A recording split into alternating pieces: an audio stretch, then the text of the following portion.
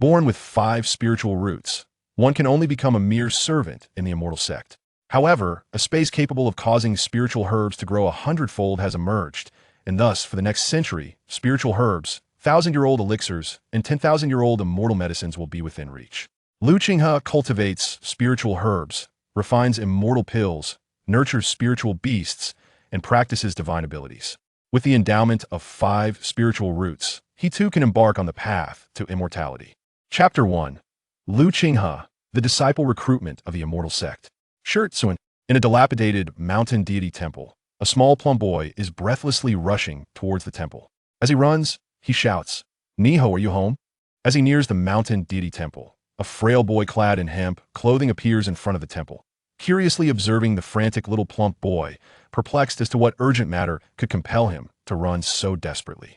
"I'm home, fatty. What's going on?" The little plump boy, too hurried to explain, grabs Niho and runs towards the village. "Talk while we walk. Otherwise, we won't make it in time." Along the way, the little plump boy explains to the young lad, "Niho, we are about to strike it rich. An immortal has descended upon Shurtsuan to recruit disciples. Boys aged 8 to 15 can participate in the selection. If chosen, they can enter the immortal sect for cultivation and eventually become exalted immortals." The boy is taken aback, staring in shock at the little plump boy.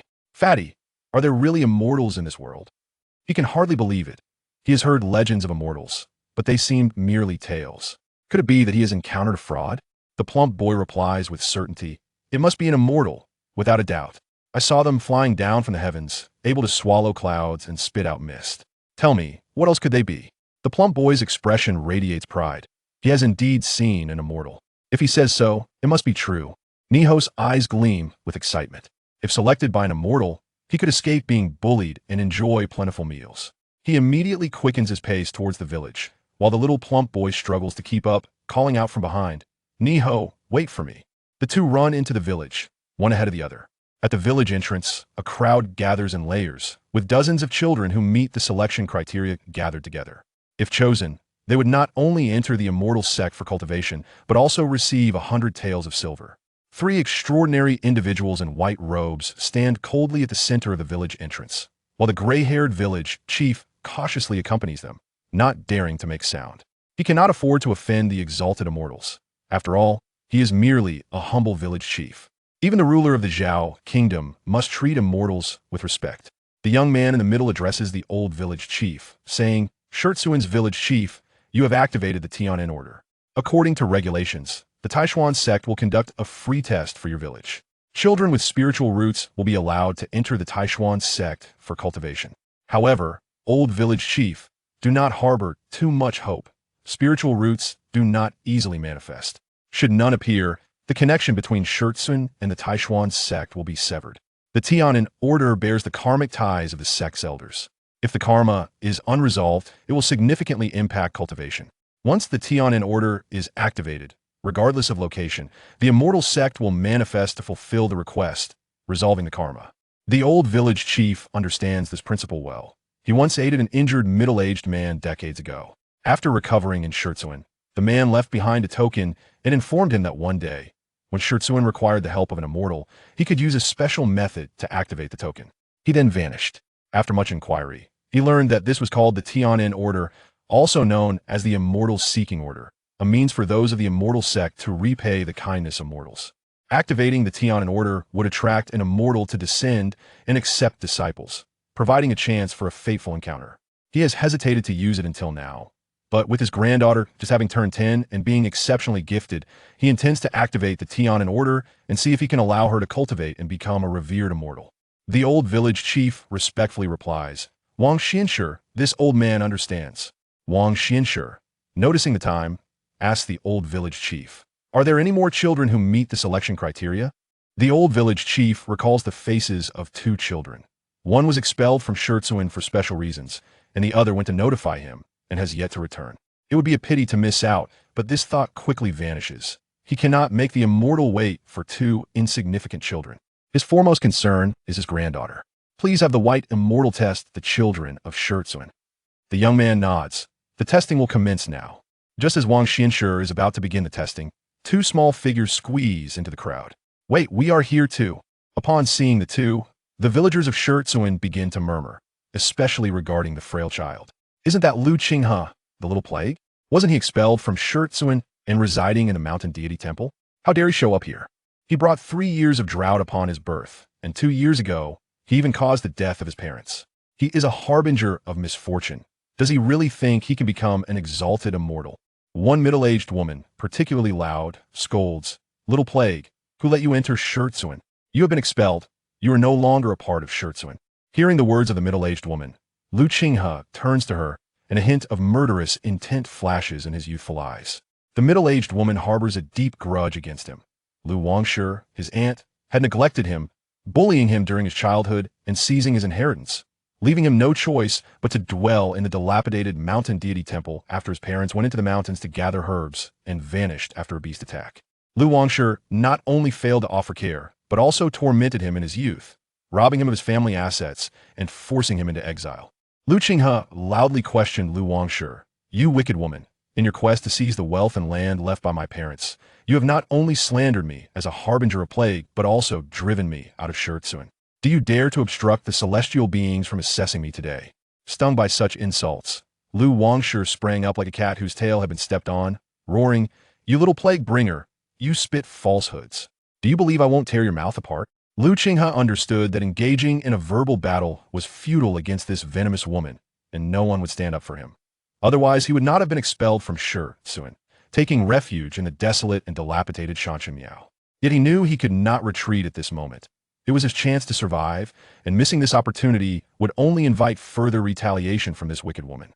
Residing in the Shanshanmiao offered no guarantee of safety, lacking sufficient provisions, and with wild beasts prowling nearby, he was uncertain how long he could endure. Lu Qinghe's eyes darted as he hastily knelt before the 3 celestial masters. "I beseech the celestial masters to judge my case. This person possesses a vile heart. In the wake of my parents' misfortune, she seized my property and expelled me from Shurtsuan." Lu Qinghe recounted his plight to the 3 celestial masters. Upon hearing that Lu Qinghe had the audacity to report her to the celestial beings, Lu Wangshi was incensed.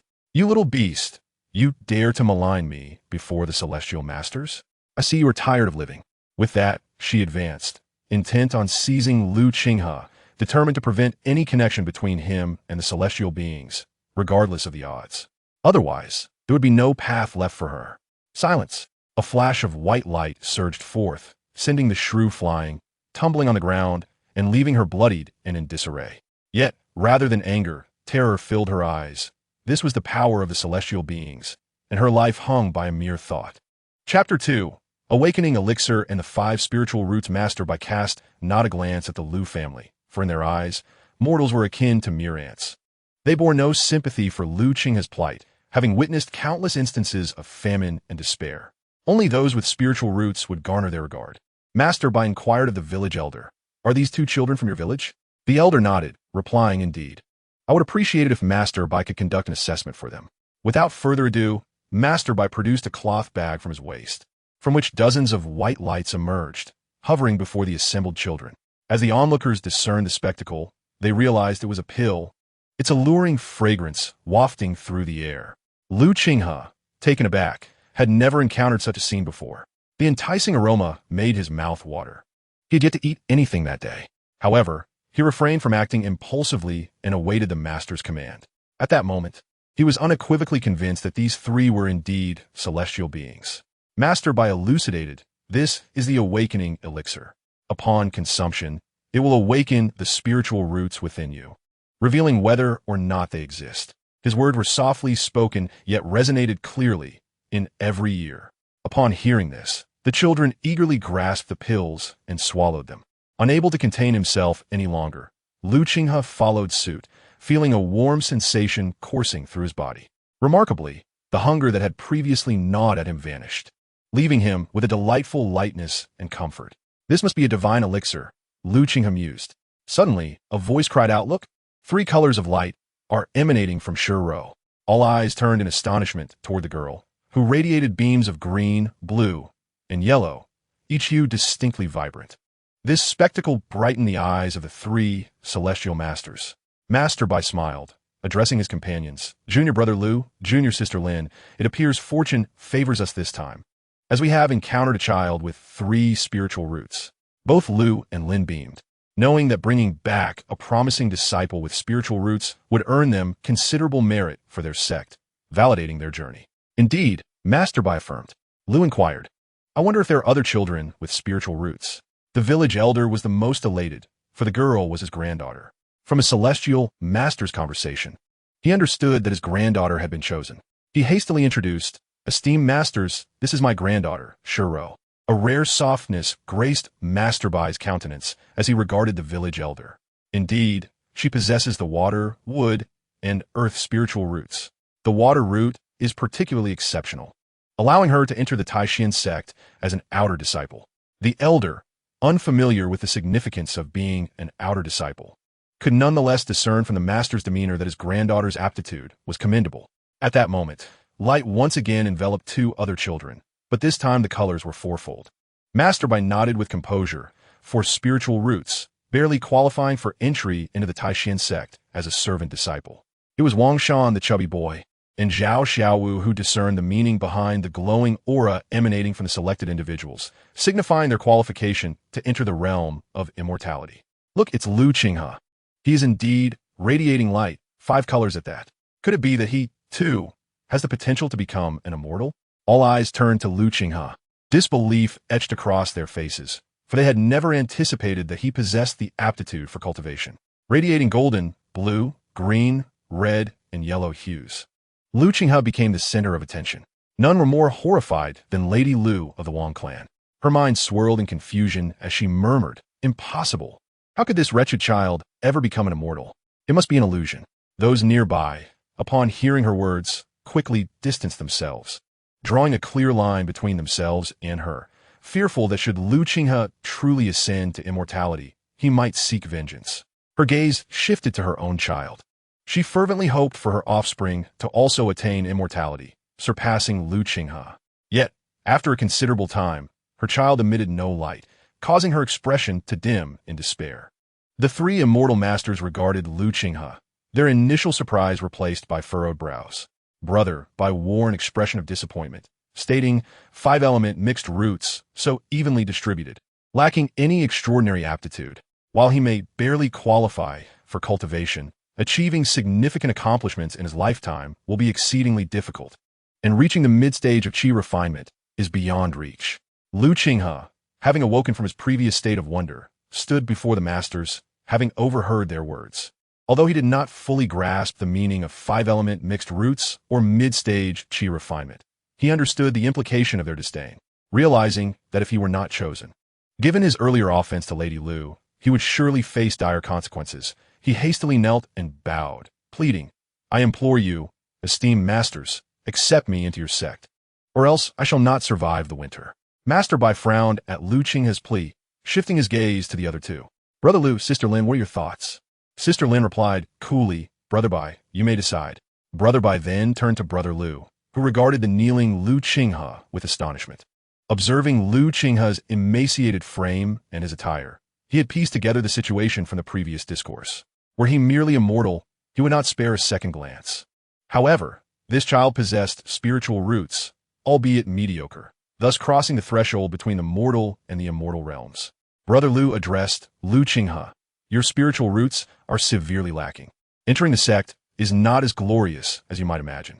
5-element roots are often deemed useless within the ruthless world of cultivation, where not only is it challenging to achieve success, but one may also become a stepping stone for others. Lu Qinghe bowed again, imploring, I beseech your mercy, noble immortal. Master Lu pondered for a moment before responding, Very well, I offer you 2 choices. One is to accept 100 taels of silver according to the sect's recruitment conditions, sufficient for a prosperous life. The other is to enter the sect and pursue the elusive path of immortality. Yet this path may lead to a life of wasted opportunities and peril. Lu Qinghe showed no hesitation. I beseech the immortal master to grant me entry into the immortal sect. While the allure of 100 taels of silver was tempting, Lu Qinghe understood that he lacked the capability to safeguard such wealth. Master Lu nodded thoughtfully and turned to Brother Bai, saying, Though this lad possesses a 5-element root, he harbors a resolute desire for immortality. Moreover, The matter of the Tianan order pertains to the karmic ties of our revered Master Ouyang. Should our master be displeased in the future, we would bear the consequences. He suggested that they could take this 5-element route back to the sect as a disciple, thereby shielding themselves from any potential blame from Master Ouyang in case of unforeseen circumstances. Hearing Lu's words, the female immortal also found merit in his reasoning. Brother Bai, I concur with Lu's assessment. Recognizing the gravity of the situation, Brother Bai was acutely aware that failure could lead to repercussions from Master Ouyang, and thus he promptly resolved. In that case, let us bring him back to the sect. Upon hearing Brother Bai's decision, Lu Qinghe expressed his profound gratitude. Thank you, Immortal. Master Lu replied nonchalantly. There is no need for thanks. Whether this brings fortune or misfortune remains uncertain. Do not hold me accountable in the future. With that, he lapsed into silence, leaving one to ponder whether he spoke out of compassion for Lu Qinghe or out of concern for Master Ouyang's potential ire. Chapter 3. Not an immortal, merely a cultivator. After a lengthy wait, no one else awakened their spiritual roots. Master Bai addressed the village elder, stating, this assessment reveals that 4 individuals from Stone Village possess spiritual roots and may enter the immortal sect for cultivation. The village elder promptly expressed his gratitude. Thank you, esteemed masters. With a wave of his hand, Master Bai conjured 400 taels of silver, distributing it among the 4 individuals, instructing them. You have a moment to bid farewell to your families. We must proceed to the next village. Stone Ro, Wang Shan, and Zhao Xiaowu immediately sought out their families to hand over the silver. Meanwhile, Lu Qinghe stood alone, isolated in the crowd. Observing the silver in Lu Qinghe's possession, Mrs. Lu, with a greedy glint in her eyes, approached him, saying, You little brat, I am your aunt. Hand over the silver to me, and I shall keep it safe for you. Lu Qinghe quickly tucked the silver away, casting a wary glance at the shrew. Mrs. Lu, noticing his defiance, retorted angrily, You little brat, have you gone mad? As she advanced menacingly, Lu Qinghe called out, You venomous woman, do you dare to rob me in front of the immortal masters? His words rendered Mrs. Lu momentarily stunned, and she turned to the 3 immortal masters, who regarded her with knowing smiles. A chill ran down her spine, and she begrudgingly retreated, recalling the recent lesson she had learned. Contemplating his next move, Lu Qinghe approached the village elder, presenting the silver. Grandfather elder, I am deeply grateful for your care over the past year. This is my humble token of appreciation. Had it not been for the elder's guidance, he would never have been afforded such an opportunity. Since he could not take the silver with him, he deemed it more fitting to express his gratitude to the elder. The old village chief gazed at Lu Qinghe with a complex expression, astonished that she had indeed been chosen for the opportunity to enter the celestial gate. Shaking his head, he declined, No need, I have done nothing worthy. Keep this, for even within the celestial realm, it may prove useful. Lu Qinghe insisted, Grandfather, without you, I would not have such an opportunity. Moreover, I cannot carry away this considerable amount of silver. Seeing her steadfastness, the old village chief hesitated for a moment before accepting the silver. Very well, I shall keep it safe for you. Return when you require it. He then turned to Shiro, instructing Xiaoro, once you arrive at the celestial sect, be sure to take good care of Qinghe. Shiro regarded Lu Qinghe with curiosity before nodding. Grandfather, I will. Lu Qinghe displayed an innocent smile. Thank you, Grandfather. She was uncertain if she would ever return to this place. Originally, she had wished to pay her respects to her parents, but time was short. She would have to wait until she achieved success in her cultivation to honor them and soothe their spirits. As time approached, Master Bai spoke, It is time. We must depart now. He patted the bag at his waist, and a palm-sized boat materialized in his hand. Chanting incantations, he cast a spell, causing the small boat to grow in size, soon transforming into a vessel several meters long. Before the 4 could utter a word with a wave of his hand, Master Bai summoned the 4 children with spiritual roots aboard the ship. Amidst the astonished gasps of onlookers, the ship ascended into the sky, disappearing from sight. Once the ship vanished, the old village chief turned his attention to Lu Wangshe. Lu Wangshe, return the belongings of that child Qinghe. I shall temporarily keep them safe. Reluctant, Lu Wangshe was reminded by the village chief, that child has now entered the celestial realm. Do not provoke one who is no longer an ordinary person. I hope you understand. Lu Wangshe trembled. Despite her reluctance, she could no longer claim Lu Qinghe's possessions as her own. I understand, she replied, internally cursing, wishing for Lu Qinghe to perish outside and never return to Stone Village. The 3 celestial masters, along with the 4 children, did not return immediately to their sect, but instead visited several village chiefs, gradually collecting more children. After some time, the number of children aboard the small boat had reached 13. Shiro, Wang Shan, and Zhao Xiaowu gradually emerged from their sorrow of parting with family, their faces filled with curiosity as they surveyed their surroundings. The flying vessels above heightened their aspirations to enter the celestial realm and become immortals. Meanwhile, Qinghe, dressed in tattered and filthy clothing, attracted curious and disdainful glances from others, with only Wang Shan unreservedly sitting beside her, glaring at the children who cast scornful looks their way. Master Bai addressed the 13 children, saying, "The celestial gate you are about to enter is the Taishan sect, one of the 3 great celestial sects of the Zhao kingdom. I am Bai Tianyu, a disciple of the outer sect of Taishan. This is my junior brother Lu Qingshan and my junior sister Linyan, who are also disciples of the outer sect. You may address us as your senior brothers and sisters." The crowd respectfully called out, "Brother Bai, Brother Lu, Sister Lin." A curious child inquired, "Brother Bai, are you truly immortal beings? Are we traveling on a divine vessel?" Everyone perked up, eager to learn more about the esteemed Taishan sect. Sighing in resignation at the hopeful gazes directed his way, Brother Bai replied, "We are not immortals. I am merely a cultivator, still at the first stage of cultivation. The Qi refinement stage, specifically at the 6th level. After decades of practice, even the 2nd stage, the foundation establishment stage, feels like an insurmountable chasm to us. Cultivating is arduous, akin to reaching the heavens. Once you enter the Taishan sect, you will understand. Among you, only Sun Hao has the potential to achieve foundation establishment." Sun Hao, the child who had just asked the question, possessed dual spiritual roots and was greatly valued by Bai Tianyu and his companions. Filled with pride, Sun Hao realized, although he had yet to enter the sect, he was already different from the others. His future achievements would far surpass those of his peers. The crowd cast envious glances at Sun Hao, allowing him to revel in the moment. As for this flying vessel, it is a high-grade flying artifact, worth over 10,000 spirit stones, and we can only borrow it when executing sect missions.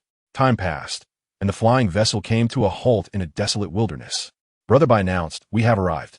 The group was puzzled. This was completely different from their expectations. Shouldn't the immortal sects be filled with magnificent palaces? How could it be such a barren place? Brother Bai offered no explanation for their confusion. Instead, he produced a token from a pouch at his waist, which instantly radiated light. The flying vessel merged into the light, and in an instant, the scenery before them transformed into towering peaks, each adorned with splendid palaces of jade and crystal. 2 figures appeared in the void, standing atop flying swords. Bai Tianyu and his companions hurried forward to pay their respects. "Greetings, brothers. We have been tasked with recruiting disciples from Immortal Realm, and we have now completed our mission and returned to report." The gatekeeping disciples confirmed their identities and, with a slight nod, vanished on their flying swords, leaving no trace. Brother Bai explained to the group, "Those 2 are gatekeeping disciples. From now on, you'll need them to verify your identities when entering and exiting the Taishan sect. Ordinary disciples cannot leave the mountain gate at will. Now, let us proceed to the affairs hall, where your arrangements will be made." Chapter 4. Entering the sect, the disciples of miscellaneous duties. Bai Tianyu led the 13 individuals to the affairs hall, where an elder sat in a chair. Upon seeing the elder, Bai Tianyu and his companions quickly bowed respectfully. "We report to you, Elder Lin, that we have brought new disciples for registration as commanded." Bai Tianyu beckoned the 13 children. "Hurry and pay your respects to Elder Lin." The children immediately bowed. "We pay our respects to Elder Lin." Elder Lin cast a sidelong glance at the 13 children and inquired of Bai Tianyu, "Did you find any promising talents this time?" Bai Tianyu respectfully replied, "Respected Master Uncle, this time my 2 companions and I have been fortunate enough to encounter a prodigy with dual elemental roots of gold and wood." The mention of a dual-rooted genius instantly invigorated the previously languid Elder Lin, who shifted his gaze towards the 13 children. Bai Tianyu, understanding Elder Lin's intent, quickly called out, "Sun Hao, step forward for the elder's inspection." "Yes, senior brother Bai." Sun Hao complied, stepping forward as Elder Lin presented him with a piece of jade. "Please, touch the spirit stone and see." The awakening pill is a potion that awakens spiritual roots, while the spirit stone serves as a tool to test these roots once activated. Following Elder Lin's instructions, Sun Hao placed his hand upon the stone, which immediately emitted both golden and green hues. confirming Sun Hao's roots. Elder Lin's expression transformed into one of satisfaction as he praised, "Excellent. You possess the dual roots of gold and wood. Although not the rarest heavenly roots, it is still quite remarkable. When the time comes, you will surely attract the attention of senior brothers in the outer sect." Despite the anticipation that dual-rooted disciples would be directly taken under the wing of the sect's elders for personal instruction, Elder Lin's words still filled by Tianyu and his companions with envy. Being accepted as a personal disciple by a foundation-building elder conferred a status far superior to that of mere outer sect disciples. In the resource-scarce realm of cultivation, possessing a strong background facilitates access to greater resources, thus accelerating one's cultivation speed compared to others. Moreover, with the remarkable cultivation rate of dual-rooted individuals, the chances of achieving foundation establishment exceed 90%, provided no unforeseen circumstances arise. They merely hoped that in the future, Sun Hao would remember the bonds forged today. Elder Lin's gaze shifted from Sun Hao to the others, stating, "Now, I shall proceed to examine each of your spiritual roots to determine your placements." He passed the spirit stone to the next child, who, upon contact, emitted 3 colors of light. 3 roots. You may directly become an outer sect disciple and commence your training. Then it was sure Ro's turn. 3 roots. You too may directly become an outer sect disciple. Following that, another child revealed 4 roots. For roots, you will be assigned as a servant disciple. For roots, also a servant disciple. 3 roots, outer sect disciple. As each child was assessed, only 1 possessed dual roots, while 3 bore 3 roots, and the remainder exhibited 4 roots. Qinghe, being slight of build, stood at the back. Upon touching the spirit stone, it emitted 5 colors of light, leaving Elder Lin quite astonished. Indeed, a 5-rooted hybrid. I did not anticipate that Bai Tianyu and his companions would bring back such an anomaly. Although possessing 5 roots qualifies one for cultivation, few can transcend the early stages of qi refinement to reach the mid-level. In the early stages of qi refinement, aside from being robust, one bears little distinction from an ordinary person. Elder Lin inquired, "Why did you bring back such a seemingly useless spiritual root?" Bai Tianyu hastily responded, "This concerns the fate of ancestor Ouyang. We dared not act without consent." Understanding the trio's dilemma, Elder Lin recognized the gravity of the matter and made the necessary arrangements. 5 roots. You will be assigned as a servant disciple. Elder Lin produced a token, inscribed with the characters Tai Xian. By dripping your blood upon it, you shall prove yourselves as disciples of the Tai Xian sect. The children immediately followed his instructions, pricking their fingers to draw blood. A radiant light emanated from the token, signifying their successful initiation into the sect. Once the ceremony concluded, Elder Lin addressed Bai Tianyu and the other 2. "You must return to the outer gate and escort the 4 outer disciples back." "Yes." The trio departed with the 4 outer disciples, leaving behind the other 9, who envied their newfound status. Though young, they sensed that those who were taken away belonged to a different realm altogether. Elder Lin clapped his hands, and a young man stepped forward. "Lu Hong, take them to the miscellaneous area," he commanded. "Yes." Lu Hong merely cast a fleeting glance at the group. "Follow me." This time, they walked down the mountain instead of flying. After several hours, they arrived at a cluster of scattered courtyards. Lu Hong addressed the 9, saying, "You may choose an empty courtyard using your identity tokens. During your time here, you can cultivate in peace until you successfully reach the qi gathering stage. Once you achieve the first level of qi refinement, you will be assigned to various peaks to complete sect tasks." All responded respectfully, "Yes, senior brother. Remember to rise early tomorrow. I will teach you literacy in the path of cultivation," Lu Hong instructed before gracefully departing. Once Lu Hong left, the others began to select their courtyards. Wang Shan, observing Zhao Xiaowu's abrupt departure without a word, scoffed, "What a snob." Though they hailed from the same village, Zhao Xiaowu held a disdainful view of them, particularly looking down upon Qinghe, the 5-element root. He turned to Qinghe and asked Mud Monkey, "Which courtyard will you choose?" "I'll take one nearby." Qinghe had no particular demands regarding the courtyards. After all, even the most modest dwelling here far exceeded the stone temple in Shurtsun. His current ambition was to cultivate swiftly and become a celestial being capable of soaring through the skies. He was in awe of the extraordinary abilities displayed by Senior Brother Bai and his companions. Initially, he had come here merely for sustenance and shelter. Now, he had a new goal, to become an immortal. "I'm fine with anything. You decide." "Fatty," Qinghe replied. Wang Shan began his search. ultimately discovering 2 courtyards in good locations. Mud Monkey will reside here. All right. The pair produced their tokens and placed them at the entrance of the courtyard, which then opened automatically, leaving them astonished. Wang Shan exclaimed, "Mud Monkey, I'm going to check out my new abode." He dashed into his courtyard. Lu Qinghe followed suit, entering his own dwelling, which was modest yet adequate, featuring a stone bed, a stone table, and a mat. On the table lay a jade slip, the purpose of which Lu Qinghe could not discern. Thus he hesitated to touch it. After a brief tidying up, he felt his stomach rumble and promptly exited the courtyard. Calling out for Wang Shan emerged from the courtyard, gazing at Lu Qinghe with a puzzled expression. "Mud Monkey, what's the matter?" Lu Qinghe pointed to his stomach. "I'm hungry. Let us hurry to the canteen for something to eat." Wang Shan nodded, saying, "It's a good thing you mentioned it. Now I truly feel hungry." The two swiftly made their way to the canteen, where they received a meal free of charge. Lu Qinghe devoured the food with fervor. It was undoubtedly the finest he had ever tasted.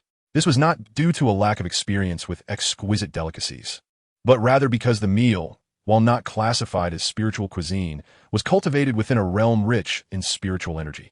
The subtle infusion of spiritual power rendered it exceptionally delectable. By the time they finished their meal, the sky had darkened considerably. They observed the throngs of children, all recent recruits of the Taishan sect serving as errand disciples. Chapter 5. Channeling Qi into the body, the mysterious space of the Dantian. Lu Qinghe returned to his quarters and fell into a deep slumber, only to be roused the next day by Wang Shan's anxious voice. He quickly rose and stepped outside, where Wang Shan eagerly pulled him forward. "You really can sleep. Senior brother Lu Hong is about to impart the cultivation method to us. Missing this would be a great loss." It dawned on Lu Qinghe that senior brother Lu Hong had indeed mentioned teaching them literacy and explaining the path of cultivation the previous day.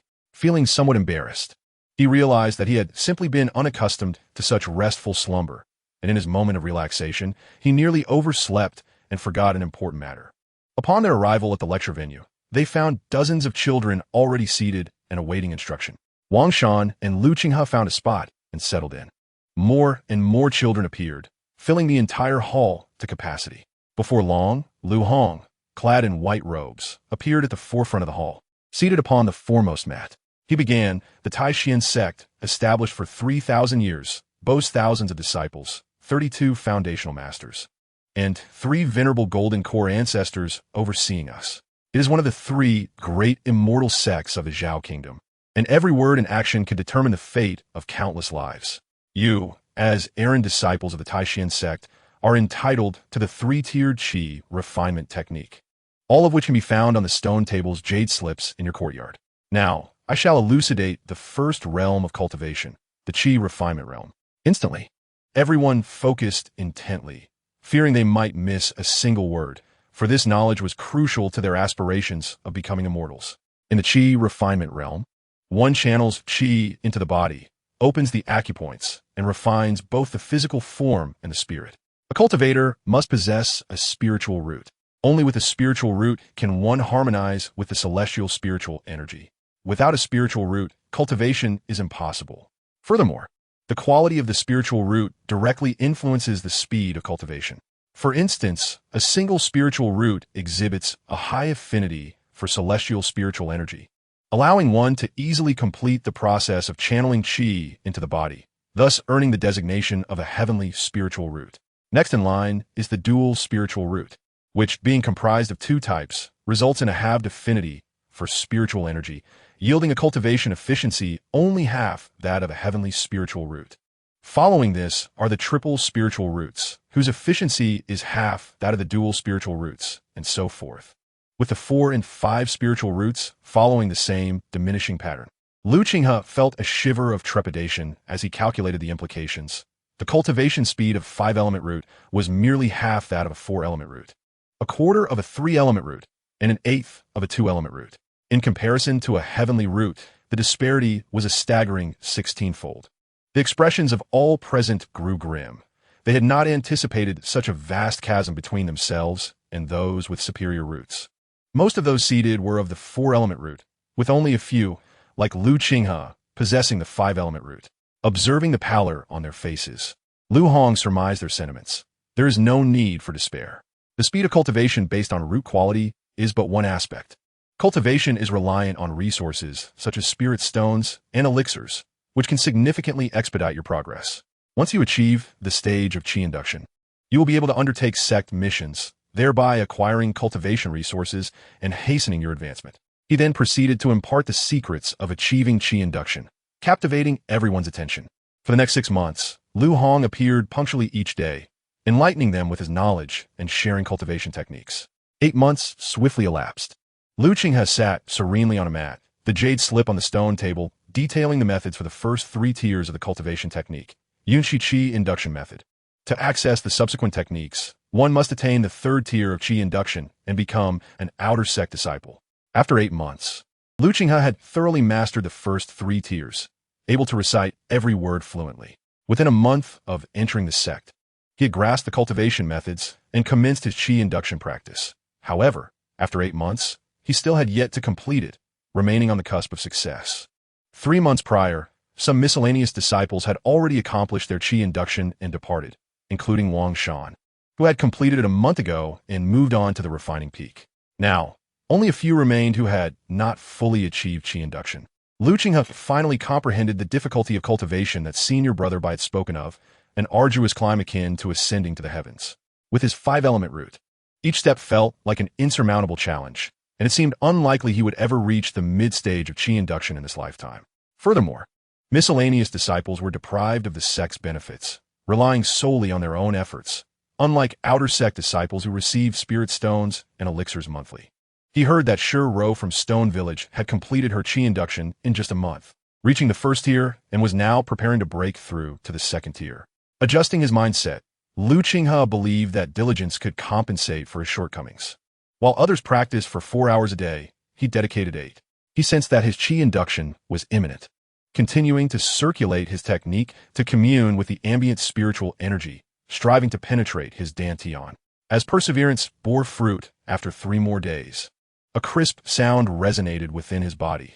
The dantian had finally been cleared by the influx of heavenly and earthly spiritual energy. In a complete cycle, a stream of spiritual energy was drawn into his dantian. Overwhelmed with emotion, Lu Qinghe felt an impulse to weep.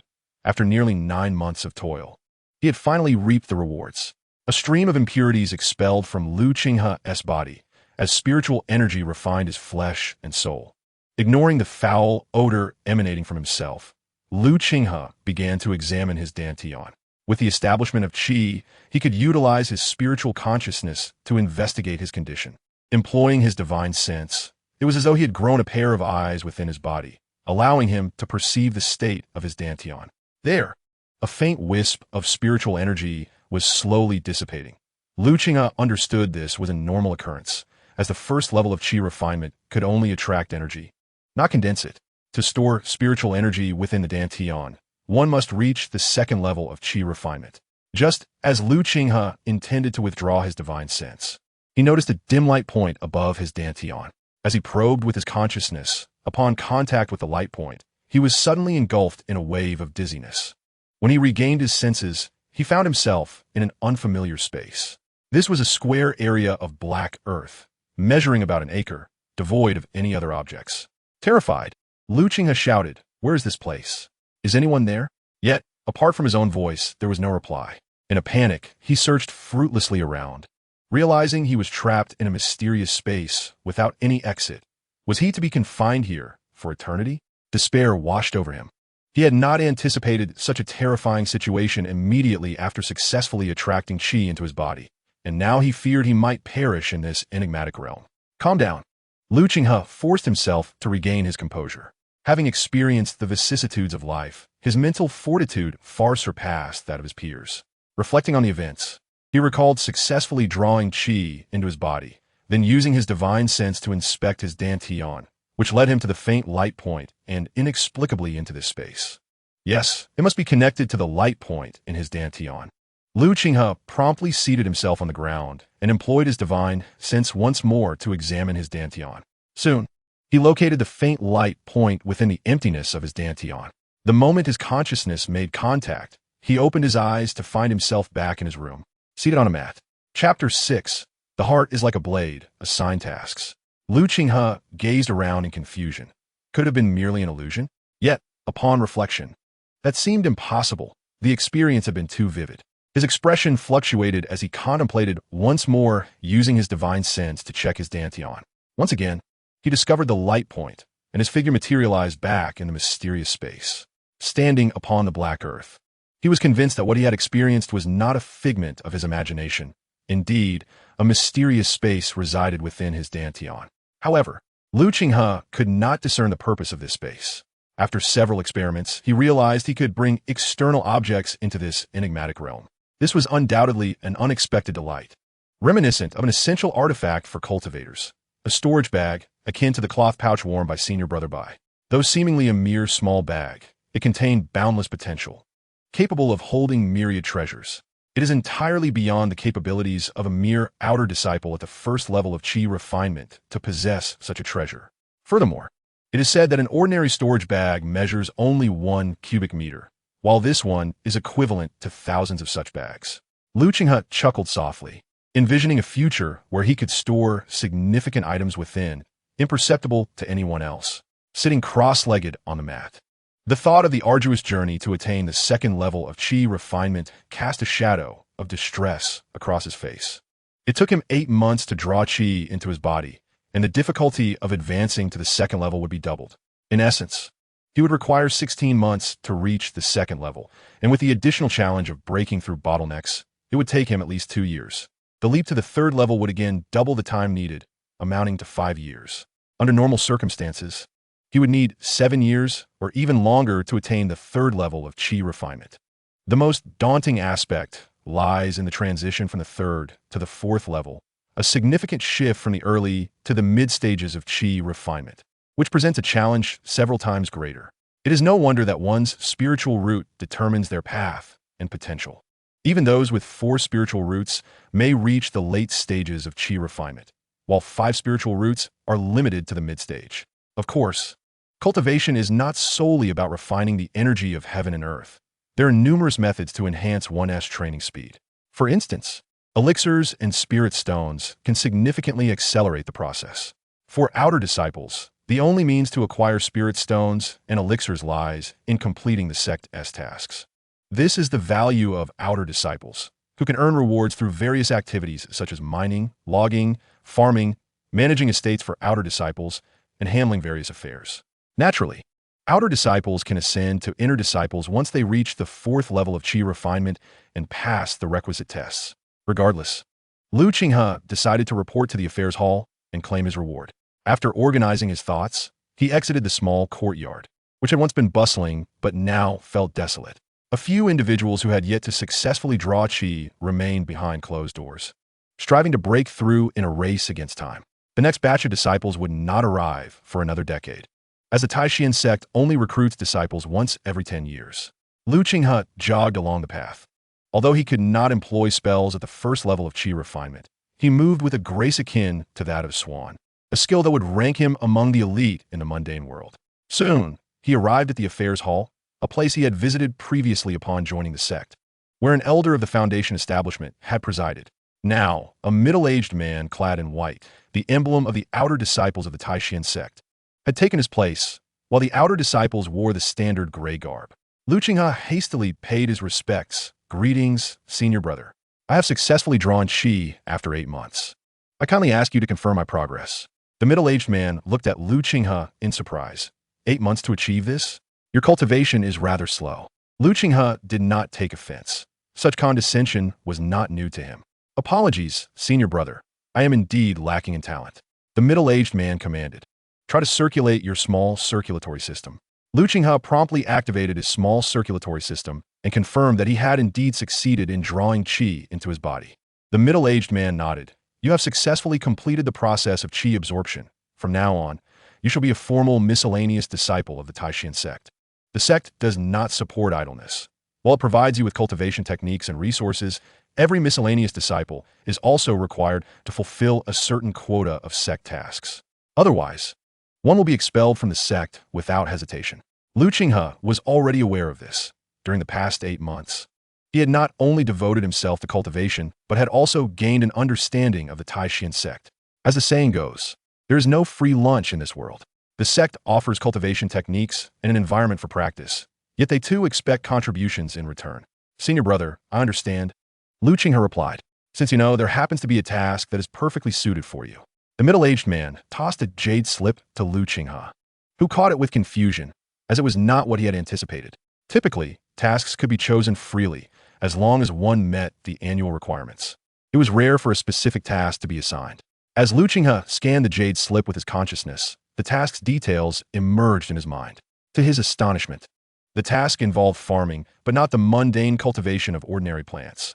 He was to cultivate a type of spiritual rice imbued with spiritual energy. Noticing Lu Qinghe's puzzled expression, the middle-aged man inquired, "What is it, junior brother? Do you have any objections?"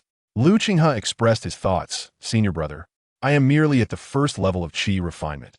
I fear I may not be able to handle this responsibility."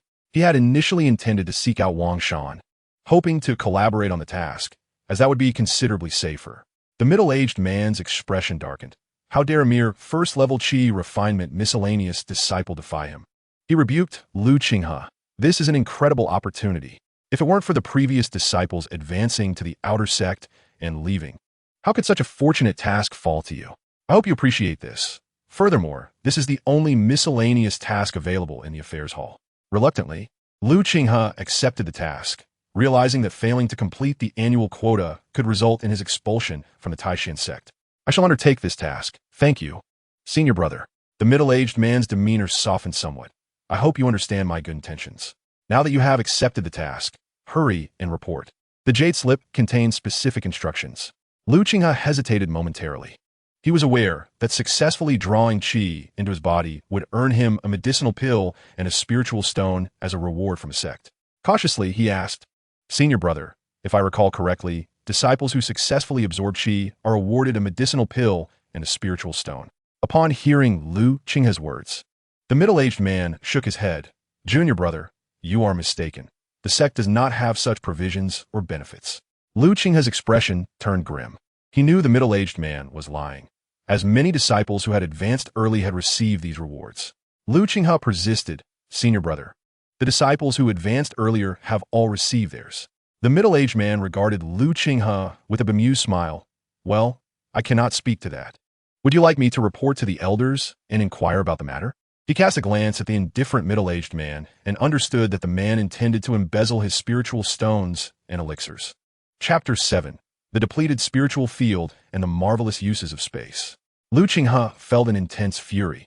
For him, the elixirs and spiritual stones awarded by the sect were of paramount importance. Without these resources, his progress would be severely hindered. A formidable consciousness enveloped him, rendering Lu Qinghe as if plunged into an icy abyss. Emerging from his rage, he gritted his teeth and replied, "Senior brother, it is the junior disciple who has made an error." Only then did the oppressive consciousness recede. The middle-aged man smiled and remarked, "Junior brother, such mistakes must not be repeated in the future."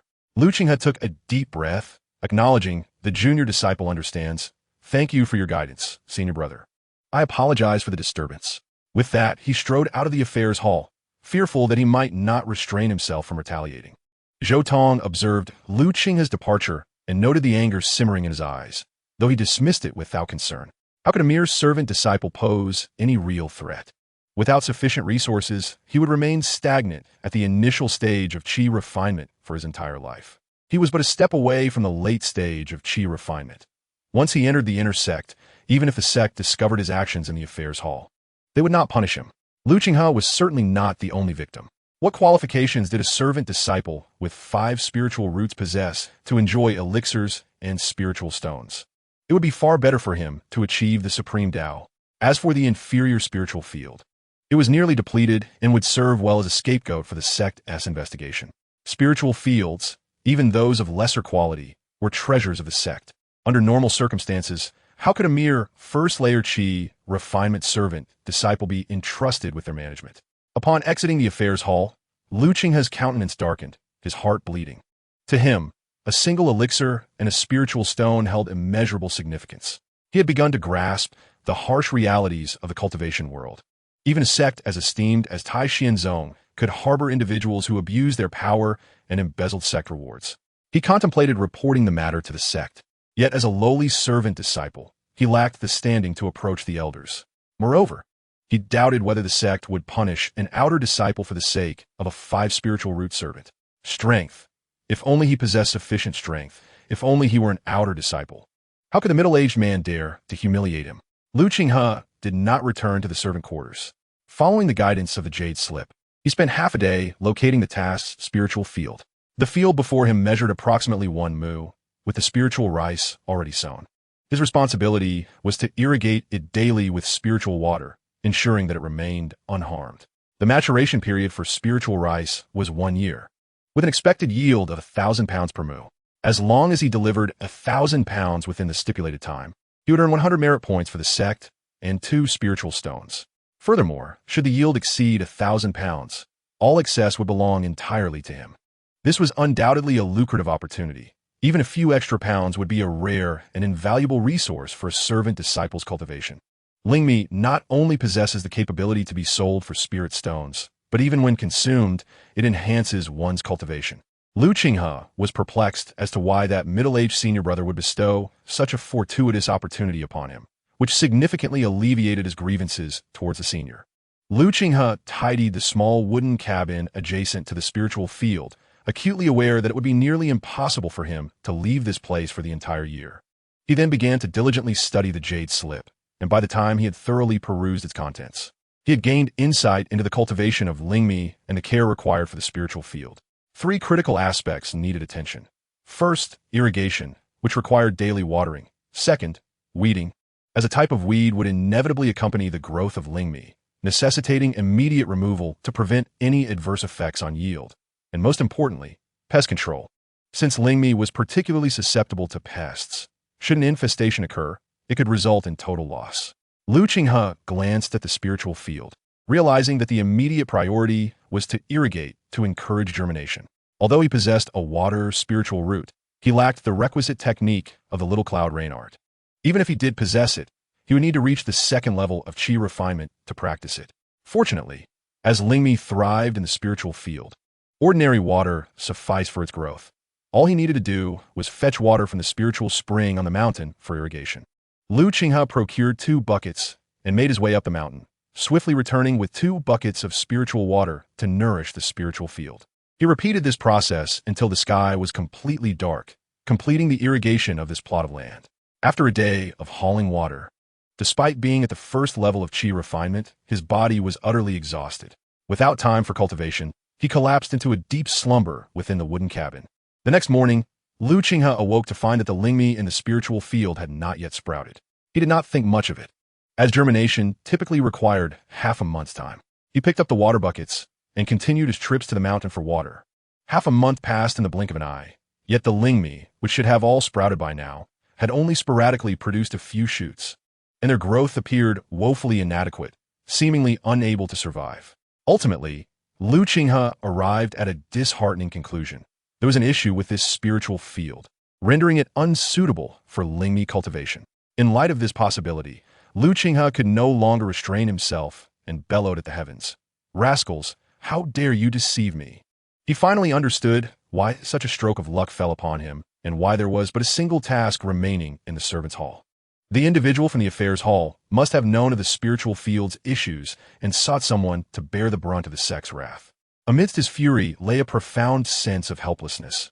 Even if he reported the matter to an elder, would they believe the words of a mere servant disciple? Moreover, gaining an audience with an elder was akin to scaling the heavens. In an instant, Qinghe found himself in a predicament. Once the year elapsed, failing to produce sufficient Qinghe would surely lead to punishment. The most dreadful consequence was the crime of damaging the spiritual field, a burden far beyond his capacity to bear. What to do? Was fleeing the Taishan sect his only option? Qinghe returned to the wooden cabin, his mind heavy with worries, yet suddenly a thought struck him.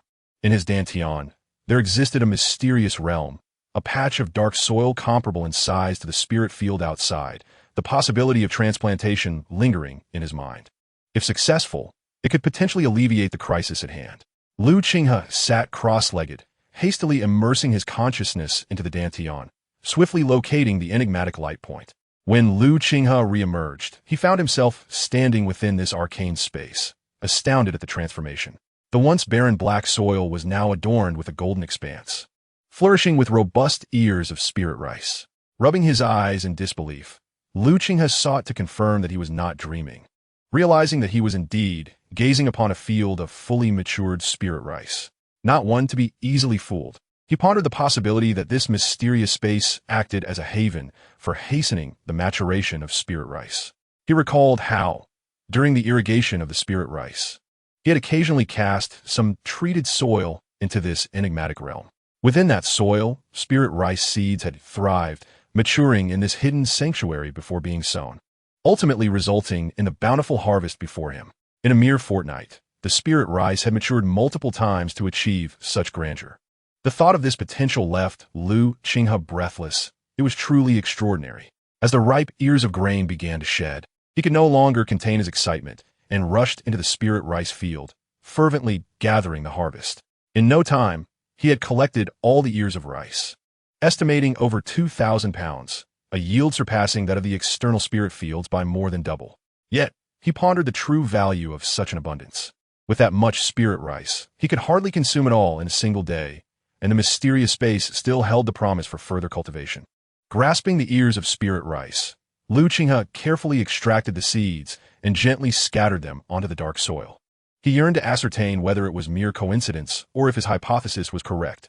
This enigmatic space indeed possessed the capacity to accelerate the growth of spirit rice. After sowing the seeds, he exited the mysterious realm with a pound of spirit rice in hand. He gathered cooking utensils, igniting a fire to prepare the rice, and soon a fragrant bowl of spirit rice appeared before him. Unable to resist, Qinghe eagerly indulged in the spirit rice. Its flavor was unparalleled. The food from the servants' quarters, though delightful, paled in comparison to the exquisite taste of the spirit rice. Moreover, the rice contained a faint spiritual essence that surged through his meridians, enhancing his cultivation. Consuming a pound of spirit rice yielded results equivalent to several hours of his prior practice, far more efficient than merely meditating to refine the ambient spiritual energy. Estimating that he could consume approximately 3 pounds of spirit rice daily, coupled with his usual training, Qinghe realized that his cultivation speed now rivaled that of a practitioner with 4 spirit roots, achieving in a single day what previously took 2.5 days. Thus, with an ample supply of spirit rice, his progress in cultivation surpassed all expectations. With a full stomach, Qinghe returned once more to the enigmatic realm. To his astonishment, the spirit rice he had recently scattered had already sprouted tender shoots. Witnessing such a transformation, Qinghe's prior conjectures were entirely validated. He was overwhelmed with joy, a prosperous opportunity, a grand fortune. With the black soil of this mysterious space, not only could he fulfill his annual planting obligations, but more importantly, he could amass an abundance of spirit rice. This would not only provide him with sustenance daily, but also allow him to seek avenues for trade, exchanging it for spirit stones and miraculous elixirs. Yet, Qinghe soon regained his composure. Having experienced the loss of his inheritance and the usurpation of rewards from the affairs hall, he was acutely aware of a harsh reality. One must not reveal wealth without absolute strength. Should this mystical space become known, he would surely be unable to protect it, and it could even spell disaster for him. Deep within, Qinghe resolved to ensure that no one would discover the existence of such a formidable treasure. Situated in a desolate area, few would pass by, and Qinghe sincerely expressed gratitude to that senior from the affairs hall. Without him, he might never have discovered the true potential of this mysterious space so swiftly. Initially, he had intended to utilize it merely as a large storage pouch. Now, it had transformed into a precious artifact capable of altering his fate. Recognizing the damage inflicted upon the spirit field, rendering it incapable of sustaining growth, Qinghe abandoned the notion of planting there. He merely needed to present 1,000 pounds of spirit rice to the affairs hall after a year. Qinghe devoted himself wholeheartedly to his cultivation, ensuring he consumed spirit rice 3 times a day without fail. 3 days later, he beheld the fully matured spirit rice within the mysterious space. He calculated that the rice ripened every 3 days in the black soil, while outside. A year would elapse, an acceleration exceeding 100-fold. Beyond the black soil, Qinghe constructed a dwelling specifically for storing the spirit rice. Day by day, he dared not slacken in his cultivation, constantly wary of the outer sect disciple from the affairs hall who might appear unexpectedly, which would present a significant complication. Half a year swiftly passed, and as Lu Qinghe sat cross-legged on his mat, a swirling vortex of energy manifested above his head. With a crisp crack, the constraints of the second layer of Qi refinement shattered, allowing him to enter the second layer of Qi refinement, the condensation of Qi. If the first layer merely rendered him as light as a swallow, impervious to ailments, the second layer enabled his dantian to store spiritual energy, allowing him to employ some low-consumption techniques, enhance the spirit in his strikes, and amplify both speed and attack power. He could also activate basic talismans. Having successfully broken through, Lu Qinghe exhaled in relief. He had toiled at the bottleneck of the second layer for nearly a month to achieve this breakthrough. Though arduous, it was an unimaginable feat for him. Previously, he had spent 8 months completing the Qi introduction phase, and under normal cultivation speeds, it would take him over a year and a half to reach the second layer of Qi refinement. Now he had achieved this in just half a year ahead of schedule. Lu Qinghe finally comprehended the significance of cultivation resources. With sufficient resources, even a 5-element root could cultivate rapidly. He was confident that within 2 years, he could elevate his cultivation to the 3rd level of Qi refinement, a pace that far surpassed that of 4-element root cultivators. Typically, a 4-element root cultivator would require a decade to reach the 3rd level of Qi refinement. Lu Qinghe believed he could achieve it in merely 5 years. This exemplified the principle that a swift first step leads to rapid progress thereafter. Now, with a cultivation level at the 2nd stage of spiritual energy, Lu Qinghe was poised to undertake various endeavors. Although he had been diligently practicing over the past 6 months without encountering any other sect practitioners, he had nonetheless gathered a wealth of intelligence. The miscellaneous exchange area served as a hub for servant disciples to trade resources. Lu Qinghe intended to exchange some of his spiritual rice for essential cultivation resources, particularly spiritual stones. He had been in the sect for 15 months, yet he had yet to lay eyes on the most crucial spiritual stones of the cultivation world. Naturally, he could not sell all of his spiritual rice. He currently possessed over 50,000 pounds, if not for the pressing need to limit his cultivation due to storage constraints. The quantity of spiritual rice would have been even greater. Such a vast amount of spiritual rice would undoubtedly create a significant stir.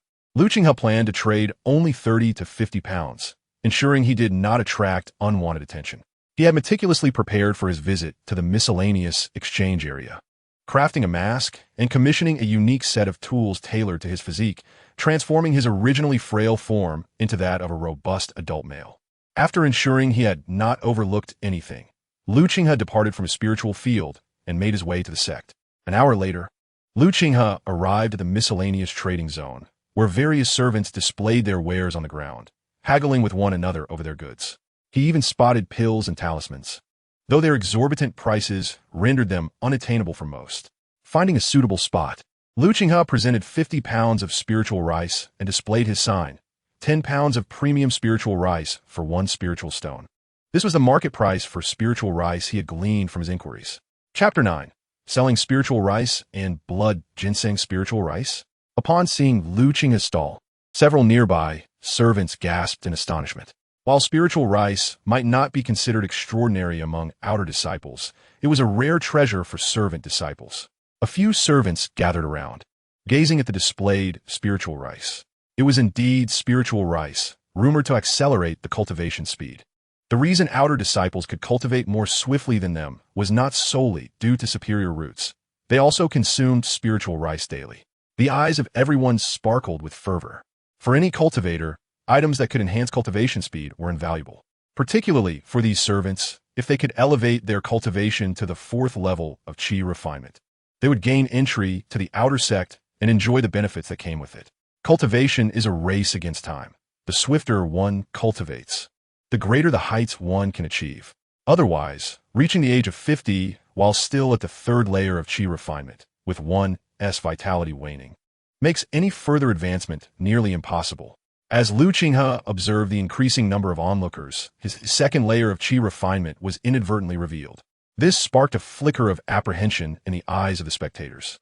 Achieving the 2nd layer of Qi refinement is already considered a formidable strength among the outer disciples, while those at the 3rd layer are exceedingly rare. Moreover, in actual combat, a 3rd layer cultivator cannot claim absolute dominance.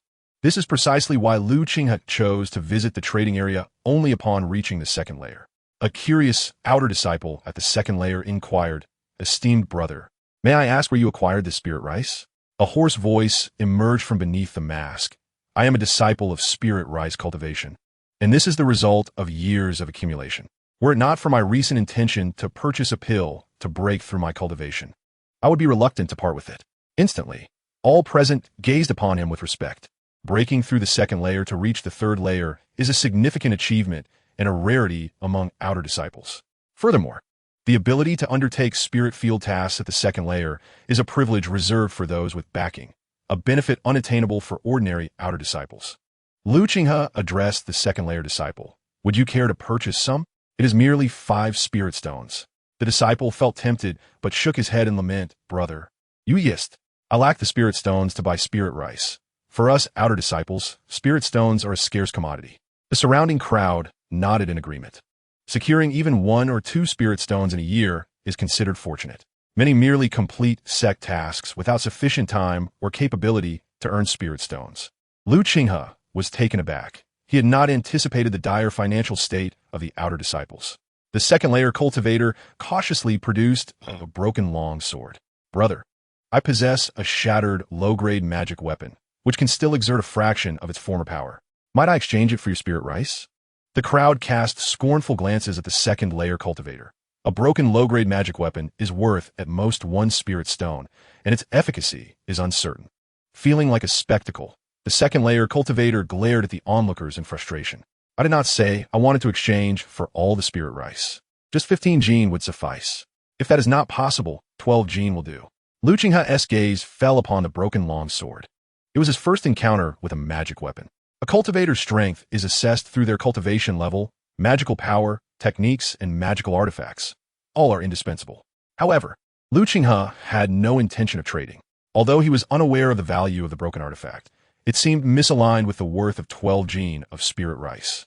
Most importantly, as a practitioner at the second layer, he could not harness the weapon's capabilities, especially when it was already broken. Qinghe politely declined. "Junior brother, I apologize, but the magical tools are of no use to me." The second-tier Qi refinement servant, unwilling to accept this, thought that if he could obtain a few pounds of spiritual rice, it would save him months of arduous training. He said, "Senior brother, just 10 pounds of spiritual rice will suffice." Qinghe responded, "I only require spirit stones and elixirs. Other items hold little significance for me. Consuming spiritual rice would be far more beneficial." Hearing Qinghe's words, the second-tier Qi refinement servant's face fell with disappointment, and others wishing to trade wore expressions of regret as well. In the servant trading area, transactions were based on bartering, exchanging surplus items. Yet they were merely the remnants of the cultivation world. Those with spirit stones and elixirs had long since used them to enhance their strength. So why would they come a trade? Observing the expressions around him, Qinghe furrowed his brow, wondering if spiritual rice was truly unsellable in the servant area. As Qinghe pondered, a rough voice broke through. "I'll take 50 pounds of spiritual rice." The crowd parted, revealing a rugged cultivator emanating the aura of third-tier Qi refinement. He scrutinized the disguised Qinghe, attempting to see through his facade. With his heart racing, Qinghe tightened his focus, masking any signs of vulnerability. "Senior brother, do you wish to purchase all the spiritual rice?" The rugged cultivator nodded, unable to discern anything from Qinghe, and then turned his attention to the spiritual rice. Upon inspecting its quality, his expression shifted to one of astonishment. "Junior brother, this spiritual rice is of the highest caliber. For years, I have purchased several pounds annually, yet none have matched the quality of yours." He continued, "I lack sufficient spirit stones. I heard you're on the verge of breaking through the third-tier Qi refinement barrier. I possess a blood ginseng. Although only 5 years old, it is a genuine spiritual herb that, when consumed, can aid you in unblocking your acupoints and transcending your current realm." The rugged cultivator produced a jade box, revealing a palm-sized, blood-red ginseng. Qinghe felt a surge of temptation. A 5-year-old blood ginseng, just recently unearthed, was certainly not worth 50 pounds of spiritual rice. However, if cultivated in the black earth space, this ginseng could mature into a 10-year, 50-year, or even a 100-year specimen. Maintaining his composure, Qinghe remarked, "Senior brother, while the blood ginseng is a spiritual herb, its age is too young, and its efficacy may not surpass that of my spiritual rice. This statement displeased the rugged cultivator. Though its age is indeed less, it is still far superior to spiritual rice. Otherwise, I wouldn't offer it for trade. Additionally, I will provide a spirit stone to cover the difference. He produced another spirit stone. Deal. Without hesitation, Lu Qinghe handed over 50 pounds of spiritual rice to the rugged cultivator and received the blood ginseng and spirit stone in return.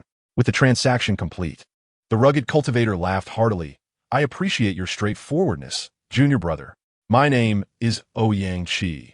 Should you acquire more high-quality spiritual rice in the future, do not hesitate to seek me out. Lu Qinghe nodded in agreement. Certainly. With the trade concluded, he rose and wandered leisurely through the servant exchange area, absorbing various knowledge of the cultivation world. Ultimately, taking advantage of a moment of inattention, he quietly slipped away from the servant exchange zone. He moved through several locations, ultimately discovering a hidden corner where he disposed of his disguise into the black soil space. Only then did he leisurely return to the spirit field. Chapter 10. Cultivating Blood Ginseng, an unexpected visitor. Upon returning to his cottage, Lu Qinghe confirmed that no one had followed him, nor could anyone connect him to the seller of spirit rice. With that reassurance, he felt a sense of relief. Although within the sect, mutual killings were prohibited, the demise of a few miscellaneous disciples would hardly draw attention. This reality fueled the aspirations of miscellaneous disciples, who dreamt of becoming outer disciples, as the latter received the sect's recognition and protection. For several consecutive days, aside from his cultivation, Lu Qinghe pretended to fetch water and tend to the spirit field. It was only after 5 days that he entered the black soil space. Inside, the blood ginseng he had cast away had grown considerably. It had matured an additional year. Surrounding it were 2 small blood ginseng plants. Lu Qinghe was elated, astonished that the blood ginseng could indeed thrive again in the black soil space. Moreover, this ginseng blossomed and bore fruit annually, allowing for further sowing and the emergence of new plants. In the miscellaneous trading area, Lu Qinghe had inquired about the efficacy of blood ginseng. Primarily, it was used in alchemy, as many medicinal pills required blood ginseng as a primary ingredient for balance. Additionally, as Ouyang Qi had mentioned, it could directly enhance cultivation when consumed, albeit with diminished effects. However, for Lu Qinghe, this posed no issue. He believed it would not be long before an abundance of blood ginseng would be at his disposal. He no longer intended to continue cultivating spirit rice. Lu Qinghe extracted the blood ginseng, which, having spent 5 days in the black soil space, had progressed from 5 years to nearly 7 years of growth. He meticulously cleaned the soil from the ginseng before consuming it whole. A surge of spiritual power emerged, akin to that of spirit rice, yet more potent. Within half an hour, Lu Qinghe had refined all the medicinal properties. He realized that he had been deceived. The benefits derived from the 7-year blood ginseng were roughly equivalent to those of 10 pounds of spirit rice. Thus, in this transaction, he had incurred a loss of at least 3 spirit stones. Lu Qinghe now understood a fundamental truth. The realm of cultivation was rife with deceit, devoid of benevolence. The observing cultivators had refrained from offering guidance, intimidated by Ouyang Qi's prowess at the 3rd level of Qi refinement. His previous caution had proven to be entirely justified. A month later, within the black soil space, the blood ginseng had proliferated to over 100 plants, with the largest boasting a decade's worth of potency. Lu Qinghe hastily harvested the 10-year-old blood ginseng and began to consume it. The immense medicinal power surged within him, coursing through his meridians and ultimately settling in his dantian. The 10-year blood ginseng was indeed a true spiritual herb, its potency exceeding that of the 7-year variety by more than double. It took Lu Qinghe an entire hour to refine all the medicinal energy, marking significant progress in his cultivation journey. Lu Qinghe estimated that merely 3 10-year-old blood ginsengs would suffice to elevate his cultivation to the mid-level of the Qi refinement 2nd layer. However, as the saying goes, every medicine has its poison, and this is especially true for unprocessed spiritual herbs. Given his circumstances, Lu Qinghe calculated that he could consume a 10-year-old blood ginseng every 3 days, thereby minimizing any potential harm. Nevertheless, even with such caution, this method would still be far less expedient than consuming spiritual rice for enhancing his cultivation. He predicted that if he adhered to this regimen, his cultivation speed would undoubtedly rival that of practitioners with 3 spiritual roots, allowing him to compete with outer disciples like Shiro in terms of advancement. The path of the Tao appeared promising, and Lu Qinghe finally felt a glimmer of hope regarding his cultivation. Yet, with hope came concern. He was apprehensive that an outer disciple from the affairs hall might suddenly appear to hold him accountable for the damage to the spiritual field. While he could manage inquiries regarding the spiritual field's condition, the discovery of his extraordinary cultivation speed would pose a significant threat. Lu Qinghe reminded himself to exercise utmost caution. As long as he refrained from carelessly using spiritual energy, it would be difficult for others to discern his true strength. After completing his training, Lu Qinghe stepped out of his small abode and gazed upon the spiritual field. Contemplating his next move, he decided to plant another crop of spiritual rice in the black soil space. This time, he did not wait for the rice to mature. Instead, after just a day and a half, he uprooted the rice and meticulously transplanted it into the spiritual field. He then irrigated it with spring water, and after several days, the results became glaringly evident. The spiritual rice in the field not only lacked the potent spiritual energy found in the black soil space, but also exhibited a decline in quality, with its leaves showing signs of slight yellowing due to insufficient spiritual support. This situation made Lu Qinghe realize that the spiritual energy in the field was nearing depletion. A few days later, a voice resonated from outside the spiritual field. "Is there a fellow cultivator within?" Lu Qinghe awakened from his meditation, instantly alerting himself. Carefully, he stepped out of his small dwelling and beheld a figure standing outside, scrutinizing the spiritual rice in his field. His concern lessened slightly upon noticing that the stranger was clad in gray, indicating that he was a servant disciple of the Taishan sect. Lu Qinghe approached and inquired, "May I ask what brings you here, senior brother?" The arriving cultivator gazed at Lu Qinghe with astonishment, not expecting the overseer of this spiritual field to be a mere youth. The visitor introduced himself. "I am Qinghe, cultivator from a nearby spiritual field. I heard that senior brother Lu made significant progress in his cultivation and has broken through to the 4th layer of Qi refinement, leaving this place. I came to greet his successor." As he pondered Lu Qinghe's identity, he realized that such a young individual managing a spiritual field was quite remarkable. Lu Qinghe had already calculated Qinghe's words in his mind. The departing individual was likely connected to the outer disciples of the affairs hall. It was certainly not due to a breakthrough in strength that he abandoned the spiritual field. The most probable reason was his urgent departure upon discovering that the planted spiritual rice was failing to grow. Otherwise, one would not forsake the harvest of a year after planting the spirit rice. Lu Qinghe replied, "I have met senior brother Huang, but I was unaware that he had successfully broken through and departed. I merely arrived here under the care of a senior brother from the affairs hall." Qinghe smiled and said, "So it is thanks to the connection with senior brother Zhou. With this newfound relationship, many of his previous thoughts dissipated." Lu Qinghe finally learned the name of the outer sect disciple from the affairs hall, which was Zhou Tong, and he etched this name deeply into his memory. Lu Qinghe nodded, still oblivious to Qinghe's purpose for visiting. Qinghe inquired, "May I ask how to address you, junior brother?" "Lu Qinghe," he replied. "Junior brother Lu, I observe that this spirit field lacks sufficient spiritual energy. The yield this year may not be promising." Lu Qinghe scratched his head and said, "I would be grateful for your guidance, senior brother. This is my first time cultivating spirit rice."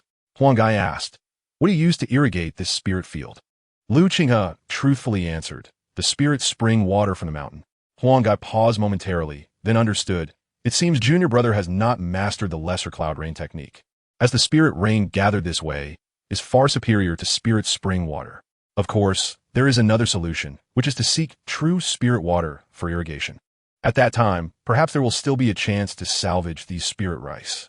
Although the mountain spirit spring is deemed a spirit spring, it merely contains a blend of the abundant spiritual energy of the Taishan sect, and there remains a significant gap compared to true spirit water. Chapter 11. Cultivation Techniques. Fireball Technique. Lu Qinghe had not anticipated the existence of such a thing. He asked, "May I inquire, senior brother, where can one find this spirit water?" Qinghe smiled faintly and produced a small green vial. "I happen to have a vial here. If you need it, I can offer it to you." As Lu Qinghe gazed at the green vial in Qinghe's hand, he was curious whether the spirit water was indeed as miraculous as Qinghe claimed. But he knew that there is no such thing as a free lunch. Lu Qinghe asked, "Surely, senior brother would not give the spirit water to me without reason?" Qinghe nodded. "Indeed, this spirit water is incredibly precious. Junior brother would need to pay 1 spirit stone." Upon hearing the mention of a spirit stone, Qinghe felt disheartened. He happened to possess one spirit stone, but it seemed unnecessary to purchase this spirit water of uncertain efficacy. Moreover, the spiritual energy of the spirit field was already depleted. Even if the spirit water were effective, it would merely be a stopgap solution, requiring a vast quantity of spirit stones to procure more spirit water. Qinghe expressed regret. I do have a great need for such spirit water, but I cannot produce a spirit stone. Once I manage to acquire one, I will certainly seek you out to purchase it, senior brother.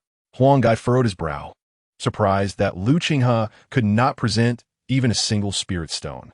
However, seeing Qinghe's earnest demeanor and regretful expression, it appeared that this transaction would not come to fruition.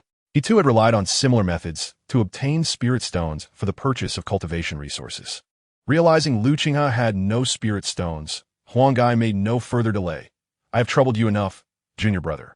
My spirit field is located 5 kilometers away. Should you require anything, feel free to come find me there. Qinghe assured. Once the spirit stones are obtained, junior brother will certainly seek out senior brother. Huanggai nodded, turned, and departed, perhaps in search of the owner of the next spirit field. Watching Huanggai's retreating figure, Qinghe sighed in relief, realizing that he was not sent by the affairs hall. However, Qinghe resolved to be more cautious in his cultivation. Nearby lay 5 other spirit fields. Now, he merely hoped that no further troubles would arise before he submitted the spirit rice. Once he delivered the spirit fields, he would promptly distance himself from the affairs hall. Even the formidable Zhou Tong would find it exceedingly difficult to locate him among the thousands of miscellaneous disciples. Qinghe also contemplated leaving the Taishian sect to procure cultivation resources from the outside world. Yet, departing from the sect required 2 methods. One could return home once every 10 years, a privilege granted to all disciples, or one could become an outer disciple and, with the sect's approval, leave freely. Simultaneously, Qinghe harbored a desire to acquire cultivation technique, for without one, a cultivator cannot truly unleash their potential. Within the Taishian sect, miscellaneous disciples could obtain techniques through merit points redeemable at the technique hall or by purchasing them with spirit stones. In the second month, Qinghe reappeared in the miscellaneous exchange area, adopting a different guise. This time, he daringly presented 100 pounds of spirit rice. Otherwise, it would be exceedingly challenging to exchange for a cultivation technique. The 100 pounds of spirit rice immediately caused a stir among the miscellaneous disciples. At market value, this amounted to 10 spirit stones, an unimaginable fortune for them. Qinghe inscribed the items he wished to exchange for 2 cultivation techniques. A second-layer Qi refinement cultivator stepped forward and greeted Qinghe. I have met senior brother. There is no need for him to display his prowess. Any cultivator capable of presenting 100 pounds of spirit rice must surely be at the 3rd layer of Qi refinement. Qinghe nodded and inquired, does junior brother have techniques to exchange for spirit rice?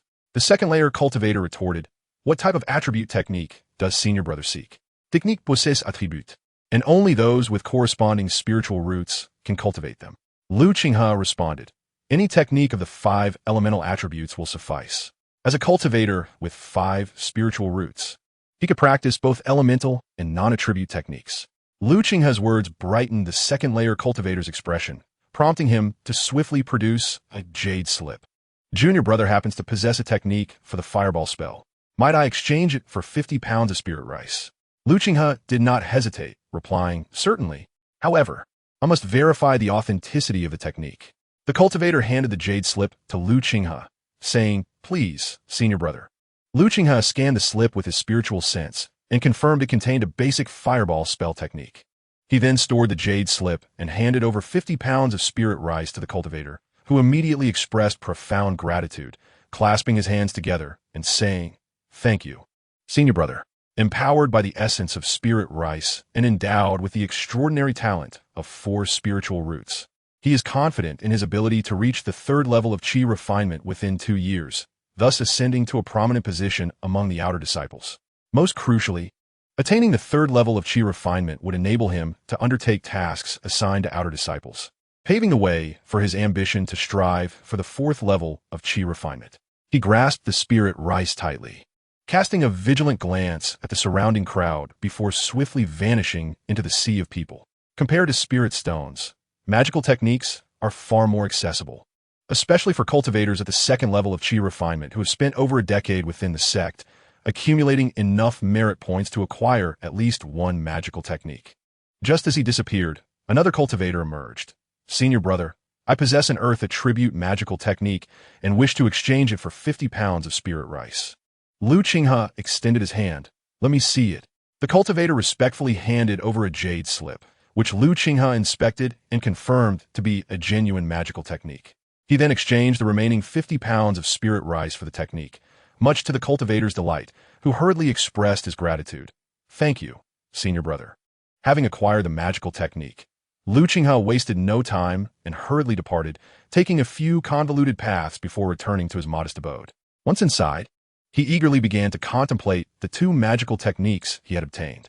Magical techniques are categorized into levels, the celestial level being the most powerful, and the yellow level being the weakest. Each level is further divided into upper, middle, and lower tiers.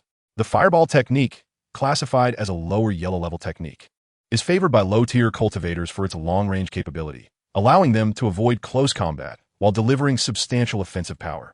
The other technique, also a lower yellow level, is the earth wall technique, which conjures a wall of earth to shield against enemy attacks, serving as a defensive maneuver. Qinghe resolved to focus on mastering the fireball technique first. He repeatedly studied the jade slip, and after a day, he was confident he had grasped the method of cultivation. He began to channel his spiritual energy according to the technique's release method, fireball technique. However, the practice of magical techniques is not as simple as it may seem, even for the most rudimentary of spells. On his first attempt, Qinghe failed. Undeterred, he persevered, having already endured 8 months of cultivating his qi without giving up. He adjusted and corrected his technique time and again, dedicating a full half-month to this endeavor. Finally, a small fireball began to coalesce in the palm of his hand. Beholding the fireball, Qinghe could no longer contain his joy. I succeeded. I have finally mastered a magical technique. I can now truly consider myself a cultivator." Yet before he could finish his declaration, the small fireball extinguished, as his spiritual energy could barely support the casting of the fireball technique more than twice. Chapter 12. Submitting Spirit Rice, the Shock of Zhoutong. Exhausted and depleted of spiritual energy, Qinghe felt utterly drained. Nevertheless, he could not suppress the joy bubbling within him. Mastering a magical technique is akin to attaining divine status for an ordinary person. He finally possessed capabilities that surpassed those of mere mortals. He retrieved a 10-year-old blood ginseng, consumed it, and then began meditating to restore his spiritual energy. After half a day, his formerly exhausted reserves of spiritual energy were finally replenished. Qinghe understood that in order to proficiently wield the fireball technique, it was imperative to open the run and do meridians and reach the third layer of qi refinement. At that juncture, spiritual energy would circulate in a grand cycle, significantly enhancing both the potency and speed of his abilities. Thus, he dedicated himself earnestly to advancing to the third layer of qi refinement.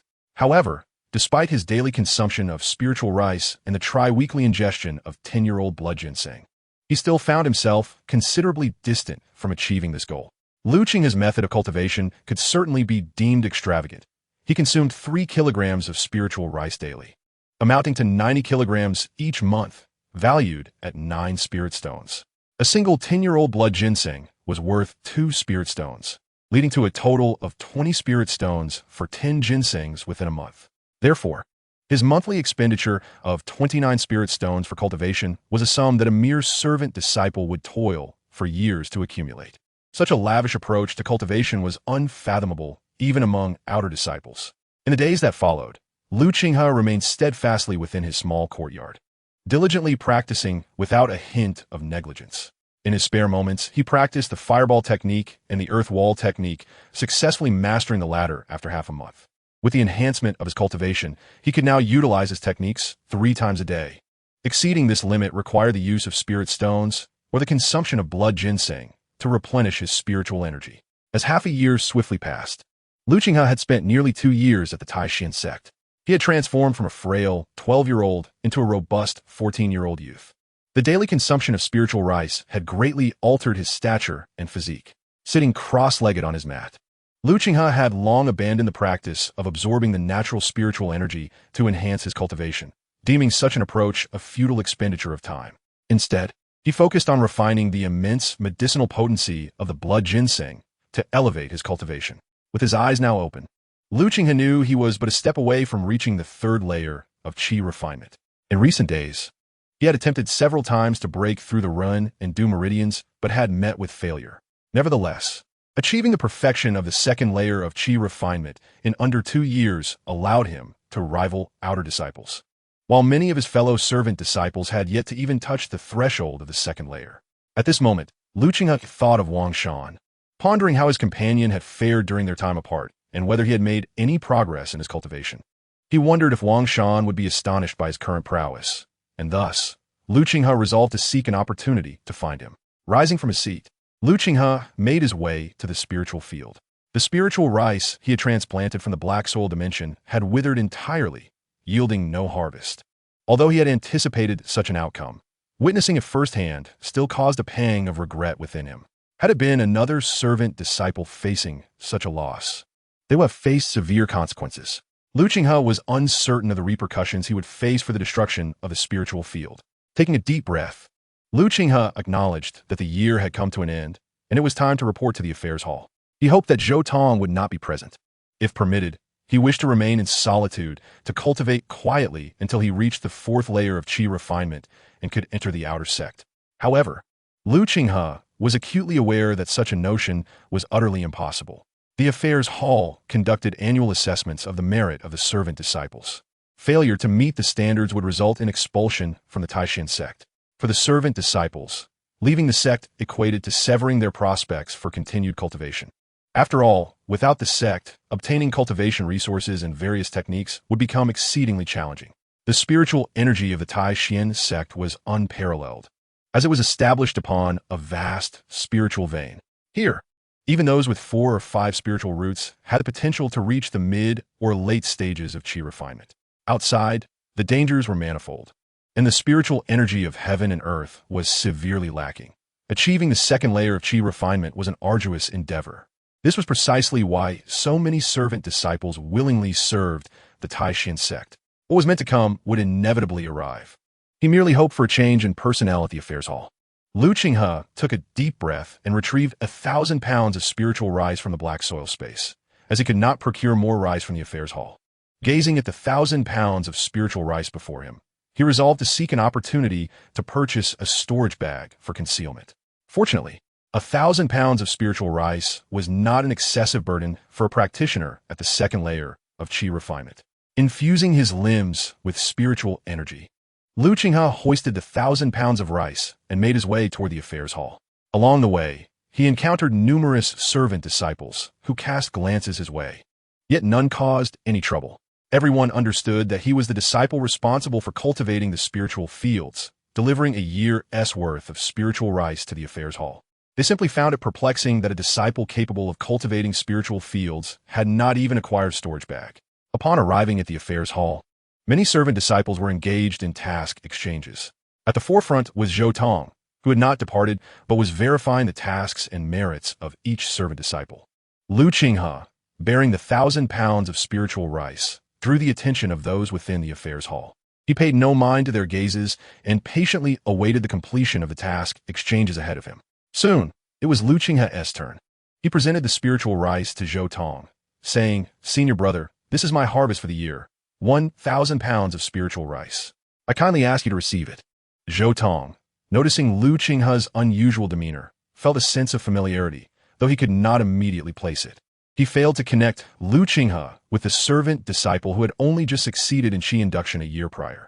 For he knew better than anyone that cultivating spiritual fields could yield not a single grain of spiritual rice. Moreover, in the past year, Qinghe's appearance had changed significantly. Though only 14, he appeared to be 15 or 16. In Zhou Tong's mind, that servant disciple must have succumbed to despair by now. Once the task exchange period concluded, he would investigate further. If that servant disciple failed to produce the spiritual rice, it would lead to a report to the sect regarding the destruction of the spiritual fields by the servant disciple, and the latter's fate was all too predictable. His elaborate schemes were largely tied to the depletion of spiritual energy in that particular spiritual field. In his quest to transcend the 7th level of qi refinement, He discreetly utilized the sect's spiritual field to cultivate a high-quality spiritual herb, only to find that the field could not withstand the strain, resulting in a complete depletion of spiritual energy. Zhou Tong conducted an assessment, measuring the yield, and remarked to Lu Qinghe, 1,005 pounds, quite impressive. Junior brother, your harvest of spiritual rice this year is commendable. Hand me the token. Lu Qinghe presented his identity token to Zhou Tong, who, upon glancing at Lu Qinghe's information, was taken aback, his eyes widening in astonishment. You are Lu Qinghe, the one who oversees the 56th grade inferior spiritual field? Lu Qinghe replied respectfully, indeed. Chapter 13, Crisis and Zhou Tong's Scheme. Zhou Tong narrowed his eyes, still uncertain. Are you not the miscellaneous disciple at the first level of Qi refinement who accepted a task from me a year ago? Lu Qinghe nodded affirmatively. Yes, senior brother. It was your opportunity that bestowed upon me such fortune. I am grateful. His words carried a measure of sincerity. Without Zhou Tong, he would not have discovered the profound utility of the black soil space, which had dramatically enhanced his capabilities. Zhou Tong inquired curiously, how did you manage to cultivate 1,000 pounds of spiritual rice? Lu Qinghe, perplexed by Zhou Tong's inquiry, scratched his head and replied, I merely followed the jade slip you provided, watering daily and preventing pest infestations. He briefly explained the irrigation and management of the spiritual rice, presenting no signs of irregularity. This is how I cultivated it. I have brought all the spiritual rice with me. Senior brother, I would not dare to claim even a single grain for myself. All is submitted to the sect. This accounted for the extra 5 pounds, leaving no room for criticism. Zhou Tong remained skeptical, his gaze fixed intently on Lu Qinghe. Is it truly that simple? Lu Qinghe responded, indeed. Is there a problem, senior brother? Zhou Tong's expression turned contemplative.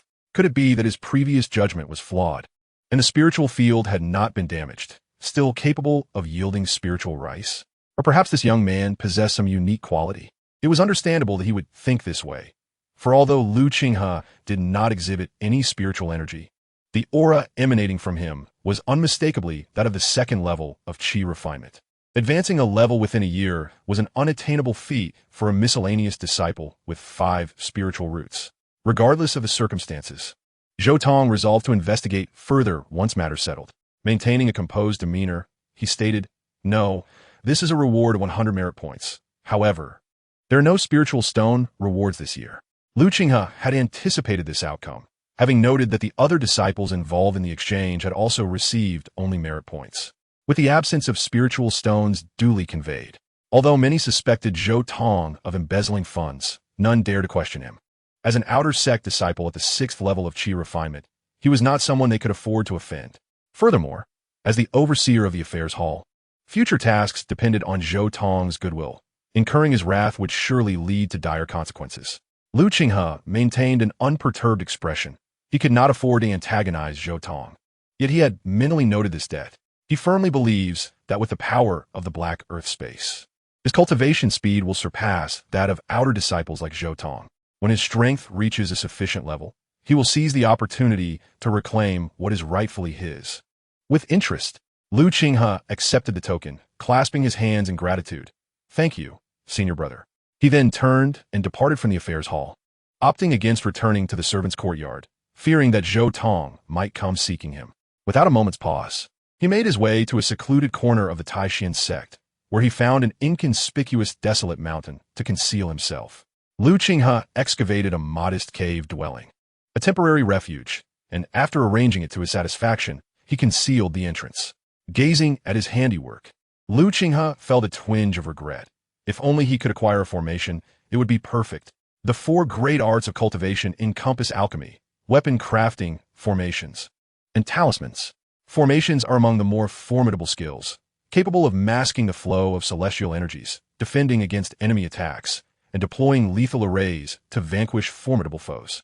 There exist various formations, including confinement formations, bewilderment formations, and gathering spirit formations, each possessing unique capabilities.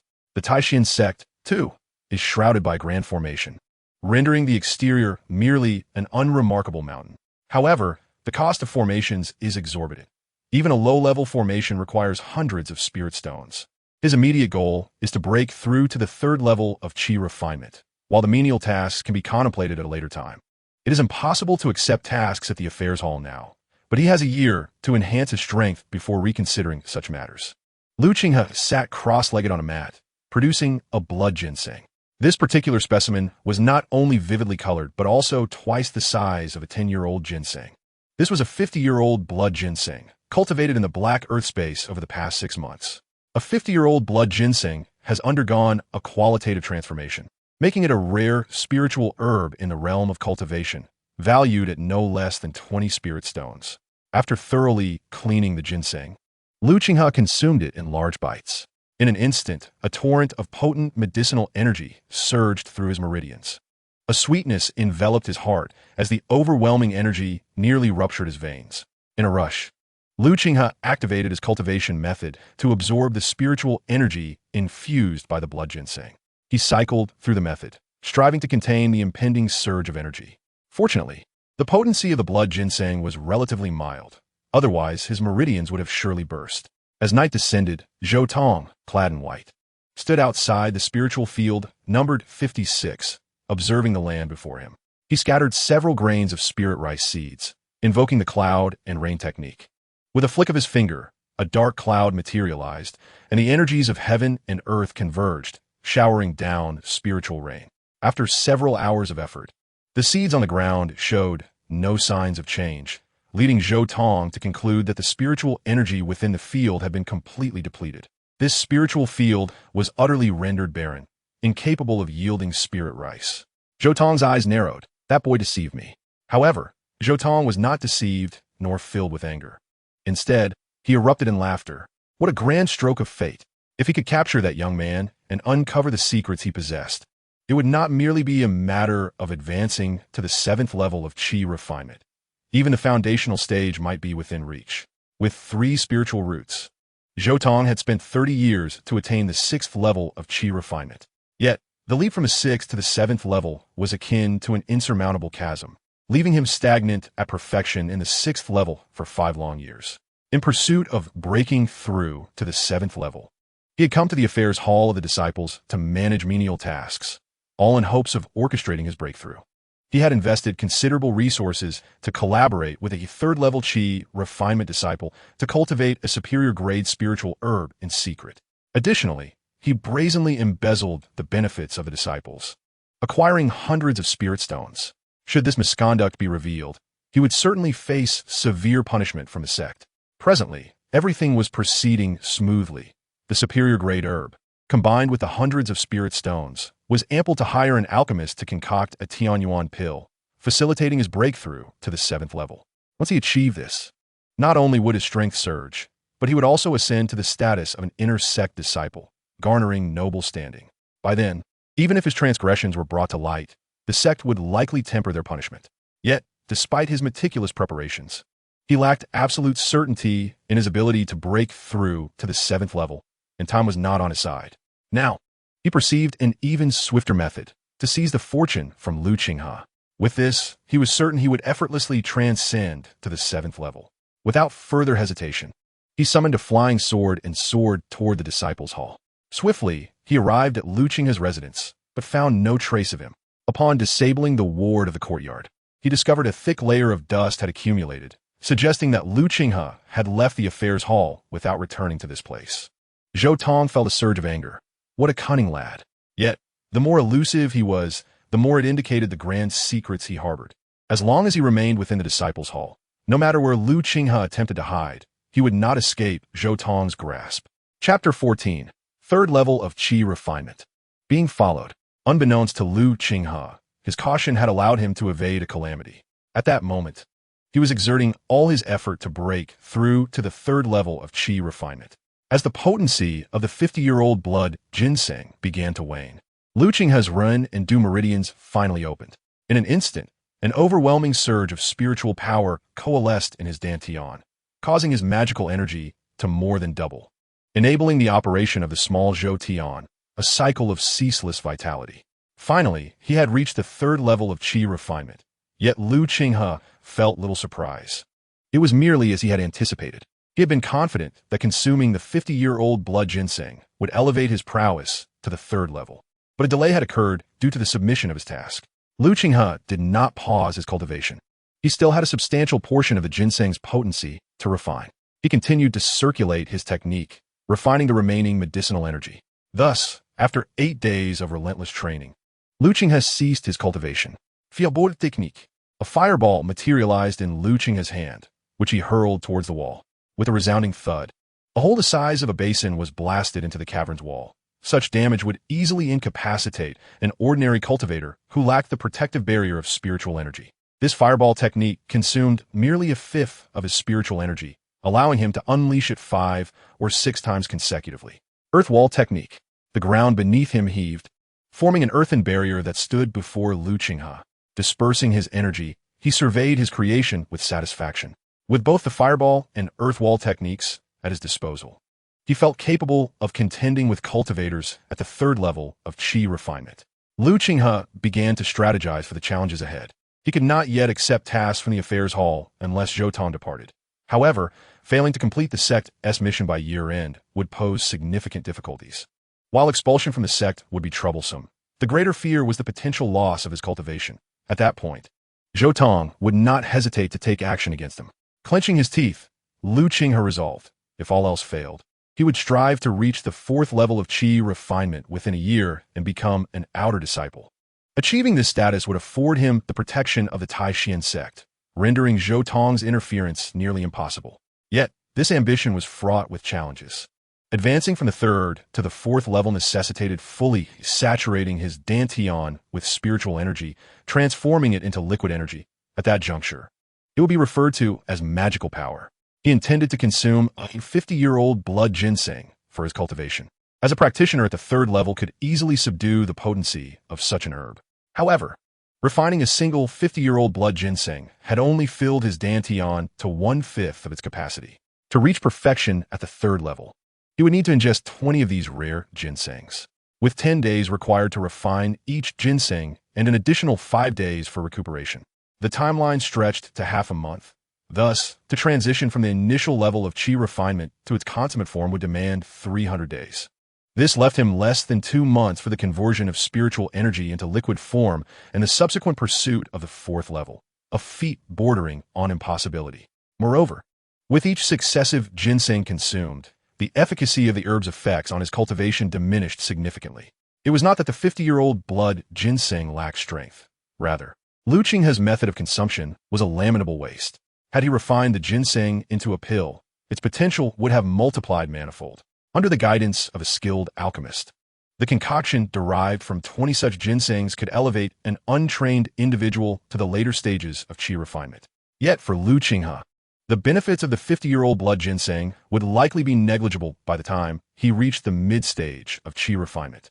After several days of quiet contemplation, Qinghe extracted a 50-year-old blood ginseng and consumed it, initiating his cultivation. 10 days later, as the herb's potency was fully absorbed, he gazed at the scant spiritual energy in his dantian, less than 1/10, and sighed in resignation. Methodical cultivation made the prospect of attaining the 4th level of Qi refinement within a year an unattainable dream. Had others been privy to Qinghe's thoughts, they would undoubtedly have scorned him for his greed. His rate of advancement in cultivation had already eclipsed that of the 3 spiritual root practitioners. For cultivators with 3 spiritual roots, achieving the mid-stage of Qi refinement within 5 years is deemed a prodigious feat. It is said that a single spirit-gathering pill can equate to months of arduous training without the need for prolonged refinement, its efficacy far surpassing that of blood ginseng. Qinghe had only encountered a basic herb pill in the miscellaneous disciples exchange area, which was effective solely for those at the 1st or 2nd layer of Qi refinement, and its effects were even inferior to a decade-old blood ginseng. Thus, he had previously not sought methods to procure it. However, the spirit-gathering pill is a true low-grade yellow-tier elixir, a treasure for cultivators in the Qi refinement stage to enhance their strength. Such pills, however, seldom find their way into the hands of miscellaneous disciples. Even if one were to get lucky and acquire a few, they would undoubtedly keep them hidden, discreetly refining them to elevate their cultivation. If only he could gain access to the exchange area for outer disciples. Yet, for miscellaneous disciples, entering the outer sect is nearly an impossible endeavor. Ultimately, Qinghe resolved to try his luck in the miscellaneous exchange area. He donned a mask, opting for minimal disguise. With his cultivation at the third layer of Qi refinement, he was unlikely to attract undue attention in the miscellaneous zone. He produced 100 pounds of spiritual rice and a jade box containing a decade-old blood ginseng, displaying a sign that read, "Exchange for spirit stones, spirit gathering pill." This immediately drew the attention of onlookers, who were astonished by the sight of the 100 pounds of spiritual rice and the decade-old blood ginseng. Who is this senior brother to possess such a bounty of spiritual rice and that blood ginseng, surely a decade old? The 100 pounds of spiritual rice are worth 10 spirit stones, while the decade-old blood ginseng is valued at 2 spirit stones. Together, they're sufficient to elevate a Qi refinement second-layer cultivator to the third layer. Yet, who among the miscellaneous disciples could afford such spirit stones, let alone a pill? I have yet to encounter a spirit-gathering pill. Many were captivated by the spectacle, eager to act, but none could produce the spirit stones or the coveted elixir. A second-layer Qi refinement cultivator inquired, "Senior brother, may I exchange some of my spiritual rice for other items?" Qinghe declined, "Apologies, junior brother, but I only require spirit stones and elixirs." The second-layer cultivator's face fell in disappointment. Yet, recognizing Qinghe's formidable presence, he dared not press further. This is the realm of cultivation, where strength reigns supreme. After a prolonged period of waiting, Qinghe, feeling disheartened, gathered his spiritual rice and blood ginseng and turned towards the outer sect. After walking several kilometers, he halted, casting his gaze toward the shadows nearby. His senses heightened, as he discerned someone had been tailing him since he departed the exchange area. "Fellow cultivator, having followed me for so long, you may as well reveal yourself," Qinghe declared, preparing a fireball technique with one hand and a wall of earth with the other, ready to flee at the slightest hint of danger. Chapter 15. Wealth and the Opportunity to Enter the Immortal Workshop. Unmasked, a figure emerged from the shadows. Observing the wary Qinghe, Qianfu hastily clarified, "Esteemed Taoist, I bear no ill intentions. There is no need for such vigilance. Within the sect, engaging in violent altercations is strictly prohibited, and if the enforcement team were to discover it, severe penalties would ensue." However, Qinghe remained cautious, unwilling to trust the words of others, for this individual also emanated the aura of a third-tier Qi refinement practitioner. He refrained from making a move and inquired, "If that is the case, what does the Taoist wish to achieve by following me?" Qianfu gestured dismissively, "Please do not misunderstand. I am not tailing you, but rather I possess an extraordinary opportunity that I wish to bestow upon you." An extraordinary opportunity? Qinghe found it hard to believe. Such fortunate happenings rarely fell upon him within the sect. If there were indeed a genuine opportunity, it would surely be kept under wraps. Over the past 2 years, he had gained profound insights into the cultivation world, understanding that within the sect, a single misstep could lead to irreparable consequences, let alone in the vast realm of cultivation. "I must decline," Qinghe replied. "My fortune is scant. I am ill-equipped to bear your opportunity. If there is nothing further, I shall take my leave." As Qinghe turned to depart, Qianfu grew anxious and called out, "Wait, esteemed Taoist, if I could assist you in selling your spiritual rice and blood ginseng, and procure a gathering spirit pill for you, would you not be interested in hearing more?" Qianfu's proposition halted Qinghe in his tracks, and he asked, perplexed, "You wish to buy my spiritual rice and blood ginseng?" Qianfu shook his head. "I cannot afford them. Not only I, but no one among the servant disciples possesses enough spirit stones, nor would anyone be able to acquire a gathering spirit pill. I trust you understand this truth as well." Qinghe conceded this point. Acquiring spirit stones and elixirs was exceedingly difficult for servant disciples, were it not for his black soil space. Obtaining even a single spirit stone would be a daunting task. Producing a dozen spirit stones was an impossibility for all but a select few third-tier Qi refinement disciples. Qianfu expressed a sense of lament. Servant disciples are merely nominal members of the sect, unlike outer disciples who receive benefits of spirit stones and elixirs monthly. We are more akin to servants of the sect. Only upon reaching the 4th tier of Qi refinement can we enter the outer sect and be regarded as true disciples, thereby gaining access to superior cultivation resources. I surmise you intend to sell your spiritual rice and blood ginseng in pursuit of the 4th tier, to acquire a gathering spirit pill. Qinghe did not deny this, nodding in affirmation, "Indeed. What means do you possess to assist me in selling my spiritual rice and blood ginseng?"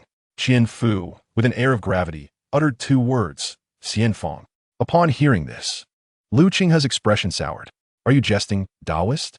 As servant disciples, not only are we barred from trading at Xianfang, but even leaving the sect is an impossibility.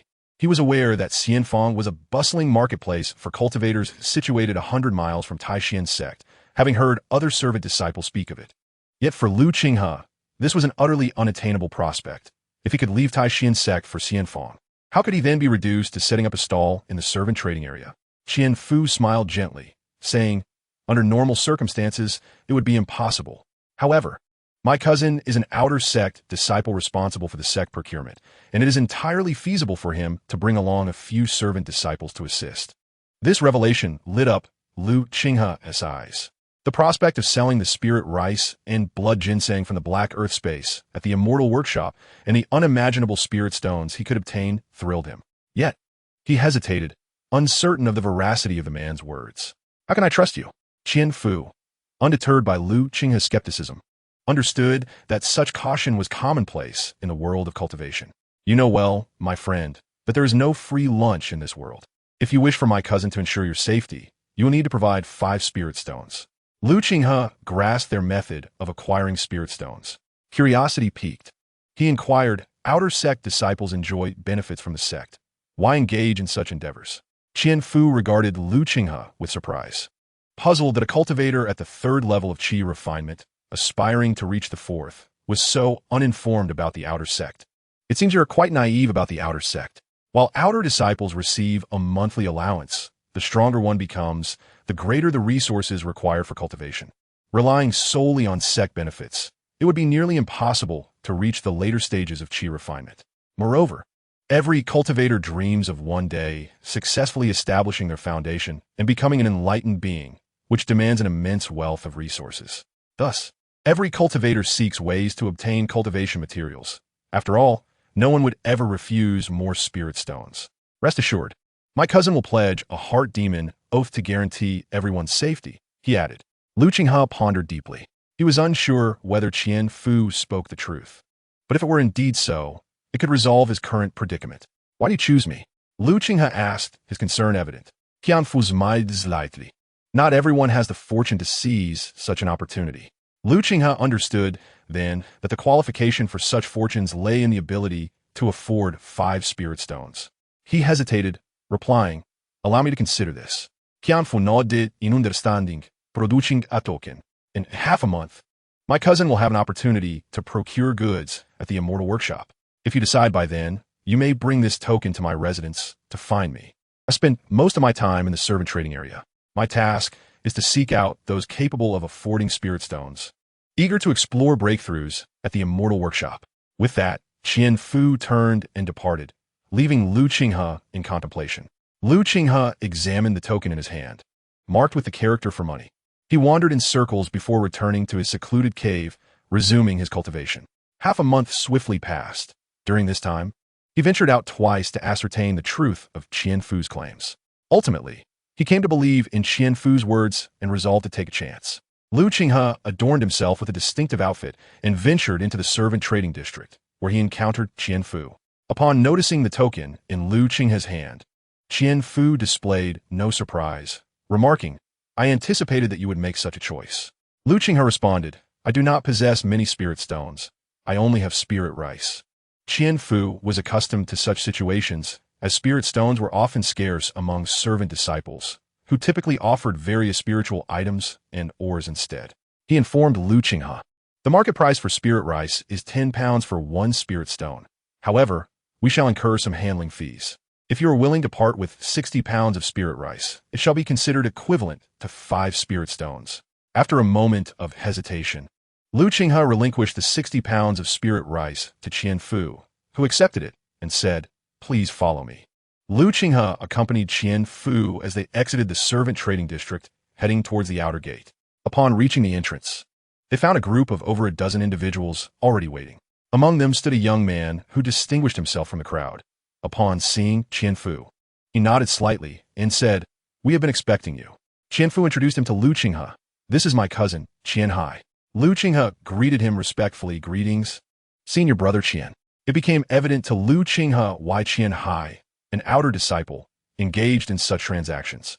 with 10 servant disciples. A single transaction could yield 50 low-grade spirit stones, an exceedingly generous reward for outer disciples. Qinghe maintained a humble demeanor, replying, "You flatter me, junior brother." With everyone assembled, he invited them aboard the flying vessel. Qinghe retrieved a small flying boat from his storage bag, which, upon catching the wind, rapidly expanded into a vessel capable of accommodating several individuals. Qinghe had witnessed such a vessel before, 2 years prior. Bai Qianyu and others had used a similar craft to return from Stone Village after recruiting disciples. Everyone swiftly boarded, and once all were in position, Qinghe commanded rise. The vessel soared toward the outskirts of the sect. As they passed by the gatekeeping disciples, Qinghe presented his token, saying, "Two senior brothers, my junior brother and I, are heading to the immortal workshop for procurement.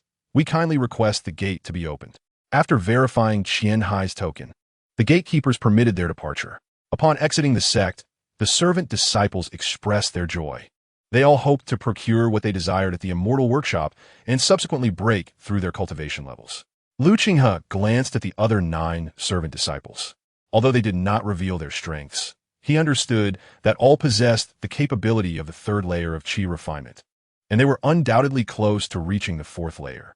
Among them were youths, middle-aged individuals, and even elderly men. Some had favorable talents and fortune, achieving the 3rd layer of qi refinement within a few short years, while others, less fortunate, remained at the same level even in their advanced years. Some, like Qinghe, had adopted disguises, while a few were indifferent, presenting their true appearances to the group. Familiar faces engaged in quiet conversations amongst themselves. In such a situation, Qinghe refrained from intervening or inquiring, just as Qianfu had remarked. His sole responsibility was to escort them to the Xianfang and safely return. After all, this was a long-term business endeavor, and once tarnished, regaining the trust of these miscellaneous disciples for their spirit stones would not be a trivial matter. 2 hours later, the flying vessel pierced through a layer of mist, revealing the visage of an ethereal city beneath the clouds. Upon landing, Qinghe presented his identity as a member of the Taishan sect to the gatekeeper, who promptly granted them passage without collecting an entrance fee. "Ah, a fellow of the Taishan sect, please enter." As one of the 3 eminent sects of the Zhao kingdom, the Taishan sect commanded great respect, and the Xianfang dared not offend them lightly. Once inside the Xianfang, Qinghe addressed the group. "We shall reside here for 3 hours. During this time, I shall not interfere with your activities. However, remember to reconvene here after 3 hours, and do not violate the order of the Xianfang." Not only is there a law enforcement team within the Xianfang, but also foundational practitioners. Should any trouble arise, I, your senior brother, will not be able to bear the consequences. I trust you will act judiciously. The 10 individuals respectfully responded, "Rest assured, senior brother, we understand." Qinghe waved his hand. "Go attend to your own matters." "Yes." The 10 promptly dispersed in different directions, with Qinghe vanishing into the bustling crowd. When Qinghe reemerged, he had donned a new attire. He entered a spirit rice shop, where the proprietor's eyes lit up at the sight of a customer. "Fellow cultivator, what can I assist you with?" Time was of the essence, and Qinghe wasted no moments as he inquired, "Do you purchase spirit rice?" The proprietor nodded. "Indeed, we do, though the price will depend on the quality of your spirit rice." Qinghe produced 1,000 pounds of spirit rice. The shopkeeper was momentarily taken aback. Such a large quantity? Without needing to weigh it, the proprietor could discern the weight of the spirit rice. Qinghe had already prepared his explanation. "I come from a lineage of farmers with 3 acres of spirit fields. This year's harvest has been quite fruitful, so I intend to sell part of it to acquire resources for cultivation." This rationale seemed reasonable, safeguarding against prying eyes. For even those with ulterior motives would think twice before acting within the Xianfang. The shopkeeper's demeanor became notably enthusiastic. "I had no idea you hailed from a family of cultivators." Families with spirit fields were the primary partners of their spirit rice shop, and possessing 3 acres was indeed a sign of prosperity among lesser cultivation families. The proprietor opened the bag to inspect the rice, occasionally expressing astonishment. "I cannot believe the quality of your spirit rice is so exceptional. I have yet to encounter rice of such caliber. This must be cultivated from genuine spirit fields." Spirit fields are categorized into inferior, low-grade, medium, and superior types. The higher the grade, the denser the spiritual energy, allowing for the cultivation of increasingly advanced spiritual entities. Ling rice is merely a rudimentary spiritual crop, cultivated easily in inferior spiritual fields. Rarely does one employ genuine spiritual fields for its cultivation. although its quality has improved. The value of Ling rice pales in comparison to that of spiritual herbs. Lu Qinghe smiled silently and inquired, "What is the worth of such Ling rice?" The shopkeeper pondered briefly and replied, "Typically, we purchase Ling rice at 12 pounds per spiritual stone. However, given the remarkable quality of your Ling rice, I shall offer you a price based on market value, 10 pounds per stone. What do you think?" This exceeded Lu Qinghe's expectations. As he originally thought, he would be fortunate to receive the equivalent of 12 pounds for a spiritual stone, akin to the market standard. Agreed, he responded readily. 1,000 pounds would equate to 100 spiritual stones, and Lu Qinghe promptly accepted the deal. The owner of the Ling rice shop was quite pleased, as acquiring such high-quality Ling rice would greatly enhance the shop's reputation. "Friend, you have exactly 1,000 pounds. Here are your 100 spiritual stones. Should you have more Ling rice of this caliber in the future, do consider my shop." "Certainly," Lu Qinghe replied, taking the spiritual stones and bidding farewell as he departed, leaving the shopkeeper deep in thought. He wondered which nearby cultivating families had the capacity to produce and sell such an abundance of Ling rice with such outstanding quality. Lu Qinghe subsequently changed his attire several times and visited various Ling rice shops to sell his wares. Although Ling rice is the most basic of spiritual items, it is essential sustenance for lower-tier cultivators and a necessity within the alchemy halls. The prices were uniformly around 10 pounds per spiritual stone, and Lu Qinghe dared not inflate the price. He sold a total of 11,000 pounds, netting exactly 1,000 spiritual stones. Despite the vastness of the Qinghe alchemy hall, with scattered cultivators and various family practitioners numbering over 10,000, should he attempt to sell all his Ling rice, it might attract the attention of the hall's higher-ups, potentially leading to complications. Unbeknownst to him, the sudden emergence of over 10,000 pounds of superior quality Ling rice in the Qinghe alchemy hall had indeed stirred quite a commotion, prompting some individuals to investigate. Lu Qinghe's caution had once again spared him from numerous troubles. Chapter 17. A Grand Procurement, Abundant Harvests.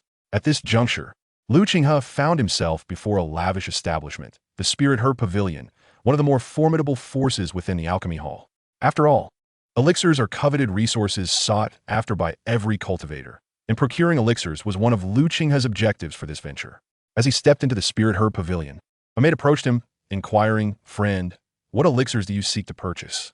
Lu Qinghe first asked, "Do you accept the sale of spiritual herbs?"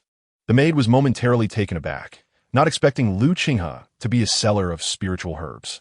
She nodded, "We accept herbs of good quality. What do you wish to sell?" Lu Qinghe produced 2 jade boxes, each containing a 50-year-old blood ginseng. Upon seeing the blood ginseng, the maid's eyes sparkled with excitement. 50-year-old blood ginseng.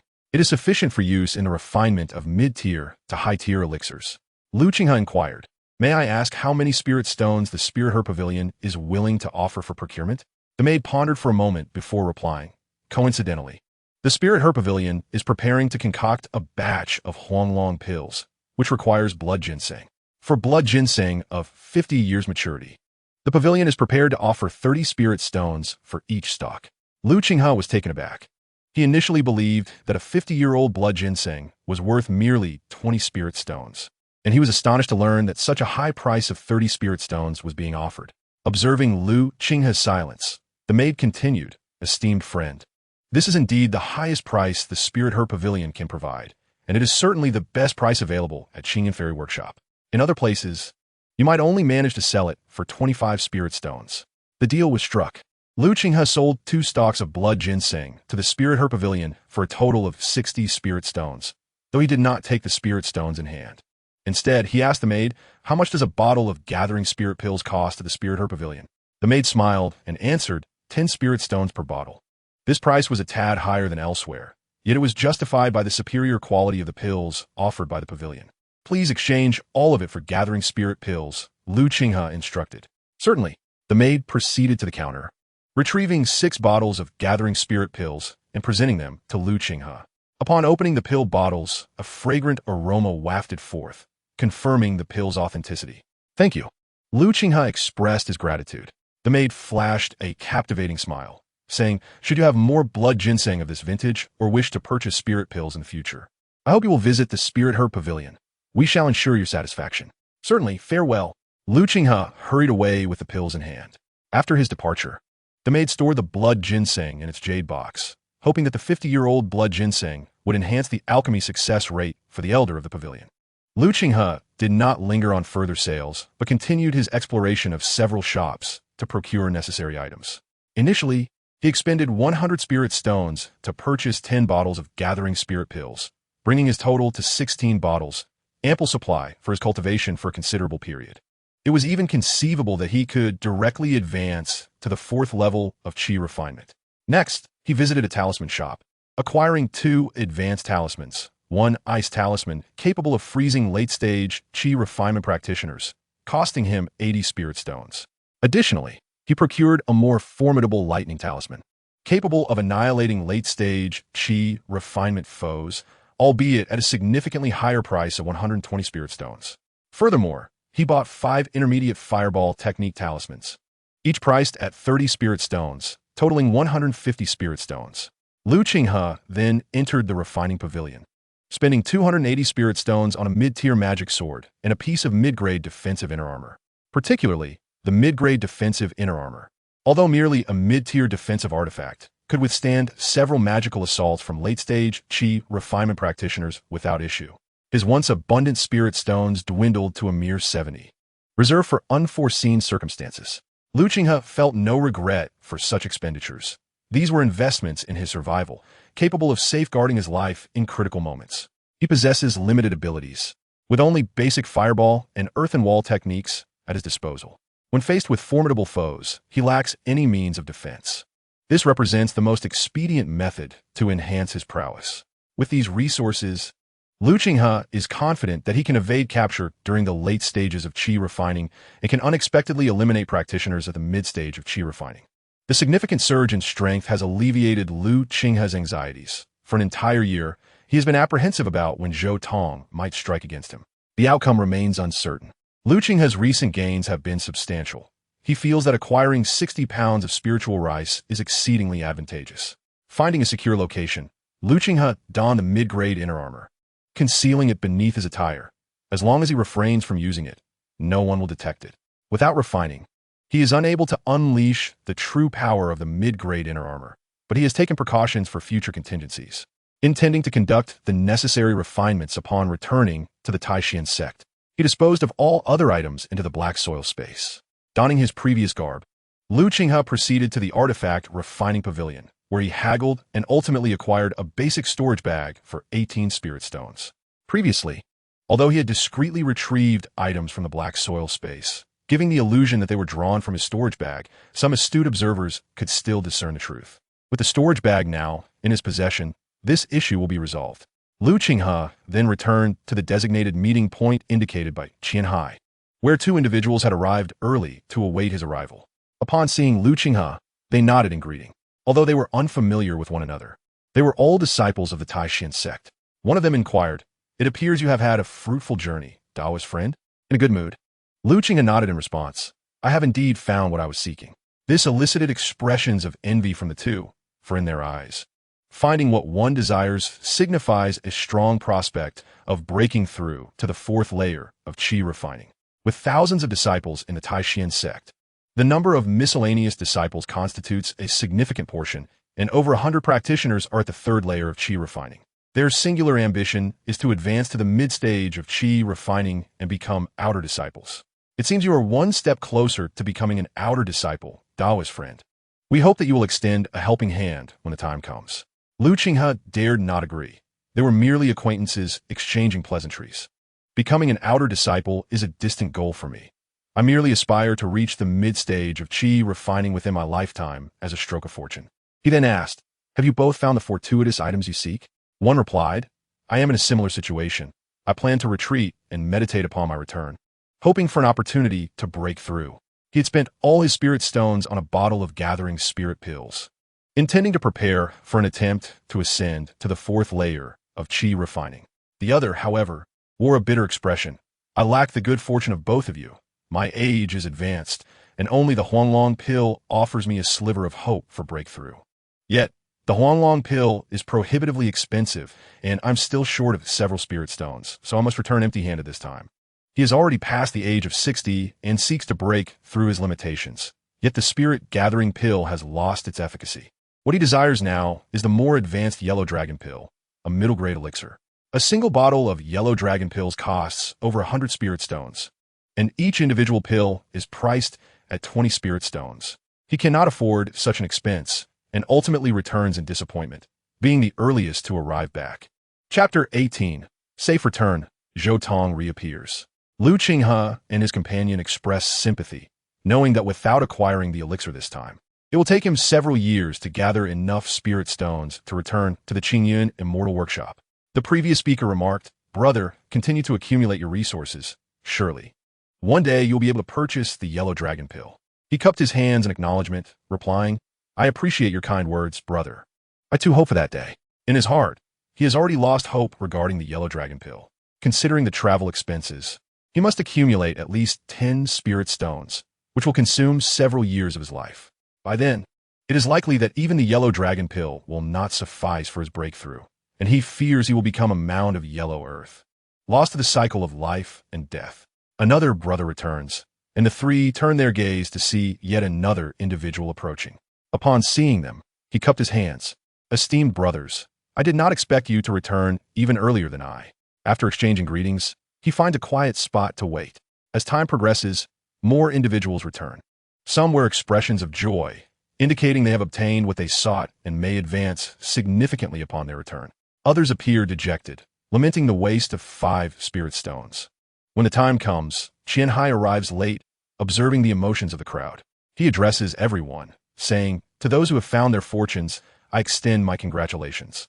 It may not be long before we meet again at the outer sect. And to those who have not, do not lose heart. I will come to the Qinghe immortal workshop every 6 months for procurement. Should anyone require assistance, feel free to reach out to Haifu." The crowd expresses their gratitude. "Thank you, senior brother." Only then does Qinghe lead them away from the Qinghe immortal workshop, heading back towards the Taishan sect. After traveling several dozen kilometers, the previously tranquil aura of spiritual energy begins to waver. Several white clouds draw closer to their vessel. Everyone notices the anomaly and becomes alert, sensing impending trouble. The cultivator, surnamed Li, cautions Qinghe, who is seated at the ship's bow with his eyes closed in meditation. "Senior brother Qian, are we being targeted by bandit cultivators?" Bandit cultivators are among the most detested in the cultivation realm, second only to demonic cultivators. They are known for their ruthless acts of murder and theft, preying upon the resources of other cultivators to enhance their own power. This constitutes one of the most perilous situations when venturing out, once targeted by bandit cultivators. One risks losing their storage bags and facing dire consequences. Qinghe, seated at the bow, opens his eyes, his expression unchanged. Upon hearing the concerns of the cultivator named Li, he finally reacts, assuring the anxious crowd, "Rest assured, brothers, I have pledged to protect your safety, and I will not falter in that vow." After speaking, Qinghe cast his gaze into the distance, having encountered such a situation countless times before. "Esteemed friends, please divert your course. The Taishan sect is conducting affairs." His voice, imbued with mystical energy, resonated like thunder, echoing in all directions. A few wisps of white clouds trembled slightly before drifting away into the vast expanse. As he observed these individuals retreat, Qinghe resumed his position at the bow of the vessel, guiding the flying boat onward. Once the boat vanished from sight, the white clouds reappeared. A ferocious-looking cultivator emerged from one of the clouds, glaring menacingly in the direction the boat had departed. Such arrogance! What makes the Taishan sect so formidable? Such tyranny will inevitably lead to their downfall. Another cloud floated by, carrying a mocking voice. Whether the Taishan sect will fall is uncertain. But should you foolishly provoke them, Li Datu, your demise is assured. Before the 3 sects, you amount to no more than an insignificant insect. Fuming, Li Datu glared at the cloud above, brandishing a long blade. "Bloodwuda, do you dare to test the sharpness of my blade?" The voice from the cloud responded languidly. "Li Datu, we are both at the 6th layer of Qi refinement. You cannot contend with me. If you possess the courage, pursue and eliminate the disciples of the Taishan sect. Perhaps the rewards will elevate you to the 7th layer of Qi refinement. At that point, I might even bow to you." Li Datu shot a fierce glare at the cloud, but turned away without a second thought. He was not foolish enough to engage. Not only was he uncertain of his ability to defeat the Taishan sect's cultivators aboard the flying boat, But the techniques and treasures wielded by sect disciples far surpassed those available to loose cultivators like him. In a confrontation of equal strength, loose cultivators stood no chance against sect disciples. Even if he dared to act and managed to slay a disciple, it would not be long before he was surrounded and annihilated by the sect's forces. From a cloud behind him came a derisive taunt. "Soli datu, you are but a coward." No sooner had the words fallen than a long blade cleaved through the air from the void, and the two engaged in a frenzied duel of spells. Witnessing such a spectacle, the distant clouds hastily withdrew from the scene. The reputation of the Taishan sect held sway within 100 miles. No one dared to covet its interests, at least not openly. Thus, Qinghe returned safely to the Taishan sect with his companions, unscathed. Before parting, he addressed them, "Brothers, in half a year, some of you will be heading to the Qinghe immortal workshop. Please prepare 5 spirit stones."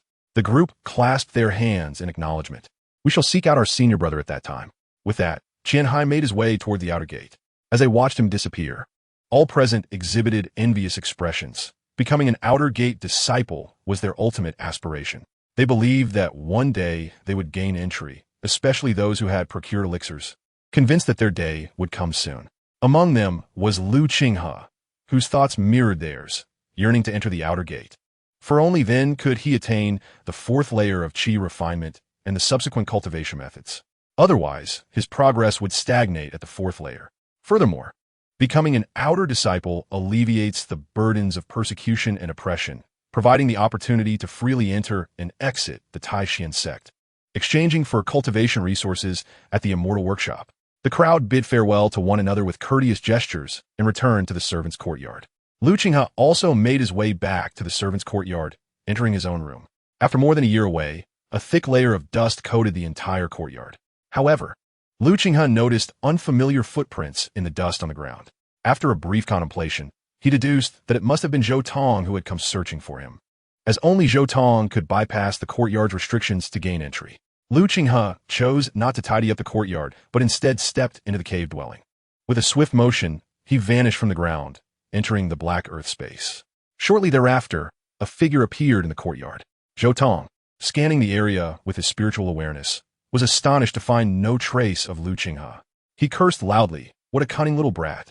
He must have discovered something and hastily left. He then placed a restriction on the courtyard's defenses, ensuring that he would be alerted the moment it was breached. Little did he expect to come up empty-handed. He could not comprehend how such a young person like Qinghe could harbor such devious thoughts.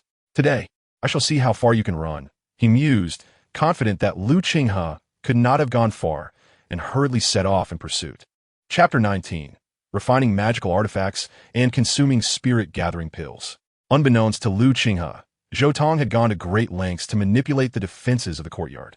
Qinghe sat cross-legged in the black earth space. Before him lay 2 magical artifacts, a small white sword, the Spirit Wind Sword, a medium-grade artifact forged from a special spiritual bamboo, inscribed with the Spirit Wind restriction. It could strike as swiftly as lightning, effortlessly beheading foes within 100 meters. The second artifact was a defensive armor, crafted from a shell of a mystical turtle from the deep sea, also a medium-grade defensive artifact, impervious to water and fire, capable of withstanding attacks from late-stage qi refinement cultivators. Qinghe's task was to refine these 2 artifacts to fully unleash their powers, allowing him to wield them with the utmost proficiency in combat. He took up the Spirit Wind Sword, inscribing his spiritual mark upon it, and began the slow process of refinement using his spiritual energy. It took an entire month for Qinghe to successfully refine the Spirit Wind Sword and the mystical turtle shell. Now adept at manipulating the Spirit Wind Sword, it danced gracefully in the air, ready for combat. Qinghe retracted the sword, a satisfied smile gracing his face. For outer disciples, medium-grade artifacts are treasures that are rare and hard to come by. Most can only wield inferior-grade artifacts. Higher-grade superior artifacts are virtually unattainable for mid-stage qi refinement cultivators, and even late-stage cultivators find them difficult to acquire. A medium-grade artifact holds a value between 180 and 350 spirit stones, while superior artifacts are exponentially more valuable, with the least expensive superior artifact costing at least 800 spirit stones and higher quality ones exceeding 1,000 spirit stones. He now possesses 2 mid-grade magical artifacts, one offensive and one defensive. The defensive artifact is capable of withstanding attacks from cultivators at the mid-stage of Qi refinement, while the mid-grade Lingfeng sword can shatter the spiritual barrier of such cultivators. Qinghe is confident that his current strength is no less than that of a mid-stage Qi refinement cultivator. This exemplifies the power of magical artifacts. Every cultivator aspires to possess a formidable artifact by their side. However, magical artifacts are not omnipotent. They have their limitations. Firstly, at the third layer of Qi refinement, Qinghe is unable to manipulate objects for flight. Secondly, the spiritual energy of a third-layer cultivator is rather feeble. Once the spiritual energy is depleted, the magical artifact loses its efficacy, rendering the user akin to a lamb awaiting slaughter. After 2 days of adjustment, Qinghe produced a vial of gathering spirit pills, intending to test their effects. He extracted a milky white pill from the vial, its potent aroma enveloping him. Compared to the awakening spirit pills he had consumed previously, this one was several times more fragrant. While awakening spirit pills and herbal pills are merely low grade, gathering spirit pills are genuinely classified as inferior grade. Qinghe swallowed the gathering spirit pill whole and began to refine its spiritual energy for cultivation. After 2 hours, he had completely refined 1 pill. Although his cultivation level had increased significantly, it was not as much as he had anticipated. Upon calculation, the effect of a gathering spirit pill was equivalent to that of consuming 1/5 of a 50-year-old blood ginseng. Thus, refining 5 gathering spirit pills, or 1 vial, would yield effects comparable to that of a 50-year-old blood ginseng. Nevertheless, it would be inaccurate to claim that gathering spirit pills are without merit. For Qinghe, their benefits far exceed those of blood ginseng. The medicinal properties of gathering spirit pills are more suited for cultivation. He can endure the refinement of 1 gathering spirit pill per day, allowing him to refine an entire vial in 5 days, a process that would take 3 times longer with blood ginseng. This implies that, should he have a continuous supply of gathering spirit pills, his journey to the 4th layer of Qi refinement could be accomplished in half the time. Additionally, in terms of value, a 50-year-old blood ginseng is worth 25 spirit stones, while a vial of gathering spirit pills is merely 10 spirit stones. From any perspective, cultivating with gathering spirit pills is significantly more economical and expedient.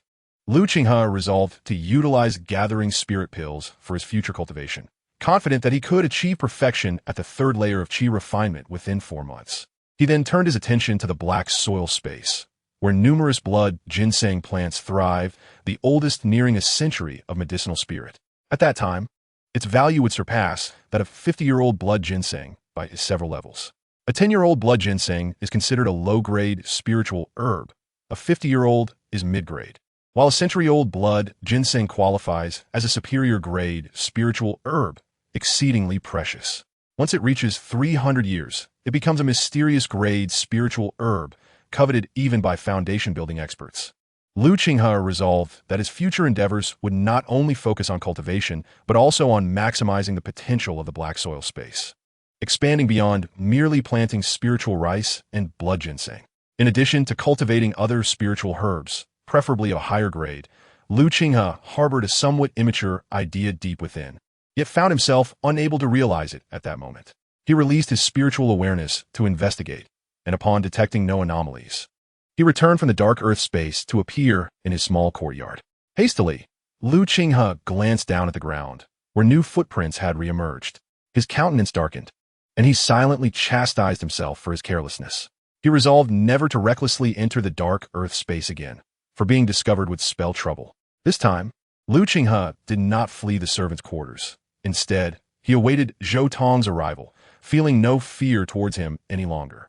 Should Zhou dare to make a move, he would show no mercy, settling old scores along with new grievances. Qinghe began to tidy up the small courtyard, ensuring it was immaculate. Stepping out, he approached the adjacent courtyard and called out loudly, "Wang Shan, are you there?" After several calls without any response, a sense of worry crept over Qinghe. Uncertain whether Wang Shan was away on a servant task or had encountered some misfortune. 2 years prior, Wang Shan had informed Qinghe that he was undertaking a servant task at the refining peak. Qinghe decided to wait a while to see if Wang Shan would return. If not, he would inquire about his whereabouts. Returning to his own courtyard, Qinghe found that Zhou Tong had not arrived. Instead, he received word that Zhou Tong had been taken away by the enforcement team for unknown reasons, leading to the revocation of his management of the affairs hall. Where the enforcement team had taken him remained a mystery, beyond the reach of mere servant disciples. Qinghe couldn't help but feel a mix of amusement and incredulity. He had been puzzled by Zhou Tong's absence following his own appearance, only to discover that he had been apprehended. It was unclear whether this was due to the crime of damaging the spiritual fields or the embezzlement of spiritual stones allocated for servants. Nevertheless, this development alleviated many of Qinghe's troubles. Although he now possessed the capability to eliminate Zhou Tong without fear, taking action within the sect, especially against an outer disciple, could lead to dire consequences if any trace of his actions were discovered, with the sect dispatching another disciple to oversee the affairs hall. Qinghe found himself able to accept servant tasks once more. However, he had no intention of courting trouble, wary of the potential for unforeseen complications. Once bitten, twice shy, he mused. Given that Zhou Tong's troubles had temporarily subsided, he could now focus on his cultivation with the spirit-gathering pills. Qinghe retrieved a pill and swallowed it, commencing the process of refinement. 3 months swiftly passed, and with the daily consumption of a spirit-gathering pill, Qinghe's cultivation reached the 3rd level of qi refinement, achieving perfection. The pace of his advancement, aided by the pills, exceeded his expectations by a remarkable 6 months. This led Qinghe to reflect that in the realm of cultivation, innate talent is not the sole pathway to success. Resources hold significant importance as well. Unbeknownst to Qinghe, the 16 bottles of spirit-gathering pills he had bestowed upon disciples with superior spiritual roots had enabled them not merely to reach the pinnacle of the qi refinement stage, but had likely propelled them into the 4th or even 5th qi refinement stage. It could be said that the resources Qinghe had utilized from the onset of his cultivation journey were sufficient for a 3-spirit root cultivator to ascend from the first to the late stages of qi refinement. Those 16 bottles of elixirs had been exhausted a fortnight ago, and he had commenced the transformation of spiritual energy into liquid in an attempt to breach the 4th qi refinement stage. Nevertheless, despite Qinghe's relentless efforts, he faced failure time and again. The 4th qi refinement stage loomed before him like an insurmountable chasm, obstructing his progress. Qinghe was not surprised. Within the Servants' Institute, at least 100 servant disciples were ensnared at the 3rd qi refinement stage, unable to discover an opportunity for breakthrough. Qinghe contemplated 2 potential solutions. One was the Huanglong pill, a mid-grade elixir he had previously mentioned during his visit to Qinghe Immortal Workshop, which required merely a single bottle to transcend his current realm. The other was to leverage the medicinal power of blood ginseng for a breakthrough. Presently, a portion of the blood ginseng in the Black Earth space had matured to a century-old spirit, possessing medicinal potency several times greater than that of a 50-year-old counterpart. However, Qinghe had his reservations. Having been in the cultivation world for nearly 3 years, he was no longer the naive novice he once was. The function of blood ginseng was not merely for refining and enhancing cultivation, as such an approach would be wasteful. Furthermore, as one's strength increased, the efficacy of blood ginseng had become less pronounced. A single blood ginseng, when directly refined, might only exhibit 1/10 of its potential, rendering it far less effective compared to more targeted elixirs. Qinghe resolved to hone his skills for a time. Given that his strength had been amassed solely through the accumulation of elixirs, resulting in considerable side effects and a lack of solidity. What troubled Qinghe was the absence of Wang Shan. He had inquired and learned that Wang Shan had not returned since his departure, leaving him uncertain of his whereabouts. Qinghe intended to inquire further about his fate once he gained entry into the outer sect. Additionally, there was the matter of the servant disciples being required to fulfill a sect task worth 100 points of merit each year. With only half a year remaining, Qinghe planned to seek out suitable tasks, ideally one related to cultivation. Upon arriving at the affairs hall, he found that the position once held by Zhou Tong had been taken over by a strikingly elegant young woman. Bai Yutong had assumed the role of servant steward in place of Zhou Tong. Qinghe respectfully addressed her, Senior Sister Bai.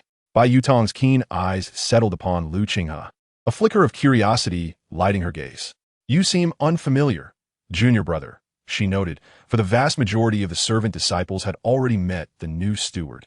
While this was her first encounter with Qinghe explained, I have been deeply engrossed in cultivation during this critical period and only just emerged from seclusion. I did not anticipate the change in personnel at the affairs hall and regret, not having the opportunity to pay my respects to senior sister. I hope for your understanding.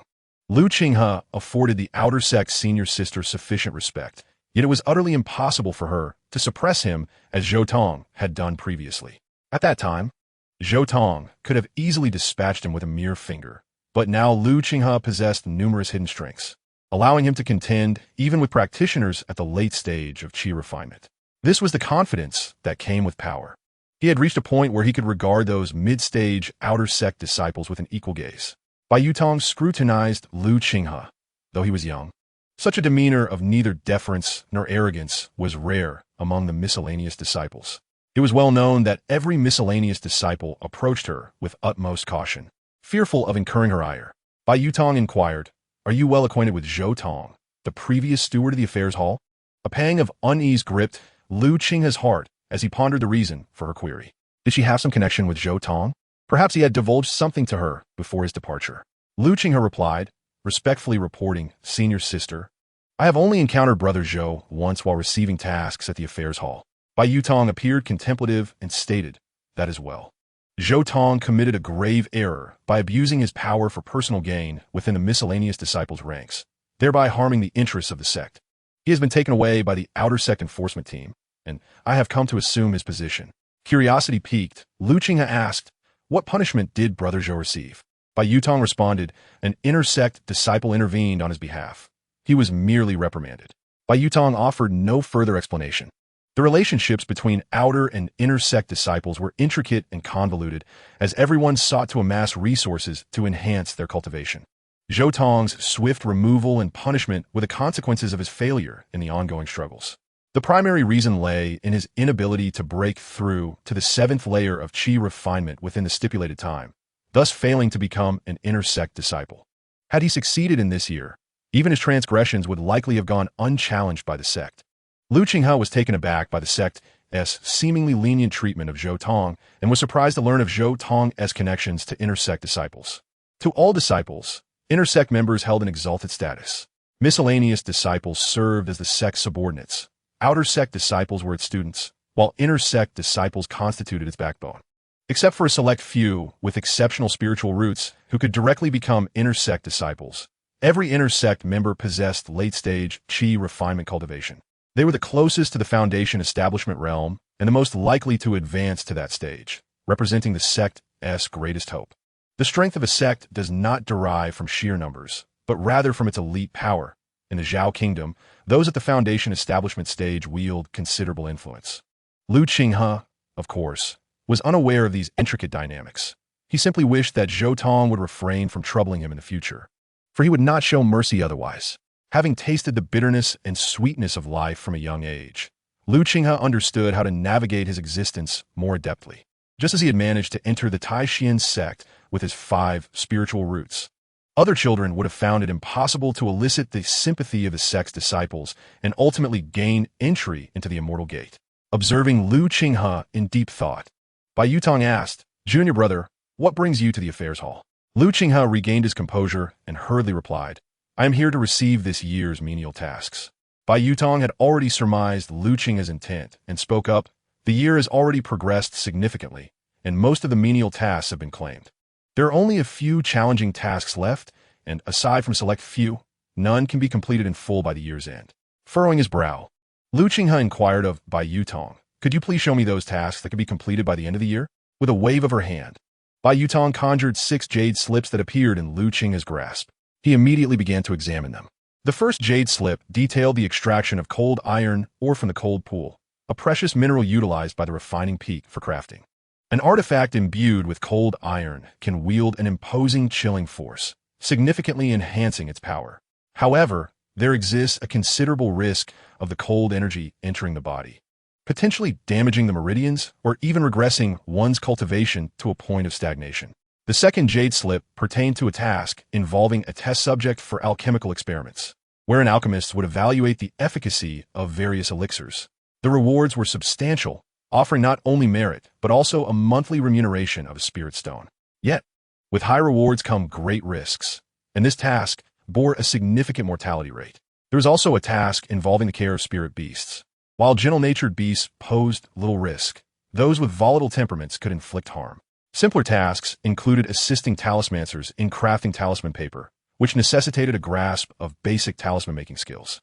Furthermore, aiding outer disciples in tending to spiritual fields required a cultivation level of at least the third layer of Qi refinement, along with proficiency in cloud and rain techniques. After surveying the tasks, Qinghe found that nearly all were beyond his capability. Observing his predicament, Bai Yutong suggested, "If you cannot find a suitable task, I happen to have one for you." Qinghe turned to her, eager for clarification. Bai Yutong explained, "There have been reports of suspected demons appearing within the territory of Zhao, conveniently within the jurisdiction of our Taishan sect. The sect intends to dispatch 2 outer disciples and 10 menial disciples to investigate. The mission lasts for half a month, and upon return, one could receive a reward of 5 spirit stones." With a smile, she looked at Qinghe, knowing full well that any outer disciple would find such a reward irresistible. However, what surprised Bai Yutong was Qinghe's immediate refusal.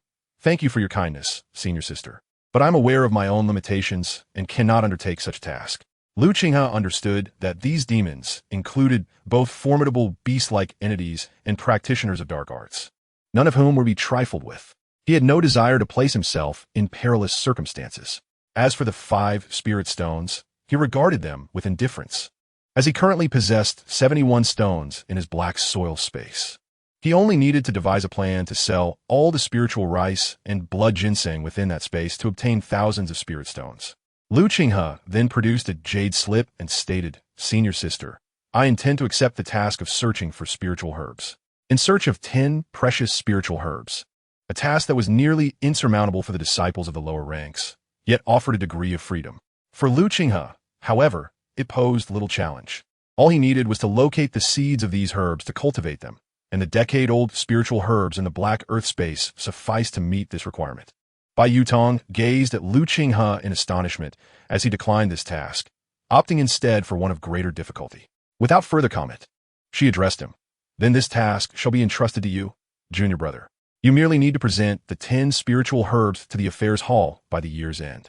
"Thank you, senior sister," Qinghe replied, placing the jade slip into his storage pouch before hastily departing the affairs hall. As he left, Bai Yutong murmured to herself, "It seems there are indeed some talents among the disciples of the lower ranks."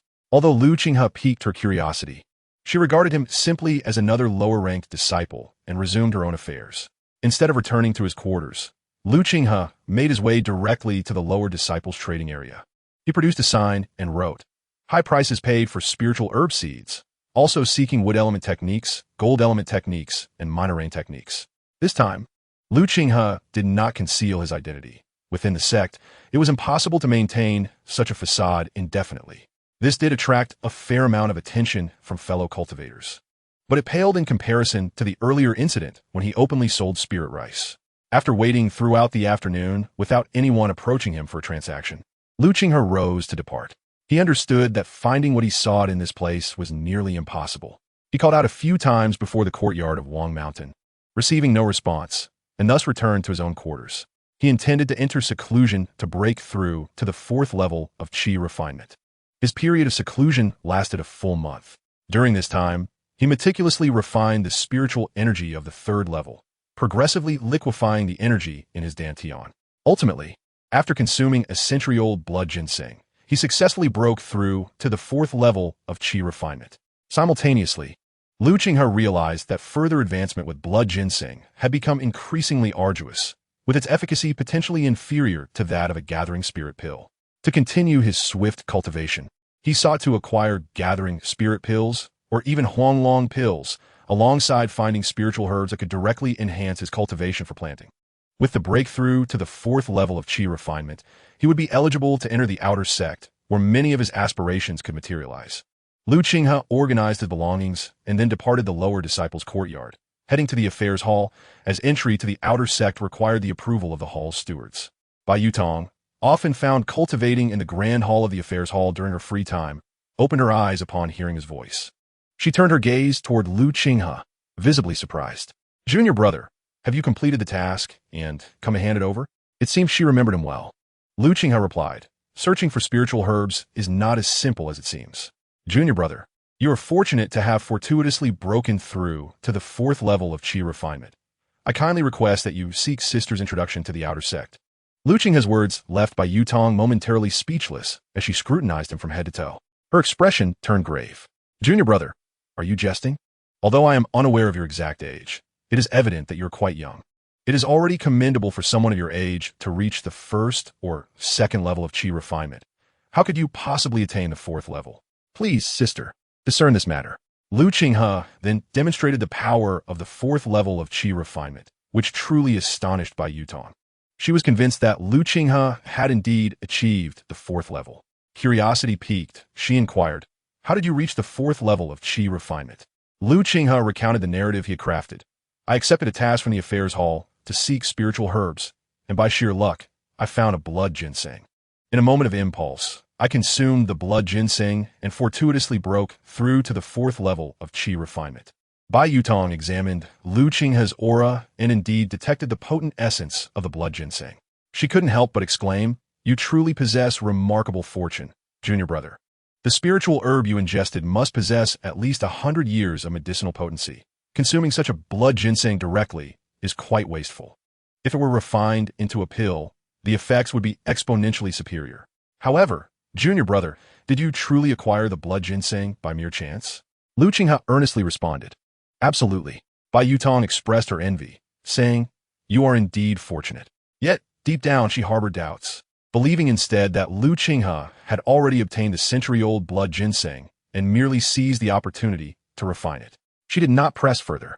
Everyone has their own fortune and secrets, and she was not one to forcibly seize what belonged to others. I shall escort you to report to the outer sect, she announced. Rising, Bai Yutong summoned a long sword and swiftly carried Lu Qinghe away from the affairs hall toward the outer sect. Upon landing, they found themselves before a grand hall.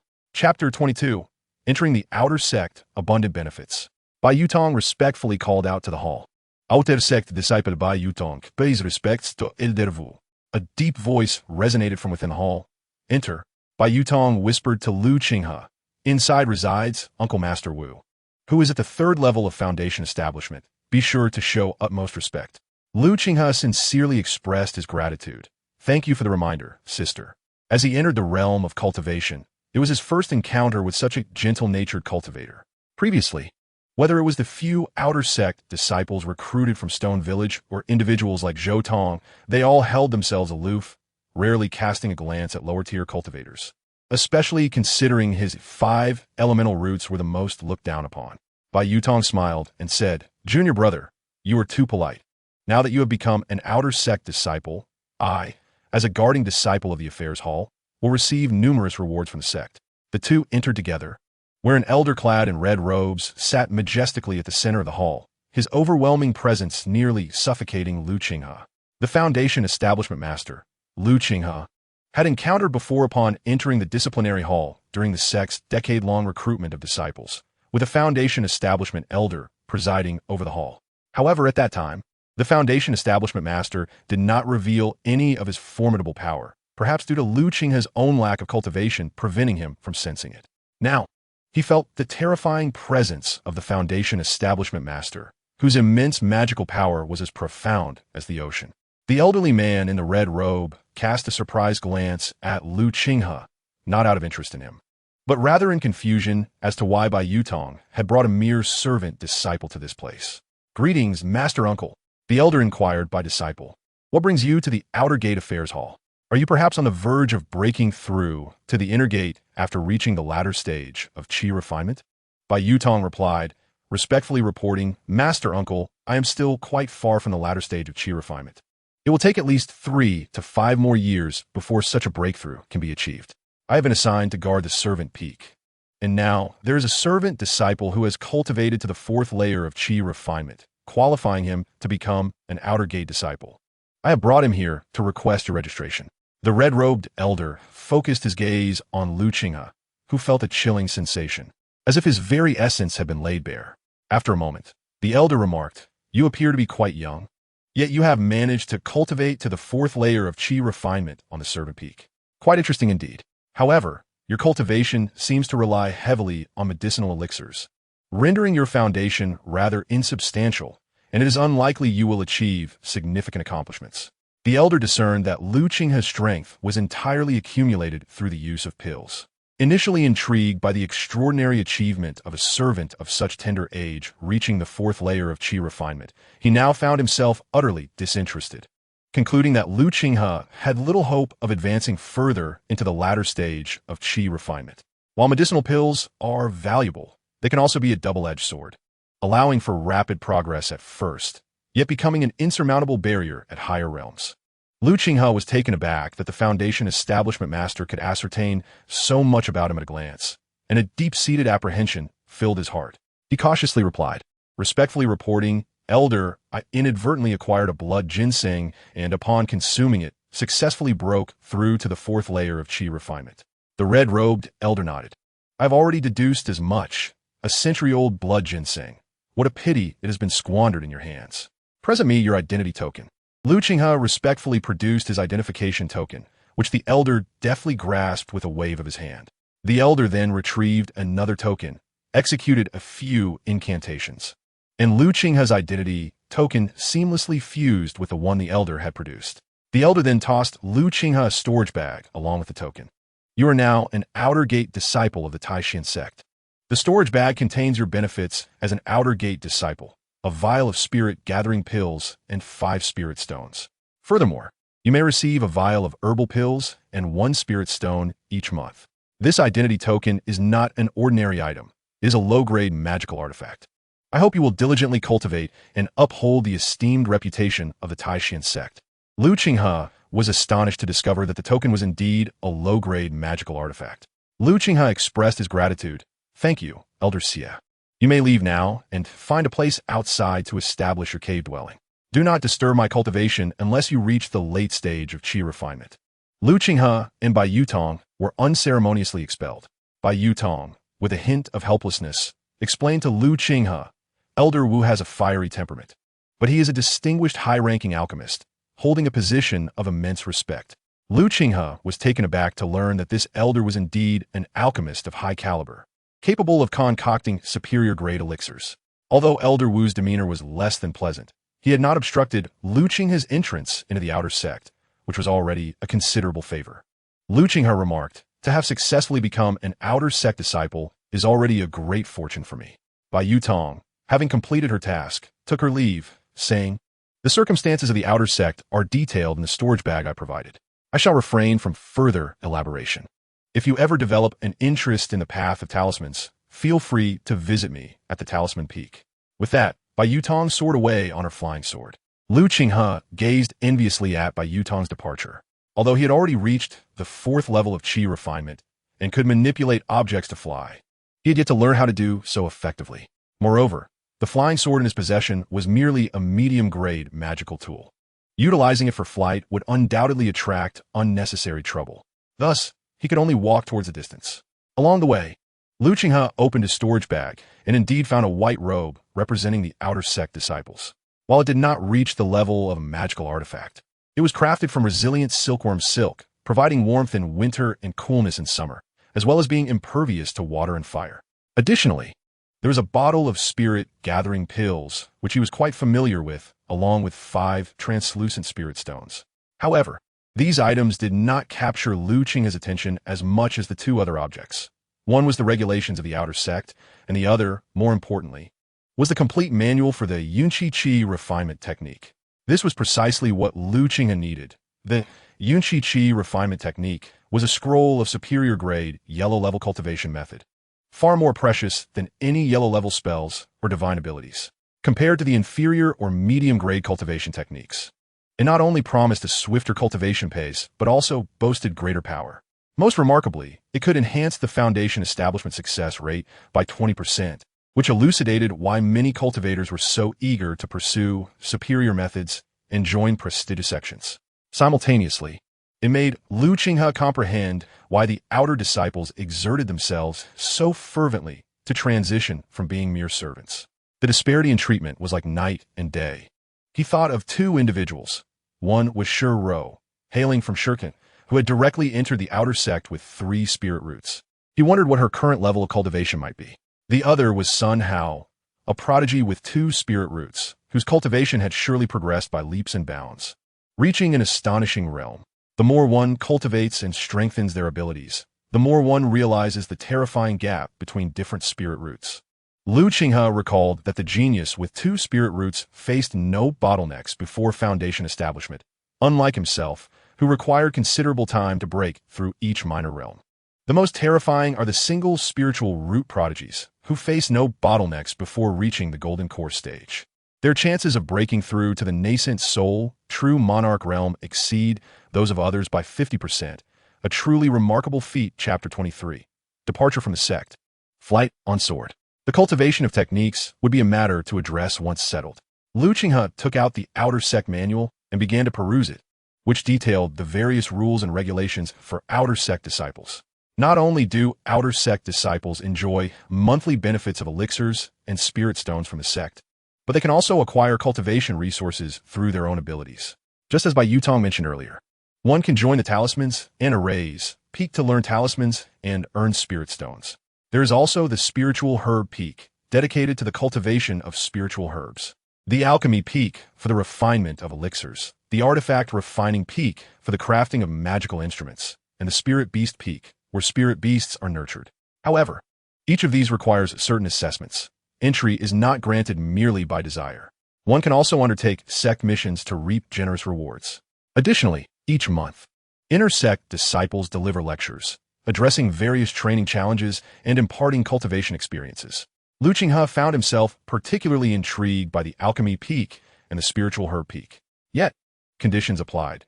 To join the alchemy peak, one must be capable of refining the 100 herb pill, while joining the spiritual herb peak necessitates mastery of the intermediate rain cloud technique, neither of which is easily attainable. At present, Qinghe sought a residence in a cave dwelling, producing his token. Scattered across it were numerous points, some illuminated and others dim. The illuminated ones indicated occupied dwellings, while the dim ones represented options available to Qinghe.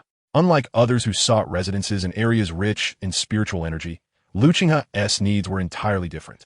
The spiritual energy in the outer sect surpassed that of the servant's peak by more than double. Yet for someone with his 5 spiritual roots, it held no benefit. Instead, he sought a secluded, uninhabited location, as he harbored too many secrets. Discovery by others would spell disaster. Soon, Qinghe spotted a cave dwelling at the edge of the token S display, surrounded by only a few illuminated points. He pressed onward, not lingering. Along the way, clad in servant attire, he caught the attention of passing outer sect disciples, who only diverted their gaze upon sensing his cultivation at the 4th level of Qi refinement. Qinghe finally found a secluded spot, donned the white robe representing his outer sect identity, and hung the disciple token at his waist, which helped him evade further scrutiny. After half a day's journey, he arrived at the cave dwelling's location. Similar to the servant's yard, the cave was protected by formations. Qinghe placed his token upon it, which emitted a radiant glow. The cave dwelling was bound to Qinghe's identity token, granting him sole access henceforth. Upon entering, Qinghe found the cave modest in size, akin to the servant's yard, yet distinct in some aspects. A defensive array was set up to deter forced intrusions, alongside a gathering formation that continuously absorbed the surrounding spiritual energy, thereby enhancing the cave's spiritual density. Qinghe meticulously tidied his cave abode, for he intended to cultivate here for an extended period, at least until he reached the late stages of Qi refinement. He took out the complete Yunji Qi refinement method and began to practice the techniques of the 4th layer of Qi refinement. However, after half a day of diligent effort, he found no substantial progress, as the spiritual energy required for the 4th layer was several times that of the 3rd layer. The time needed for cultivation was similarly multiplied, and without the aid of miraculous elixirs, Qinghe estimated that achieving perfection in the 4th layer could take him no less than 5 years. Thus, he abandoned the conventional training approach and, with a swift movement, found himself in the black soil space. The sight before him left him astounded. The space, which had originally spanned only 1 mu, had doubled in size to 2 mu. This expansion meant he could cultivate a greater variety of spiritual herbs and acquire more medicinal plants. Moreover, Qinghe suspected that as his cultivation continued to advance, the black soil space might expand further. This was extraordinarily extraordinary. He suspected that this inexplicably manifested black soil space in his dantian was no ordinary phenomenon. perhaps a legendary celestial artifact. Consequently, he resolved to keep the existence of the black soil space a closely guarded secret. Returning to his cave, Lu Qinghe outlined his plans. Firstly, he aimed to obtain more seeds for spiritual herbs to plant in the black soil space, as blood ginseng had become less beneficial for him. Secondly, he sought to acquire alchemical formulas so that he could cultivate the corresponding herbs and refine his own pills, thus avoiding any shortages of medicinal elixirs. Additionally, he intended to acquire powerful spells, which were also available outside the sect. However, akin to the work-study disciples, gaining access to spells required exchanging merit points, a means through which the sect expanded and flourished. Though there were no mandatory tasks in the outer sect, those wishing to progress and enhance their cultivation could not avoid undertaking missions to acquire spirit stones. First, he would learn to fly with a sword, allowing him to leave the Taishan sect and visit Qingyun Xianfang to procure what he needed. Lu Qinghe resolved to master sword flight and seek another opportunity to visit Qingyun Xianfang. Taking out the Lingfeng sword, he began to practice the sword flight technique, which was included in the fourth layer of the Yunji Qi refinement method. After a full month of effort, he finally grasped the art of flying with the sword. Wiping the cold sweat from his brow, he reflected on how challenging this had been. During this month, he also attended a lecture by an inner sect disciple, gaining deeper insights into the cultivation from the fourth to the sixth layer of Qi refinement, which greatly enhanced his practice. Having stored the Lingfeng sword away, he felt it was time to embark on a journey. He made his way to the outer sect mission hall and approached a disciple at the task pavilion, saying, "Senior brother, I wish to undertake a mission to search for spiritual herbs." This was one of the few opportunities to leave the Taishan sect. The disciple at the task pavilion nodded and tossed a mission jade slip to Lu Qinghe. In search of the elixir, the task spans a year, during which one may cultivate the herbs themselves or venture forth to seek them. A lower-grade elixir is valued at 2 spirit stones, a mid-grade at 10 spirit stones, and a high-grade at 100 spirit stones. It is imperative to accumulate a total of 100 spirit stones within the allotted year to receive an additional reward of 100 merit points. Should one exceed the 100 spirit stones, the stone reward remains unchanged, yet each additional spirit stone will yield an extra merit point for the sect. Thank you, senior brother. With the task accepted, Lu Qinghe hastily departed from the mission hall, reporting to the gate disciple before exiting the Taishan sect. This time, Lu Qinghe intended to gather sufficient cultivation resources. To avoid complications, he concealed his identity by stowing away the sect's official robe several miles outside the Taishan sect. Instead, he donned a few disguises crafted during his time as a miscellaneous disciple, complemented by a bronze mask. Only then did he mount his sword and soar towards the location of the Qingyun immortal workshop. However, unlike his previous visit when he traveled by flying boat, a true flying artifact of remarkable speed, Lu Qinghe now found himself relying on sword flight, which consumed considerable spiritual power and was significantly slower. In the air, he could only cover a distance of 10 miles before exhausting his magical energy. At that juncture, he resorted to consuming a 20-year-old blood ginseng to replenish his power and continue his flight. Any other cultivator at the 4th level of Qi refinement would scarcely dare to undertake such a prolonged sword flight. Chapter 24, Gathering Treasure Pavilion, 5 Mid-Grade Techniques. Lu Qinghe resolved to purchase a flying boat in the future, as it required no magical energy to operate, merely necessitating the expenditure of spirit stones to traverse vast distances. Yet, the cost of a flying boat was steep. Even the most basic model demanded over 10,000 spirit stones. Initially, Bai Tianyu and Qinghe had merely borrowed one from the sect for a special mission, which was to be returned upon completion. Half a day later, Lu Qinghe finally beheld the distant Qingyun immortal workshop, nestled among the clouds. He chose not to continue his sword flight, but rather to approach the workshop on foot. The Qingyun immortal workshop remained as bustling as ever, with a continuous flow of people. However, this time, Lu Qinghe was unable to enter directly. He was halted by the workshop guards. "Do you possess a workshop residence permit?" Such a document was beyond Lu Qinghe's possession. He replied, "No, this is my first visit to the workshop." The guard responded, "In that case, you must pay 1 spirit stone, but you may only stay for 3 days. For a longer residence, you must rent a room in the immortal city." Unaware of the spirit stone fee required for entry into Qingyun immortal workshop, Lu Qinghe recalled that on his last visit, Qinghe had led them directly inside. A single spirit stone was not a significant burden for Lu Qinghe, and he produced one to hand to the guard. After receiving the spirit stone, the guard cautioned Lu Qinghe, regardless of who you are, do not cause any disturbances within the workshop. Should you attract the attention of the enforcement team, you will be expelled and barred from re-entry forever. Lu Qinghe's attire was unmistakably designed to conceal his identity, a common occurrence in the world of cultivation where deceit prevails and anonymity is the norm, often overlooked by others. However, should he cause a disturbance at the immortal workshop, the grand formation would inevitably be activated, rendering escape from the enforcement team impossible. Lu Qinghe nodded in acknowledgement, understanding the gravity of the situation. After paying the spirit stones, the guard granted him passage. One spirit stone allowed for a 3-day stay, which was ample time for Lu Qinghe. He arrived at an inn in the immortal city, spending 1 spirit stone to rent a commendable room and indulging in a delightful meal for 2 spirit stones. The exorbitantly priced food was far from ordinary. It comprised various spiritual materials, including spiritual rice and the flesh of spiritual beasts. This lavish meal afforded Lu Qinghe a slight enhancement in his cultivation. Yet reaching the pinnacle of the 4th layer of qi refinement would require an immense quantity of such spiritual sustenance.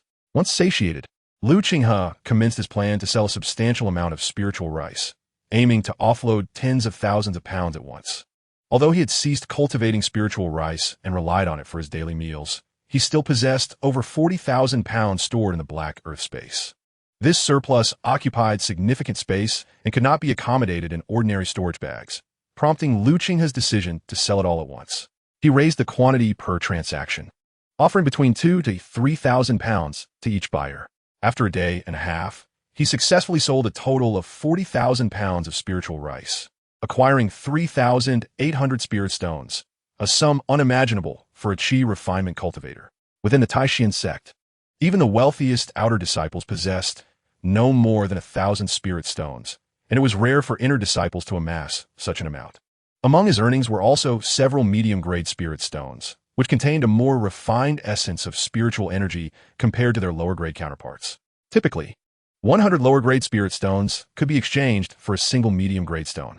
Above the medium grade lay the superior spirit stones, where 1 superior stone equated to 100 medium stones, valuing at 10,000 lower-grade stones. On the afternoon of the 2nd day, Lu Qinghe entered the largest establishment in the immortal workshop, the Treasure Pavilion. This emporium boasted an extensive array of items, rumored to cater to any cultivator's desires, provided they could afford the price. The Treasure Pavilion had branches throughout the cultivation realm, with the Qinghe immortal workshop being but a minor branch. The most formidable aspect of this seemingly small branch was the presence of Foundation establishment masters, hinting at the immense power of the Treasure Pavilion. The items Lu Qinghe sought could solely be procured here. Upon entering, he was greeted by a stunning attendant who approached him with a warm smile, inquiring, "Dear friend, how may I assist you today?" Lu Qinghe stated his purpose directly. "I wish to purchase several medium-grade spells." At this juncture, aside from elixirs, spells were the most pressing deficiency in his arsenal, as he had only mastered the rudimentary fireball technique and the basic earth wall technique. Encountering cultivators of lesser prowess posed no issue. However, when faced with those of superior skill, the efficacy of such techniques diminished significantly. While mid-tier spells were indeed available within the sect, Lu Qinghe found little inclination to expend merit points, as doing so would consume an inordinate amount of time. Acquiring 5 mid-tier elemental spells would require at least a decade's worth of merit accumulation, rendering direct purchase of spirit stones a far more pragmatic choice. Although risks were inherent, he had prepared various means of self-protection. With sufficient strength, there was no need for subterfuge. Should he shy away from even this modicum of risk, his progress would be painfully slow. Missing the optimal window for foundational cultivation would leave him lamenting his fate, hoarding treasures without the ability to utilize them. Generally, failing to reach the 9th level of qi refinement before the age of 50 greatly diminished the chances of successful foundation establishment. The enchanting maid stared wide-eyed at Lu Qinghe. The price of mid-tier spells was not insignificant, especially when considering multiple acquisitions, amounting to no less than 1,000 spirit stones. It was rare for loose cultivators at Qinghe Immortal Workshop to amass such wealth. "Are you certain you wish to purchase several mid-tier spells?"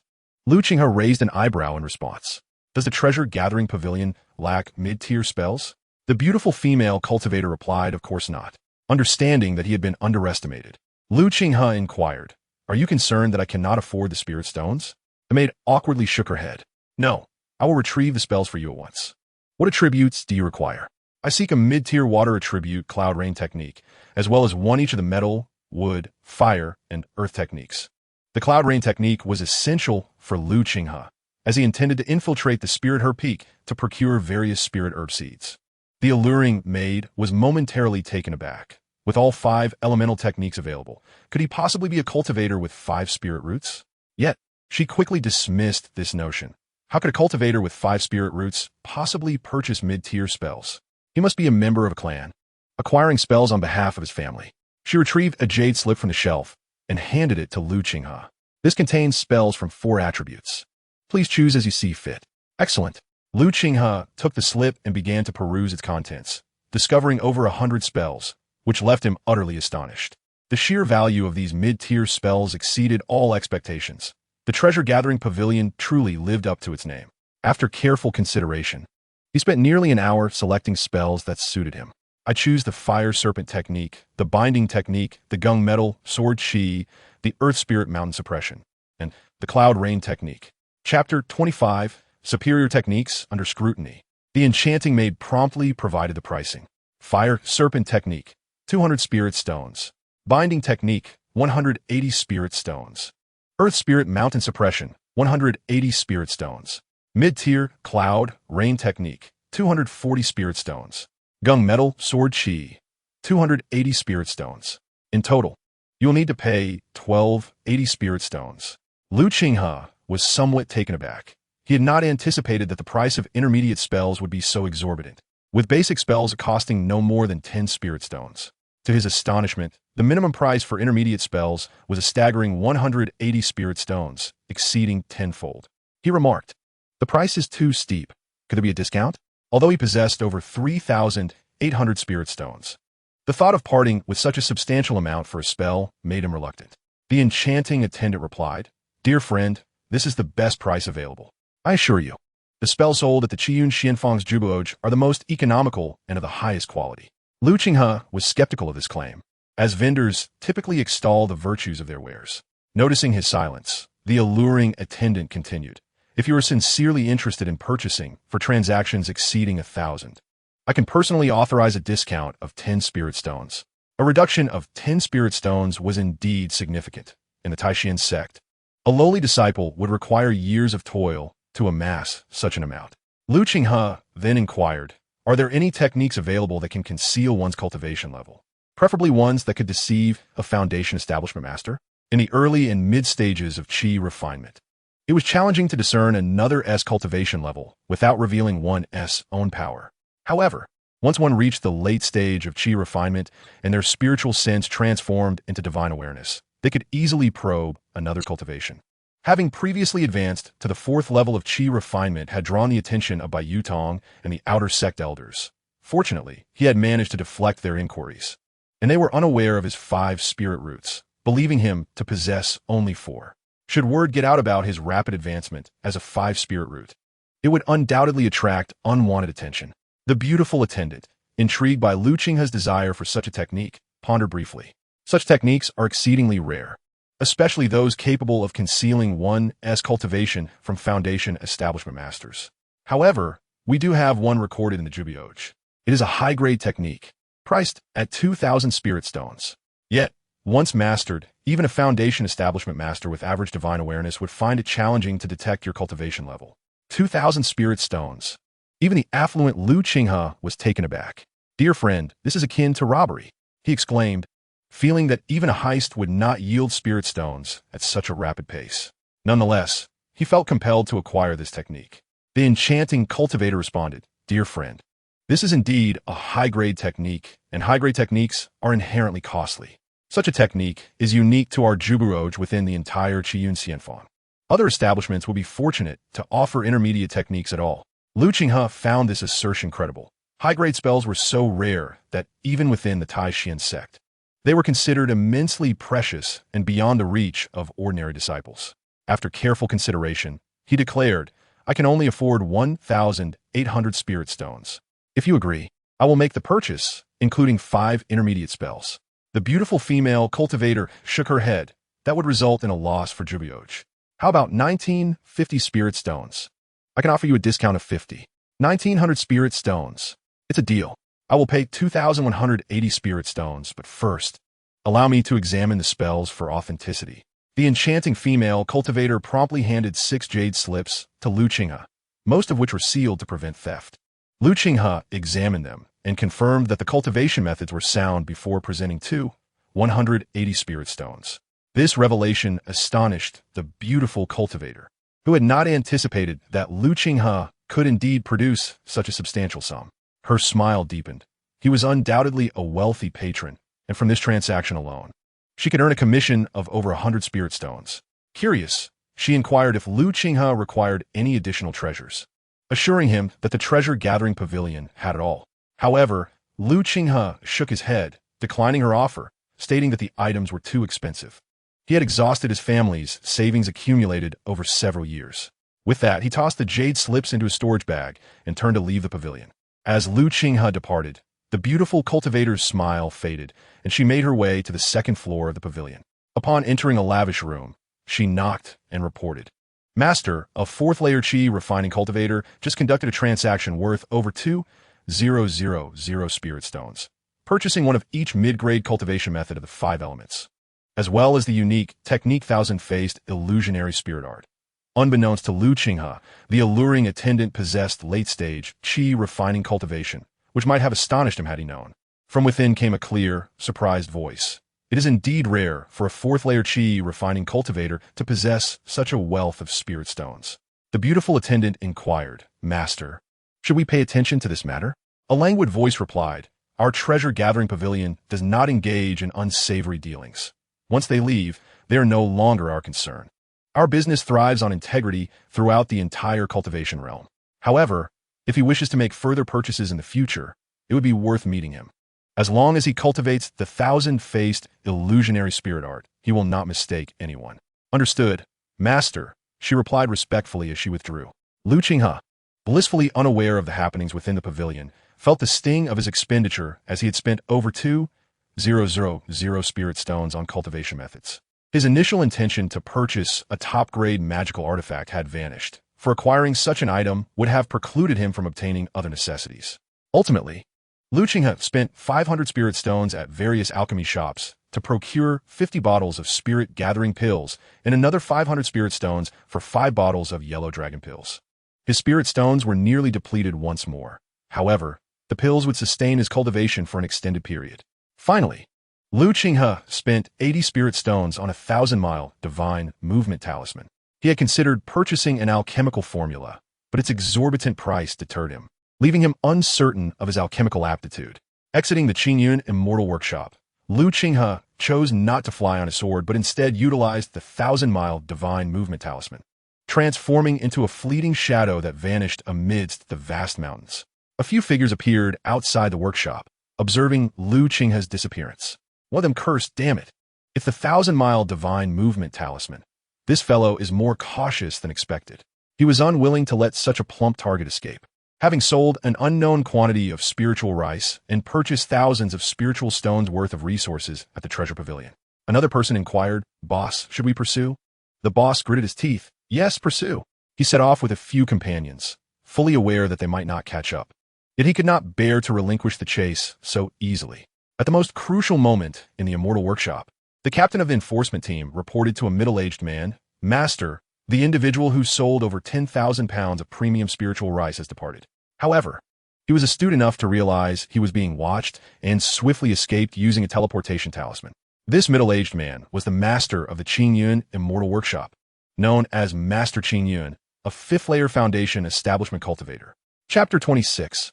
Lu Yunchuan, Monster Hunt Invitation. Master Qinghe inquired, "Can we deduce this person's identity?" The sudden influx of such high-quality spiritual rice has disrupted the market of Qinghe immortal workshop. Although spiritual rice is not classified as a superior spiritual object, it represents the finest cultivation resource accessible to lower-tier cultivators and is among the most commonly utilized spiritual materials. The spiritual rice that appeared this time was alarmingly close to the grade of inferior spiritual medicine, inciting a frenzy among the crowd. The captain of the enforcement team responded, Only the superior spiritual fields of the three sects could yield such quality spiritual rice. I suspect it is likely a descendant of a foundation establishment master from one of the three sections. Moreover, the spiritual rice is identical to the previous batch, indicating a single individual is responsible. Master Qinghe furrowed his brow and ultimately declared, if it is indeed someone from the three sects, then let it go. There is no need to pursue further. Understood. The advanced teleportation talisman allows one to traverse 1,000 miles in a single day, covering vast distances in mere hours. Even late-stage, chi refining cultivators would find it challenging to keep pace. Yet utilizing 80 spiritual stones in a single instance is no trifling expense. Qinghe has circled around a few times, ensuring that no one could detect his presence, and donned the robe of an outer disciple of the Taishian sect as he soared towards the sect on his flying sword. Being in close proximity to the Taishian sect, no one dared to seek trouble with him. Qinghe stowed away his Lingfeng sword and returned to the Taishian sect without incident. Once back in his cave dwelling, Qinghe entered seclusion to cultivate, beginning with the intermediate cloud and rain technique. However, after several days of study, he found himself at a complete loss. The difficulty of intermediate techniques was exponentially greater than that of beginner techniques. He even suspected that the technique provided by the treasure pavilion was a forgery, as he was utterly unable to practice it. Eventually, Qinghe calmed his mind and resolved to wait until the inner disciple's lectures in a few days to seek advice on the cultivation techniques and experiences. Thus, Qinghe continued to practice and study the techniques, never missing a single monthly lecture by the inner disciples.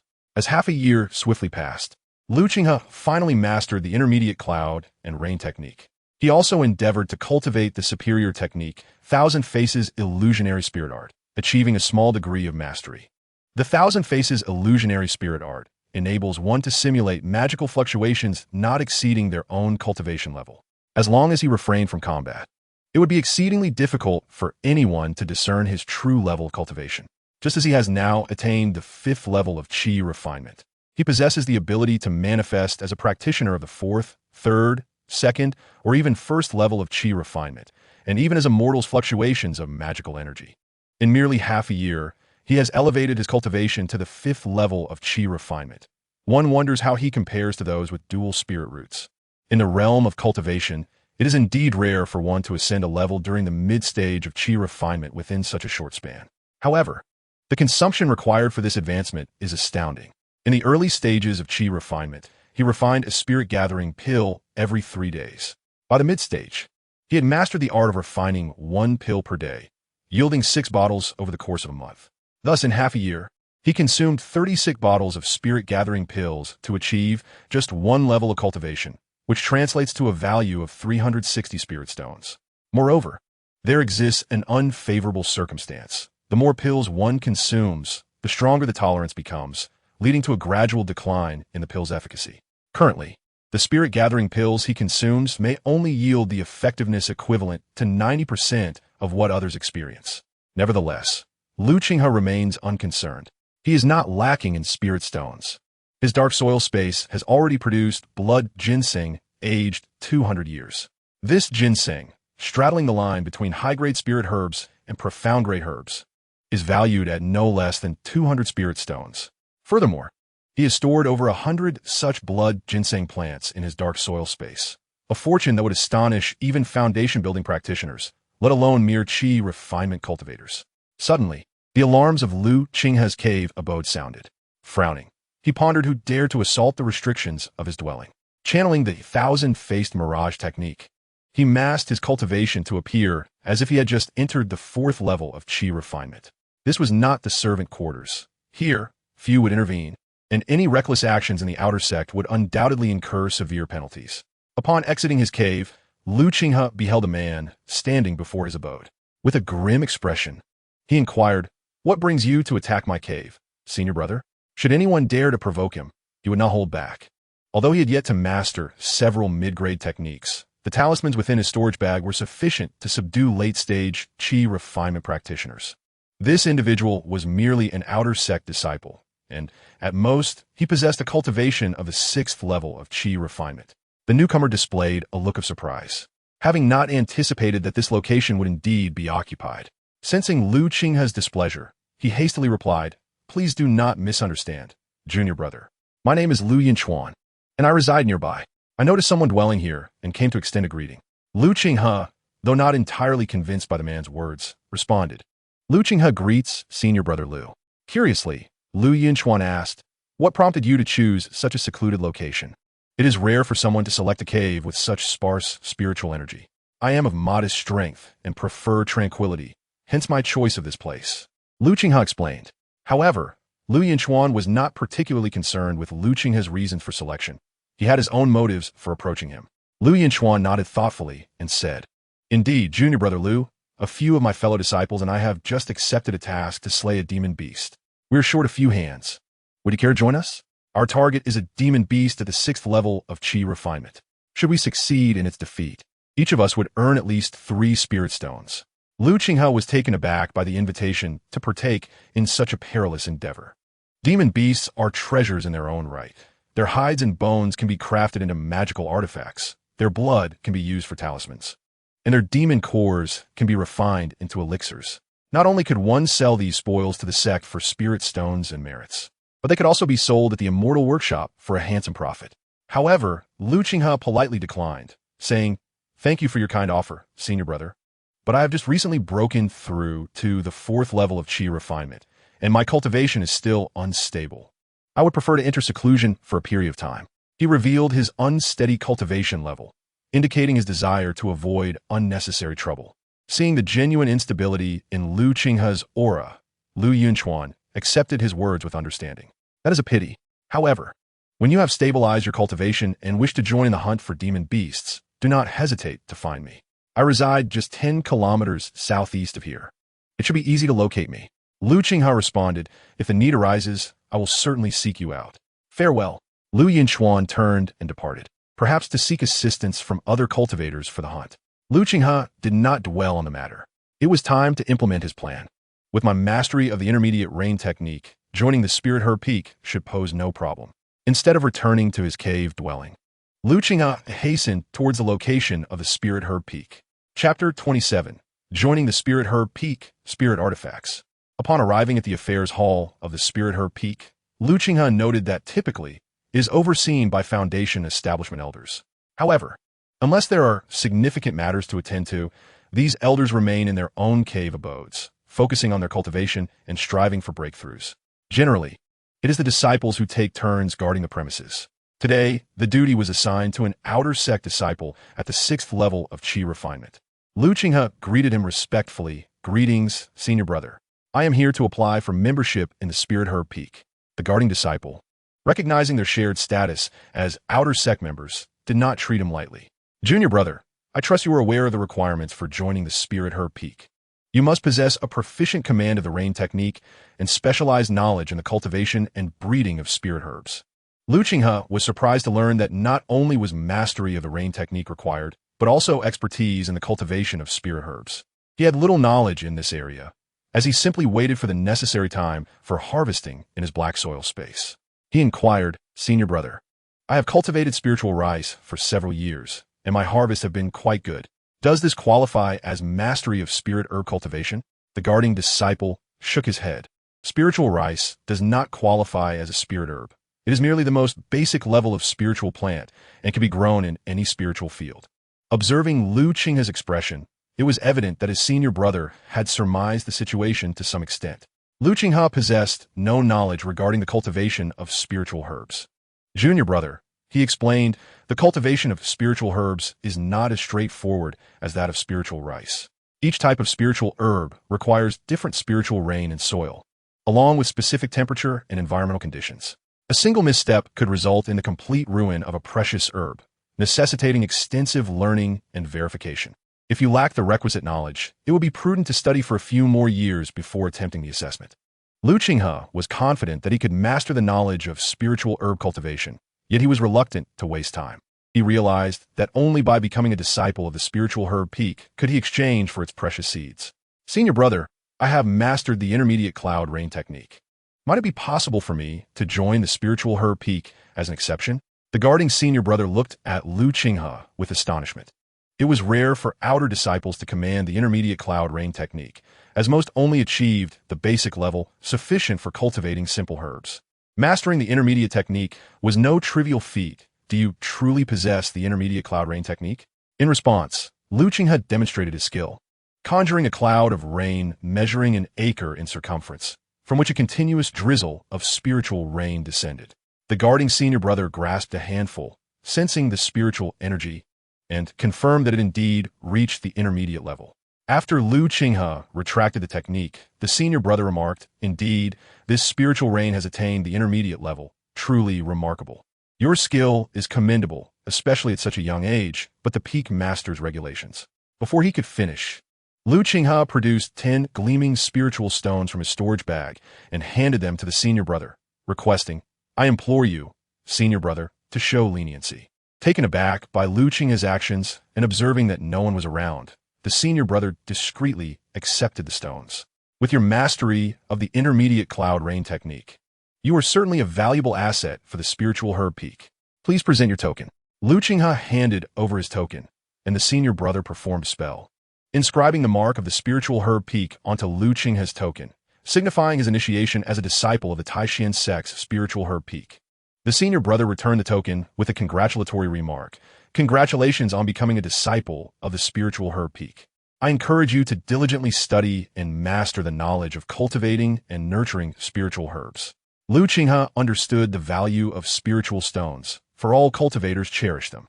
After securing his token, he addressed the senior brother again. "I wish to rent a plot of spiritual field."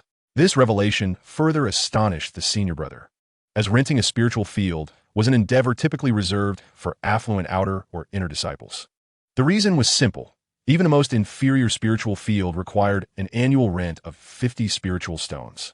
The benefit, however, was that as long as the field remained unspoiled, any herbs cultivated therein would belong to the renter. However, cultivating spiritual plants that yield over 50 spirit stones annually in such fertile lands poses a formidable challenge. Typically, outer disciples opt to undertake tasks, assisting the sect in cultivating spiritual flora in exchange for appropriate rewards. This parallels Qinghe's experience of growing spiritual rice at the servant peak. Are you jesting, junior brother? Montakin Qinghe. The spiritual fields of the spiritual herb peak span thousands of acres, yet even the most inferior fields demand an annual rent of 50 spirit stones. Qinghe promptly produced 50 spirit stones from his storage bag. "I implore you, senior brother, to lease a plot of spiritual land to me." Upon witnessing the 50 spirit stones, the guarding senior brother recognized Qinghe's earnest intention to rent the land. His demeanor softened considerably. It was rare to encounter an outer disciple capable of casually presenting such a sum, especially one proficient in the intermediate rain cloud technique. It was evident that Qinghe was extraordinary. Perhaps he was a direct disciple of some elder, but after consideration, no such disciple came to mind. Moreover, if he were indeed an elder's direct disciple, there would be no need for such formalities in registering. Nonetheless, the guard was certain that Qinghe's background was remarkable. "Junior brother Liu, I am Yao Liu." Qinghe had already seen his name during the token registration. He cupped his hands in greeting, "Senior brother Yao." Yao Liyun remarked, "Junior brother Liu, as I previously mentioned, 50 spirit stones will only suffice to rent the most inferior spiritual field, which amounts to merely 1 acre. Qinghe conveyed his understanding. "I comprehend. I merely wish to practice my skills." Yao Liyun sighed, acknowledging the advantage of possessing spirit stones, lamenting the extravagance of using such a sum for practice. Unlike him, stationed at the spiritual herb pavilion, where he earned a mere 5 spirit stones monthly, totaling just 60 spirit stones annually. Yao Yun then retrieved a scroll and handed it to Qinghe, saying, "Junior brother, seek out a spiritual field within this map of mountains and rivers." Qinghe gazed in astonishment at the scroll before him. It was extraordinary, exuding a peculiar aura. Noticing Qinghe's fascination, Yao Liyun chuckled. "It seems you recognize the uniqueness of this map of mountains and rivers. It serves not only to mark the sect's spiritual fields, but is also an exceedingly precious spiritual artifact." Qinghe's gaze sharpened. In the realm of cultivators, weapons are classified as inferior, medium, superior, and ultimate artifacts, with spiritual artifacts being a tier above. Spiritual artifacts possess consciousness, endowed with unfathomable capabilities, and can be refined into one ascension for nurturing. Only those at the foundation establishment stage can wield their formidable powers.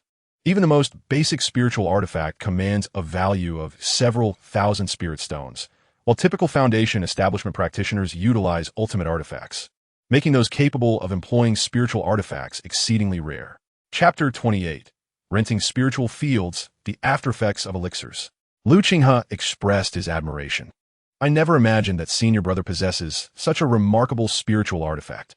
Yao Liyun, bemused, replied, Junior brother, you flatter me. This map of mountains and rivers belongs to the spiritual herb peak. It is simply used for registration at the affairs hall. The notion of possessing a spiritual artifact is beyond my wildest dreams. Even a medium-grade artifact is the limit of my aspirations. Qinghe was aware that the spiritual artifact before him could not possibly belong to Yao Liyun. It was merely a casual remark. He began to search within the map of mountains and rivers, while Yao Liyun explained that the illuminated areas were available for selection by Lu Shidi. After a brief examination, Qinghe identified a suitable location. Brother Yao, I shall choose this spot, he declared. Upon seeing Qinghe's choice, Yao Liyun noted that he had selected a piece of spiritual farmland that was not particularly advantageous. In light of the 10 spiritual stones, he kindly advised Lu Shidi, this area is rather peripheral. You might consider opting for a location that is more central.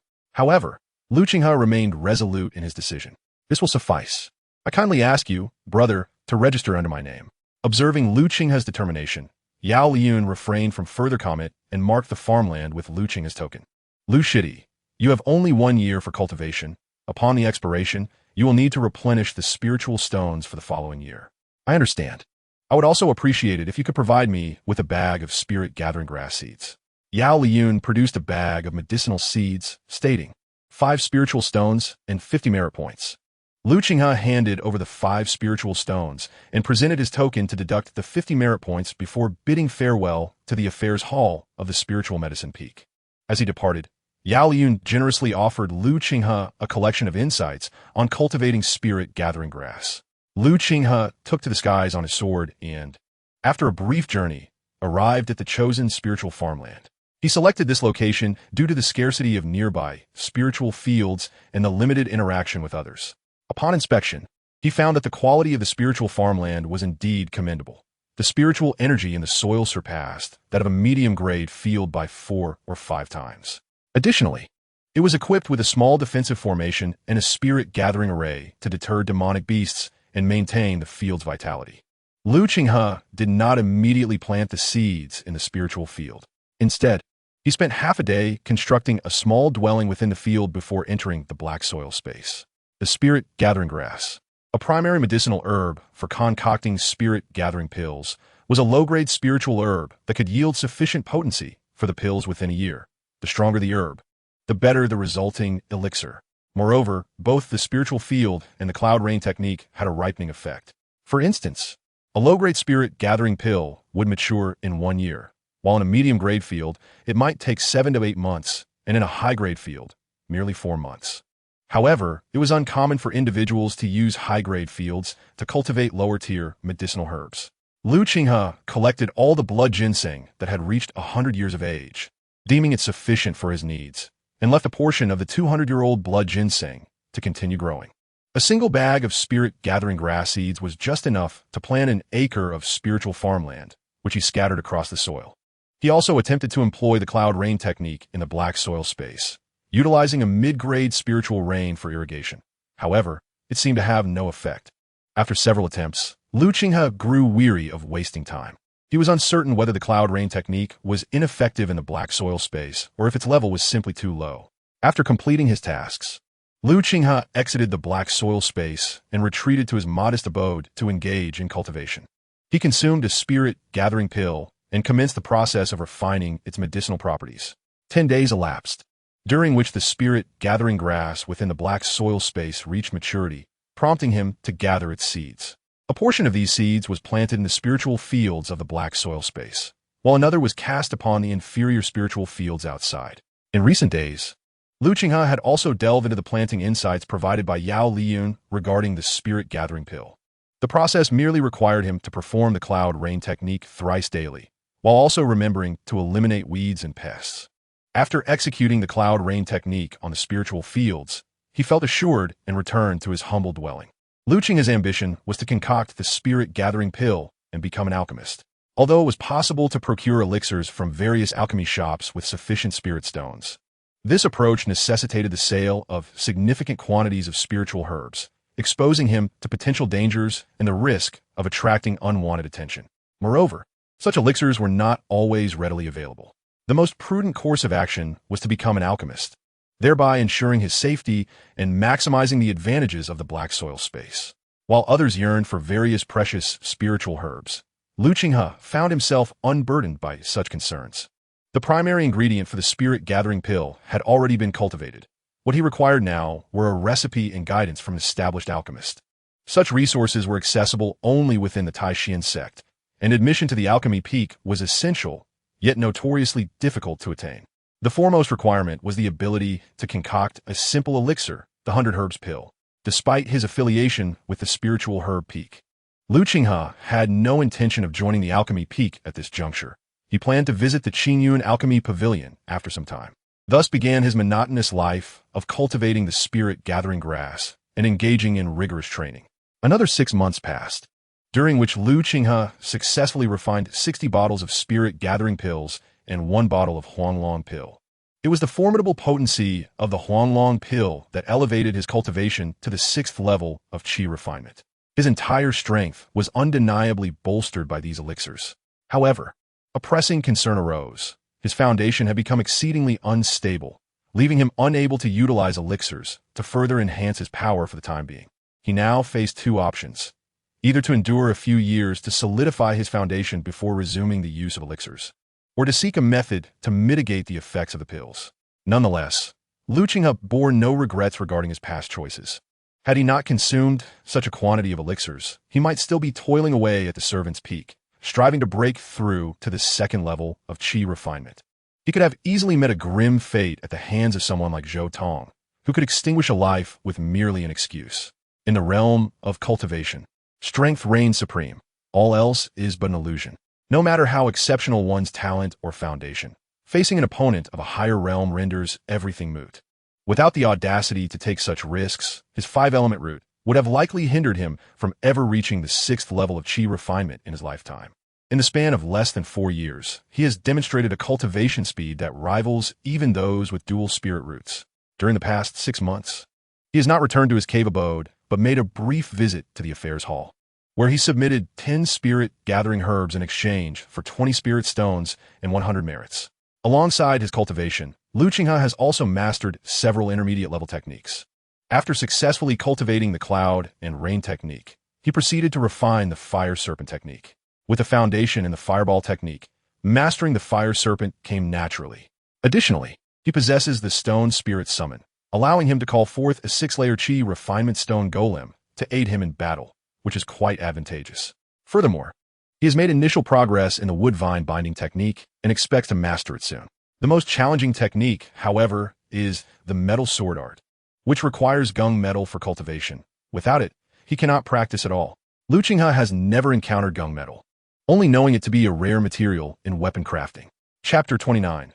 The punished Zhou Tong encounters a calamity in cultivation upon exiting the wooden house. He beheld a lush green field of spirit-gathering herbs flourishing in the spirit field. Although this spirit field was not of the highest quality, under the enhancement of the intermediate-level cloud and rain technique, the herbs thrive comparably to those from superior lower-grade spirit fields.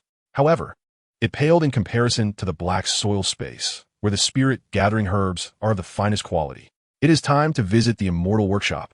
Over a year has passed, and he believes he will no longer be under scrutiny. Lu Qinghe plans to journey to the Qinghe immortal workshop to procure the items he requires. While Qinghe is not the only immortal workshop in Zhao country, others exist, albeit hundreds or even thousands of miles away from Qinghe sect.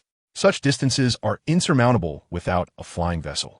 Lu Qinghe suppressed his cultivation to the 4th layer of qi refinement, using the 1,000-faced illusionary spirit technique before heading towards the outer sect's affairs hall. Senior brother, I wish to undertake a mission for spirit herbs. The disciple on duty recognized Lu Qinghe. I recall you submitted 10 spirit-gathering herbs 2 months ago. Are you seeking another herb-finding mission now? Lu Qinghe replied, as a disciple of the spirit herb peak, foraging for spirit herbs is my specialty. The disciple, puzzled, asked, Aren't the disciples of the spirit herb peak fond of cultivating herbs? Isn't it sufficient to submit a few each year or complete planning tasks? There's no need to venture out and risk life and limb. Qinghe smiled wryly and explained, though I am a disciple of the spirit herb peak, I am rather impoverished and must venture out to seek spirit herbs to acquire enough spirit stones. Once I have enough, I can rent an acre of spirit field and cultivate some herbs, alleviating this hardship. The disciple nodded in understanding. It is said that disciples of the spirit herb peak are exceedingly wealthy, even more so than those from the pill peak. It seems that is not entirely true. Very well, your mission has been registered. With his assignment marked, Qinghe could now briefly leave the Taishan sect, which was the most crucial aspect of this mission. Just as Qinghe turned to leave, a chilling gaze pierced through him like a thorn. Startled, Qinghe was taken aback. He rarely interacted with others at the outer gate, and he could not fathom who would harbor such animosity towards him. As he followed the direction of the gaze, he was confronted by the last person he wished to encounter, Zhou Tong, the former sentinel of the Servant's Peak. Now, evasion was no longer an option. Zhou Tong approached with a seemingly friendly smile. Junior brother, I almost thought I was mistaken. I never imagined that after 2 years, you would have ascended to become an outer disciple. 2 years prior, Zhou Tong had consumed the spirit stone benefits meant for the Servant's Peak, and his subsequent destruction of the spiritual fields had been exposed. Captured by the Outer Gates enforcement team, he would have met a grim fate had it not been for the protection of someone from the inner sect. Nevertheless, he still faced punishment, enduring 2 arduous years stationed at the cold pool, which had been a harrowing experience. What tormented him further was that he was supposed to have broken through to the late stage of qi refining during that time. But this delay had cost him 2 years. He attributed all his misfortunes to Qinghe, believing that without him, he would never have faced such penalties and would have undoubtedly achieved the 7th layer of qi refining and entered the inner sect 2 years prior. Having just returned from his punishment, Zhou Tong had initially intended to enter seclusion for a period to break through to the 7th layer of qi refining, and then deal with this servant. However, he was taken aback to learn that this servant had successfully entered the outer sect and become an outer disciple. A surge of fury ignited within him. Simultaneously, he was incredulous. How could Qinghe, a servant disciple with 5 spiritual roots, possibly advance to the 4th layer of qi refining in such a short time? He was the only one aware that Qinghe had taken nearly 9 months to break through to the 1st layer and 3 years to reach the 4th layer. Even for someone like him, with 3 spiritual roots and the generous benefits of the outer sect, such rapid advancement would have been impossible. It had taken him 6 years to progress from the 1st to the 4th layer of qi refining. Realizing he could not avoid confrontation, Qinghe's expression steadied as he addressed Zhou Tong. It has been 2 years, senior brother. You remain as charming as ever. Zhou Tong forced a smile. These past 2 years, I have missed you dearly, junior brother. Now that you are an outer disciple, we must find time to connect. Qinghe undoubtedly possessed a significant secret. If he could uncover it, not only would his cultivation soar, but establishing a solid foundation would be within reach. Certainly, junior brother, if you have matters to attend to, I shall take my leave. Without further acknowledgement, Qinghe turned and departed from the Hall of Affairs. Zhou Tong did not impede his exit, watching him leave until he vanished from sight. Zhou Tong then approached the sentinel, stating, I have returned from my assignment at the cold pool and am here to hand over my duties. The sentinel recognized Zhou Tong, as he was among the few disciples with a high likelihood of entering the inner sect. I will assist you with the formalities right away. He had observed the earlier exchange and was puzzled about how Qinghe had come to know Zhou Tong. Zhou Tong inquired the guard just now. I encountered someone I know. What task has he undertaken in such haste? Zhou Tong had no intention of revealing that Qinghe hailed from the outer sect of the Servant's Peak. For the ascension of a disciple of such youth to the outer sect would undoubtedly attract undue attention. This could complicate his pursuit of the secrets that Qinghe harbored. The guard responded, I never expected that senior brother Zhou was acquainted with junior brother Liu. He is a disciple of the Spirit Herb Peak, tasked with venturing forth to seek spirit herbs. Zhou Tong chuckled. Within the sect, he could not act freely, yet every year, several disciples venturing outside would mysteriously vanish. I understand. Please expedite the handover of my task, as I must return to report, he urged. Of course, I will take care of it right away, the guard replied. Soon, Zhou Tong's task was transferred, and the steward handed him a token.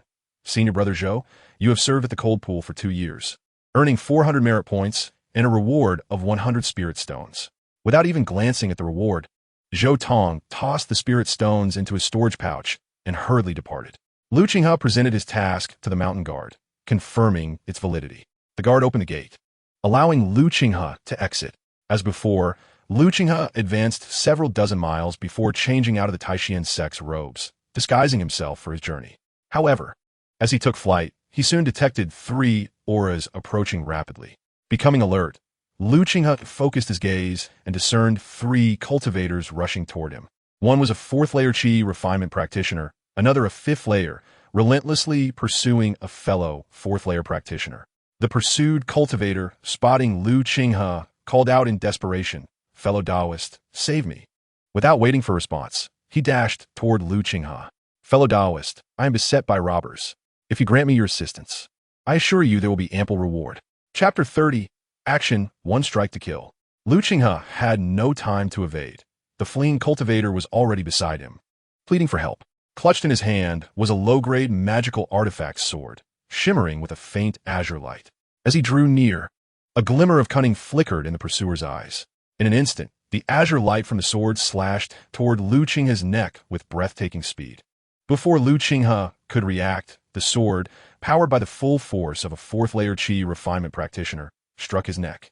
Seeing such ease in his success, a flash of delight crossed the pursuer's face. However, just then, an ethereal image of a mystical tortoise appeared, deflecting the sword with a resounding clang and shielding Lu Qinghe from this lethal blow. This was the medium-grade defensive artifact, the tortoise shell, which Lu Qinghe had never parted with. He had not anticipated its critical role at this moment. The startled pursuer exclaimed in shock, realizing that the 4th-layer Qi refinement practitioner before him possessed a medium-grade artifact, failing to notice that Lu Qinghe's feet rested upon the same quality artifact. At that moment, standing alongside the 2 pursuers, Lu Qinghe comprehended that the 3 were in collusion, ambushing passing cultivators in this manner. Over the years, countless practitioners had perished at their hands. Presently, the trio gazed at Lu Qinghe's tortoiseshell armor with avaricious eyes. A mid-grade magical artifact. 4 rogue cultivators like them. Such an item was a rare find, with each piece valued in the hundreds of spirit stones, typically possessed only by those in the latter stages of Qi refinement. The leader, a 5th-tier Qi refinement cultivator, proclaimed, "Kid, hand over that mid-grade artifact, and I may spare your life." He was determined to acquire the artifact, believing it would elevate his prowess significantly. Another accomplice shouted, "Boss, why waste words? Let us just kill him." This had always been their modus operandi. To them, Lu Qinghe, at merely the 4th tier of Qi refinement, was of no consequence, especially with 2 4th-tier cultivators and 1 5th-tier by their side. Lu Qinghe felt a mix of astonishment and fury. He had never anticipated that his cautious approach, never harming others nor seeking trouble, would nearly lead to his demise. His face darkened as he glared at the trio, declaring, "If you desire the artifact, come and take it." The assailant who had first attacked him sneered, "Kid, so defiant. Do you truly believe that a mid-grade artifact can safeguard you? You are exceedingly naive. With your 4th-tier cultivation, you cannot fully unleash its power." Without replying, Lu Qinghe formed a hand seal, invoking the fire serpent technique. The trio noticed his movements, and the 5th-tier cultivator shouted, "Kill him." The 2 others charged at Lu Qinghe, wielding their artifacts, while one from a distance cast a fireball technique, their coordination impeccable. "Fire serpent!" Lu Qinghe bellowed, summoning a serpent of flames several meters long, radiating formidable power under his command. It lunged towards the trio. Sensing the imminent threat, their expressions shifted dramatically. The 5th-tier cultivator cried, "Flee! That's a mid-level spell." He turned and bolted, with the other 2 following suit. Without defensive artifacts, even late-stage Qi refinement cultivators would be unable to withstand such an attack. Yet, it was too late. The fire serpent swiftly engulfed the 3, following 3 piercing screams. The serpent dissipated, leaving behind 3 charred corpses plummeting to the ground. As the bodies landed, Lu Qinghe approached, staring at their lifeless forms, momentarily overwhelmed. Though he had long understood that in the world of cultivation, if one refrains from killing, they may themselves be slain. This was the first time he had taken a life. Nevertheless, his resolve solidified. Had it not been for his artifact, it could have easily been him lying there. They sought to kill me. I merely acted to survive. With that thought, Qinghe swiftly dispelled any lingering agitation. The three individuals were indeed unfortunate. They could hardly fathom that a cultivator at the 4th level of Qi refinement had truly attained the prowess of a 6th-level practitioner, surpassing even the strongest among them, who was at the 5th level. Although Qinghe's magical power was somewhat lacking, being slightly inferior to that of his peers, he had no difficulty dealing with those at the 5th level of Qi refinement. Moreover, these rogue cultivators were mere solitary practitioners. Their cultivation environment and the purity of their spiritual energy paled in comparison to Qinghe's. Not to mention, Qinghe possessed intermediate-grade techniques, allowing him to effortlessly vanquish the three with a single strike. Collecting the storage bags from the three, Qinghe incinerated their remains with a fireball technique. As he watched the bodies vanish, he reminded himself that he must never trust others easily again, nor should he harbor any compassion. Had he acted upon his instincts earlier, the trio would not have even had the chance to approach him. At the same time, Qinghe recognized the significance of magical artifacts. The Xian turtle shell had saved him today. When it came to competing in cultivation and techniques, he might not always be able to match opponents of the same level. Thus, he resolved to wield powerful artifacts to crush his enemies. While intermediate-grade artifacts were formidable, Qinghe believed that only superior-grade artifacts could ensure his absolute safety. Erasing all traces of the encounter, Qinghe swiftly made his way to the Qinghe Immortal Lodge, and with great caution, he encountered no troubles along the way. Arriving smoothly at his destination, after paying with spirit stones, he rented a room at the lodge, feeling quite familiar with the establishment by now. In his room, he laid out the 3 storage bags he had acquired. The first bag belonged to a 5th-level Qi refinement practitioner and contained a low-grade magical artifact in the form of a hook, along with 17 spirit stones, 3 gathering spirit pills, 1 blood Qi pill, and a low-grade yellow-level Qi refinement technique. The remainder consisted of miscellaneous items devoid of value. The blood Qi pill is a low-grade elixir known for its potent healing properties. Upon opening the second storage bag, Qinghe found only 10 spirit stones and 3 bottles of 100 herb pills, which he was already familiar with, as he received 1 each month from the outer sect. However, he had ceased using them after a single trial, as their effects were negligible compared to the benefits of a 20-year-old blood ginseng. Additionally, there was a green glow talisman sword, which Qinghe found useful. He resolved to use this sword for his future sword flight, as it suited his current status as a low-grade artifact. The third storage bag contained 6 spirit stones, 2 bottles of 100 herb pills, and the basic fireball technique that Qinghe had previously learned, which held little value for him. Altogether, the 3 cultivators had amassed a mere 100 spirit stones. What a pitiful sum! Qinghe had not anticipated that a 5th-level Qi refinement practitioner and 2 at the 4th level could possess so little wealth. They say that a horse cannot grow fat without nightly grass, and a person cannot prosper without unexpected fortune. Yet in Qinghe's case, the opposite seemed true. Little did he know how challenging it was for these rogue cultivators to acquire spirit stones, a struggle even greater than that faced by the sect's menial disciples. Moreover, acquiring spirit stones and various resources to promptly purchase cultivation materials for enhancing one's prowess makes it nearly impossible to amass substantial wealth.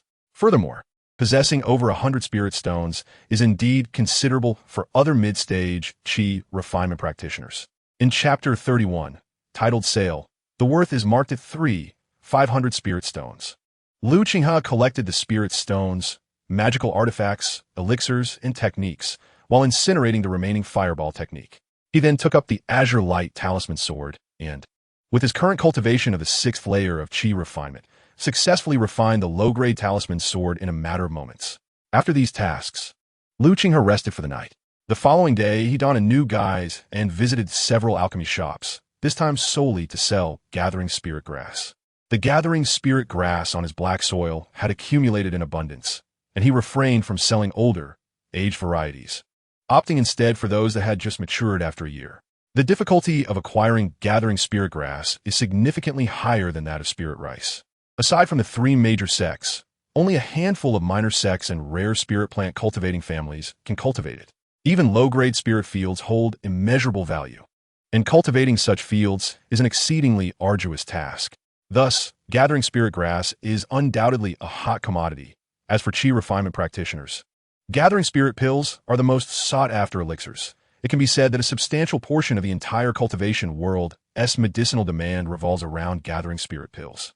Each stalk of gathering spirit grass Qinghe offered could fetch 2 spirit stones, unlike spirit rice, which is often undervalued. An acre of spirit field can ideally yield 100 stalks of gathering spirit grass, though typically, a harvest of 60 or above is considered good. Consequently, at each alchemy shop, Qinghe only presented between 20 to 50 stalks of gathering spirit grass for sale. Over the course of several days, he traversed almost every alchemy shop in the Qinghe Immortal Workshop, selling 800 stalks of gathering spirit grass and acquiring 600 spirit stones. Eventually, he entered the treasure gathering pavilion. A maid greeted Qinghe, saying, "Esteemed friend, welcome to the treasure gathering pavilion, where we have a complete array of cultivation materials. May I inquire what resources you seek?" Qinghe conveyed his intentions. "I wish to engage in a significant transaction with your pavilion and hope you can find someone with the authority to make decisions." The maid furrowed her brow. It was unlikely that the pavilion master would be alerted by a single practitioner. She had encountered many cultivators, like Qinghe, who considered transactions of several hundred spirit stones to be significant. In such a barren land, producing hundreds of spirit stones was already commendable. However, she concealed her thoughts and responded with a smile. "Esteemed friend, I can handle any transaction." Qinghe remained steadfast in his request, not out of a desire to flaunt his status, but rather due to a previous encounter in this hall where he had attracted unwanted attention. Otherwise, he would not have spent 80 spirit stones on a high-grade teleportation talisman. This time, the items he intended to sell and purchase held considerable value, enough to tempt even those at the 9th layer of Qi refinement. He was unwilling to take any risks. "Please, find someone with the authority to make decisions, or this transaction cannot proceed." In this moment, Qinghe resolves to procure a teleportation talisman to engage in transactions at another celestial workshop, located hundreds of kilometers away. Observing Qinghe's demeanor, the maid appears quite displeased. "Friend," she states, "I have already mentioned that I can authorize any valuable resources for your cultivation needs." Not wishing to squander any more time, Qinghe turns to leave. Just then, a familiar voice resonates. "Xiaolan, I shall handle this friend's matters." The maid gazes in astonishment at the enchanting female cultivator who has appeared, respectfully addressing her as Manager Lin. Manager Lin nods slightly and waves her hand. "You may attend to your duties." The maid casts a bewildered glance at Qinghe, perplexed as to why the manager would personally attend to him, wondering if they are acquainted. "Very well." Despite her confusion, she turns to depart. Manager Lin smiles warmly at Qinghe. "Friend, I apologize for Xiaolan's earlier impetuosity. Please follow me." This individual is none other than the captivating female cultivator Qinghe encountered previously, and he is astonished to learn that she is the manager of the treasure pavilion. After a moment's hesitation, he follows Manager Lin to the 2nd floor. They arrive in a room designated as a VIP reception area, where Manager Lin inquires, "Friend, may I ask what sort of transaction you wish to conduct?" Curiously, Qinghe asks, "Do you know me?" Manager Lin shakes her head. "I do not. But every customer is a distinguished guest to us, and we strive to accommodate their requests." Though skeptical of her words, Qinghe is intrigued by Manager Lin's demeanor, doubting that she could recognize him from a single previous encounter. Noting Qinghe's contemplation, Manager Lin prompts, "Friend, please share the details of your transaction." With this encouragement, Qinghe decides to proceed, placing his trust in the reputable standing of the treasure pavilion, which boasts branches throughout the cultivation world. This is precisely why he refrains from selling his high-value medicinal herbs elsewhere. Qinghe inquires, "Does the treasure pavilion accept medicinal herbs?" Manager Lin nods affirmatively. "Indeed, we have the finest alchemists at the Qinghe Celestial Workshop." Qinghe first presents 10 spirit-gathering grasses, which are significantly larger and more aromatic than those he previously sold. These are 10-year-old spirit-gathering grasses, and he wishes to ascertain their value in spirit stones. Manager Lin examines one of the grasses, her expression revealing mild astonishment. Remarkably, these are 10-year-old spirit-gathering grasses, quite precious, capable of producing quality spirit-gathering pills. For each, I can offer 20 spirit stones. That totals 200 spirit stones for the 10. What do you think? The offer is slightly lower than Qinghe anticipated. He had expected to sell them for 25 spirit stones each, but finds the price to be just 20. "Friend, the price offered by the treasure pavilion is indeed the most generous." Qinghe nods, agreed. He is indifferent to the 10 spirit-gathering grasses, merely seeking to gauge their market value. The steward Lin produced a spirit stone, intending to hand it to Qinghe, Yet Lu Qinghe declined to accept it, stating, "I have other items to sell. We shall settle everything later." This time, Lu Qinghe presented 5 blood ginseng roots, each boasting a remarkable 200 years of age. In pursuit of his desired acquisitions, Lu Qinghe was indeed prepared for a substantial transaction. Within his black soil space, the oldest blood ginseng had reached an impressive 300 years, yet he refrained from presenting it. The 300-year-old blood ginseng had attained the level of a profound medicinal herb, and its appearance would undoubtedly attract the attention of foundational cultivators, a risk Lu Qinghe was unwilling to take. Upon seeing the 5 200-year-old blood ginseng roots, a flicker of astonishment appeared in the eyes of Steward Lin. Such exquisite 200-year-old blood ginseng. This is indeed a premium spiritual herb. While not the primary ingredient for alchemy, many potions require blood ginseng as a potent auxiliary herb. Premium spiritual herbs are considered treasures within the realm of cultivation, seldom seen. I never expected you, Lu Qinghe, to possess such precious herbs, and 5 of them at that. Lu Qinghe inquired, "Might I ask how much one of these spiritual herbs could be sold for?" After careful consideration, Steward Lin replied, 350 spirit stones. The Gathering Treasure Pavilion can offer you this generous price. Sell. 5 roots would yield 1,750 spirit stones, and combined with his previous stones, Lu Qinghe's total now exceeded 3,500 spirit stones. Chapter 32. Superior Alchemy Recipe, Stirring the Heart? Steward Lin meticulously placed the 5 jade boxes away. She refrained from providing Lu Qinghe with spirit stones, aware that he must be seeking something significant to part with such precious materials. With a smile, she regarded Lu Qinghe, asking, "Might I inquire whether you require spirit stones or other cultivation resources?" "I seek a recipe for the Gathering Spirit Pill," Lu Qinghe stated. Steward Lin regarded him with surprise. "You are indeed a distinguished alchemist?" Lu Qinghe replied ambiguously, "I merely wish to try." He was uncertain of his own alchemical talents. Steward Lin explained, "Alchemy recipes are treasures in any context, revered by every alchemist. Even a recipe for a basic Gathering Spirit Pill is exceedingly valuable." She then shifted her tone. "However, the Gathering Treasure Pavilion has indeed cataloged several. Are you interested in a more expensive recipe or a more affordable one?" Lu Qinghe, puzzled, asked, "What is the distinction?" Steward Lin was taken aback that Lu Qinghe was unaware of this. There's indeed a difference. More costly recipes tend to boast higher success rates and yield rates in crafting. Moreover, certain recipes can produce superior pills with enhanced efficacy. Standard recipes typically yield only inferior pills, while quality recipes also provide detailed explanations for the alchemical process. Lu Qinghe was surprised to learn of these intricacies in pill crafting. Given Steward Lin's assertions, he naturally opted for the finest recipe. "I desire the superior recipe." Steward Lin clapped her hands, summoning a maid, and instructed, "Please bring forth the finest recipe for the Gathering Spirit Pill." "Yes." Swiftly, the maid presented a jade slip, which Manager Lin handed to Lu Qinghe, stating, "You may inspect its authenticity." Lu Qinghe, lacking any knowledge of alchemy, knew he would be unable to discern anything. "There is no need for inspection. I place my trust in the reputation of the Gathering Treasure Pavilion. May I inquire how many spirit stones this formula requires?" 1,300 spirit stones.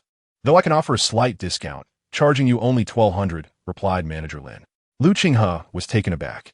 The price of a mere beginner's formula equated to that of a superior magical artifact. Noting Lu Qinghe's expression, Manager Lin remarked, "Do you find it exorbitant? However, you must understand the value of the Gathering Spirit Pill. Once successfully refined, it will yield a continuous stream of spirit stones. 1,200 is but a trifling profit." Lu Qinghe found this hard to believe. If alchemy were that simple, the prices of elixirs would not be so steep. Nevertheless, he resolved to purchase it, as mastering alchemy was a skill he deemed essential. "Deal. I also require a fine alchemy furnace and a superior defensive artifact."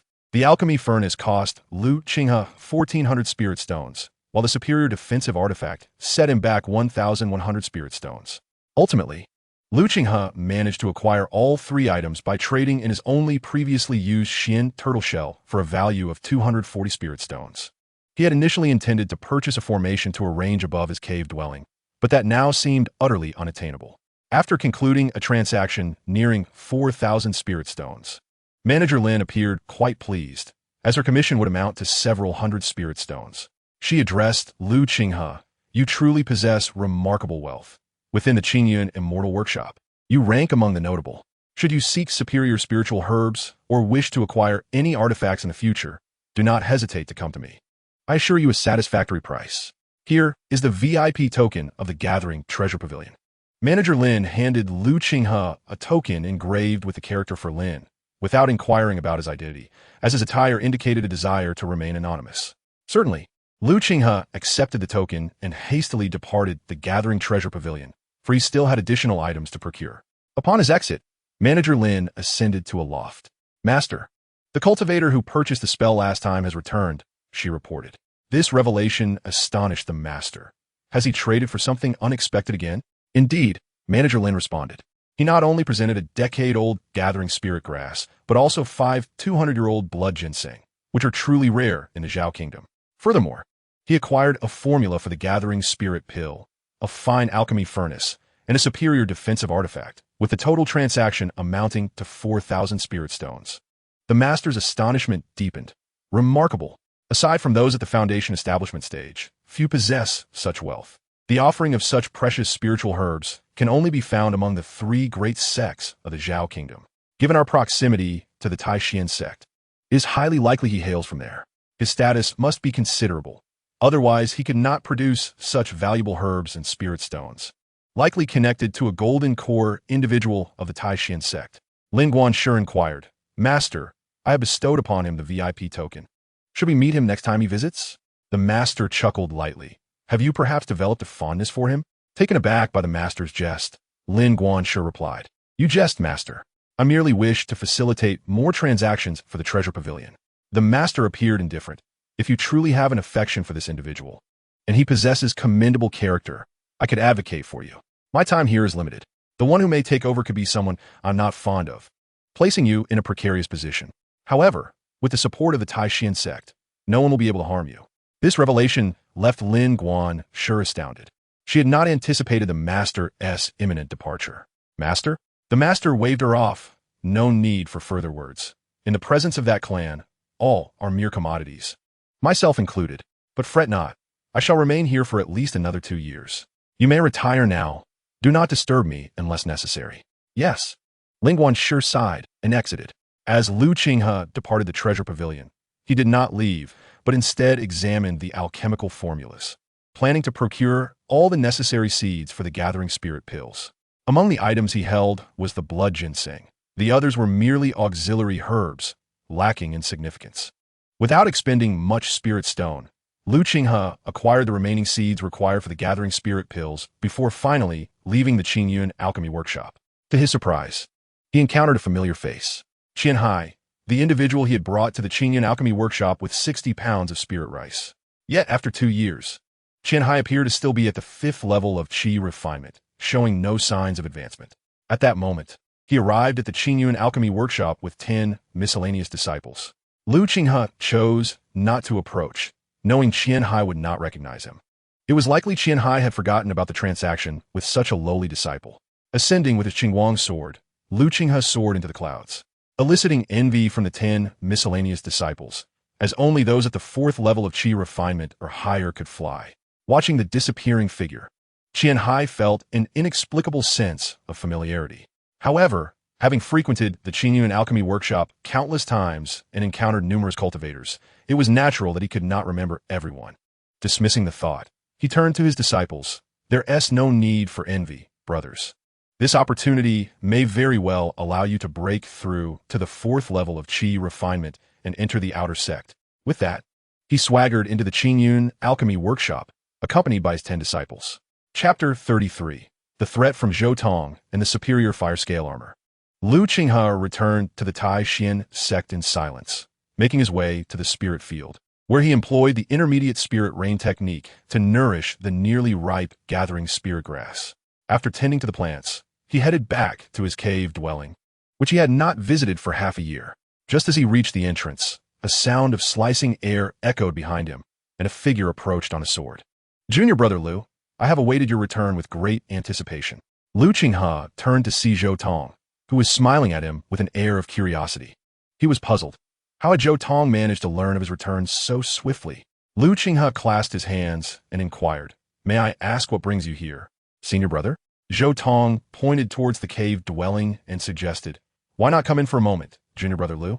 Lu Qinghe promptly declined, stating, "We are not well acquainted, so I shall pass on that invitation.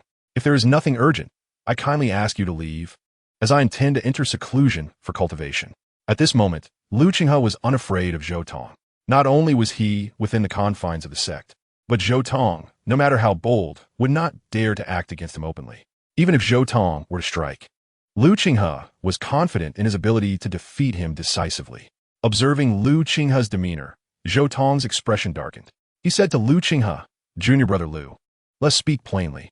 How is it possible for the damaged spirit field to yield high-quality spirit rice? And how did a 5-element root cultivate to the 4th level of Qi refinement in just 3 years? Share your methods with me, and I am willing to pay a handsome price." Zhou Tong was determined to uncover Lu Qinghe's secrets. Lu Qinghe shook his head. "I do not comprehend what you are implying, senior brother. I know nothing of how a ruined spirit field could produce spirit rice. My breakthrough to the 4th level of Qi refinement was merely fortuitous. I stumbled upon a century-old blood ginseng, and through an inadvertent consumption, I inexplicably advanced to the 4th level. Both Sister Bai Yutong from the outer sect and the elders from the affairs hall can attest to this." Zhou Tong could hardly believe Lu Qinghe's words and scoffed. "Junior brother Lu, do you take me for a child of 3, believing I would accept such a tale?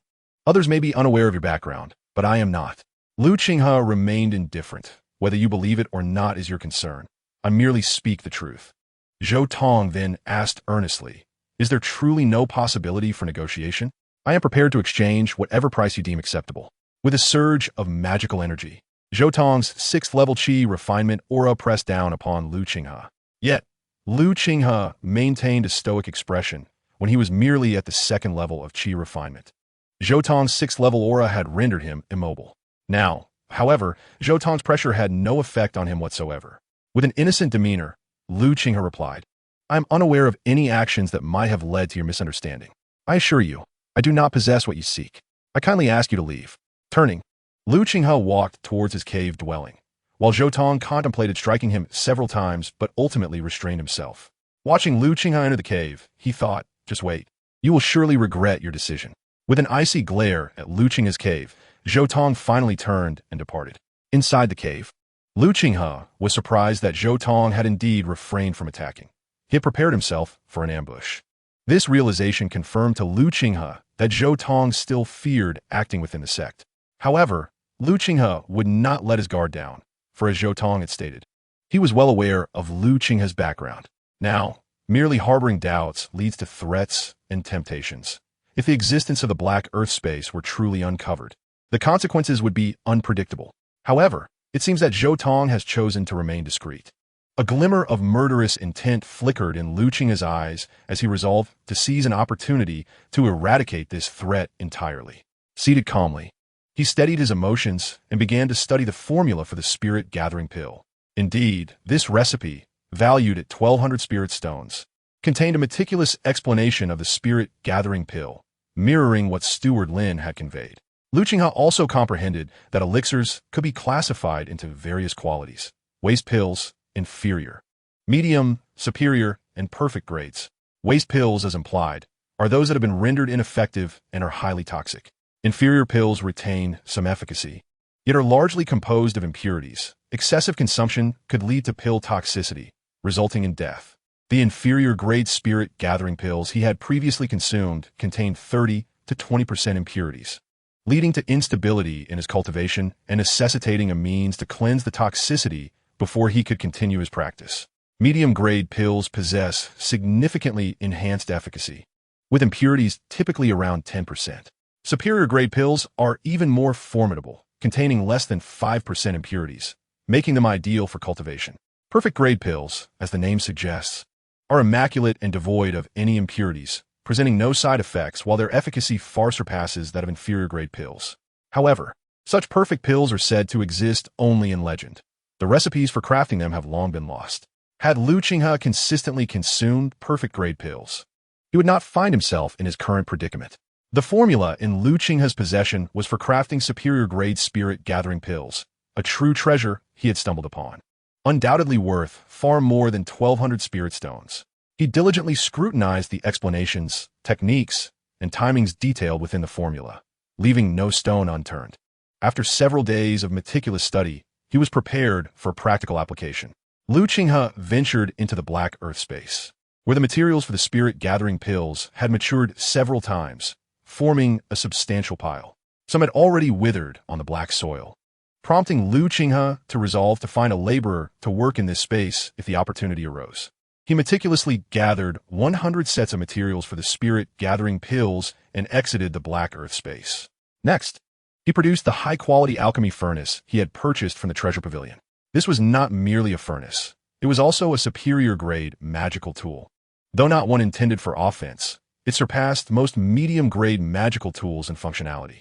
Qinghe began to refine the superior-grade furnace, dedicating several days to imbuing it with his spiritual consciousness and magical energy. Additionally, he completed the ritual for the superior-grade defensive magical artifact, the fire scales armor, crafted from the scales of a fully refined fire python, capable of withstanding the assaults of late-stage refining practitioners. The tumultuous eruption unleashed a force capable of withstanding a foundational cultivator's strike, a true treasure for preserving one's life. The fire scale armor, a soft, pale red garment, was concealed beneath Qinghe's robe, remaining undetectable as long as it remained inactive. With everything in place, Qinghe was finally ready to attempt alchemy. He grasped the alchemical furnace and placed a portion of the materials for the spirit-gathering pill inside. Channeling his mana, he activated the spiritual fire runes inscribed upon the furnace with his fire attribute. Immediately, he began to control the flames according to the instructions outlined in the spirit-gathering pill recipe. Chapter 34. The Challenges of Alchemy, Encountering by Yutong from the Outer Sect. Moments later, an intense heat emanated from the furnace as a terrifying energy brewed within. Sensing the impending danger, Qinghe quickly formed a protective shield before him with his mana. A thunderous explosion followed, propelling the furnace into the air while a fierce wave of heat surged towards him. Despite his efforts to defend himself, Qinghe found himself covered in soot and ash. He hurriedly retrieved the blasted furnace, only to find it filled with nothing but charred remains. Not even a single spirit-gathering pill had been produced, let alone a failed one. The materials for one batch of spirit-gathering pills were worth 3 spirit stones, now reduced to mere ashes. Devastated, Qinghe lamented the failure. This setback felt more daunting than the challenges he faced while cultivating mid-tier spells, leaving him utterly perplexed. However, with a resilient spirit, he was not one to succumb easily to despair. After a moment of meditation, he cleaned the furnace and prepared to try once more, placing another batch of materials for the spirit-gathering pill inside. This time, he managed to endure for several more moments. Yet the furnace erupted again before he could complete the process of condensing the pill. Refusing to yield, Qinghe persevered in his alchemical endeavors. After half a month of daily attempts, each consuming 10 portions of materials for the spirit-gathering pill, he still had not succeeded. Frustration welled within him. He had never envisioned alchemy to be this arduous and financially draining. A high-grade furnace consumed 30 spirit stones daily, accumulating nearly 500 stones over the fortnight, an expense even a foundational cultivator would struggle to bear. Determined, he declared that he would not be defeated in producing the spirit-gathering pill. He had an abundance of materials for the spirit-gathering pill. Not only had he amassed a stockpile previously, but during these past 2 weeks, thousands of materials had grown within the black earth space. Encouragingly, Qinghe noted that he made incremental progress with each attempt. He believed that with a few hundred more materials, success would surely be within reach. All beginnings are fraught with difficulties. A month later, having squandered hundreds of materials for the spirit-gathering pill, Qinghe gradually grasped the nuances of the process. Although he still had yet to produce the pill, he made significant strides in his alchemical skills. He finally succeeded in crafting several failed pills, which, while disappointing, marked considerable progress for him. Having wasted over 1,000 spirit stones, and with the aid of a high-grade furnace, Qinghe found himself incredulous at how ordinary alchemists achieved mastery in their craft. Not everyone possesses the luxury of disregarding alchemical materials as he does. In fact, it is likely that no one else can afford such extravagance in the art of alchemy. Even the most gifted disciples of the pill refining peak at the Taishan sect do not enjoy such privileges, not even to a fraction of that extent. Qinghe seems to grasp why alchemists are held in such high esteem and regarded as treasures within the realm of cultivation. The reasons behind his numerous failures in alchemy are quite explicable. Firstly, Lu Qinghe's innate talent for alchemy can only be deemed average, and he lacks the direct guidance of a master. Relying solely on the refining records of others makes it exceedingly difficult to identify his own mistakes in a timely manner. Secondly, and perhaps most crucially, others begin their alchemical journeys with simpler concoctions, starting with basic medicinal powders, then progressing to herbs, and eventually tackling low-grade, mid-grade, and high-grade elixirs. Unlike Lu Qinghe, who has jumped straight into high-tier formulas, true alchemists capable of producing superior elixirs are exceptionally rare within the Taishan sect. This disparity has led to Lu Qinghe's repeated failures. After a month of relentless efforts without producing a single gathering spirit pill, he turned away from his cave abode, not out of a desire to abandon alchemy, but rather to seek methods to rid himself of the pill toxins. Prolonging this dilemma for an additional 3 to 5 years would make it exceedingly difficult for him to break through to the 7th layer of Qi refinement. An outcome he finds utterly unacceptable, for strength is the sole truth in the world of cultivation. His aspiration to become an alchemist is singular, to enhance his powers and transcend his limitations. Nearly 2 months of stagnation in his cultivation has heightened his anxiety, compelling him to recall the grueling 8 months spent on the miscellaneous disciple peak, where he laboriously drew qi into his body. Lu Qinghe arrived at the outer disciple exchange area, producing a sign that read, "Seeking high-priced solutions for pill toxins." This announcement attracted the attention of several outer disciples. A disciple at the 5th layer of qi refinement inquired, "Junior brother, could it be that you consumed inferior elixirs, resulting in pill toxins?" For them, the only scenarios leading to toxin ingestion stemmed from using defective or substandard elixirs. Although they regularly consumed low-grade pills, they typically did so in moderation, at most 1 vial per month, allowing impurities to dissipate easily. No one indulged in elixirs as liberally as Lu Qinghe, and even if there were repercussions, they would hardly be concerned. Naturally, Lu Qinghe could not respond truthfully. Instead, he asked, "Senior brother, do you know how to resolve pill toxins?" The 5th layer disciple shook his head, saying, "I do not know, but you might inquire with those at the pill refining peak. They may have a solution." After waiting for a moment without further responses from the outer disciples, Lu Qinghe felt conflicted. Should he make the trek to the pill refining peak? However, he had no acquaintances there. Just as he pondered alternative solutions, a familiar voice broke through. "Oh, junior brother Lu, what a surprise to find you here." Upon hearing this voice, Lu Qinghe looked up to see Bai Yutong, her face a picture of astonishment as she regarded him. Bai Yutong was the only person he was quite familiar with at the Taishan sect, possessing a rather pleasant disposition. Lu Qinghe rose to greet her, "Sister Bai." Lu Qinghe never anticipated that over a year had passed, yet Bai Yutong still remembered him. With a look of confusion, Bai Yutong inquired, "Junior brother Lu, what brings you here?" She gestured toward the words on Lu Qinghe's sign, and a sudden thought struck her. "Junior brother Lu, could it be that the blood ginseng has left you with some aftereffects?" Lu Qinghe was taken aback by Yutong's assumption. A flicker of determination appeared in his eyes as he displayed his cultivation level of the 4th stage of qi refinement. "Sister Bai, I have been in the outer sect for a year and a half. Yet no matter how diligently I cultivate, my progress remains stagnant. After extensive investigation, I suspect that I have fallen victim to pill poison, and only by resolving this issue can I continue my cultivation." Bai Yutong was astonished. She had never encountered such a situation before. Nonsense. How could consuming blood ginseng lead to pill poison? You must have been unable to procure genuine spiritual herbs and ended up with inferior pills, unwilling to admit it. Lu Qinghe glanced over and noticed a man standing beside Bai Yutong, casting him a glance filled with ill intent, his eyes brimming with animosity and warning. "Sister Bai, do not let yourself be deceived." He could not fathom how Bai Yutong had befriended a disciple at the 4th stage of qi refinement, and their rapport seemed quite amiable. He absolutely could not allow this. Bai Yutong was his chosen partner and should not have any closer interactions with other men. Bai Yutong chuckled, covering her mouth with her hand. "Brother Wang, how could junior brother Lu possibly deceive me?" She beamed at Lu Qinghe, asking, "Junior brother Lu, you wouldn't lie to me, would you?" Lu Qinghe's expression remained unchanged. "Why would I deceive my sister?" Chapter 35. Is junior brother Lu angry? An inner sect disciple appears. When it comes to lying, Lu Qinghe's eyes would blink once, and nothing disastrous would occur. Bai Yutong cheerfully addressed Brother Wang. "You see, junior brother Lu has assured me he won't deceive me." Brother Wang's expression darkened. Bai Yutong had never treated him with such kindness before. He urged, "Junior sister, We must report to Uncle Wu. Bai Yutong shook her head. There's no rush. I have matters to discuss with junior brother Lu. You go ahead, Brother Wang. I shall follow shortly. Brother Wang paused, then anxiously said, Junior sister, Uncle Wu will be upset. You know the consequences of inciting his anger. Bai Yutong stood firm. Brother Wang, just explain the situation to Uncle Wu. I believe he will understand. Seeing their debate, Lu Qinghe quickly interjected, Sister, if you have matters to attend to, please do so promptly. I shall not intrude.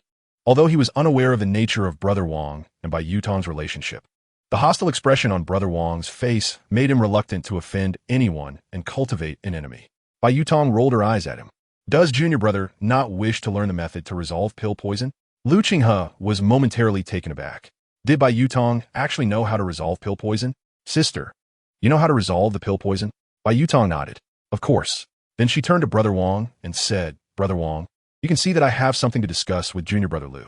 Bai Yutong had spoken thus, and with a fierce glare, Brother Wang cast a menacing look at Lu Qinghe before turning to depart. Lu Qinghe observed the scene with a stoic expression, his fondness for Bai Yutong diminishing sharply as he inadvertently found himself with an adversary. He remained unaware of Brother Wang's identity.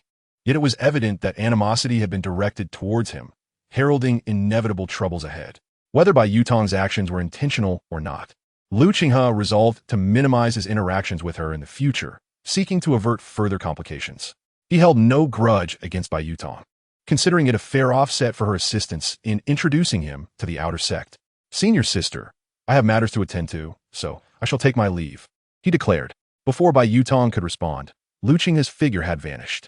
Bai Yutong stood there, momentarily stunned, realizing she had not yet divulged her potential remedy for the pill poison. After a prolonged silence, she regained her composure, pondering whether junior brother Lu was indeed upset. She wished to offer an explanation, yet found nothing to clarify, and thus refrained from pursuing him. With a resigned sigh, she disappeared into the outer disciples' trading area, making her way towards the hall of outer sect affairs. Upon returning to his chamber, Lu Qinghe reflected on his earlier impulsive behavior with a sense of regret. He had yet to procure a solution for the pill poison, and additionally sought Bai Yutong's assistance in locating the missing Wang Shan. Aside from Zhou Tong, Bai Yutong was the individual most likely to possess knowledge of Wang Shan's whereabouts. Seeking Zhou Tong's confirmation was out of the question. Should Zhou Tong learn of Wang Shan's connection to him, he might very well use that information as leverage against him. Zhou Tong had threatened him multiple times before, and such a maneuver was entirely within the realm of possibility, given Wang Shan's status as a mere servant disciple of little significance to the sect. Lu Qinghe resolved to contemplate alternative strategies. If all else failed, he could seek solutions within the Qinghe Immortal Workshop or procure remedies at the Gathering Treasure Pavilion. He resumed his alchemical pursuits, yet found himself repeatedly failing to produce viable pills. Gradually, however, he began to master the necessary techniques, improving from crafting a single failed pill to producing two.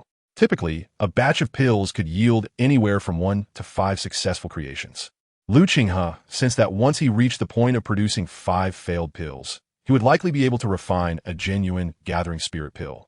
After several attempts, Lu Qinghe's magical energy was nearly depleted, compelling him to meditate and replenish his strength. Suddenly, a formidable pressure enveloped his chamber, causing his expression to shift dramatically. A chilling female voice echoed, "Where is Lu Qinghe?" It seemed trouble had come knocking at his door. Aside from Zhou Tong, he could not recall having offended anyone else. Lu Qinghe's mood, already sour, plummeted further. He was determined to discover who dared to seek him out and intrude upon his sanctuary. Opening the restrictions of his abode, Lu Qinghe stepped outside and directed his gaze upwards, where he beheld a striking young woman poised atop a jade flute, looking down upon him with an air of authority. What astonished Lu Qinghe the most was the identity and cultivation level of the enchanting woman before him. She was a disciple of the inner sect, wielding the pressure of spiritual consciousness characteristic of the late stage of Qi refinement. Such disciples stood as lofty, unattainable figures for those of the outer sect. Lu Qinghe could not fathom why an inner disciple would seek him out. He had no connections to any of them. Could it be that Zhou Tong had summoned an inner disciple to intimidate him, leveraging his connections within the inner sect? This left Lu Qinghe utterly perplexed. Cautiously, Lu Qinghe inquired, "May I ask why the esteemed inner sister has graced me with her presence?" He remained on guard, uncertain whether this inner disciple might act against him or disregard the sect's regulations. After all, Bai Yutong had informed him that Zhou Tong had received a lighter punishment due to the interference of an inner disciple, indicating that the rules governing the outer sect could indeed be altered by those of the inner sect. Should the situation turn dire, he would promptly flee from Taishian sect. His high-grade fire-scaled armor would suffice for his escape in the late stage of Qi refinement. In a real confrontation, he still possessed 2 high-grade spiritual talismans, capable of severely injuring even a late-stage Qi refinement practitioner. The alluring woman regarded Lu Qinghe from her elevated stance. "You're Lu Qinghe?" she asked. Lu Qinghe nodded, affirming, "Indeed, I am Lu Qinghe." With an air of indifference, the woman continued, "I have no interest in your identity or your relationship with Yutong, nor do I wish to know the nature of your connection. However, it is clear that you both belong to different worlds, and I hope you will cease all contact with her." She went on to mention the 20-year-old firefox flower, which could cure Dan poison, a rare and precious herb, the acquisition of which depended solely on luck. "I have fulfilled Yutong's request," she concluded. "There is a significant chance she will enter the inner sect and become a foundation establishment practitioner." Without waiting for Lu Qinghe's response, she took to the air and departed. Her words were an imperious command to the outer disciples, who were expected to obey without question. Lu Qinghe's expression darkened. Although he had faced scorn upon entering the sect due to his 5 spirit roots, he had never before felt so utterly disregarded, reduced to the status of an ant. This was the most enraging moment he had experienced since being ensnared by Zhou Tong's schemes. Narrowing his eyes, he thought, "Late stage of Qi refinement? I shall soon surpass that." Taking a deep breath, Lu Qinghe remained calm, refusing to let anger cloud his judgment. He had not anticipated that Bai Yutong would enlist the help of an inner disciple to provide him with a solution for his Dan poison. The complexity of her thoughts eluded him. Chapter 36. The spiritual fields suffer pestilence, practicing the gung metal sword art. Upon returning to his cave dwelling, Lu Qinghe realized it was the first time he had heard of the heavenly foxflower. He resolved to procure a compendium of spiritual herbs from the cultivation realm, ensuring he would not be caught unawares when encountering medicinal plants in the future. The compendium of spiritual herbs cannot be deemed a treasure, for both the Taishian sect and the immortal workshop possess it. It was merely overlooked by him previously. At dawn the following day, Lu Qinghe departed from his cave dwelling, resolved to set up a formidable formation around his abode to prevent anyone from disturbing his cultivation. He made his way to the grand hall of Spirit Herb Peak, where Yao Liyun was on duty. Senior brother Yao, Lu Qinghe greeted him. Yao Liyun, engrossed in his tasks, turned to look at Lu Qinghe upon hearing his voice. He held a favorable impression of Lu Qinghe, not only for his mastery of intermediate cloud and rain techniques, but also for his ability to handle matters effectively, coupled with his distinguished background, attributes that warranted Yao Liyun's attention. "To what wind do I owe the pleasure of your visit, junior brother?" Yao Liyun welcomed him warmly. Lu Qinghe, foregoing pleasantries, clasped his hands in salute and stated, "Senior brother, I come seeking a favor." Yao Liyun responded with a cheerful demeanor, "Please, speak your mind." He understood that Lu Qinghe would not visit without a purpose. There must be something of significance at hand. "I wish to acquire a copy of the compendium of spiritual herbs from the realm of cultivation, which I trust you possess," Lu Qinghe expressed. The most comprehensive and esteemed compendium within the Taishian sect could only be found at Spirit Herb Peak, and, as a disciple of the peak, he had no need to search elsewhere. Yao Liyun looked at Lu Qinghe with surprise, initially expecting a matter of greater importance, only to learn it was merely for the herb compendium. "Indeed, we have that," he acknowledged. "However, although you are a disciple of Spirit Herb Peak, a fee of 5 spirit stones is required to obtain it." Lu Qinghe, unfazed, promptly handed over the 5 spirit stones. Yao Liyun retrieved a jade slip from his storage bag and presented it to Lu Qinghe, while solemnly advising, "Junior brother Lu, this compendium contains records of the majority of spiritual herb varieties in the cultivation world. While it may not hold much significance here at Spirit Herb Peak, please do not disseminate it lightly. It is the culmination of hundreds of years of effort from our peak." Lu Qinghe nodded in understanding. "Rest assured, senior brother, I am fully aware of its value." "Thank you." Satisfied with Lu Qinghe's assurance, Yao Liyun handed over the jade slip. He earned 3 spirit stones from this transaction, not out of any intent to deceive Lu Qinghe, but as per the regulations of Spirit Herb Peak. Over the years, many disciples had borrowed from one another, and with acquaintances among the disciples, Lu Qinghe could have secured it for merely 2 spirit stones. Unbeknownst to Yao Liyun, Qinghe had never regarded the 5 spirit stones as significant. Qinghe tucked the jade slip away, intending to study it later. He then inquired of Yao Liyun, "Senior brother Yao, might there be any seeds of the firefox flower available here? I wish to purchase some for cultivation." Yao Liyun regarded Qinghe with a puzzled expression. "You wish to cultivate the celestial fox flower?" Noticing the odd look from Yao Liyun, Qinghe asked, "Is there something amiss, senior brother?" Yao Liyun nodded. "The celestial fox flower is a profound grade spiritual herb. Even if we had it, it would not be found among the outer disciples. Moreover, the celestial fox flower is quite unique. It requires the fire spirit vein for cultivation, a condition that the Taishan sect lacks. Thus it is uncertain whether even the celestial fox flower exists within its confines." Qinghe was taken aback to realize that even the esteemed Taishan sect might not possess the celestial fox flower. He had initially believed that even a high price would not deter him. He inquired whether his senior brother knew of any locations where the celestial fox flower could be found. Yao Liyun pondered momentarily before responding. Those from the Spirit Herb Peak or the Pill Peak might have it, but it would likely be in the possession of senior brothers and sisters of the inner sect, or perhaps some unexpected treasures held by the uncles. This revelation caused Qinghe's expression to shift. The thought of even the inner sect disciples' attitudes, as witnessed just yesterday, suggested that gaining access would be exceedingly difficult. Furthermore, given the rarity of the celestial fox flower, it was plausible that even the inner sect disciples would not possess it. Seeing that Qinghe genuinely needed the celestial fox flower, Yao Liyun illuminated another path for him. Additionally, there exists another location where the fire fox flower may be found: the Heavenly Spirit's Secret Realm, a mystical sanctuary of spiritual herbs discovered 3 centuries ago, jointly governed by the 3 sections. This realm is abundant with spiritual herbs, not only the potential for fire fox flowers, but also numerous other precious medicines. The 3 sects convene every 50 years to open the Heavenly Spirit's Secret Realm, allowing disciples to enter and gather herbs. You are fortunate, my junior brother, as the opening of the Secret Realm is mere months away. You could register and try your luck. Qinghe's eyes sparkled with intrigue, for he had not anticipated the existence of such a place. Noticing his excitement, Yao Liyun asked, "Would you like to give it a try? If you wish, I can register on your behalf." However, Qinghe did not respond immediately.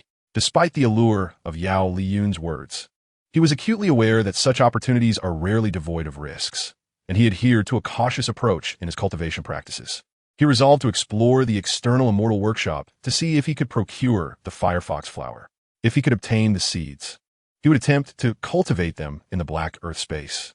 Qinghe declined, stating, "No need, my junior brother. Let us consider other methods."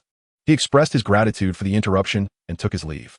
Upon arriving at the spirit field, he noticed with alarm that the gathering spirit grass had begun to wilt. Although he seldom managed the gathering spirit grass, and irrigation was only performed at specific times, his mastery of the intermediate cloud and rain technique meant that a single watering equated to several days of the basic technique. Upon inspection, he discovered tiny golden insects feasting upon the roots of the gathering spirit grass. This revelation indicated that the grass had suffered from neglect and pest infestation. Qinghe examined the insects more closely and identified them.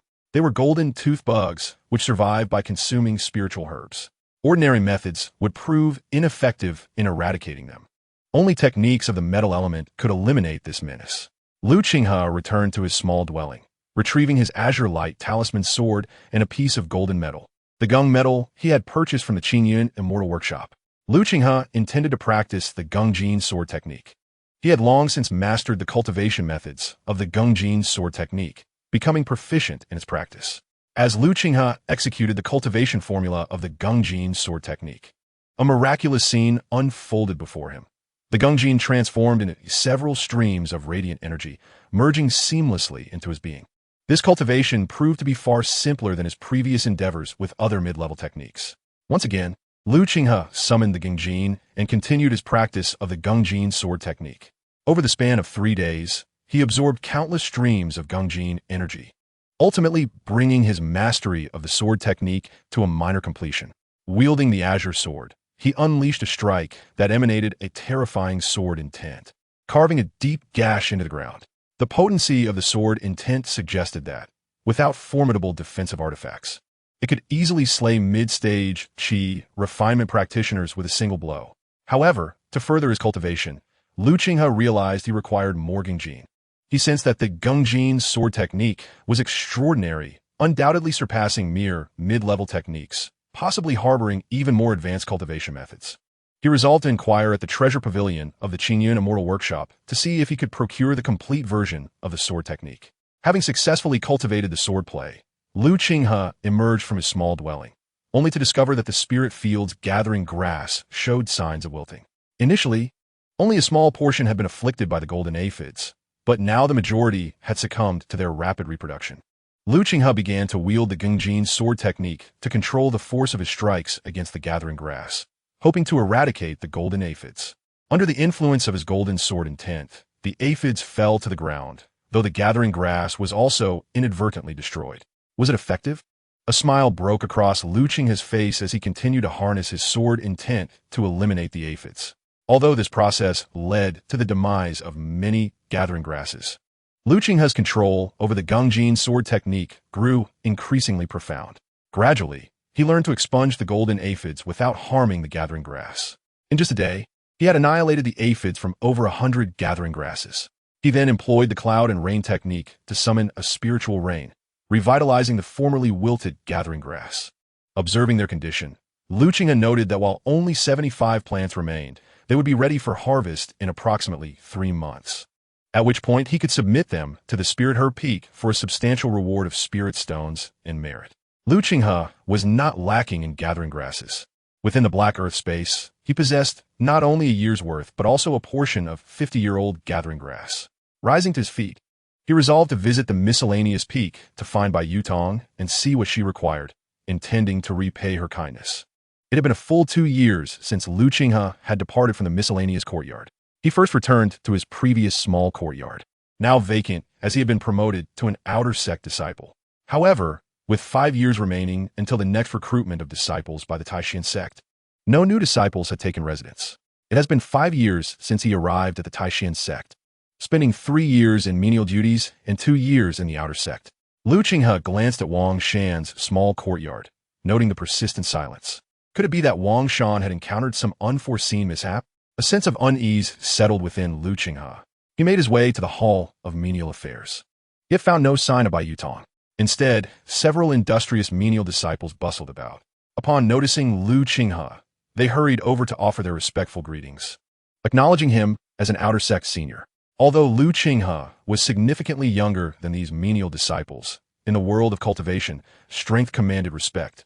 Thus, even those of lesser cultivation addressed their superiors as senior brother. Lu Qinghe, however, did not adopt an arrogant demeanor. Not only was he a product of the menial court, but his character also disdained looking down upon others. He inquired of one of the menial disciples, "Where is senior sister Bai?" A disciple at the 3rd level of Qi refinement respectfully replied, reporting to the outer sect senior. "Senior sister Bai left a few days ago for personal matters and has yet to return." Lu Qinghe inquired further about the specifics and discovered that he had encountered Bai Yutong in the outer sect's trading district, where she must have had pressing matters to attend to that necessitated her departure from the menial peak. Nodding in understanding, Lu Qinghe encouraged, "You all should diligently cultivate. You may yet enter the outer sect. Those managing the Hall of Affairs are all of the 3rd level of Qi refinement." Casually, Lu Qinghe tossed several spirit stones from his storage pouch, granting each disciple one.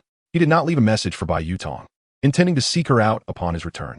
The 4 menial disciples stared in astonishment at the spirit stones in their hands, astonished by their unexpected fortune. They all expressed their gratitude, exclaiming, "Thank you, outer sect senior." After departing the Hall of Menial Affairs, Lu Qinghe took to the skies on his sword.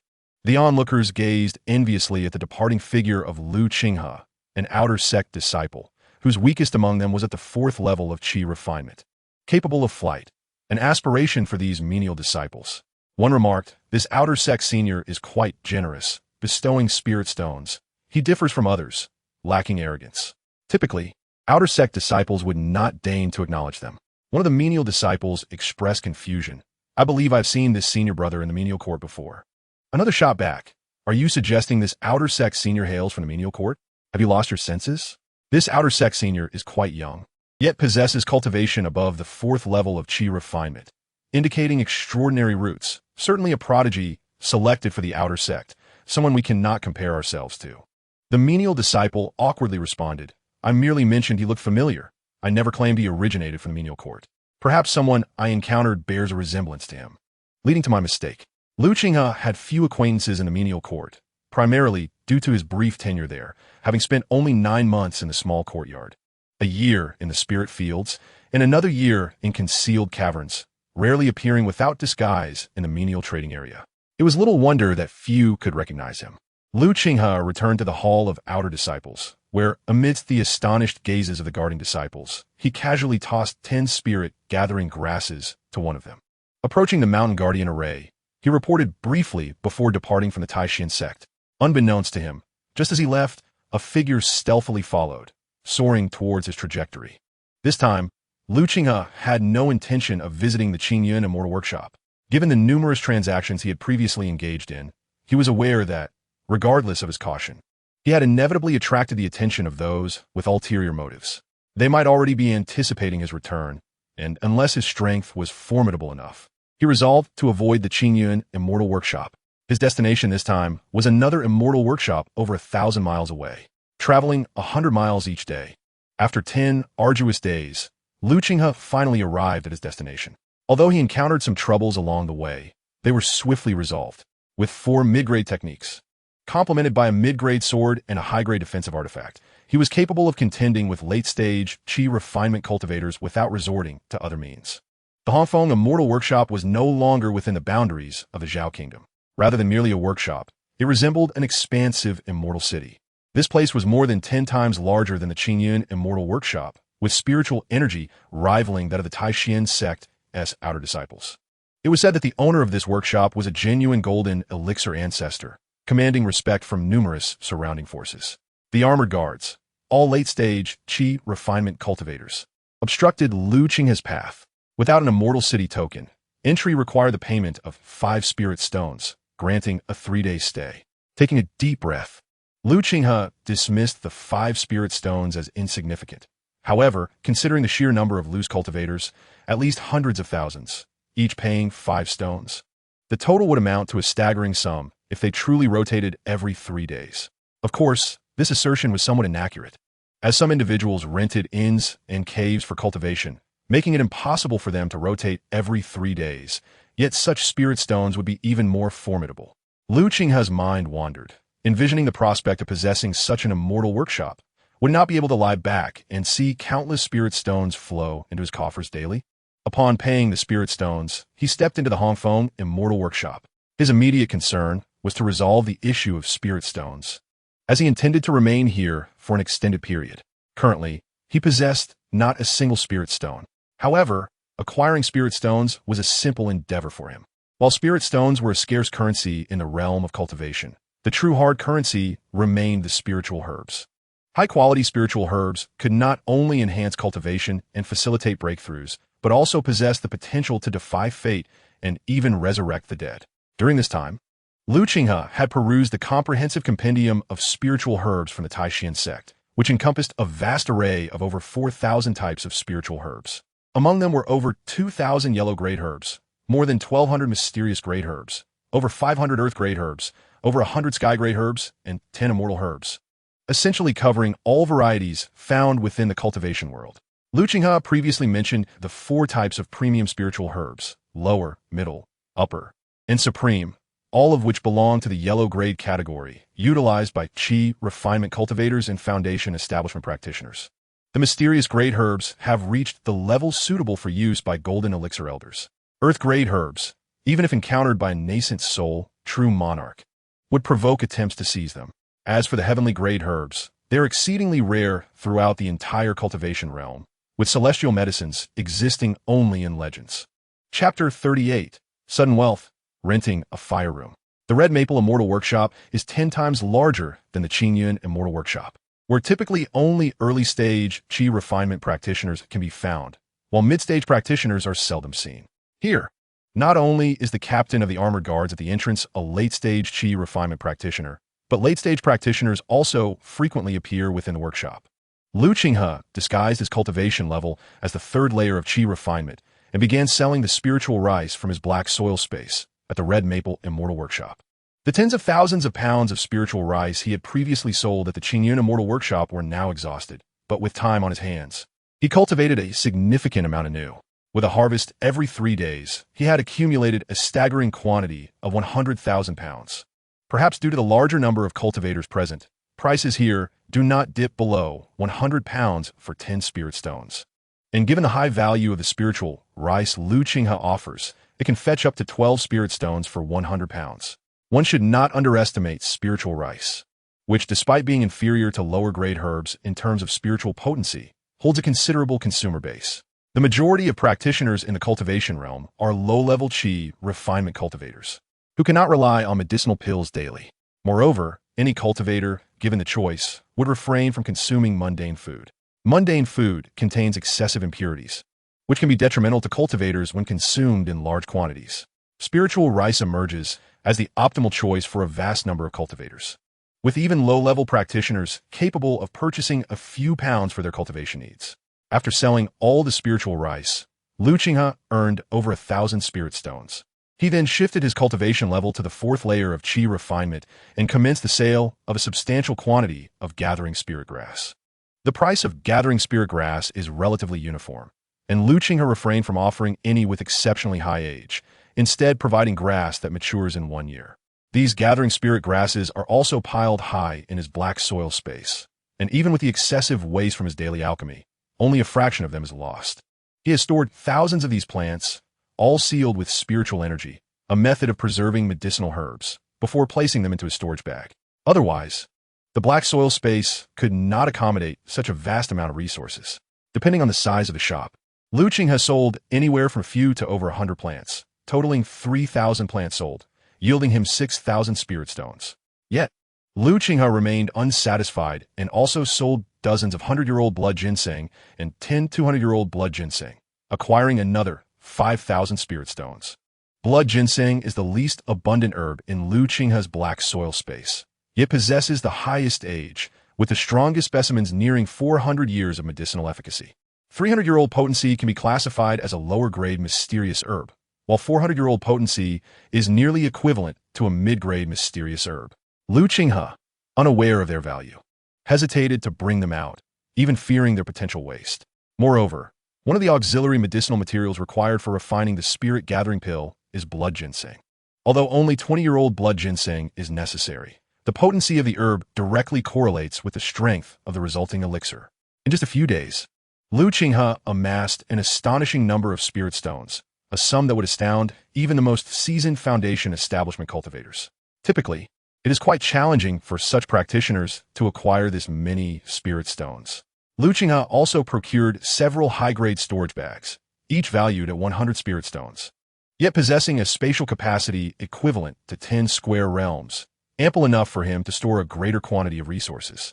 However, he lamented his inability to find the elusive fire foxflower, which is exceedingly rare. Nevertheless, he caught wind of an upcoming auction at the Treasure Pavilion in a month's time, where some extraordinary treasures would be on offer. Any cultivator eligible to participate in the auction would be welcome to attend. To Lu Qinghe's surprise, he discovered that there was indeed a treasure pavilion within the maple red Immortal Workshop. However, he was uncertain whether it bore any connection to the one in the Azure Cloud Immortal Workshop. He dismissed the thought, as he remained a distinguished guest of the Azure Cloud Immortal Workshop. Yet he was resolved not to reveal his identity. Despite exercising caution with his extensive resources, he was aware that the surroundings were not solely populated by Qi refinement cultivators, but also by Foundation establishment practitioners and Golden Core ancestors. Their capabilities were beyond Lu Qinghe's imagination, and some cultivators possessed unique techniques that could trace him through the slightest clues. He refrained from employing the thousand-faced illusionary technique, instead opting to project his true strength, for he surmised that he was not the only one practicing the thousand-faced illusionary art. It was not an exclusive secret, but rather one sold by the Treasure Pavilion, likely purchased by others as well. Should he reveal any flaws, it would undoubtedly lead to complications. Thus, no one would associate him with the cultivator selling medicinal herbs. It could be said that Lu Qinghe, in his audacity, had meticulously calculated all potential risks. Not one to remain idle, Lu Qinghe ventured to a unique location within the Maple Red Immortal Workshop, a venue designated for alchemical practices. This area was not only adorned with advanced spirit-gathering arrays, rich in spiritual energy, but also allowed for the use of earth fire in alchemy. Earth fire is a type of spiritual flame. Typically, only fire attribute cultivators can become alchemists. However, there are exceptions, such as cultivators who master unique spiritual flames. Yet, spiritual flames are exceedingly rare and precious. Even the most basic spiritual flame commands a price comparable to that of spiritual artifacts. The presence of spiritual flames is entirely unrelated to low-tier cultivators, as they would invariably be claimed by golden core ancestors. Furthermore, the functionality of spiritual flames is particularly distinctive. They not only serve as weapons against foes, but, when utilized in alchemy, significantly enhance the success rate and efficacy of the concoctions. This is especially crucial for Qian-level medicinal herbs, where the requisite heat is paramount, either derived from Qian-level cultivation techniques or refined using a spiritual artifact alchemical furnace. Possessing spiritual flames would alleviate these complications, allowing for direct refinement using the flames themselves. The earth fire is a mystical flame drawn from the depths of the earth veins using specialized tools. It can be considered a form of spiritual fire, albeit with lesser power than true spiritual flames, and cannot be easily transported. Upon arriving at the alchemical fire room of the Red Maple Immortal Workshop, the attending cultivator greeted Lu Qinghe with enthusiasm. "Are you an alchemist, my friend? Do you require guidance in alchemy, or wish to rent a fire room?" Lu Qinghe replied, "I wish to rent a fire room. May I inquire about the pricing?" The cultivator explained, "The fire rooms are categorized into 4 grades: Heaven, Earth, Xian, and Huang, corresponding to the levels of resources in the cultivation world. Naturally, the prices vary. The Huang grade fire room is 1 spirit stone per day. The Xian grade is 10 spirit stones per day.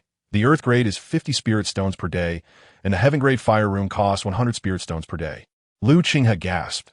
The cost of alchemy was indeed astronomical, especially for the Heaven grade fire room, which could yield 3,000 spirit stones.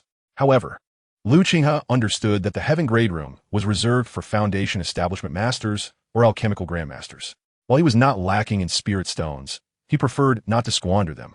"I am merely attempting alchemy. Please rent me a Huang grade fire room for a month. Is there a discount for a monthly rental?" The cultivator shook his head. No negotiations. Accepting this, Lu Qinghe produced 30 spirit stones and handed them to the cultivator. With a beaming smile, the cultivator accepted the stones and presented Lu Qinghe with a token. "My friend, you have rented fire room number 98 for 1 month. During this time, only you may enter and exit freely." The cultivator led Lu Qinghe to the entrance of fire room 98. "You may use the token to access the fire room at your leisure," he explained. This token was akin to the identity token of the Taishan sect. Lu Qinghe took out the token, and a doorway appeared, allowing him to step inside. Chapter 39. Earth Fire Alchemy, Refining Superior Elixirs. Inside the fire room, a fire-summoning formation was laid out on the ground. By activating the formation, a continuous flow of earth fire would be drawn from the depths of the earth veins. Lu Qinghe speculated that this fire-summoning formation was likely a Xian grade array and of considerable quality. After meditating for half a day to reach his peak state, he placed his superior alchemical furnace atop the formation and cast a spell. Terrifying earth fire surged forth from the depths, stronger in quality than the flames produced by his techniques, and, crucially, it required minimal consumption of spiritual energy. Previously, Lu Qinghe could only refine a few batches of elixirs in a day before needing to pause for recovery. However, with the earth fire activated, such interruptions were unnecessary. Theoretically, as long as he maintained his energy and had sufficient materials, he could engage in endless alchemical pursuits with the earth fire. This was precisely why fire rooms were favored by most alchemists. Lu Qinghe took out the materials for the gathering spirit pill and began his refining process. Moments later, it was time to condense the elixir. Congeal. A plume of black smoke billowed from the alchemical furnace, a scenario anticipated by Lu Qinghe. The fact that it did not explode was already a stroke of fortune. He opened the furnace and brushed away the dust, revealing 5 jet black failed elixirs. This discovery filled Lu Qinghe with joy, for his previous capabilities had only allowed him to concoct 2 failed elixirs, yet now he had produced 5. With a little more mastery over the technique, he was not far from crafting a genuine spiritual elixir. Lu Qinghe proceeded to extract another set of materials for refinement. And although he again yielded 5 failed elixirs, their quality was vastly superior to the previous batch. After 10 furnaces, he finally unearthed a substandard elixir. Gazing at the flawed concoction in his hand, marred by impurities, Qinghe cherished it like a treasure. This particular elixir, if sold, would only fetch half a spirit stone, while the materials expended in its creation were worth thousands. Such an abundance of spirit stones would allow a practitioner with a triple spirit root to experience remarkable progress, swiftly advancing to the later stages of Qi refinement. I have finally become a true alchemist. Qinghe beamed his smile wide. Every beginning is fraught with difficulty. Yet with this substandard elixir in hand, he felt assured that he would soon be able to produce a steady stream of elixirs. Furthermore, he sensed that if he could refine elixirs of medium or high quality, he could continue his cultivation. This potential invigorated Qinghe's enthusiasm for alchemy. With fervor, he dedicated himself to the craft, remaining in the fire chamber without respite for 20 consecutive days.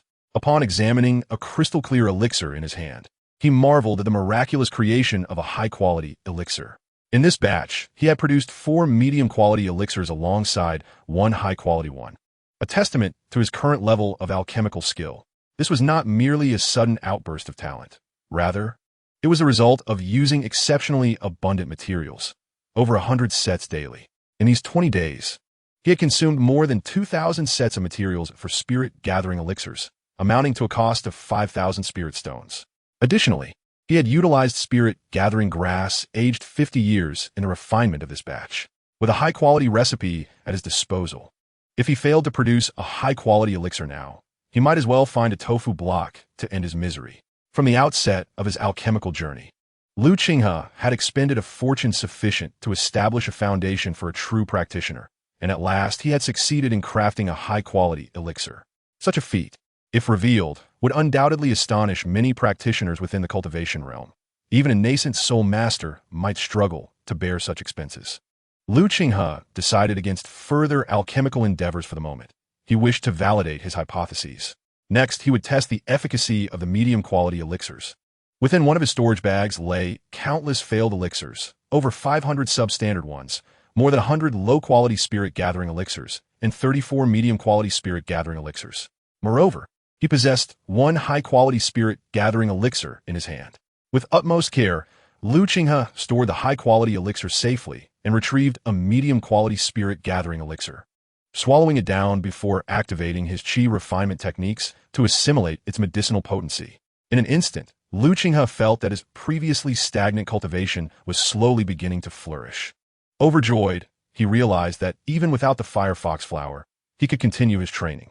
Within 4 hours, Qinghe successfully refined a medicinal pill, enhancing his cultivation by 1/50th. The potency of this pill surpassed that of a low-grade gathering spirit pill by more than double. This left Qinghe perplexed, questioning why a pill with merely a fraction less of impurities could yield such extraordinary results. Unbeknownst to him, this was the stark contrast between a 1-year-old gathering spirit grass and a 50-year-old variant. All the mid-grade pills he possessed were crafted from 50-year-old gathering spirit grass. The spiritual energy contained within was incomparable to that of the 1-year variety. Setting aside his confusion, Qinghe deduced that with his current rate of cultivation, he could reach the pinnacle of the 6th layer of Qi refinement in less than 2 months, provided he acquired at least 50 mid-grade gathering spirit pills. And he still needed a dozen more. After a brief rest, he resumed alchemy.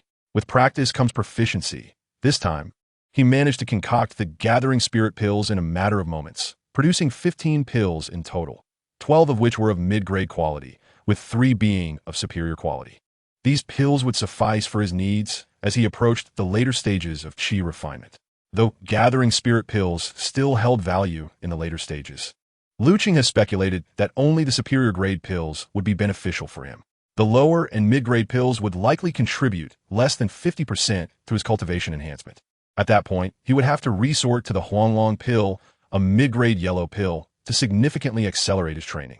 Previously, he had purchased 2 vials of Huanglong pills, having consumed one during his breakthrough, leaving him with 1 vial reserved for his upcoming challenge in the later stages of Qi refinement. Given his current wealth, he could afford to lavishly use a vial of Huanglong pill worth 100 spirit stones for training. However, Qinghe refrained from doing so, as fully refining a Huanglong pill required 5 days, and he worried that using it now might diminish its efficacy when he reached the later stages of Qi refinement, necessitating even higher grade pills. Although he chose not to use the Huanglong pill, Lu Qinghe was determined to acquire the formula for it, particularly aiming for a mid-grade or superior-grade recipe rather than a low-grade one. Ideally, he sought a formula that was on par with his gathering spirit pill recipe, one of superior quality. Once he obtained the formula, he could begin cultivating the necessary herbs for mass production of Huanglong pills. He pondered whether the treasure-gathering pavilion possessed such a formula. Lu Qinghe decided to take a stroll, recognizing that both alchemy and cultivation were not tasks to be rushed. He intended to conduct some shopping, as the treasure-gathering pavilion's auction was approaching, hoping to discover the elusive firefox flower. Chapter 40. The Enchanting Woman and the Washing Marrow Pill. Lu Qinghe meandered through the red maple immortal workshop, inquiring about the items he sought. After wandering for a considerable time, he found himself stepping through the grand entrance adorned with the sign of the treasure-gathering pavilion. As the auction was imminent, the guards at the treasure pavilion had become exceedingly vigilant, with cultivators frequently entering and exiting. Even Lu Qinghe felt the oppressive aura of a Foundation establishment true person. Though not directed at him, the mere leakage of such energy could instill terror in Qi refinement cultivators. Rumor had it that the centerpiece of this auction was a remarkably powerful spirit tool, causing quite a stir, for spirit tools are coveted even by Foundation establishment true persons. A sweet-faced maid greeted Lu Qinghe, inquiring whether he was there for trading or the auction. Lu Qinghe replied, "I wish to purchase some items from your pavilion and see if I can partake in the auction." However, participation in the treasure pavilion's auction was not open to all. Certain conditions must be met, lest the venue become overcrowded. The maid asked, "What items does the esteemed guest wish to procure?" Lu Qinghe glanced around, mindful not to attract the attention of those with ulterior motives regarding his intended purchases. After a moment of hesitation, he produced a token given to him by Manager Lin of the Qinghe Immortal Workshop. "I obtained this previously. I wonder if it grants me an audience with your person in charge." The maid glanced at the token in Lu Qinghe's hand, momentarily taken aback. For such a distinguished guest token could only be obtained after spending over 10,000 spirit stones at the treasure pavilion. Although the inscriptions differed, the token was undeniably authentic. She respectfully invited him. "Ah, a distinguished guest has arrived.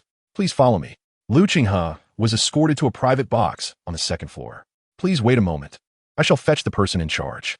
After the maid departed, footsteps echoed a few minutes later as a woman clad in yellow entered the box. She was an extraordinarily beautiful figure, exuding an unparalleled air of nobility. Sitting across from Lu Qinghe, a delightful fragrance enveloped the space as her soft, melodious voice inquired, "Esteemed guest, what transaction do you wish to conduct with the treasure pavilion?" Lu Qinghe steadied his mind. Her beauty was the most exquisite he had ever encountered. Even Bai Yutong, with her ethereal charm, paled in comparison. However, his resolve remained unwavering, and a sword intent emerged within him, dispelling the slightest ripple of distraction. His gaze regained its clarity and composure. Lu Qinghe spoke, "I wish to acquire 3 items. The firefox flower, even its seeds would suffice, a high-grade flying sword, and the formula for a high-grade Huanglong pill." He had no interest in mid-grade spirit tools, aspiring instead to procure a high-grade flying sword. The woman regarded him with a hint of surprise, her eyes gleaming with an inscrutable meaning. The firefox flower, a profound-grade spirit herb, was exceedingly rare, even if available. It would only appear at auction. As for seeds, only great immortal sects possessed the fire spirit veins necessary for cultivating the firefox flower. Moreover, while the firefox flower was classified as a low-grade profound herb, its value was not inferior to that of mid-grade profound herbs. Though I remain unaware of your intentions for the firefox flower, there exists an item of interest at the auction, the cleansing marrow pill, which contains the aforementioned flower as one of its vital ingredients. Should you partake in the auction, there may be a chance for you to acquire it. The cleansing marrow pill is among the few low-grade mystic-level elixirs known to Lu Qinghe. As its name suggests, it purifies the marrow and strengthens the body, expanding the meridians, removing impurities, and accelerating the cultivation process. Lu Qinghe was astonished that the treasure-gathering pavilion would offer such an elixir for auction. Its efficacy far surpasses that of the firefox flower. However, for Lu Qinghe, the value of the firefox flower remains unparalleled, as its presence would ensure a continuous supply. He would no longer need to worry about excessive consumption of pills leading to pill toxicity.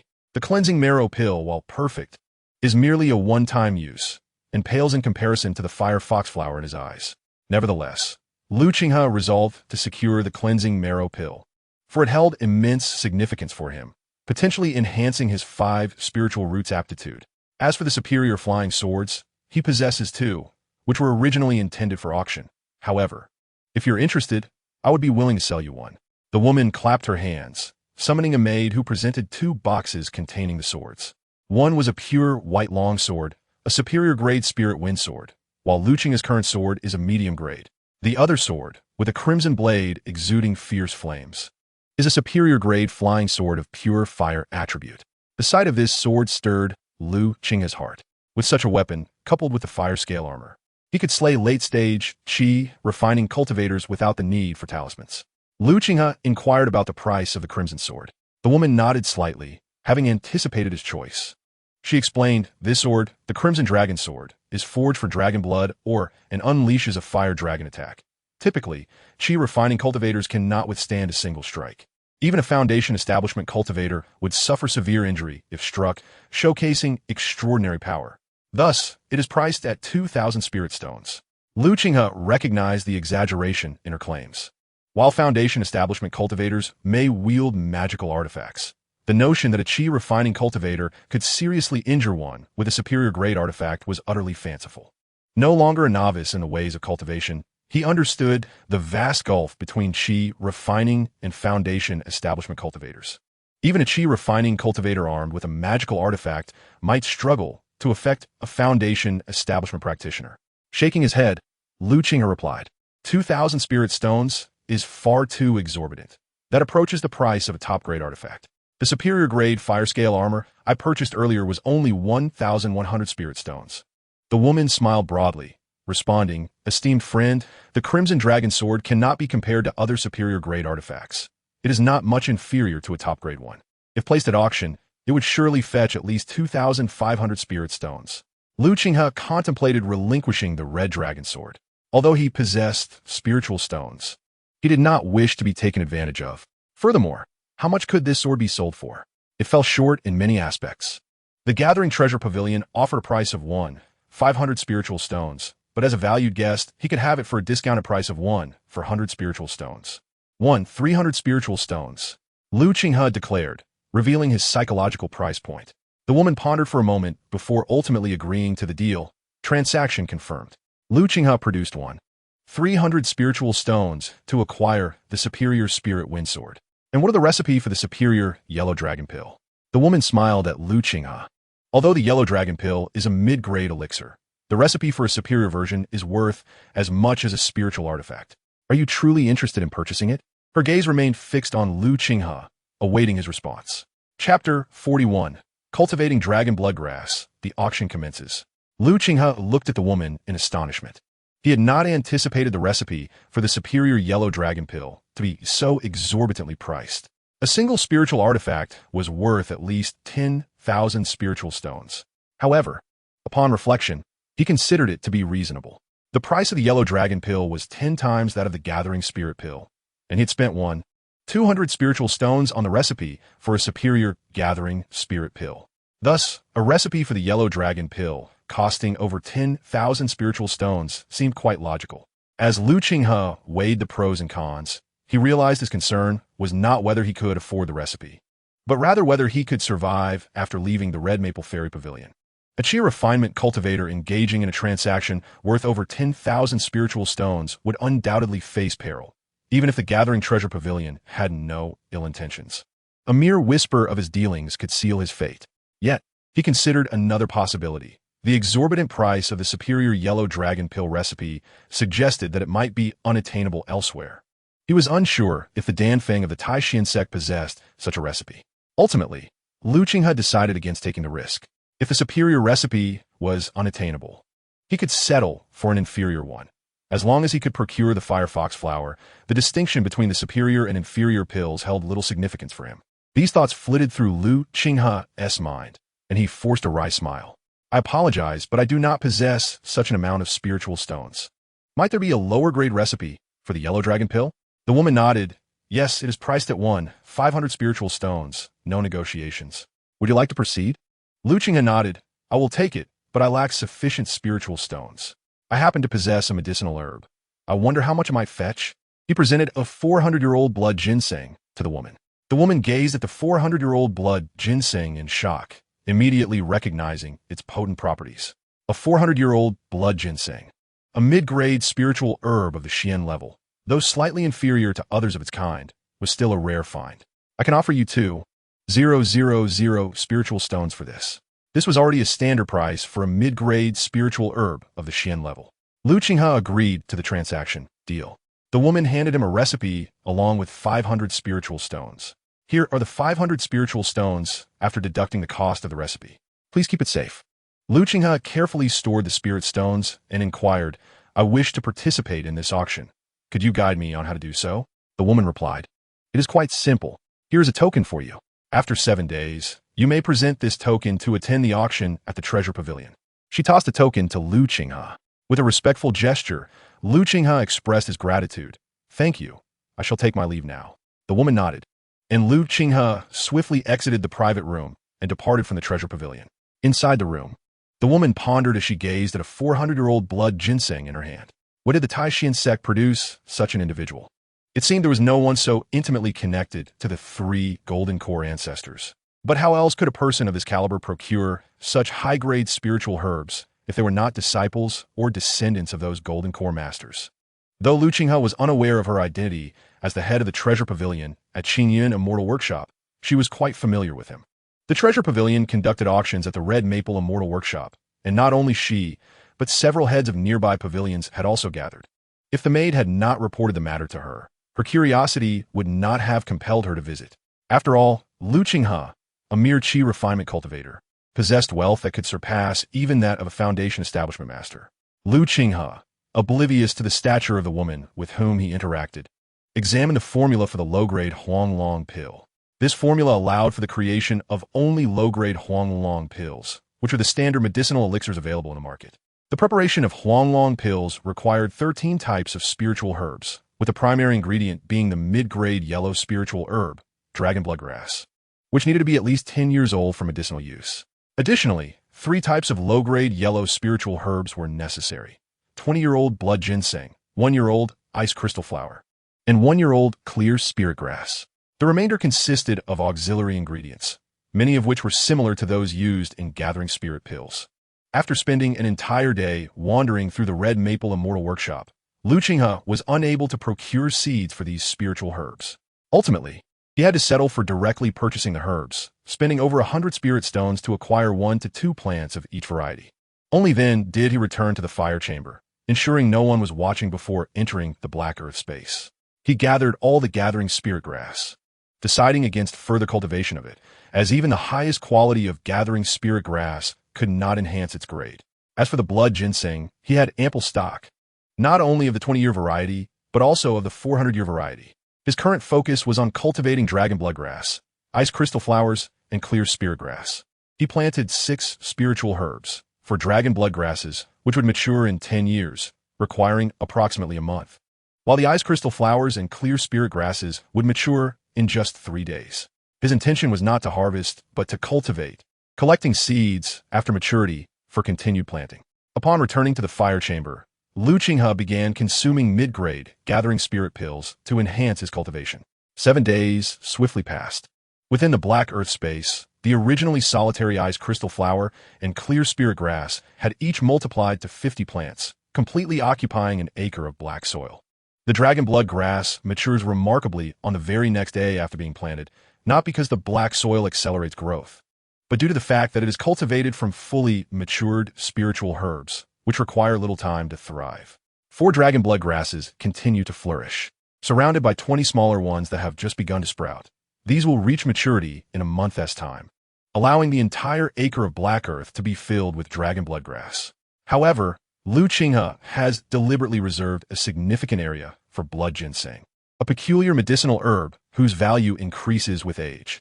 He intends to nurture these blood ginsengs to a millennium, for a millennium-old blood ginseng could rightly be deemed a celestial medicine. At this juncture, Lu Qinghe's lease on the firehouse has also come to an end, coinciding with the auction event held by the Gathering Treasure Pavilion. After assuming a disguise, he made his way to the auction venue and, upon presenting his token, he was granted entry into the auction hall. He observed that most attendees donned black veils or masks, all as cautious as he was. Choosing a corner, he settled in, his gaze drifting toward the second floor, which was entirely composed of private boxes. Those who occupied those seats were either high-ranking individuals or foundational cultivators. He dared not linger his gaze upon them, for inciting the ire of a displeased foundational cultivator would bring upon him unwanted trouble. As the auction had yet to commence, Qinghe sat upright, closing his eyes to gather his thoughts. In one of the private boxes on the second floor, a middle-aged man reclined in his chair, flanked by 3 disciples clad in white. Had Qinghe been able to see them, he would have recognized their identities: the foundational elder of the Taishan sect and 2 outer disciples, one of whom was the elusive Bai Yutong he had been searching for, while the other was the resentful senior brother Wang.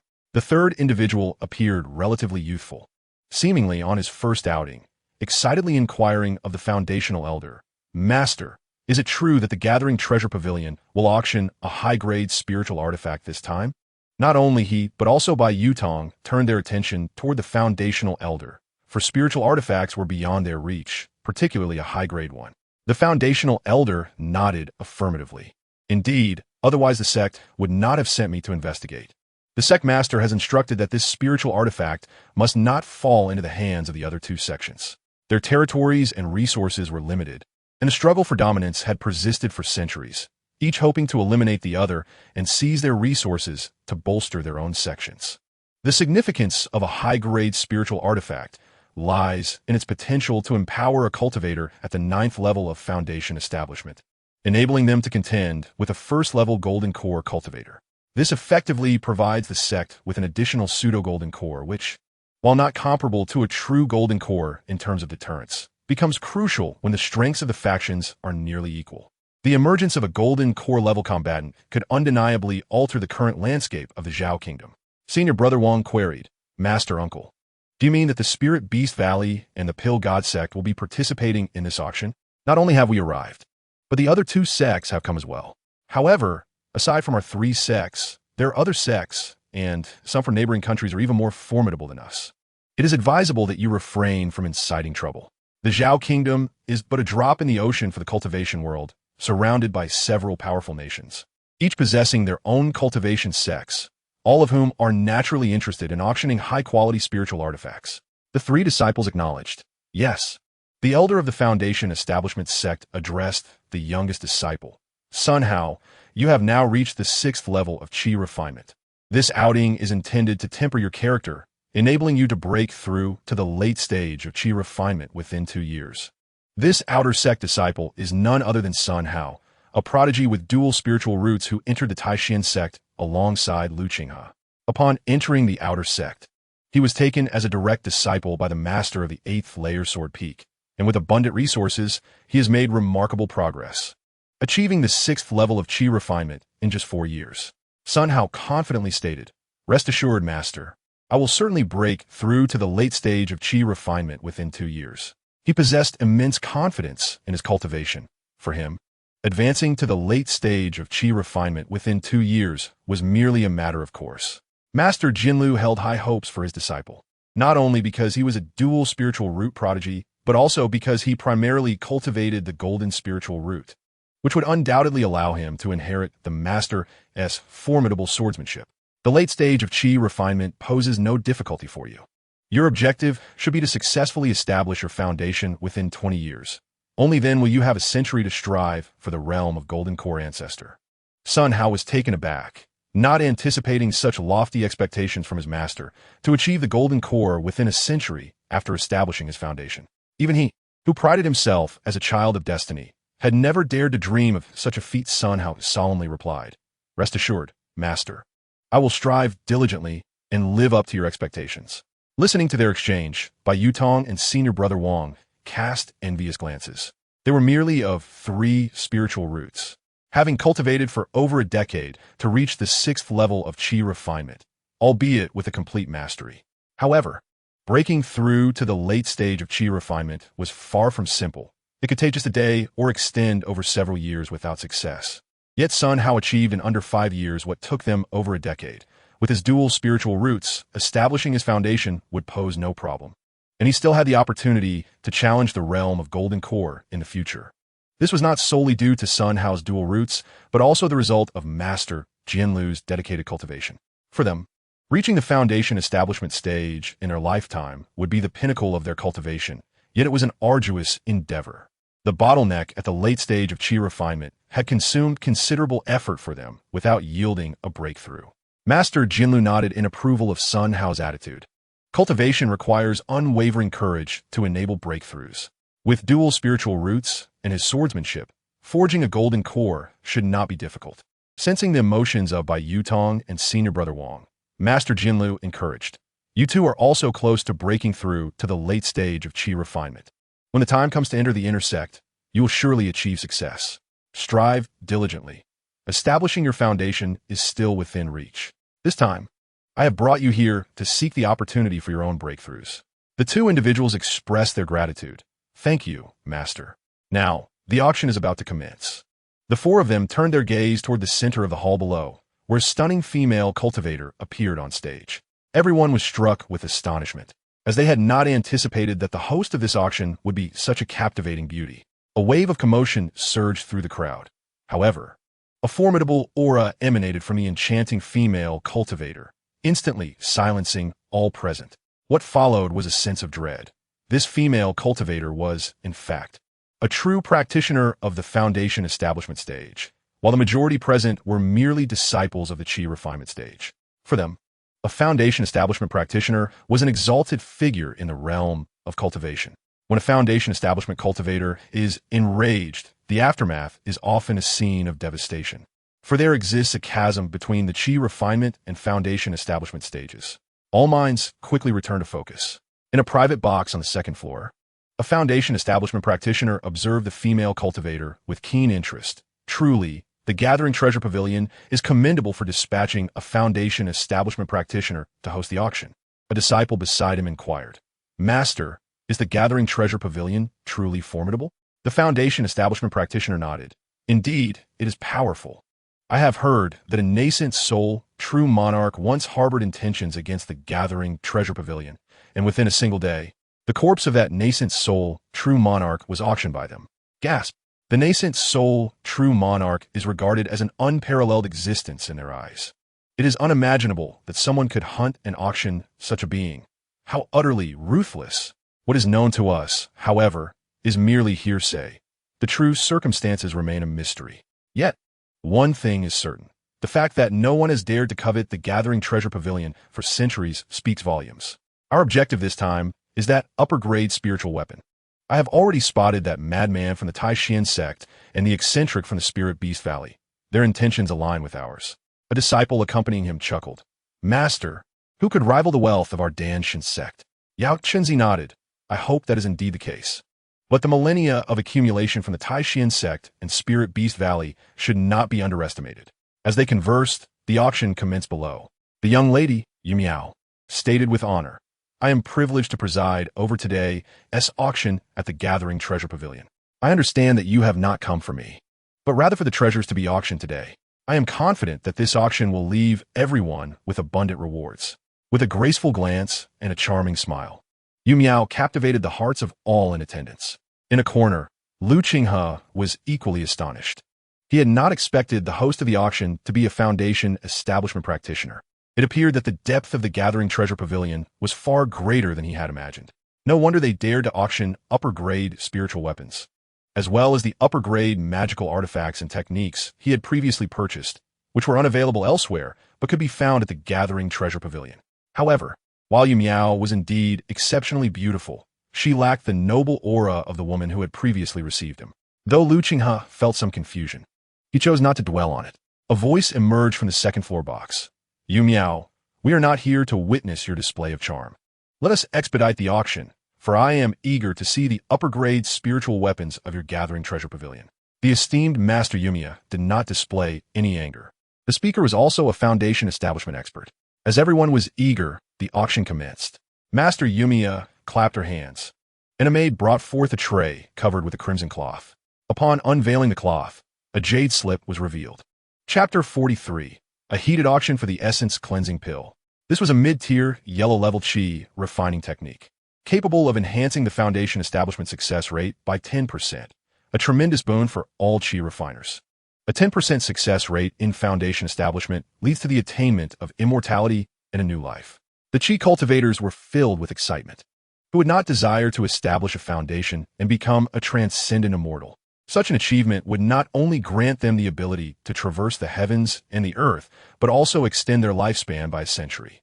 The starting bid was 500 spirit stones, with a minimum increment of 10 spirit stones. 510 spirit stones. How dare you raise it by just 10 spirit stones? 550 spirit stones. 560 spirit stones. The bidding for the mid-tier Qi refining technique soared rapidly, soon surpassing 600 spirit stones. A mid-tier Qi refining technique could sufficiently elevate a medium-sized Qi cultivating clan. And with a stroke of luck, one might even give rise to a foundation establishment expert. Qinghe had little interest. He practiced the cloud clear Qi refining method, a superior technique that increased the foundation establishment rate by 20%. This explains why many would go to great lengths to join major sections. A mid-tier Qi refining technique hardly captured the attention of foundation establishment experts and was ultimately secured by a 9th-level Qi refiner for 1,500 spirit stones, a threefold increase in price. The 9th-level Qi refiner handed over the spirit stones to the auction stage, treating the technique as a treasured possession. The successful sale of the first auction item brought a broad smile to Master Yumiya's face. She then presented the second item, a sword Qinghe had seen once before, the Crimson Dragon Sword. This superior-grade magical artifact, forged from dragon bloodstone, emanated a formidable dragon's might and fierce flames. Had the forging technique been flawless, it would have undoubtedly reached the pinnacle of magical artifacts. Unfortunately, a slight mishap during its creation relegated it to a superior-grade artifact. Yet its true power was not significantly inferior to that of top-tier artifacts. The starting bid was 2,000 spirit stones, with increments no less than 100 spirit stones. 2,100, 2,200. Ultimately, the Crimson Dragon Sword was acquired by a foundation establishment expert for 2,600 spirit stones, leaving one to wonder whether it would be for personal use or for a disciple. As more rare treasures were presented, Qinghe's horizons expanded considerably. Some items tempted him greatly, yet he maintained his composure. His goal was the essence cleansing pill. After several items were auctioned, a vial of pills was finally revealed, an inferior-grade, mysterious-level pill, the essence cleansing pill. Throughout our cultivation journey, we accumulate toxins, suffer lingering injuries, or fall victim to pill poisoning from excessive consumption. All can be cleansed with this washing marrow pill, which can also expand our meridians and accelerate our cultivation speed, especially for those aging Qi refinement practitioners who are unable to establish a foundation. The washing marrow pill is undoubtedly your opportunity to defy fate. The starting bid is 1,000 spirit stones, with each subsequent raise not less than 50 spirit stones. 1,050. 100 spirit stones. I shall claim this washing marrow pill. 150 spirit stones. I'm already at the 9th layer of Qi refinement, soon to decay into nothingness. This is my last chance. The price of the washing marrow pill continues to soar. Inside the private box of the Taishin sect, Wang Tianyu, by Yutong, and Sun Hao gazed longingly at the washing marrow pill below. They were all in dire need of this elixir, a profound-grade pill that was difficult for individuals of their standing to obtain. Jinlu Jinren shot an irritated glance at Yumiao Jinren, exclaiming, "This is utter nonsense." Although the washing marrow pill possesses the effects of refining essence and expanding meridians, it is utterly impossible for an aging Qi refinement practitioner to have the opportunity to break through to the foundation establishment realm. If that were the case, the Pill God sect would be overflowing with foundation establishment practitioners. However, if you could obtain the washing marrow pill, it would indeed increase your chances of foundation establishment. The eyes of the three brightened, yet by Yutong's expression soon dimmed. As an outer sect disciple, she only possessed 5 spirit stones each month. Although she earned some spirit stones from tasks or crafting spirit talismans, they were all expended on her cultivation, and her total assets did not exceed 200 spirit stones. Wang Tianyu then turned to Jinlu Jinren, pleading, "I beseech you, Uncle Master, to bid for the washing marrow pill on my behalf." Jinlu Jinren looked at Wang Tianyu in astonishment. "Do you truly possess such a sum of spirit stones?" Wang Tianyu replied, "Esteemed Uncle Master, during my recent excursion, my grandfather prepared 500 spirit stones for me, specifically to seek a method to break through the late stages of qi refinement. Jinlu Jinren, upon hearing this, was not surprised. Wang Tianyou's grandfather was also a foundation establishment practitioner of the Taishan sect. Jinlu Jinren nodded. I shall give it a try. Hearing the price rise to 500 spirit stones, he called out 2,000 spirit stones. His words momentarily silenced the entire hall. It was unexpected that someone from the second floor would raise the price to 2,000. In another box, Danshin Sect's Yao Qinzi laughed heartily. It's that old madman Jinlu. I never anticipated that he would purchase a pill I entrusted to the Jibuoj for auction. If he has indeed taken on a promising disciple, perhaps that disciple could truly establish a foundation within a few years with the washing marrow pill. 2,000 spirit stones was already beyond the means of an ordinary practitioner, and it exceeded the intrinsic value of the washing marrow pill itself. After a brief pause, Miao Yu inquired, is there anyone else wishing to place a bid? If not, we shall conclude the transaction. 100 spirit stones. A languid voice emanated from a corner, causing all eyes to shift in astonishment. They had not expected someone to continue bidding. The bid had reached 100 spirit stones, still from a qi refinement practitioner in the hall. The gazes of the crowd varied greatly. Within the private chamber, the curious expression of Sword Lu Jinren manifested as he directed his spiritual awareness towards Lu Qinghe's position. However, a more formidable consciousness swept over. Accompanied by a discreet sound, fellow Taoist, the rules of the Gathering Treasure Pavilion do not permit disruption. Sword Lu Jinren's countenance paled in surprise as he hastily withdrew his awareness, subtly nodding to the air, signaling to an unseen presence. He proclaimed, 2,500 spirit stones, 2,600 spirit stones. Lu Qinghe raised the bid by an additional 100 spirit stones. Internally, he cursed the unknown individual who forced him to expend at least 600 more spirit stones. As he initially estimated that the marrow-cleansing pill could be acquired for just 2,000 spirit stones. Yet, it was unexpectedly driven up to 2,600, leaving him quite exasperated. Sword Lu Jinren appeared momentarily stunned, but refrained from increasing the bid. Wang Tianyou's expression darkened. He had not anticipated that someone could offer 2,500 spirit stones. If he were to obtain this pill, he was confident that he could break through to the late stage of qi refinement without needing any assistance, and perhaps even lay the groundwork for future foundation establishment. To his astonishment, the bidding had surged to 2,500 spirit stones. Observing the troubled Wang Tianyou, Sword Lu Jinren addressed him, saying, 2,600 spirit stones have far surpassed the value of the marrow-cleansing pill. There is no need to continue bidding. Wang Tianyou took a deep breath, conceding yes. Master Uncle, I can no longer offer a higher price. In the hall, Miao Yu also directed her gaze towards Lu Qinghe. A bid exceeding 2,000 spirit stones could only be afforded by esteemed guests in the second-floor private chambers. It was unexpected that a qi refinement practitioner from the main hall would acquire it at such a high price. With no further bids, the transaction was concluded at 2,600 spirit stones. Lu Qinghe handed the spirit stones to the attending maid and tossed the marrow-cleansing pill into his storage bag. Paying no heed to the auction behind him, he seized an opportunity to quietly exit the auction hall.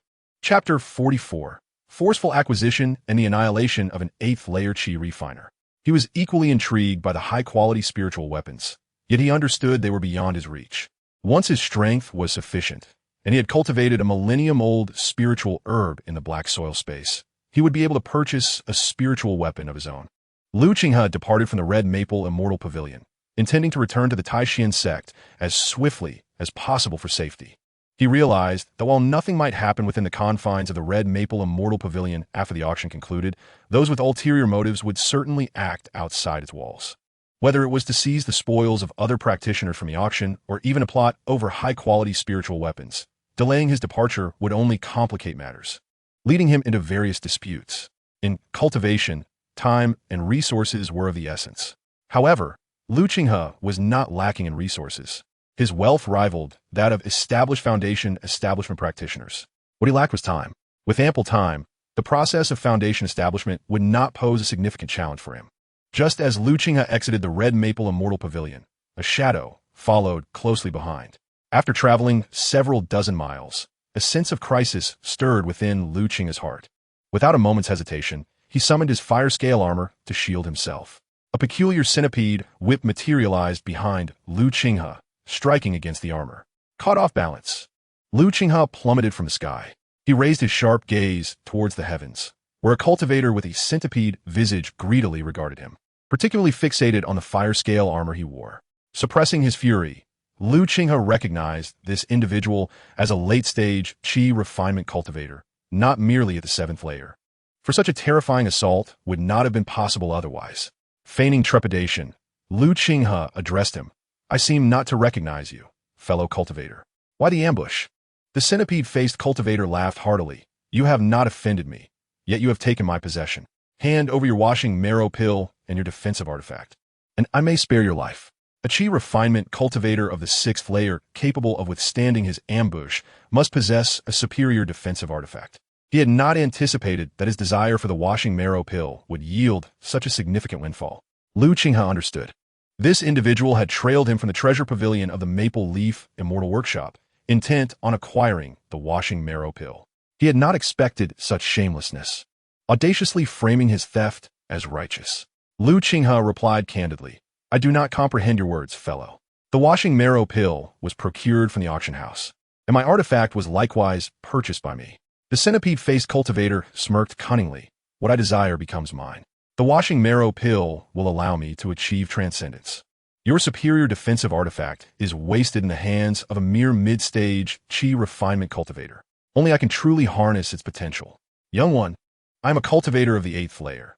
Killing you would be as effortless as squashing an ant. However, I wish to avoid unnecessary bloodshed. Surrender the washing marrow pill and your defensive artifact, and I shall permit your escape. Were it not for the difficulties in breaching a superior defensive artifact, he would not be so verbose. Even an 8th layer cultivator, lacking a superior artifact, would find it exceedingly challenging to penetrate such defenses. The whip in his hand was merely a mid-grade offensive artifact. This fact elucidated why cultivators were so fervently obsessed with acquiring powerful artifacts. Demonstrating his 8th layer cultivation pressure, he advanced towards Lu Qinghe, intending to intimidate him. Sensing the overwhelming aura of an 8th layer cultivator, Lu Qinghe's face turned ashen as he exclaimed, "Fellow cultivator, please do not kill me. I will give you the washing marrow pill and the artifact. I only hope you keep your word and spare my life." In haste, Lu Qinghe removed the storage pouch from his waist and tossed it towards the centipede-faced man. The centipede-faced man was momentarily taken aback, catching the pouch. He had not anticipated Lu Qinghe would yield so easily to intimidation. A cold chuckle echoed in his heart. It seemed his assumptions were correct.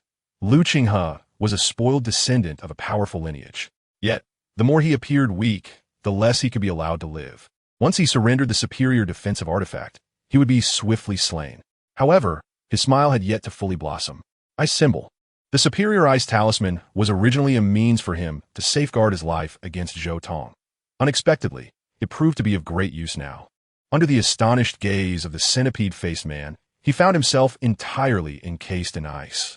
Lu Qinghe seized this opportunity, his spiritual consciousness, significantly enhanced in the late stage of Qi refinement, would certainly be detected should he act rashly. His previous actions were deliberately orchestrated to create a moment of complacency in his adversary, allowing him to deliver a fatal blow. As the formidable power of the 8th level of Qi refinement surged forth, the superior ice talisman shattered with a crackling sound. Lu Qinghe's attack was poised for execution. Gung Jin Sword Art. The superior spirit wind sword emanated a golden sword intent, slicing toward the encased centipede-faced man. Sensing the threat of death, the centipede man's expression turned to one of horror. A superior attacking magical artifact. You dare? He ignited his own vital essence, explosively shattering the ice for otherwise.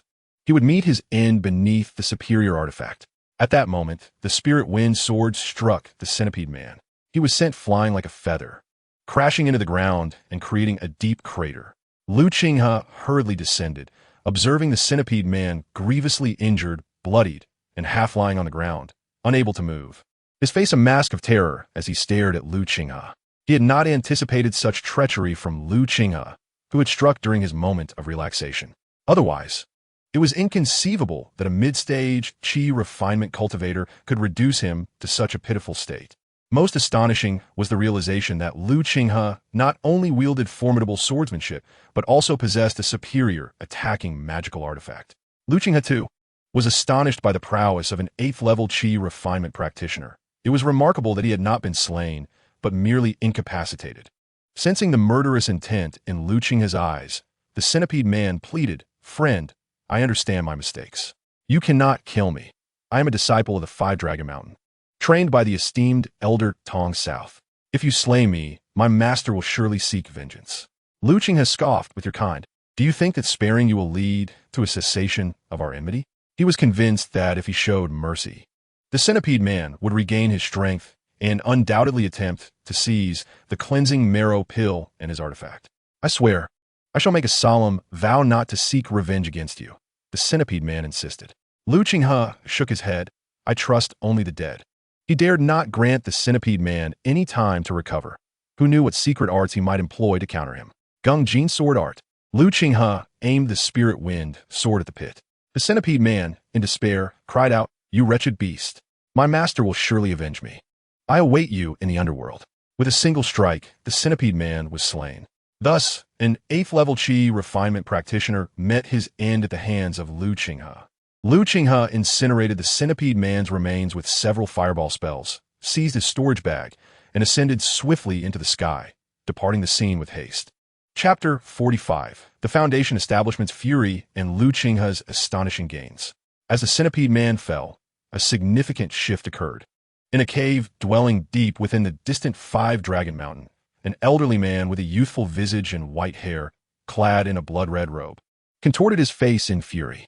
The terrifying aura emanating from him shattered the very foundations of the cave, producing a thunderous roar that echoed through the air. "Who dares to slay my disciple?" he bellowed, having just sensed the extinguishing of the soul fire of his disciple, Centipede. This revelation ignited a blaze of wrath within him. In this vast expanse of hundreds of miles, who was unaware of the formidable reputation of the venerable Tong Suo? How dare anyone lay a hand upon his disciple? He soared into the sky, directing his flight towards the dissipating essence of the centipede. Yet, moments later, he returned, vexed. "Where is the scorpion?" A figure appeared in the air, bowing to the venerable one. "Greetings, master. What is your command?" He had witnessed the fury of Tong Suo, but was perplexed as to what could provoke such ire. With a measured glance, Tong Suo addressed the scorpion. "Your junior brother, Centipede, has been slain. Go forth and uncover the identity of the murderer, bringing them back to me so I may extract their soul and exact my vengeance." A true spirit mark was left upon Centipede at the time of his demise, indicating that this assailant possesses merely the cultivation of the Qi refinement stage. Yet, the ability to slay Centipede suggests their prowess is formidable. "I shall lend you the soul-capturing bell, a supreme artifact, temporarily. You must return it upon your return." With that, Tong Suo produced a golden bell and entrusted it to the scorpion. Receiving the golden bell, the scorpion examined it meticulously. Although he had reached the 9th level of Qi refinement, this was his first encounter with a supreme artifact. The soul-capturing bell was a particularly unique and precious item, capable of ensnaring the very souls of individuals, more valuable than ordinary supreme artifacts. "As you command, master," the scorpion replied. Tong Suo waved his hand. "Hasten your journey and return swiftly. Were it not for some difficulties in my own cultivation, I would attend to this myself." "Yes." The scorpion vanished in a flash of crimson light, departing from Five Dragon Mountain. Tong Suo cast a shadowy glance into the distance before returning to his cave in a huff. Meanwhile, Qinghe remained unaware that he had attracted the attention of a foundation-establishing cultivator, who had dispatched a Qi refinement practitioner equipped with a supreme artifact to eliminate him. Realizing he might have inadvertently offended a foundation-establishing master, he pressed on relentlessly toward the Taishan sect. Days later, he finally arrived safely at the Taishan sect. Once he exchanged his outer sect disciple's gear, Qinghe breathed a sigh of relief upon entering the Taishan sect. He immediately retreated to his cave for seclusion. Sitting cross-legged on a mat, Qinghe reflected on his recent journey to the Red Maple Immortal Workshop. Although he encountered peril, it bore significant rewards. Not only had he successfully refined elixirs, but he had also procured a cleansing elixir to swiftly resolve his Dan toxicity issues. Additionally, he had acquired a superior artifact, the Spirit Wind Sword, along with the formula for the Huanglong pill. He now possessed over 7,000 spirit stones, a sum that even foundation-establishing masters might find difficult to amass. The elixir known as Huanglong Dan has been successfully cultivated in several batches. allowing for attempts at its refinement whenever time permits. Henceforth, there will be no need to risk excessive purchases of elixirs from the Immortal Workshop. While the Gathering Spirit Pill is relatively easy to acquire, Huanglong Dan is scarce even within the Immortal Workshop, and large-scale procurement could easily draw unwanted attention. Furthermore, for Lu Qinghe, such a mid-grade elixir would merely suffice for his qi refining stage. In due time, he will require superior grade and profound grade elixirs, which may not be readily available even with ample spirit stones. Moreover, as evidenced by this incident, even a low-grade, profound-level cleansing pill could incite lethal pursuits. Lu Qinghe retrieved a storage bag belonging to the slain centipede. Inside was a mid-grade magical artifact whip, which he had no use for. He planned to sell it when an opportunity arose, potentially fetching 1 or 200 spirit stones. A mid-grade defensive artifact, shattered by Lu Qinghe's spirit wind sword, might only command a price equivalent to a low-grade artifact. He also discovered 835 spirit stones, which explained his absence from the bidding war for the cleansing pill. Additionally, he found 3 vials of low-grade, gathering spirit pills and some spiritual herbs, albeit of low rank, categorized merely as yellow-grade low-tier herbs. Most astonishingly, there were 2 spiritual talismans. One, a high-grade sword talisman, capable of unleashing a sword strike equivalent to the full force of a sword cultivator, and the other, a high-grade diamond talisman, which could withstand a full force strike from a late-stage qi refiner. The sight of these talismans left Lu Qinghe breathless, for he had cleverly feigned weakness to ambush the unsuspecting centipede. Had it possessed even a modicum of defensive capability, he would have faced certain demise. It was fortunate that the centipede refrained from deploying its high-grade sword talisman. Otherwise, a single blow could have cleaved through the defenses of his fire-scaled armor. Finally, he encountered a jade box, not containing a spiritual herb, but rather a seed. After examining it for some time, Lu Qinghe could not discern its nature, yet its presence within the centipede's storage bag suggested it was a seed of some sort of spiritual herb. He resolved to plant it when time allowed. Upon reflection, Lu Qinghe calculated that a qi refining cultivator at the 8th level would possess barely 2,000 spirit stones at most. He was astonished that such a cultivator could be so impoverished with only this meager wealth. Lu Qinghe, lacking the experience of hunger, failed to appreciate that many cultivators devote the majority of their resources to enhancing their cultivation. A late-stage qi refiner possessing over 2,000 spirit stones is considered relatively affluent. Lu Qinghe tossed the seed into the corner of his black soil space, uncertain of its viability, and chose not to dwell on it.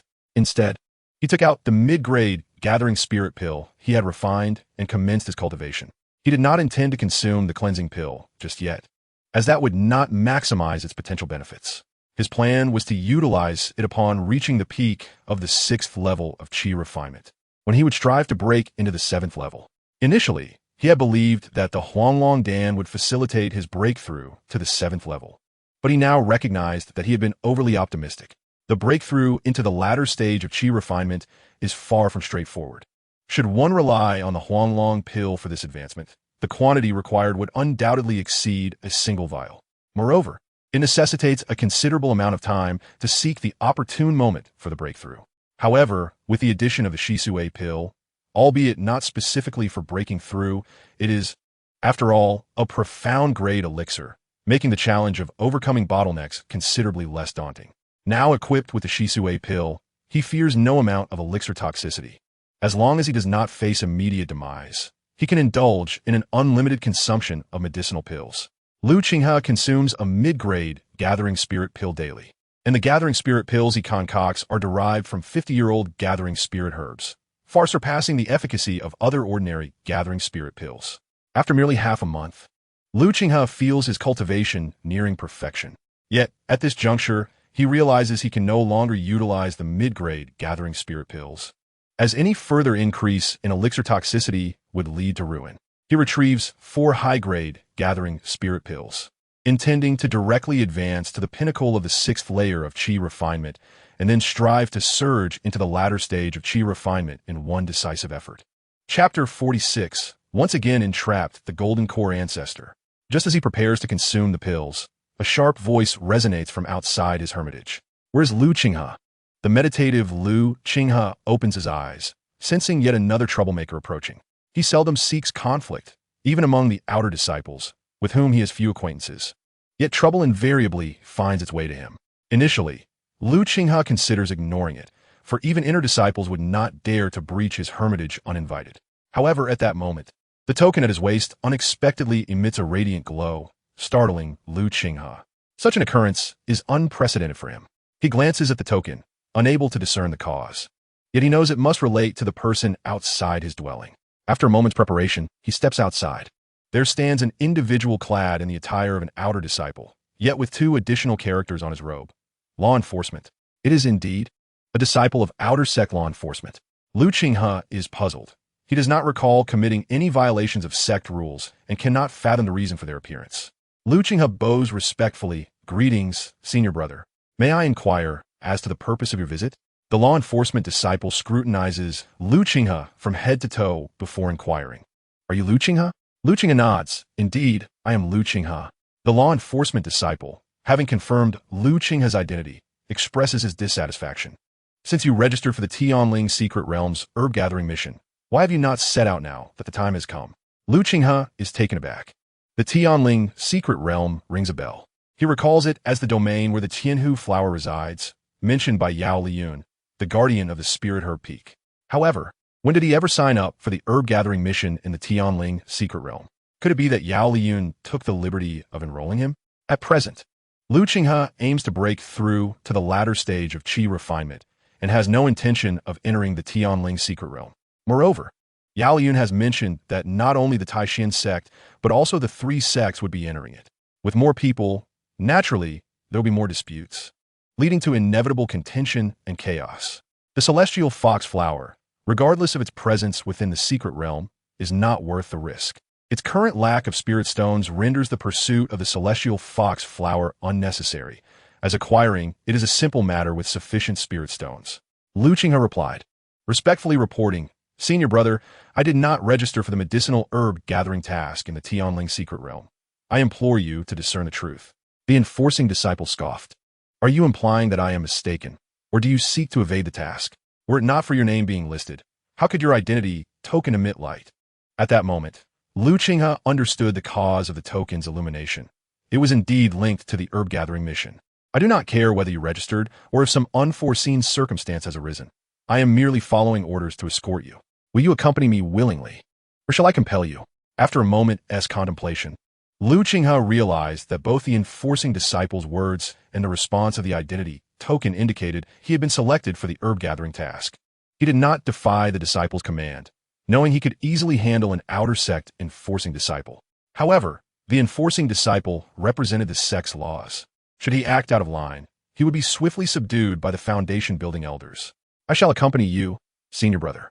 The enforcing disciple's expression softened considerably. That is well.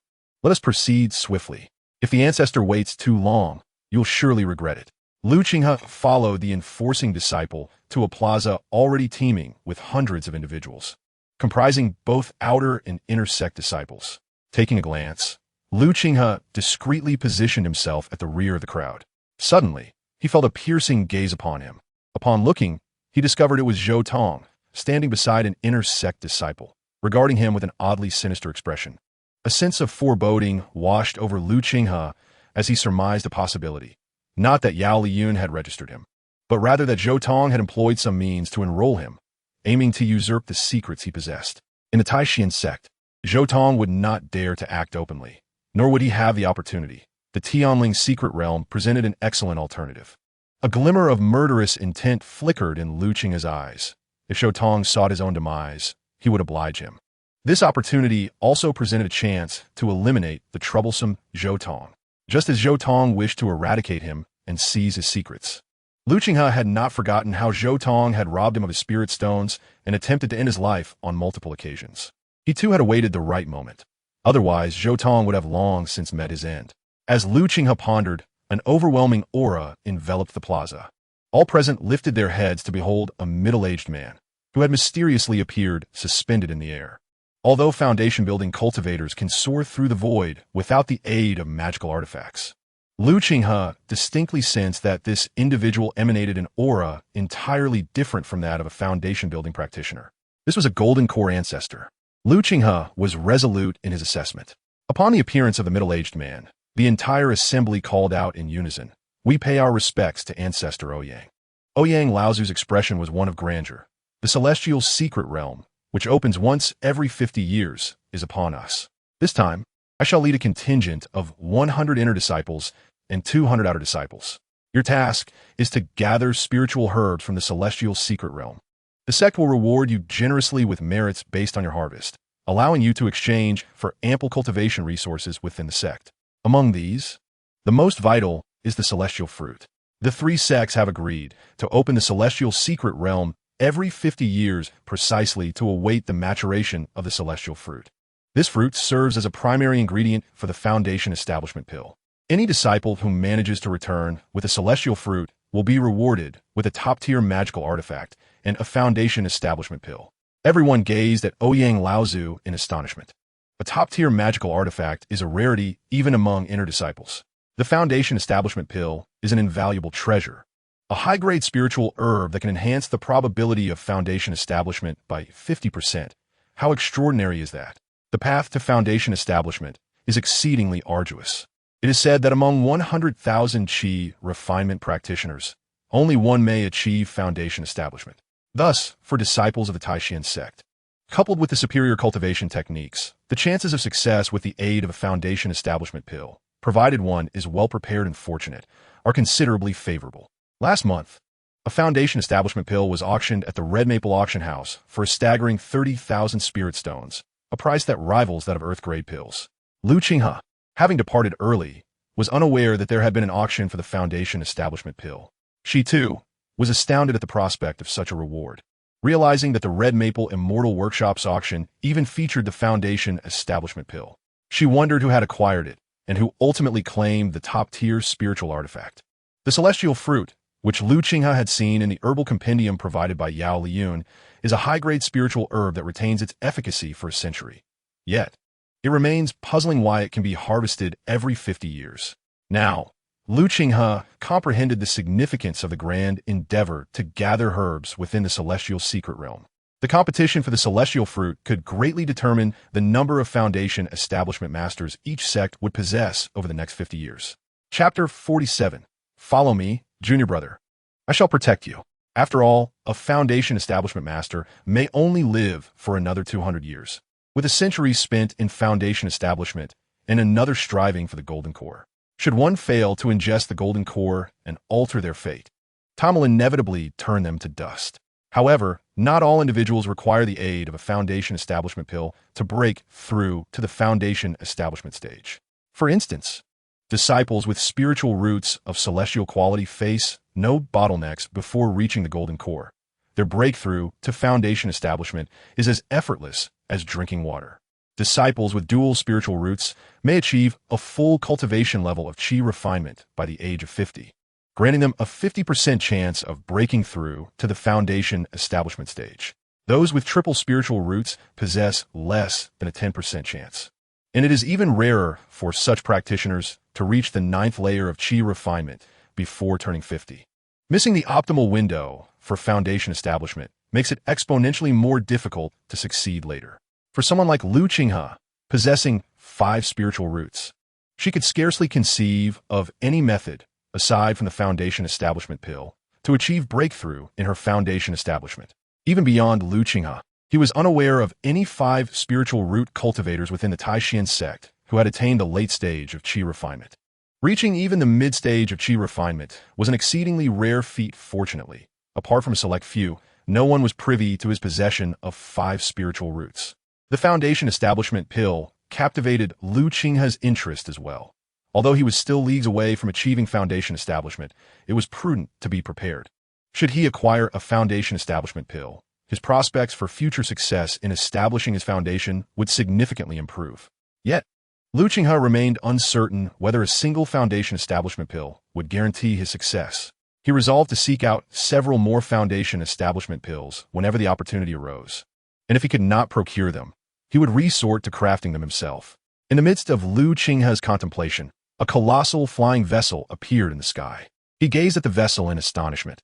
It was unlike any he had encountered before.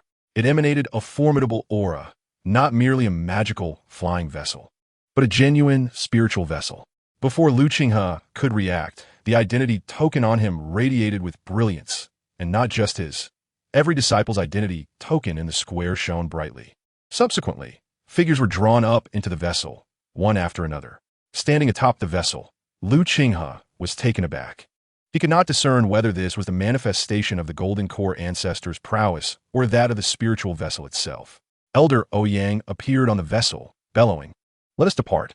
The flying vessel surged out of the Taishan sect's grand formation, soaring deep into the mountains, and in the blink of an eye, it was dozens of miles away. On board the vessel, the distinction between outer sect disciples and inner sect disciples was stark. Apart from a few outer sect disciples who had established good relations with their inner sect counterparts, the others kept their distance, wary of incurring the ire of the inner sect disciples. Qinghe sat cross-legged at the edge of the spiritual vessel, suppressing the toxic energy within him. He sensed a faint gaze upon him and, without needing to think, knew it belonged to Zhoutong. However, he chose to ignore it. After a moment, a delicate fragrance wafted into his nostrils. Curiously, Qinghe opened his eyes to find Bai Yutong beside him. He had noticed her earlier, but had refrained from greeting her, as their acquaintance was not particularly close aside from the previous incident. "Greetings, senior sister Bai," Qinghe said. Bai Yutong hesitated briefly before apologizing. "I must apologize for my previous actions. I did not anticipate that senior sister Long would behave in such a manner. I had intended to seek you out personally, but the sect assigned me a task, and I was compelled to depart." She had not anticipated that by merely seeking assistance from an intersect sister regarding the resolution of the Dan poison, it would lead to a warning directed at Qinghe, and by the time she learned of it, it was too late, leaving her with a sense of guilt.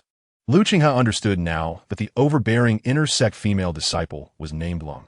He shook his head. "I ought to thank you, senior sister, for informing me of the method to alleviate the Dan poison. I even went to the Servant Peak to seek you out, but unfortunately, I did not encounter you." Listening to Qinghe's words, Bai Yutong felt a sense of relief. Concerned, she inquired, "Have you resolved your Dan poison?" She observed that Qinghe had advanced from the 4th to the 5th level of Qi refinement, a remarkable breakthrough within just 2 years, leaving her puzzled as to how Qinghe had ended up at the outer disciple peak. Such a pace of cultivation was certainly on par, if not superior, to that of the outer sect disciples. Qinghe shook her head. "It is merely a temporary suppression.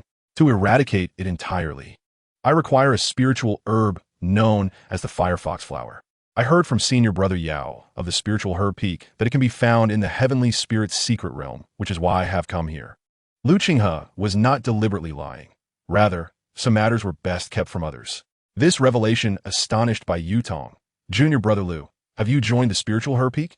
Qinghe nodded and produced her token. "I possess a commendable talent for planting, and with my connection to senior brother Yao, I was granted permission to join the spiritual herb peak." Her relationship with Yao Liyun was backed by a shared bond of 10 spirit stones. Bai Yutong had not anticipated that Qinghe possessed such a talent. "Junior brother, your aptitude is commendable. Gaining entry into the spiritual herb peak will certainly simplify the acquisition of sect merits and spirit stones. However," she added, "you should not have signed up for this herb gathering mission." Qinghe, confused, looked at Bai Yutong. "Might you enlighten me, senior sister?" Seeing that Qinghe truly was unaware, Bai Yutong began to explain. In the heavenly spirit's secret realm, not only were spiritual herbs abundant, but they were also fiercely guarded by formidable demonic beasts. A moment's carelessness could lead to encounters with powerful creatures. Furthermore, conflicts with disciples from the other 2 sects were not uncommon. While opportunities existed within the realm, peril was ever present. Many disciples had perished in the heavenly spirit's secret realm during herb gathering excursions. Typically, only those who had encountered a bottleneck and needed to resort to perilous means would dare to participate. Of course, some sought the Foundation establishment pills, but each of them was already a powerful inner sect disciple at the 9th level of Qi refinement. Qinghe surmised that only those unable to make further progress would take such risks. Among them were individuals seeking secret opportunities, like Zhoutong. "Senior sister, why have you chosen to partake in this herb gathering task?" Qinghe inquired. Bai Yutong replied, "Naturally, it is to break through to the 7th level of Qi refinement. I have remained at the 6th level for 4 years. Without a breakthrough, it will be exceedingly difficult to reach the 9th level of Qi refinement before turning 50. At that point, the opportunity for Foundation establishment will be lost. I merely hope to obtain a spiritual herb worth 1,000 merits within, allowing me to purchase the necessary elixirs for my breakthrough." She continued, Once we enter the secret realm, stick with me. If the Firefox flower truly exists, I will assist you in locating it. As long as we do not encounter late-stage demonic beasts or disciples from the other two sects at the late stage of Qi refinement, I can ensure your safety. The heavenly spirit fruit is of no concern to ordinary disciples like us. Only those at the 9th level of Qi refinement compete for it. However, she is still capable of ensuring Lu Qinghe's safety. Chapter 48. The focus of attention. The gaze of the Golden Core ancestor. Observing by Yutong's earnest expression, Lu Qinghe found himself both amused and exasperated. His true cultivation level was on par with Bai Yutong, yet his genuine combat prowess was far beyond her imagination. With 4 mid-grade spells, 1 high-grade offensive artifact, 1 high-grade defensive artifact, and several powerful talismans at his disposal, even a 9th-layer Qi refinement cultivator would meet their demise if ambushed by him. Thank you, senior sister. Accompanying Bai Yutong was simply not feasible for him. He had other matters to attend to, not to mention that Zhou Tong could strike at any moment. He intended to break through to the late stage of Qi refinement in the Tianling secret realm, which would preclude Bai Yutong from accompanying him. Nevertheless, Lu Qinghe was grateful to Bai Yutong, for she was the only person he could consider a friend in Taishien's sect, aside from Wang Shan. Bai Yutong smiled faintly, feeling relieved. She had worried that Lu Qinghe might refuse. Although she did not know him well, she understood that his pride was quite strong. Otherwise, he would not have relied solely on his own abilities to reach the Spirit Rune Peak instead of leveraging their relationship. Senior sister, are you still serving at the miscellaneous peak? He was uncertain if Bai Yutong had resigned from her duties there. Bai Yutong nodded, indeed. I will continue to serve at the miscellaneous peak until I break through to the 7th layer of Qi refinement and enter the inner sect. The miscellaneous peak was essentially a position set by the sect for outer disciples who had the chance to break through to the late stage of Qi refinement. It was not only leisurely, but also offered considerable rewards. Zhou Tong had been in a similar position, but his ambition was too great, and failing to break through within the stipulated time led to severe penalties. Had he succeeded, he would have faced no punishment, perhaps just a mild reprimand. Of course, to become a steward of various peaks, one must have a significant background. Such opportunities were not available to ordinary disciples. That is so. I have a matter I wish to ask of you, senior sister. I have a friend who entered Taishien's sect and the Miscellaneous Institute with me. However, after successfully drawing qi into his body, he undertook a miscellaneous task and then vanished, with only knowledge of him taking on a task at the refining peak. Lu Qinghe briefly recounted Wang Shan's situation to Bai Yutong. She pondered for a moment, a miscellaneous disciple from 5 years ago. This is quite a long time. There are 2 possibilities. Either he encountered an accident while cultivating or completing a task. However, if he went to the refining peak, there's another scenario, which is that he went to the mines for mining. Generally, those who have not reached the 4th layer of Qi refinement do not leave there. Noticing Lu Qinghe's worried expression, Bai Yutong reassured him, Junior brother, there's a high probability it is the latter. Although the mines are arduous, they provide ample cultivation resources, and safety is not overly concerning. Once the Tianling secret realm task concludes, I will help you investigate. Lu Qinghe understood that this was the only course of action. Then I must trouble you, senior sister. Bai Yutong nodded. It's a small matter. Naturally, the sight of Bai Yutong and Lu Qinghe seated together drew considerable attention. Bai Yutong was renowned as a stunning beauty from the outer sect. Yet few had ever seen Lu Qinghe. A curious inner sect disciple inquired, who is this outer sect disciple accompanying Bai Shimi? Another responded, I am uncertain, but I finally comprehend why Bai Shimi declined the marriage proposal from the Wang family. Bai Yutong was well known within the inner sect, not only for her striking appearance, but also for her exceptional talent. It was merely a matter of time before she advanced to the late stages of Qi refinement and entered the inner sect. To marry her would undoubtedly be a significant gain. However, no one dared to force Bai Yutong, as she possessed considerable backing within the inner sect. Most critically, Bai Yutong had caught the eye of Wang Tianyu from the Wang family, a matter that involved a foundational cultivator, making the inner sect disciples wary of offending such a powerful figure. Initially, it was expected that Bai Yutong would marry into the Wang family upon her breakthrough to the late stages of Qi refinement, but she had turned down the proposal. Rumors suggested that she had been cast aside by the inner sect due to this incident, which explained her participation in the medicinal gathering task in the Tianling secret realm. An inner sect disciple scoffed, how foolish. With the vast resources of the Wang family at her disposal, achieving foundational cultivation is not just feasible. Reaching the ninth layer of Qi refinement would be entirely within her grasp. When the time is ripe, acquiring a foundational pill could even lead to foundational cultivation. What future does she have following an outer sect disciple with no background? Furthermore, this fellow, at the fifth layer of Qi refinement, seeks a breakthrough in the Tianling secret realm, indicating that advancing to the late stages of Qi refinement is an unattainable goal. At that stage, one can discern the cultivation levels of others. I hope he manages to break through, otherwise he may meet a grim fate. The inner sect disciples exchanged whispers but soon lost interest, regarding the matter as irrelevant to them. Within the outer sect circle, several female disciples gathered, and one, at the fourth layer of Qi refinement, curiously asked her sixth-layer senior, Mei Shiji, who is the person with Bai Shiji? Mei Shiji furrowed her brows, unsure of Lu Qinghe's identity. I do not know. I have not heard Yutong mention such an outer sect disciple before. The fourth-layer disciple queried, could he be Bai Shiji's romantic interest? Mei Shiji's expression shifted as she considered this possibility quite likely, given the events of late. With a sigh, she remarked, Yutong is being foolish. Meanwhile, the fourth-layer disciple felt a sense of familiarity with Lu Qinghe, unable to recall where she might have seen him before. Lu Qinghe sensed a multitude of spiritual presences upon him, some originating from inner sect disciples. He would not presume such popularity. It was evident that Bai Yutong's actions had attracted their attention. He could only fervently employ the thousand faces illusion technique to conceal any anomalies. Bai Yutong seemed to sense the scrutiny as well, realizing it might pose troubles for Lu Qinghe. She is currently beset by troubles, and said to Lu Qinghe, Junior brother Lu, I will head to Spirit Talisman's peak first. Please join me later on the spirit vessel. All right. Meanwhile, at the very front of the spirit vessel, old ancestor Ouyang opened his eyes and glanced in the direction of Lu Qinghe. Lu Qinghe suddenly felt alert, as if a fierce beast were fixating on him, every hair on his body standing on end. However, just as he intended to investigate, this sensation vanished without a trace. The thousand-faced, illusionary spirit technique, with a cultivation level of the sixth layer of Qi refinement, relied entirely on medicinal pills for its advancement, leaving him without any solid foundation. Even if the pill toxicity were resolved, there would be no opportunity for foundation establishment. Old ancestor Ouyang closed his eyes once more, resuming his slumber. He merely noticed the collective spiritual senses of the others probing a particular location, thinking something might have occurred, but lost interest after a fleeting glance.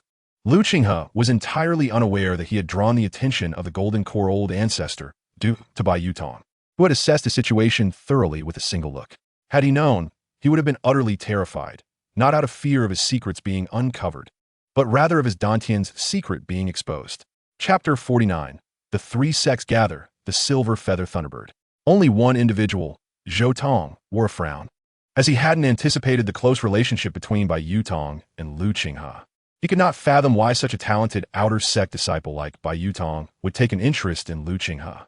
His concern lay in the possibility of Bai Yutong discovering the secrets Lu Qinghe harbored. He silently resolved that, by any means necessary, he must suppress Lu Qinghe and uncover the secrets concealed within him. Zhou Tong could have opted out of the Tianling secret realm mission, as a few days of closed-door cultivation would suffice for him to break through to the seventh layer of Qi refinement and enter the inner sect.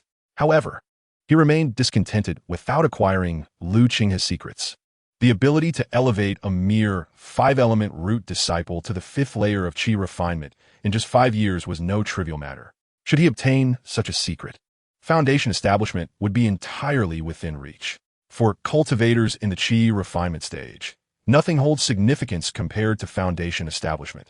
In pursuit of this hope, he had previously bribed the mountain guarding disciples to relay a message when Lu Qinghe ventured out, yet he lost track of him almost immediately. This compelled him to expend considerable resources to ensure that Lu Qinghe was included in the roster for the Tianling secret realm. Lu Qinghe learned about the Tianling secret realm from various sources. It was a discovery shared by the three sects, thus jointly administered by them. A significant factor in the three sects' ascendance as the most powerful immortal sects in Zhao country was their connection to the Tianling secret realm. The spiritual herbs and resources within had sustained the three sects for centuries, continually providing fresh blood for foundation establishment.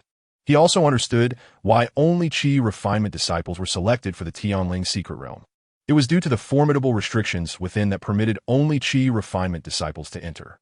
Should one attempt to forcibly breach the secret realm, it would inevitably collapse, rendering any future harvesting of its spiritual herbs an impossibility.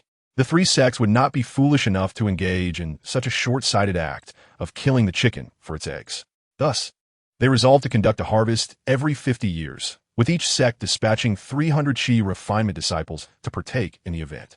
The choice of 50 years is intrinsically linked to the fact that it takes 50 years for the Tianling fruit to be refined into foundation establishment pills.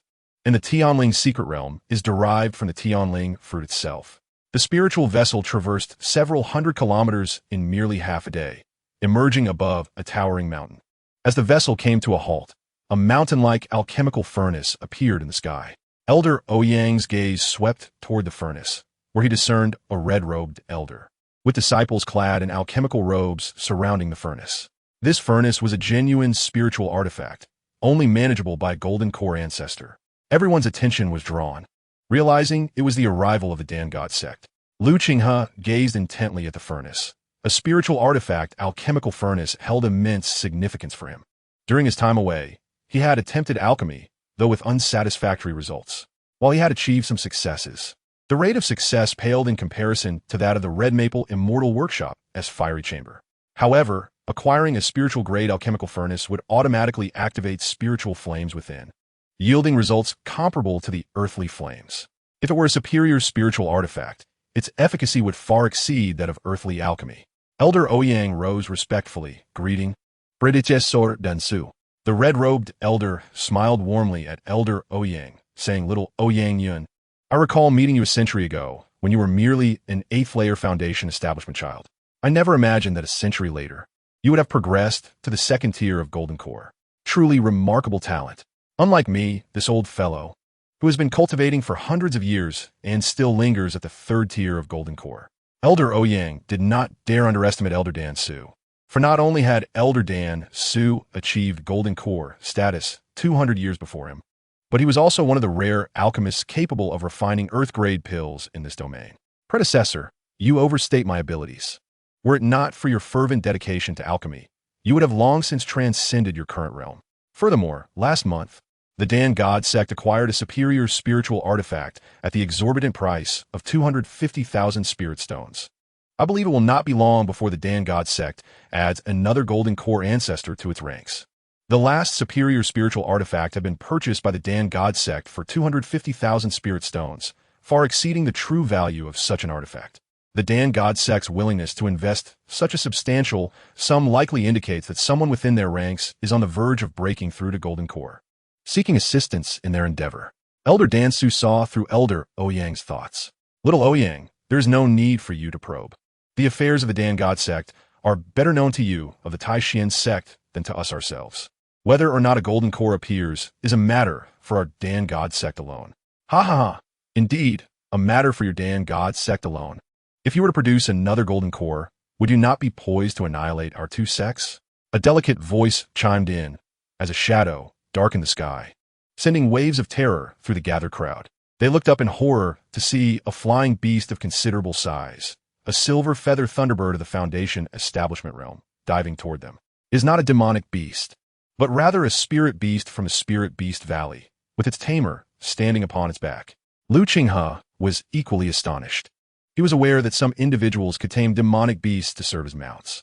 He had heard that the Spirit Beast Valley employed special methods to subdue demonic beasts and enhance their prowess. However, witnessing it firsthand was profoundly shocking. The foundational level Silver Feather Thunderbird, capable of swift movements and unleashing lightning attacks, had been tamed by the people of Spirit Beast Valley to become a mount. With a wave of their hands, Old Master Ouyang and Old Master Danshu conjured a protective barrier to shield their disciples, blocking the violent pressure exerted by the Silver Feather Thunderbird. As the members of the Spirit Beast Valley descended, a captivating woman, accompanied by disciples of the valley, made her appearance. Old Master Danshu taunted, "Heavenly Phoenix Demonis, tread carefully in your words. My Dan God sect does not share your valley's ambitious nature. We are merely focused on alchemy, unlike you, who secretly harbor countless spirit beasts to contend against us." Unfazed by Old Master Danshu's mockery, the Heavenly Phoenix Old Master boldly retorted, "Our Spirit Beast Valley is not as hypocritical as your Dan God sect and Taishian sect. If we possess the strength, we would undoubtedly annihilate both your sects and monopolize the resources within 1,000 miles. Old Master Danchu scoffed. I fear your spirit beast valley lacks such strength. With a flicker of her enchanting gaze, the heavenly phoenix Old Master turned to Old Master Ouyang, suggesting, Ouyang, why not eliminate this old fool and divide the treasures of the heavenly spirit secret realm among ourselves? Rather than worrying about a new golden core from the Dangod sect, it would be prudent for us to join forces now. Old Master Danchu erupted in fury. Heavenly Phoenix child, you seek death. The heavenly phoenix Old Master remained silent, merely smiling at Old Master Ouyang. Old Master Ouyang, maintaining a calm demeanor, replied, Heavenly Phoenix, you jest. Our Taishan sect has a decent relationship with the Dangod sect. I will be willing to ally with them to deal with your Spirit Beast Valley. The Heavenly Phoenix Old Master did not press the matter further, as she recognized the futility of her words. It was evident that, even at equal cultivation levels, it was impossible to vanquish another Golden Core Elder. Chapter 50. Entering the Secret Realm and Consuming the Bone-Cleansing Pill. Enough of this idle chatter. Since all three sects have arrived, let us commence the opening of the Heavenly Spirit Secret Realm. Old Master Ouyang produced a token, and both Old Master Danchu and the Heavenly Phoenix Old Master did likewise. The three tokens shot into the depths of the mountain, and a portal materialized before them. Old Master Ouyang called out, all disciples, hurry inside. You have but 1 month. After that, the passage will close. The disciples of the three sects hastily rushed toward the portal, one by one disappearing within. Once all the disciples had entered, the Heavenly Phoenix Old Master curiously inquired of the two, what do you both anticipate regarding the number of heavenly spirit fruits that will appear in the secret realm? Old Master Ouyang responded, last time there were 8, but as the celestial and terrestrial spiritual energy diminishes, the heavenly spirit secret realm follows suit, making it increasingly difficult for spiritual herbs to thrive. This time, if we manage to find 5 to 6 fruits, it would be quite fortunate. The scarcity of resources is the most pressing issue currently confronting the realm of cultivation. The venerable Danchu ancestor concurs with the judgment of ancestor Ouyang. My thoughts align with those of Ouyang. We anticipate 5 to 6 celestial fruits. However, it remains uncertain how many each sect will procure. 5 to 6 celestial fruits could potentially bestow over 30 foundational practitioners upon the 3 sections. Yet, the distribution among the sects hinges solely upon the quantity of celestial fruits their disciples manage to bring forth. It is no simple matter for any of the 3 sects to produce a golden core practitioner. Thus, the disparity in their strength is reflected in the number of foundational practitioners they possess. The Tianfeng ancestor remarked with a smile, naturally, it is the Taishan sect.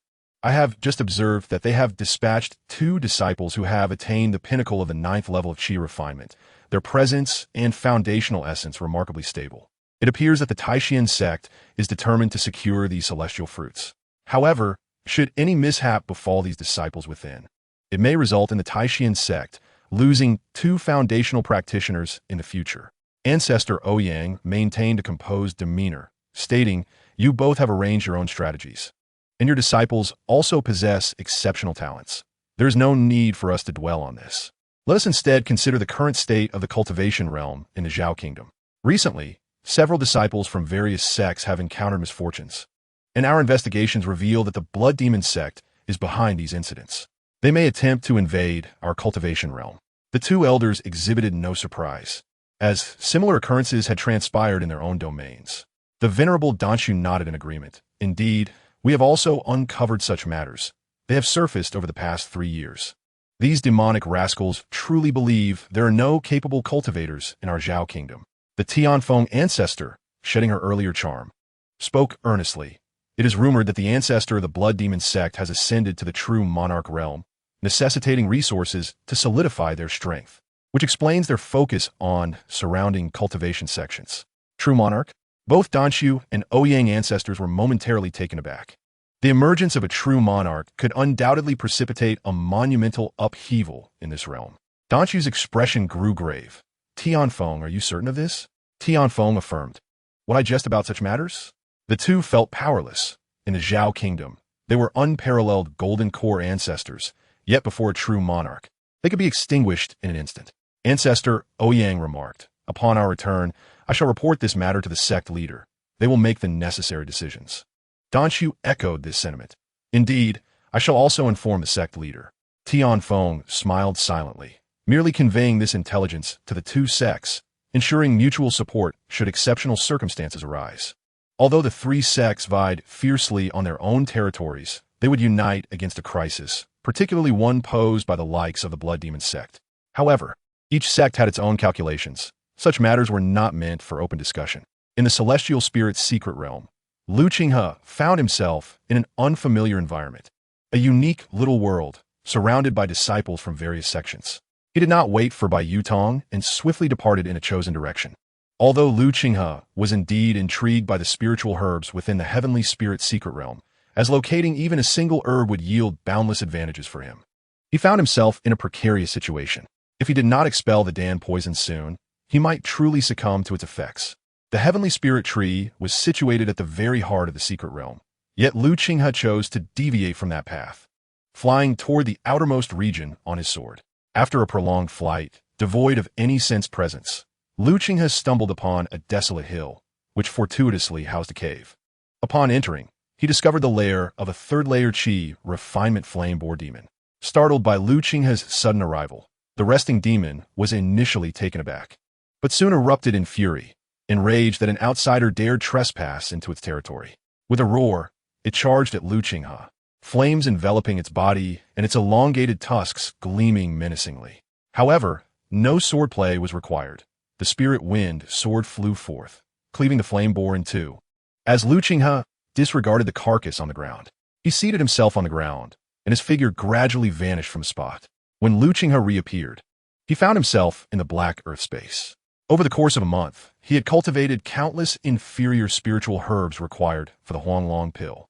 Now, much of the black soil had been utilized to grow dragon blood grass, which in due time would reach a medicinal potency of 10 years, allowing for the refinement of the Huanglong pill. What piqued Qinghe's curiosity, however, was a tender sprout he had cultivated from a seed taken from centipede. Despite nearly 10 years having passed in the black earth space, it had only grown marginally, leaving Qinghe uncertain of its true nature. Additionally, he had only planted 10 blood ginsengs, which would, in a few months, reach a potency of 500 years, significantly increasing their value, making them comparable to superior-grade spiritual herbs, a rarity in the immortal cultivation realm. Finding a suitable spot, Qinghe settled cross-legged and produced 4 superior-grade spirit-gathering pills to commence their refinement. The 4 days swiftly passed, and Qinghe finally succeeded in refining all 4 pills, his cultivation reaching the 6th layer of Qi refinement as anticipated. However, his body had been ravaged by Dan poison, leaving his complexion a ghastly black. The next step was to break through his current realm. Qinghe retrieved 2 vials, one containing 5 Huanglong pills and the other holding the washing marrow pill he had purchased for 2,600 spirit stones. He swallowed the washing marrow pill, feeling its medicinal power permeate his body. As he cultivated, layers of dark impurities expelled from his body, accompanied by blood. Simultaneously, he sensed his meridians being stretched to the brink of rupture. He understood that this was not a tearing but rather the washing marrow pill expanding his meridians. He merely needed to manage the potency of the medicinal effects, ensuring it did not become too ferocious and damage his meridians. Chapter 51. The 7th Layer of Qi Refinement. Zhou Tong pursued him. After 2 days, Qinghe finally refined the cleansing essence pill. An indescribable sense of comfort enveloped him, as the feeling of being stifled by the pill and unable to break through vanished entirely. The previous darkness had dissipated completely, and the spiritual energy had been purified, eliminating the instability and superficiality that had plagued him before. Qinghe could even distinctly sense that the barrier between the 6th and 7th layers of Qi refinement was merely a thin membrane, easily breakable with the slightest touch. He was overwhelmed by a foul odor and the scent of blood, as his body was now coated with the impurities he had expelled. With a sudden jolt, he shook off the filth, incinerating it with a fireball spell. Afterward, Qinghe took out a Huanglong pill and swallowed it. With a surge, the medicinal effects unfurled, shattering the barrier of the 7th layer of Qi refinement, allowing Qinghe to effortlessly step into this new realm. This breakthrough was even simpler than his previous ascension from the 3rd to the 4th layer of Qi refinement. This remarkable achievement was attributed to the low-grade, Xian-level cleansing essence pill, a treasure so rare that even foundational practitioners seldom consumed it. For a mid-stage Qi refinement cultivator like Lu Qinghe, its effects were nothing short of miraculous. In the 7th layer of Qi refinement, the cultivated spiritual energy began to exhibit its attributes, enabling him to perform attribute-based spells and utilize magical artifacts with significantly enhanced power. Furthermore, his spiritual awareness had expanded tremendously, allowing him to extend his perception several zhang and discern the cultivation levels of others. As he concluded his practice, Lu Qinghe realized that reaching the later stages of Qi refinement was the pinnacle for many cultivators, placing him in close proximity to foundational practitioners. Within the Taishan sect, he could be considered an inner disciple, enjoying high status and privileges. Additionally, he felt that, under the transformative effects of the cleansing essence pill, his meridians had widened, and his dantian had become more stable. This indicated that he could wield greater and more potent magical power, significantly enhancing the efficacy of his spells and artifacts. Previously, he could only exhaust his magical energy after casting intermediate spells a few times, but now he could unleash them dozens of times without issue. Where once he could fully utilize a superior-grade artifact for only 3 strikes, he now felt capable of wielding its full power. Rising to his feet, he smiled confidently, reflecting on having cultivated to the late stages of Qi refinement in merely 5 years since entering the sect, despite being a 5-element root. He wondered if anyone would believe this feat, as many fellow disciples who entered the Servant Academy alongside him had yet to reach even the 3rd layer of Qi refinement. He returned the 4 Huanglong pills to their vial, deciding not to consume such low-grade pills unless he found the firefox flower. He estimated that progressing from the 7th to the 9th layer of Qi refinement would require an amount of medicinal pills far exceeding what he had consumed from the 1st to the 7th layer. By that time, the cleansing essence pill would no longer have any effect on him, and even if it did, one of its primary ingredients was the firefox flower. This would render his aspirations of foundation establishment nearly impossible. Even the mediocre-grade elixirs were deemed unnecessary. He planned to return to the Red Maple Immortal Workshop to rent a furnace and concoct countless superior-grade spirit-gathering pills. Ideally, he would acquire the formula for the exquisite yellow dragon pill. As Lu Qinghe gazed ahead, the originally 2-acre expanse of black soil had now transformed into 5 acres. As he had anticipated, with the elevation of his cultivation, the black soil space would continue to expand. The next increase would only occur upon reaching the foundation establishment stage. Nevertheless, 5 acres of black soil were ample for his needs. Lu Qinghe devised a plan for this 5-acre spiritual field, dedicating one section to the cultivation of blood ginseng, as many elixirs required this herb as an auxiliary ingredient. Another acre would be devoted to spirit-gathering grass, having sold a portion. The remaining stock had been consumed in alchemical processes, leaving him with scant reserves. Additionally, 1 acre would be allocated for dragon blood grass, with the final acre set aside for the cultivation of other supplementary herbs. As for the remaining acre, Lu Qinghe hoped to encounter a profound-grade spiritual herb within this secret realm, aiming to cultivate such rare flora. At the very least, he sought to find top-tier spiritual herbs. Lu Qinghe harvested half of the mature dragon blood grass, leaving the other half untouched. The longer the herbs matured, the more potent their effects, ensuring superior elixirs upon refinement. After completing his tasks, Lu Qinghe appeared in the lair of the flame boar. The carcass of the flame boar, which he had cleaved in 2, had long since vanished, presumably dragged away by some beast. Merely 7 or 8 days had passed, and much time remained before exiting the secret realm. Lu Qinghe intended to venture forth and test his luck in searching for the firefox flower. He was also intrigued by the heavenly spirit fruit, not the fruit itself, but the heavenly spirit tree. If he could transplant it, he would have a continuous supply of heavenly spirit fruits at his disposal. Once he obtained the formula for the foundation establishment pill, he could refine it himself. Relying on conventional methods to acquire the foundation establishment pill from the Taishan sect was nearly impossible for him. Lu Qinghe erased any traces of his presence, displaying his cultivation at the 5th level of Qi refinement before exiting the cave. As he stepped outside, Zhou Tong, situated dozens of miles away, was elated. He held a star compass, a superior-grade artifact he had painstakingly borrowed from an inner-sect senior to locate Lu Qinghe. This was a lesson learned from his previous failure to pursue Lu Qinghe during his last outing from the Taishan sect. Upon entering the Heavenly Spirit secret realm, the compass could pinpoint Lu Qinghe's location, but when he attempted to track him, Lu Qinghe had inexplicably vanished for an entire week. This left him searching the vicinity for 7 days. Just as he was about to lose hope, the star compass revealed Qinghe's position once more. Little waste. Let's see how you meet your end this time. He sneered, summoning his flying sword and soaring towards Qinghe's location. In but a brief moment, he found himself hovering above Qinghe. Qinghe had long sensed the arrival of Zhou Tong. He was aware that Zhou would seek him out, yet he was uncertain as to what means Zhou had employed to ascertain his location. Junior brother Liu, you truly made it quite challenging for me to find you, Zhou Tong remarked, standing several meters away, his expression foreboding as he gazed at Qinghe. Qinghe maintained a calm demeanor while observing Zhou Tong, regardless of Zhou's methods. Unless he wielded a spiritual artifact, Qinghe would not regard him as a threat. He noted the disc in Zhou's hand and surmised that it might be the instrument by which Zhou had tracked him down. Senior brother Zhou, why have you forsaken your quest for spiritual herbs to seek out your junior brother? Qinghe inquired. What for? Ha ha ha. Zhou Tong's face contorted with rage. You little wretch. It is because of you that I failed to break through to the later stage of Qi refinement, incurring punishment from the sect, and was relegated to guard the cold pool for 2 years. I wasted 3 precious years. I should have ascended to the later stage of Qi refinement 3 years ago and become a revered inner disciple.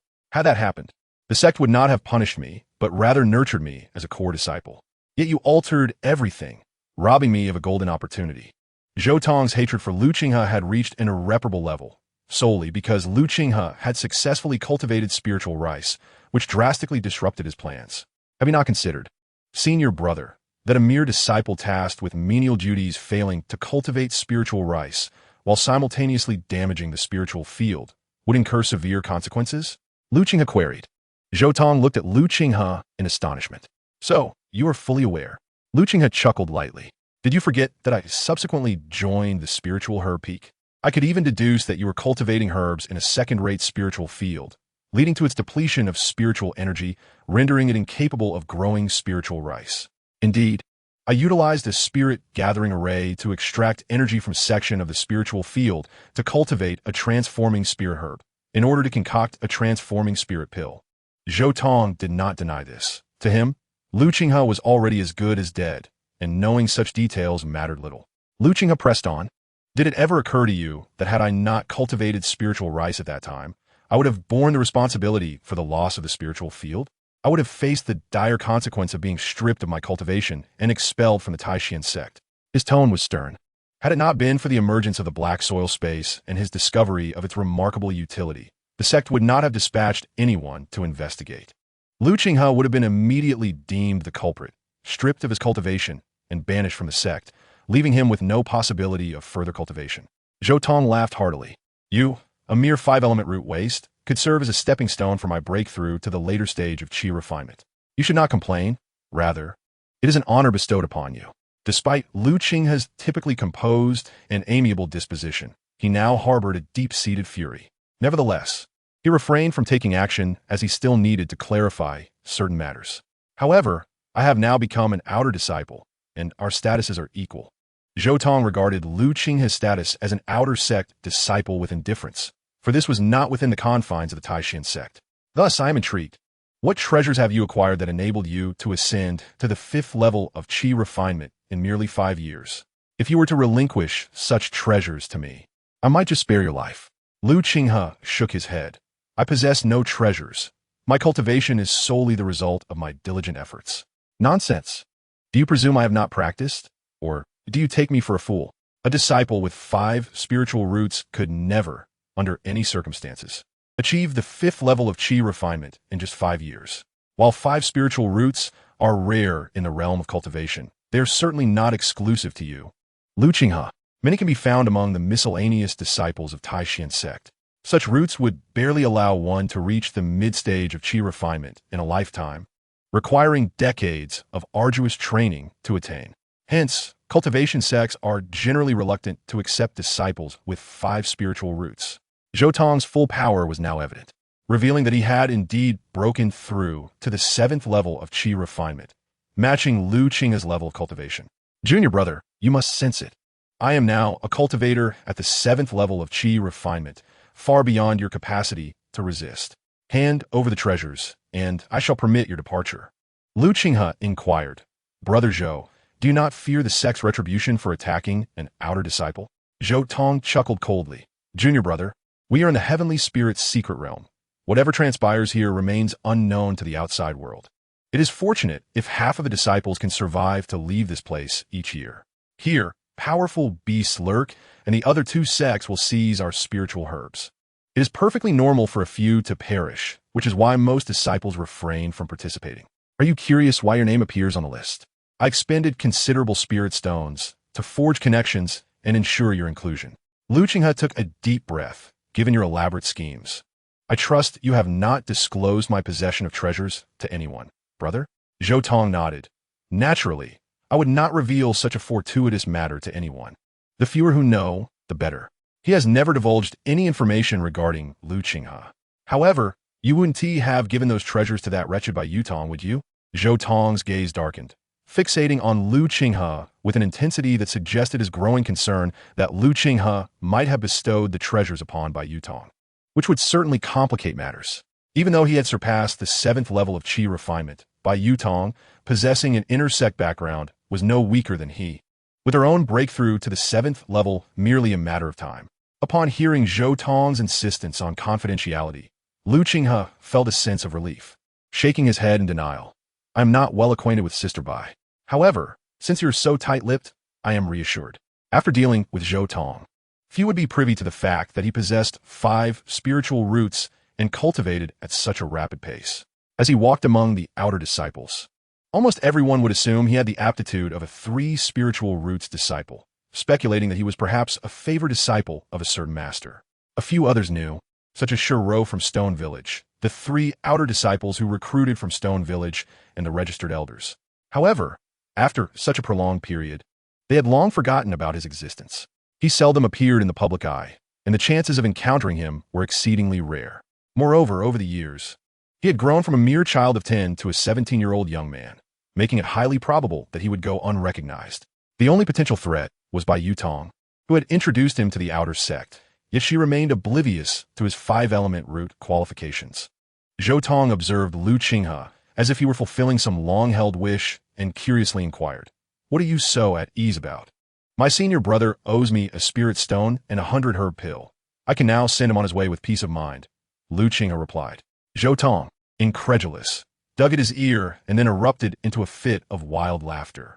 Having reached the late stage of Qi refinement and possessing 2 magical artifacts, he was in no way comparable to an outer sect disciple. You dare attempt to kill me?" Without further ado, Lu Qinghe summoned Vine Entanglement, Awudi, Vine Materialized, binding Zhou Tong, whose smile abruptly faded, replaced by a look of horror. "Is this a medium-grade spell?" Fire Serpent Technique. A fiery dragon surged toward Zhou Tong, ensnared by the vines. The fire technique of a medium-grade spell? Break for me. Zhou Tong emanated a radiant glow, unleashing his Qi refinement 7th layer power to activate a low-grade defensive artifact, a shield that successfully thwarted Lu Qinghe's assault. Little beast, how could you possibly master 2 medium-grade spells? But now, your time has come. You do not comprehend the disparity between the mid and late stages of Qi refinement. Zhou Tong planned to incapacitate Lu Qinghe first, then torture him slowly. In a sudden, ghostly movement, he appeared behind Lu Qinghe, brandishing a long sword that was, astonishingly, a medium-grade artifact, and swung it toward him. In that instant, a fiery red shield erupted around Lu Qinghe. Zhou Tong's medium-grade artifact was deflected, and he stared at the fiery shield in disbelief, his tone turning sharp and strained. A high-grade defensive artifact? Only such an artifact could possess such formidable power. Yet, high-grade artifacts are rare even among inner sect disciples. How could Lu Qinghe possess one for protection? Chapter 53. Slaying Zhou Tong, the Fire Spirit Vein. How could you have such a powerful artifact? Lu Qinghe did not respond, but called out to Zhou Tong, "Senior brother, receive my sword." Grasping the Spirit Wind sword, Lu Qinghe infused it with all his Qi refinement 7th layer power. Completely ensnared, Zhou Tong's expression shifted from shock to terror, as he gazed at Lu Qinghe with a look of disbelief. Qi refinement 7th layer high-grade Fa Jian. He yearned to flee, yet escape was futile. The entire space had been sealed by the sword's intent. "Junior brother, spare me. You cannot kill me. My brother is a core disciple of the inner sect, a foundation-building prodigy. He could not fathom how Lu Qinghe had reached the late stage of qi refinement, nor how he possessed both a high-grade defensive artifact and a high-grade offensive artifact. His sole desire now was to survive. Lu Qinghe, however, remained deaf to Zhou Tong's pleas for mercy. He was low-key and avoided trouble, yet he was not afraid of it. Zhou Tong's repeated attempts to bring about his demise were not something he could simply overlook. With the golden sword technique, a brilliant golden sword intent emerged, shattering Zhou Tong's late-stage qi refining magical shield and piercing through his entire form. In a single stroke, Zhou Tong was slain. Gazing upon Zhou Tong's mutilated corpse, Lu Qinghe breathed a sigh of relief. From the first layer of qi refining to this moment, Zhou Tong had undoubtedly been one of his few adversaries. With his death, Lu Qinghe finally felt a sense of vindication. This was not Lu Qinghe's first act of killing, nor would it be his last. In the unpredictable realm of cultivation, individuals would go to any lengths to enhance their power and break through their limits. The enmity between Lu Qinghe and Zhou Tong arose solely because Zhou Tong sought to advance to the late stage of qi refining. Not only did Zhou Tong destroy the sect's spiritual fields to forcibly cultivate spiritual herbs, but he also attempted to utilize a year's worth of resources from the Servant's Peak for his advancement, only to have his plans thwarted by Lu Qinghe's inadvertent actions. Additionally, driven by his greed for Lu Qinghe's treasures and his convoluted schemes, Zhou Tong ultimately met his demise. What weighed on Lu Qinghe's mind was Zhou Tong's earlier mention of having an elder brother who was an inner sect disciple, indeed a core disciple, which heightened Lu Qinghe's vigilance. He was uncertain of what constituted a core disciple or a foundational prodigy, but he was acutely aware that they were not to be trifled with. He simply hoped that the news of Zhou Tong's death would remain a secret. Lu Qinghe picked up Zhou Tong's mid-grade magical artifact and his storage bag, incinerating Zhou Tong's corpse completely with a fireball technique. He then turned and ventured deeper into the heavenly spirit secret realm. Along the way, Lu Qinghe inspected Zhou Tong's storage bag, discovering 353 spirit stones, a mid-grade magical sword, and a low-grade defensive artifact, the latter of which was destroyed by Lu Qinghe and would fetch no buyer for even a single spirit stone. Among the items was a disc, a magical artifact whose precise function eluded Lu Qinghe. As it bore a master, he was unable to refine it immediately. To do so, he would need to acquire a formidable refining technique. This realization led Lu Qinghe to understand that the disc was not Zhou Tong's. Otherwise, it would have become a formless object upon Zhou Tong's death. The disc was likely the artifact of Zhou Tong's inner sect disciple brother, prompting Lu Qinghe to toss it into the black earth space to prevent its master from sensing its location. There were also 5 spiritual herbs, one of which was a 50-year-old spirit gathering grass, 2 were 20-year-old spirit gathering grasses, and 1 was a 20-year-old clear spirit grass. These varieties have become numerous in Lu Qinghe's black earth space.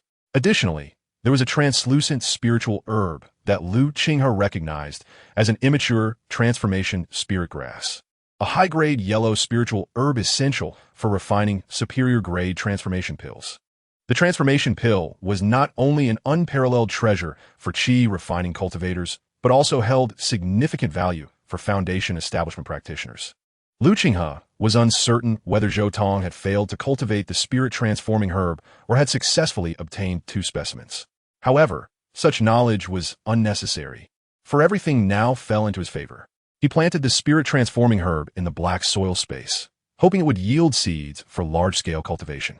In a secluded valley, a 6-layered qi refinement azure water serpent reigned supreme, capable not only of conjuring water-based spells, but also of emitting lethal toxins. Typically, cultivators at the later stages of qi refinement would avoid provoking it. Yet, with a single stroke of his sword, Lu Qinghe dispatched the serpent. Employing mid-tier sword techniques alongside a superior-grade flying sword, he could vanquish any foe lacking defensive capabilities equivalent to mid-tier artifacts with effortless ease. Within the lair of the azure water serpent, Lu Qinghe discovered a yellow zhu fruit, a superior-grade spiritual herb. The serpent likely sought to forcibly evolve into a late-stage qi refinement beast through the fruit, yet the herb's potency had not fully matured. A zhu fruit takes a century to ripen, and it still required several more years. For a beast, 50 years is but a fleeting moment. Lu Qinghe carefully uprooted the zhu fruit and transplanted it into the black soil space. This herb could be ingested directly to enhance cultivation without the need for alchemical refinement. Once matured, One fruit would equate to the efficacy of a Huanglong pill. Lu Qinghe did not actively seek out spiritual herbs. He simply collected what he encountered along his path. Although he roamed a secret realm, most of the herbs he found were of inferior grade, with mid-tier varieties being rare and the solitary Zhu fruit being the only superior specimen. From a distance, he observed disciples from the three sects fiercely battling over spiritual herbs. Preferring to avoid conflict, he distanced himself from the fray. Lu Qinghe swiftly made his way towards the central region, his goal not the heavenly spirit fruit, but rather the Tianhu flower. The Tianhu flower, a profound-grade spiritual herb, could not possibly be found in the outer areas. It was only present within the core region of the fire spiritual vein. Days later, Lu Qinghe sensed the resurgence of fire attribute mana within him, signaling that he had finally located a fire spiritual vein. He hastened towards the area where the fire energy was most vibrant. After traversing several dozen miles, he beheld a fire spiritual vein stretching for miles, with molten earth erupting from below, transforming the landscape into a hellish scene. Should he fall into the magma, his cultivation level would surely be his demise. Moreover, Lu Qinghe felt a deep sense of foreboding emanating from the fire's spiritual vein, indicative of a formidable beast lurking nearby. He hesitated, contemplating whether to venture into the depths of the fire spiritual vein. Ultimately, he deemed the risk unworthy. The prospect of encountering the Tianhu flower was uncertain, and the palpable dread he sensed undoubtedly stemmed from a 9-layered qi refinement beast. Even a foundation establishment master might not emerge unscathed from such a perilous locale. He is likely to encounter a tremendous crisis, while Huofua is considering ways to procure it externally, as high prices can always secure a purchase. Lu Qinghe turned to leave. However, just a few meters into his flight, a figure abruptly appeared in the sky not far from him. This companion from the Taishan sect, since you have arrived, why depart in haste? Instead, why not stay? I shall bestow upon you a magnificent fortune. Chapter 54. The Spirit Beast Valley Disciple, the Crimson Flame Firefox. Observing the handsome man not far away who regarded him with an affable demeanor, Lu Qinghe felt no sense of friendliness. Rather, a profound sense of peril welled up within him. The man's cultivation was inscrutable to him, at least at the 8th level of qi refinement, possibly even the 9th. Lu Qinghe discreetly readied a superior lightning talisman. Although he had previously caught an 8th level qi refinement cultivator off guard when he was at the 6th level, that had only been possible due to the latter's unpreparedness, coupled with the allure of a cleansing elixir that had allowed for a successful ambush. However, the individual before him was a disciple of the Spirit Beast Valley, and sect disciples not only mastered intermediate and even superior techniques, but also possibly wielded formidable magical artifacts. What troubled Lu Qinghe most was that each disciple of the Spirit Beast Valley was bonded to a powerful spirit beast, making it exceedingly difficult to gain an advantage in a one-on-one confrontation. Lu Qinghe stepped back a distance and said, "This esteemed brother, I have matters to attend to and shall take my leave, not wishing to disturb you." The disciple of the Spirit Beast Valley had no intention of letting Lu Qinghe go. He was vexed about how to infiltrate the fire spirit vein. Yet, he refrained from taking action to obstruct Lu Qinghe, who was bewildered as to why this handsome man would allow him to depart so easily. Roar! A terrifying demon beast obstructed his path, emanating a dreadful aura. Upon sighting this beast, Lu Qinghe's countenance turned pale. It was a golden demon lion with a strength reaching the 9th level of qi refinement. Lu Qinghe realized this golden demon lion was undoubtedly the spirit beast of the man behind him. He turned to the man and asked, "Esteemed brother, what is the meaning of this?" The disciple of the Spirit Beast Valley replied, "I said I would grant you a magnificent fortune. How can I go back on my word?" His intent was clear. Lu Qinghe would receive this fortune whether he desired it or not. "I am Gao Zhuo of the Spirit Beast Valley. May I know your name?" "Zhou Tong." Lu Qinghe certainly could not disclose his true name and instead offered the name of Zhou Tong. Gao Zhuo appeared slightly surprised, but did not concern himself with the veracity of Lu Qinghe's words. "Friend Zhou, are you aware of what exists within the Spirit Beast Valley?" Lu Qinghe, naturally unaware, felt a sense of curiosity arise. "I would appreciate your enlightenment, esteemed brother." Gao Zhuo's expression turned serious. A high-tier, Xian-level demon beast. The Crimson Flame Firefox. This was discovered by a senior of our Spirit Beast sect during herb gathering 50 years ago. Lu Qinghe was astounded. This revelation was indeed shocking. While he did not know what the Crimson Flame Firefox was, he understood that a high-tier, Xian-level demon beast represented a terrifying creature that, if it grew, could become a foundation-building entity of the 7th level or higher. The presence of such a fearsome demon beast in the fire spirit vein was utterly astounding. Observing Lu Qinghe's astonished expression, Gao Zhuo chuckled, "There is no need for such surprise, my friend. Although the Crimson Flame Firefox is a high-level profound spirit beast, this secret realm is rather peculiar, accommodating only those at the 9th level of Qi refinement. This implies that the strength of the Crimson Flame Firefox remains unchanged from 50 years ago, still at the 9th level of Qi refinement, unable to ascend to the profound realm or break through to the foundation establishment stage." Curiously, Lu Qinghe inquired, "Do you intend to slay this Crimson Flame Firefox?" Gao Zhuo shook his head, "Certainly not. My purpose is merely to escort it out, and it is unnecessary for other friends to be privy to this. As you can see, the fire spirit vein has already been enveloped by the underground fire. Even a foundation establishment master would be powerless against the Crimson Flame Firefox here. Otherwise, the individuals from the Spirit Beast Valley would have captured it 50 years ago. A spirit fox of such high quality is far more valuable to them than the celestial spirit fruit. Not only would taking it out allow the Crimson Flame Firefox to rapidly develop to the late foundation establishment stage, thereby providing the Spirit Beast Valley with formidable combat strength, but the valley also possesses means to facilitate the fox's transformation, albeit with a low probability. Should the transformation succeed, the Crimson Flame Firefox could become a golden core spirit beast, boasting a lifespan far exceeding that of cultivators. Generally, a golden core elder lives for 500 years, while spirit beasts can reach over 1,000, even 2,000 years. This would enable them to guard the Spirit Beast Valley for millennia or enhance the power of their golden core elders. Thus, I require a small favor from you." Lu Qinghe's expression turned troubled. "Brother, you mentioned that even foundation establishment masters are incapable of handling this. I am merely a cultivator at the 5th level of Qi refinement. It could easily dispatch me with a single breath. It would be prudent for you to seek assistance from a more capable disciple of the Spirit Beast Valley. The Spirit Beast Valley has 300 disciples, many of whom possess profound strength as inner sect members." He could not fathom why only Gao Zhuo was present. Gao Zhuo shook his head. "Such matters are best kept from prying eyes. If those half-step foundation establishment individuals from your Taishan sect and Danshan sect were to learn of our plans, do you believe they would permit us to take this beast away?" Lu Qinghe understood this implicitly. If the other two sects were to uncover the Spirit Beast Valley's intentions, they would undoubtedly intervene. No one wished to see the Spirit Beast sect gain such formidable strength. A sense of foreboding settled in Lu Qinghe's heart, suggesting that Gao Zhuo was not inclined to allow him to leave this place alive. He discerned the unspoken implication in Gao Zhuo's words, hinting at his own prowess at the 9th level of Qi refinement or even at the threshold of foundation establishment. Contemplating this, Lu Qinghe formulated a thought. He turned to Gao Zhuo and asked, "Might I inquire how I could assist you?" Gao Zhuo was taken aback by Lu Qinghe's perceptiveness. He had anticipated needing to coax him. However, this spared him considerable trouble.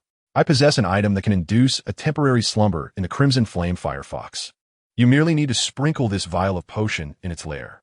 At that moment, the grand endeavor would be accomplished, should success be attained.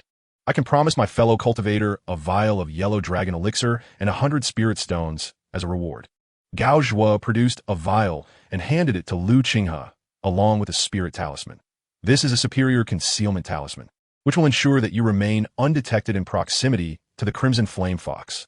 A vial of yellow dragon elixir and 100 spirit stones in exchange for a life. A steep price indeed," thought Lu Qinghe with a hint of derision in his eyes. Very well.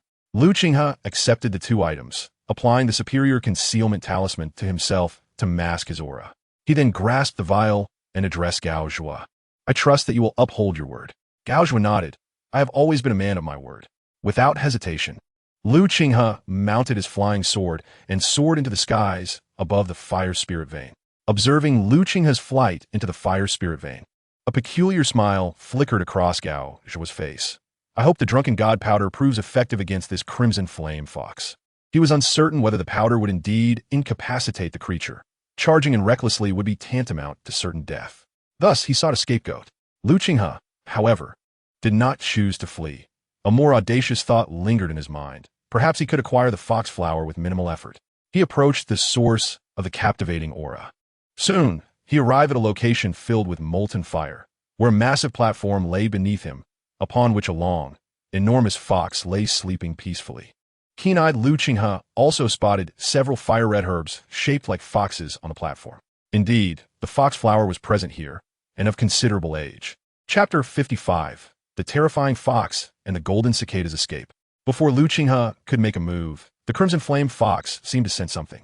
It opened its blood-red eyes, surveying its surroundings with confusion, and sniffed the air. Qinghe hurriedly concealed himself in a nearby hiding spot. The crimson flame fox, puzzled, eventually turned its gaze towards Qinghe's hiding place. Alarm surged through him. Had he been discovered? The superior concealment talisman indeed struggled to mask his presence from the fox's keen senses. No wonder Gouge would dare not enter himself. This crimson flame fox was undoubtedly more formidable than merely a 9th-layer Qi refinement beast, although its power was suppressed by the secret realm. It surpassed other 9th-layer Qi refinement beasts by a significant margin. Qinghe ceased his concealment and emerged from his hiding spot. Fireball talisman, he exclaimed, hurling 5 mid-grade fireball talismans from his storage bag towards the fox. Wood vine entwining, fire serpent technique, stone spirit suppression. Bam, bam, bam. The fireball talismans and techniques rained down upon the crimson flame fox. Finally, Qinghe raised his superior spirit wind sword.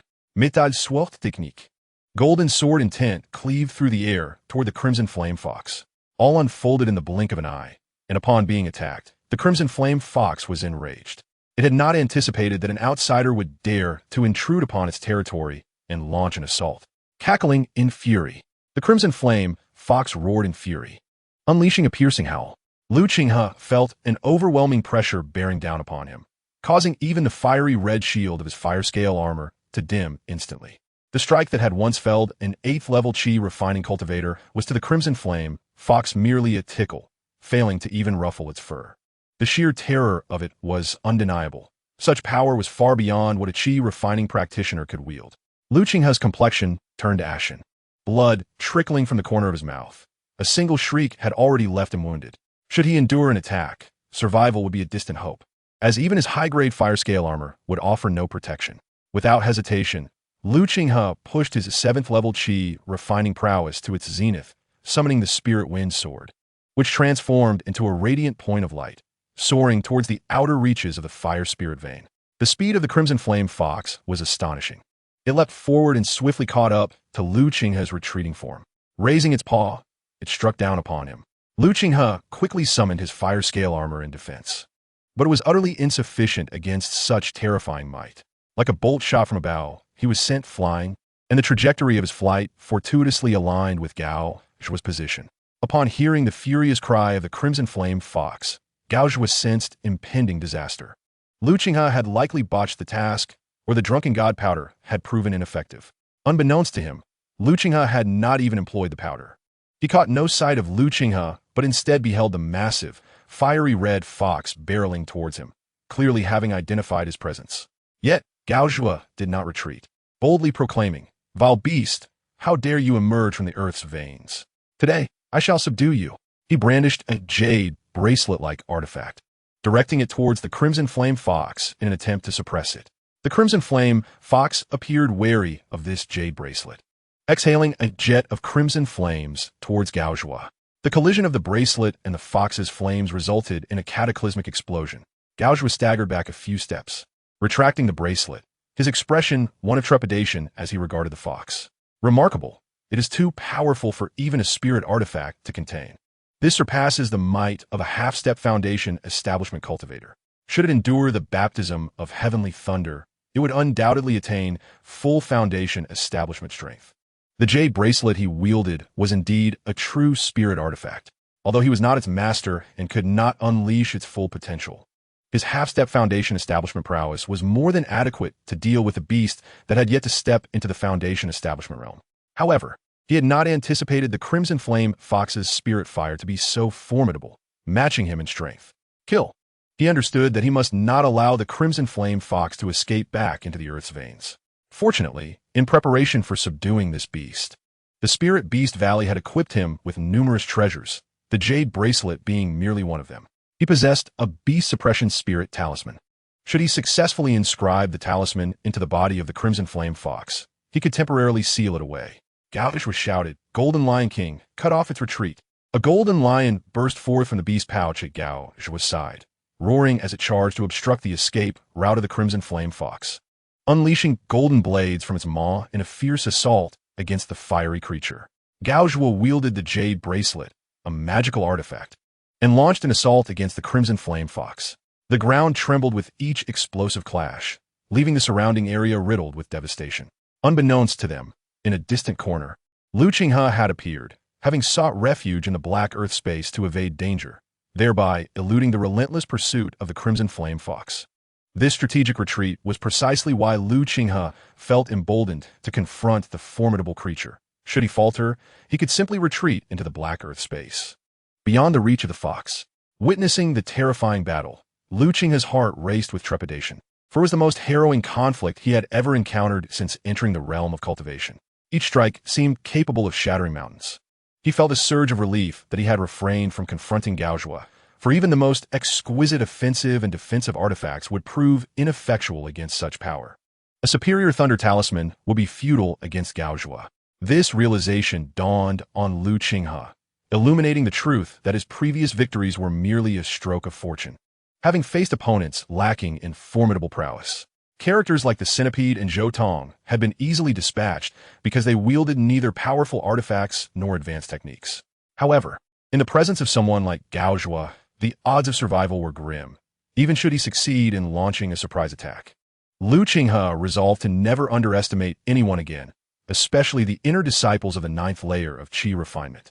Observing the jade bracelet in Gauge's grasp, emanating waves of blue light that completely suppressed the fiery onslaught of the fox, he pondered its nature. A magical artifact?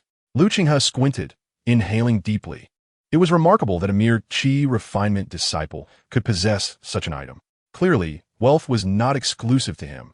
Others among the disciples shared similar fortunes. He diverted his gaze from the conflict between Gauge and the Crimson Flame Fox, hoping for a mutually destructive outcome. With the superior breath-concealing talisman still effective, the aerial skirmish would not reveal Qinghe's presence. In Gauge's estimation, a 5th-layer Qi refinement cultivator had already been vanquished by the fox, which believed its recent attack had eliminated the intruder, evidenced by the complete absence of his aura. Qinghe did not resort to sword flight. Instead, he cautiously approached the fire spirit vein. Once a safe distance from the battlefield, he soared into the air, landing at the site where the Crimson Flame Fox had previously slumbered. Upon descending onto the platform, he beheld 5 fire fox flowers, one of which was nearly a century old in medicinal potency, while the others boasted several decades of effectiveness. Qinghe was uncertain if he could cultivate fire fox flowers within the Black Earth space, given its lack of a fire spirit vein. Nevertheless, these 5 flowers would sustain him for an extended period, ensuring his path to foundational establishment would be unobstructed. With determination, Qinghe set to work, carefully uprooting the 5 fire fox flowers and transferring them into the Black Earth space. His face radiated with joy. The fire fox flowers were finally within his grasp.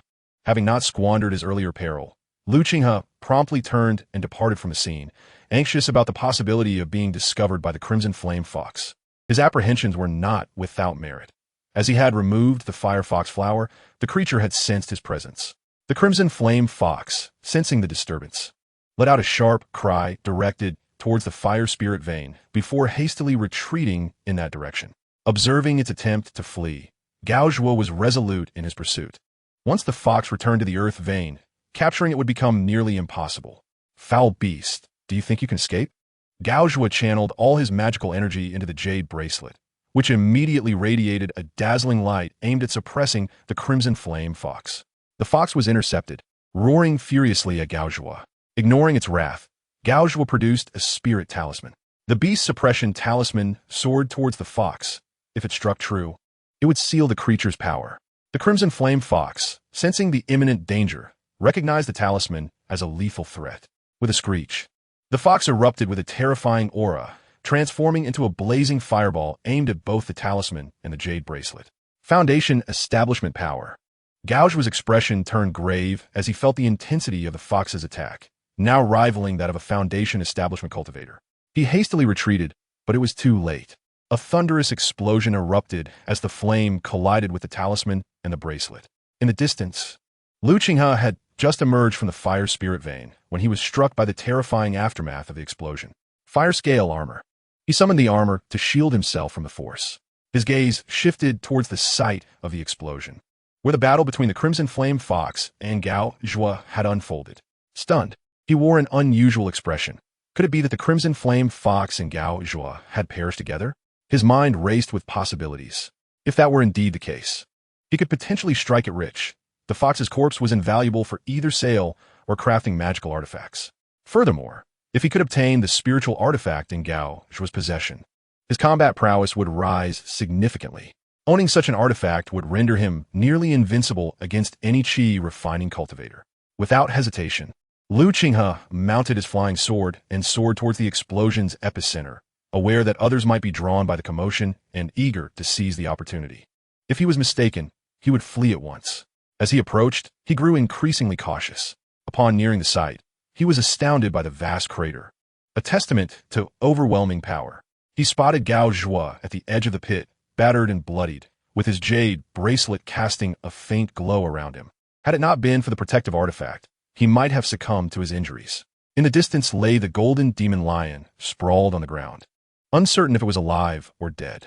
However, the Crimson Flame Fox remained elusive. Qinghe's expression fluctuated as he gazed at Gao Zhua, who was meditating to heal his injuries. He contemplated whether he could eliminate Gao Zhua without hesitation. The thought of dispatching Gao Zhua bore no moral weight for him. After all, Gao Zhua had sent him to probe the Crimson Flame Fox, effectively placing him in mortal danger. After a moment's reflection, Qinghe retrieved a high-grade lightning talisman from his possession. Infusing it with his spiritual energy, he stealthily approached Gao Zhua, who remained oblivious to his advance. Once within a suitable range, Qinghe unleashed the talisman. High-grade lightning talisman. Gao Zhua, awakened by the surge of lightning energy, opened his eyes wide in fury. You dare? Thief! Yet he found himself utterly powerless, unable to summon even a trace of magic, and could only watch helplessly as the talisman struck him. With a resounding boom, the talisman collided with his jade bracelet, sending it flying. Zheng Sword technique. Qinghe wielded his sword, cleaving Gao Zhua in two, extinguishing his life. Triumphant, Qinghe's face lit up with joy, astonished at how effortlessly he had slain Gao Zhua. He hurried toward the direction of the jade bracelet, picking it up. To his astonishment, the bracelet began to tremble, attempting to escape his grasp. Simultaneously, a melodic voice emanated from within. Who dares? Such audacity! Upon hearing that voice, Qinghe felt as though his very soul was about to escape. He recognized it. The voice of the revered Tianfeng ancestor from the Spirit Beast Valley. Could it be that this jade bracelet was her spiritual artifact? The thought crossed his mind. After all, how could a mere Qi refinement realm cultivator possess a spiritual tool? Without a moment's hesitation, Qinghe cast the bracelet into the black earth space. If a golden core ancestor were to set their sights on him, he could envision no means of escape. After securing the bracelet within the black earth space, he rushed to Gao Zhua's side, retrieving 2 pouches. With a fireball spell, he incinerated Gao Zhua's remains and swiftly gathered the carcass of the golden demon lion, tossing it into the black earth space before hastily departing. Time passed, and Qinghe eventually found a concealed location, where he entered the black earth space. He gazed at the still jade bracelet lying on the ground, cursing his own greed. Fortunately, once the bracelet was within the black earth space, it fell silent, severing all ties with the outside world. Qinghe dared not remove the bracelet to discard it. Fearing unforeseen consequences, he resolved not to meddle with the spiritual artifact until he possessed sufficient strength, hoping desperately that the Tianfeng ancestor remained unaware of the black earth space. He then examined Gao Zhua's storage pouches. One contained a spirit beast bag, a specialized space for housing spirit beasts, which held little utility for him. There was also the carcass of the golden lion, a 9th-layer Qi refinement beast, which could yield at least 2 high-grade magical artifacts, along with demon cores that could be refined into a unique high-grade elixir. The total value was no less than 1,000 spirit stones. The spirit stones are scarce, totaling only 1,300, accompanied by a 3rd-grade spirit gathering pill, a vial of Huanglong pill, and the cultivation technique from the Spirit Beast Valley, namely the true scripture of spirit beasts, which is a superior grade Qi refining method. Additionally, there lies a delicate, cicada-wing-thin, superior-grade magical artifact, the Qinghe Flying Blade. Presumably a favored tool of Gaozhua. This is indeed a significant loss. Lu Qinghe felt he had suffered a considerable setback, as the combined value of these items barely amounts to a few thousand spirit stones, and he could potentially attract the attention of the Golden Core ancestor. His first encounter with a windfall turned out to be a substantial loss. Had he known this would transpire, he would have certainly quelled his greed. Taking a moment to regulate his breathing, Lu Qinghe dispelled his tangled thoughts and shifted his gaze to a patch of black soil. There, he experimented with planting a huhua. To his astonishment, the huhua did not require a fire spirit vein to thrive in this environment and was flourishing surprisingly well. Though only half a day's time had passed, the medicinal potency within the black soil had already augmented significantly, akin to several months of growth. This uplifted Lu Qinghe's spirits considerably. With a steady supply of hua, he no longer needed to fret about the potential toxicity from consuming pills. Should the century-old hua prove insufficient in the future, he could resort to the millennium or even 10,000-year variants, sufficient to elevate his cultivation to an exalted realm. Chapter 57. The Little Fox by Yutong in Crisis. In the external realm, the Tianfeng ancestor sat in the void, seemingly engrossed in some arcane cultivation technique. Suddenly, her eyes sprang open. Fixating on the barrier of the Tianling's secret realm, she realized that she had lost contact with the Jiuxianfeng bracelet. Even from the confines of the Tianling's secret realm, she had previously sensed a faint connection. Now, however, it had vanished entirely. Could it be that something unforeseen had occurred with the disciples of the Spirit Beast Valley while subduing the Crimson Flame Fox? The Tianfeng ancestor wielded her supernatural powers, attempting to extend her consciousness through the passage of the Tianling's secret realm. This provoked the wrath of the Danshu ancestor. Tianfeng Demonis, what are you contemplating? Even Ouyang Yun directed a piercing glare at the Tianfeng ancestor, a hint of murderous intent flickering in his eyes. Taken aback, the Tianfeng ancestor withdrew her consciousness and laughed awkwardly. I merely harbor curiosity about the Tianling's secret realm and wish to take a look. The Danshu ancestor cautioned her sternly. Regardless of the circumstances, anyone who dares to disrupt the Tianling's secret realm will face the retribution of the Dangod sect. I hope you do not act foolishly, Tianfeng. The Tianling's secret realm is crucial to the fate of the three sects, should it be damaged. The number of foundational cultivators among the three sects will drastically diminish in 50 years, a loss no one can bear. Ouyang Yun stood resolutely by the Danshu ancestor's side, affirming, the Danshu ancestor speaks wisely. No one should dare to destroy the Tianling's secret realm. The Tianfeng ancestor found herself in a dilemma, her heart racing with anxiety. The Jiuxianfeng bracelet was of paramount importance to her, not merely a low-grade spiritual tool, but a medium-grade artifact. If it were to be lost within the Tianling's secret realm, the repercussions would be unbearable. Yet, she could not reveal that she had employed a unique method to send a spiritual artifact into the Tianling's secret realm. Rest assured, I have no intention of damaging the Tianling's secret realm. It is merely a fleeting curiosity. After a moment of silence, Ouyang Yun and the Venerable Dan Su exchanged thoughts through their consciousness. They were not naive.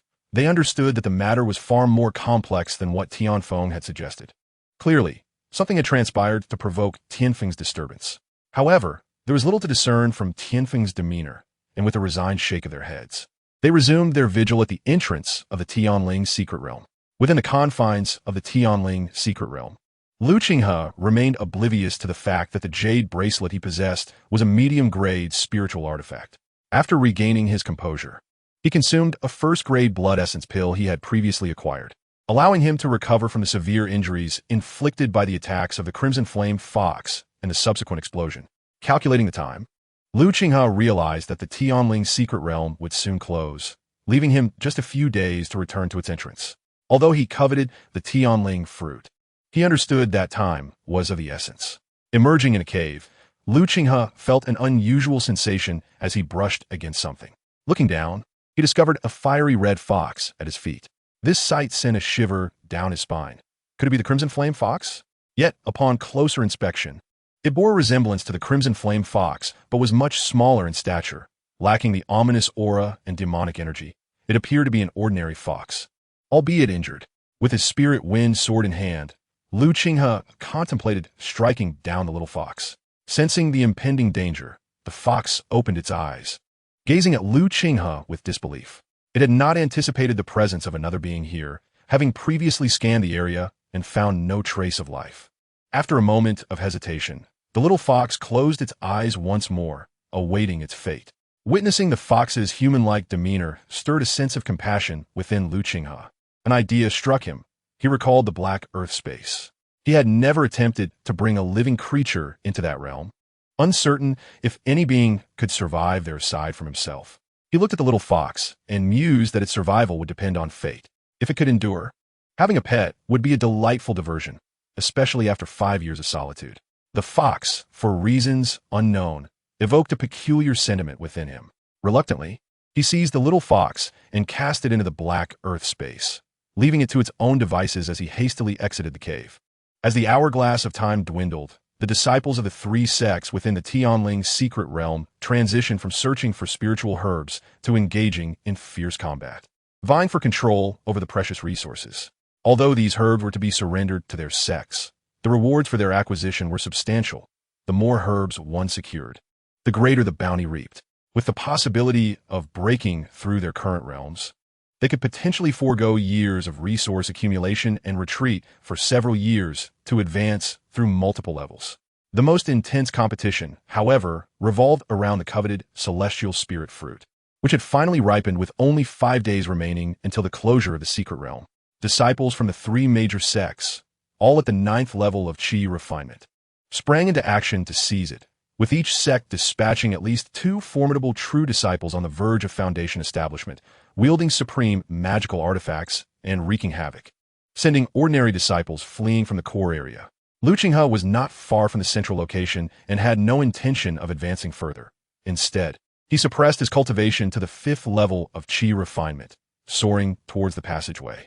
Suddenly, he sensed a battle unfolding ahead. Typically, he would retreat from such encounters. Yet a familiar aura prompted him to stealthily approach. He observed 5 disciples from the Dan God sect attacking 4 female disciples from the Taishan sect. Among them was Bai Yutong, a figure Qinghe recognized, and he pondered how she and her companions had provoked these Dan God sect disciples. The Dan God sect's party included 1 at the 7th level of Qi refinement and 4 at the 6th level, while Bai Yutong's group had experienced an unexpected breakthrough. With 1 at the 7th level, another at the 6th, and 2 others at the 5th and 4th levels, the latter being a burden. Bai Yutong, having just broken through, found herself at a disadvantage against the 7th level opponent while also needing to protect her companions, making defeat an imminent outcome. Seeing her fellow disciples injured, Bai Yutong's expression turned anxious as she called out, "Fellow disciples of the Dan God sect, are you truly intent on fighting to the death?" The 7th level disciple of the Dan God sect laughed heartily. "Each of us has our fate in the celestial spirit's secret realm. Hand over your storage bags and stay to accompany us for a few days, and we may consider sparing you." A female disciple retorted angrily, "Shameless fiends. We would rather fight to the death than let you succeed today. You stand no chance. Your strength is too weak." Aside from Bai Yutong, the others were of little concern to him. He commanded the 4 6th level disciples, "Subdue them, but do not take their lives. A chance to capture a fairy from the Taishan sect is a once-in-a-millennium opportunity." The 4 6th level disciples, shedding their hesitations, brandished their magical artifacts and spells, launching an assault on the 3 women. Chapter 58. Qinghe acts. Everyone is stunned. Bai Yutong, filled with fury, exclaimed, "Do you not fear the wrath of our senior brothers and sisters from the Taishan sect?" The 7th level disciple of the Dan God sect laughed heartily. "Do the 9th level disciples of the Taishan sect have the time to concern themselves with you? They are busy fighting for the celestial spirit fruit. In comparison, losing a few disciples is trivial. And as for your 9th level seniors, do we not have our own? Are you not aware that the outside world is fraught with danger? Having grown up in a sheltered environment?"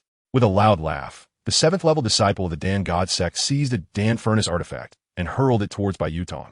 Bai Yutong could only wield her mid-grade sword artifact to fend off the assault from the alchemy furnace artifact, resulting in a fierce exchange where neither side gained the upper hand.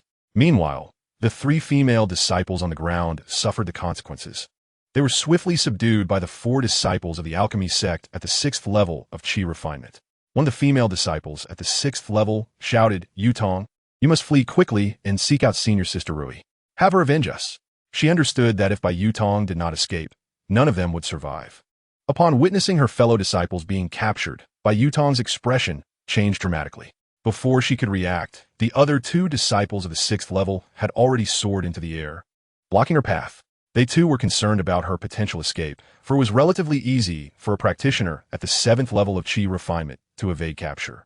Surrounded, Bai Yutong heard one of the 7th level disciples from the alchemy sect declare, "There is no escape for you. Submit to our suppression or face a more painful fate." Never.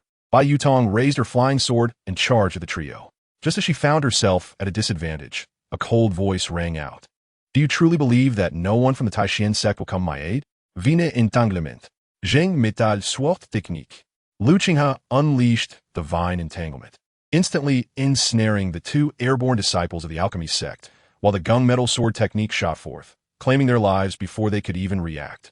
Their lifeless bodies fell to the ground, shocking everyone present, as they had yet to discern the identity of the newcomer. With another incantation of vine entanglement, Zheng metal sword technique, Lu Qinghe struck again, targeting the remaining two disciples of the alchemy sect at the 6th level. Sans signe impending danger.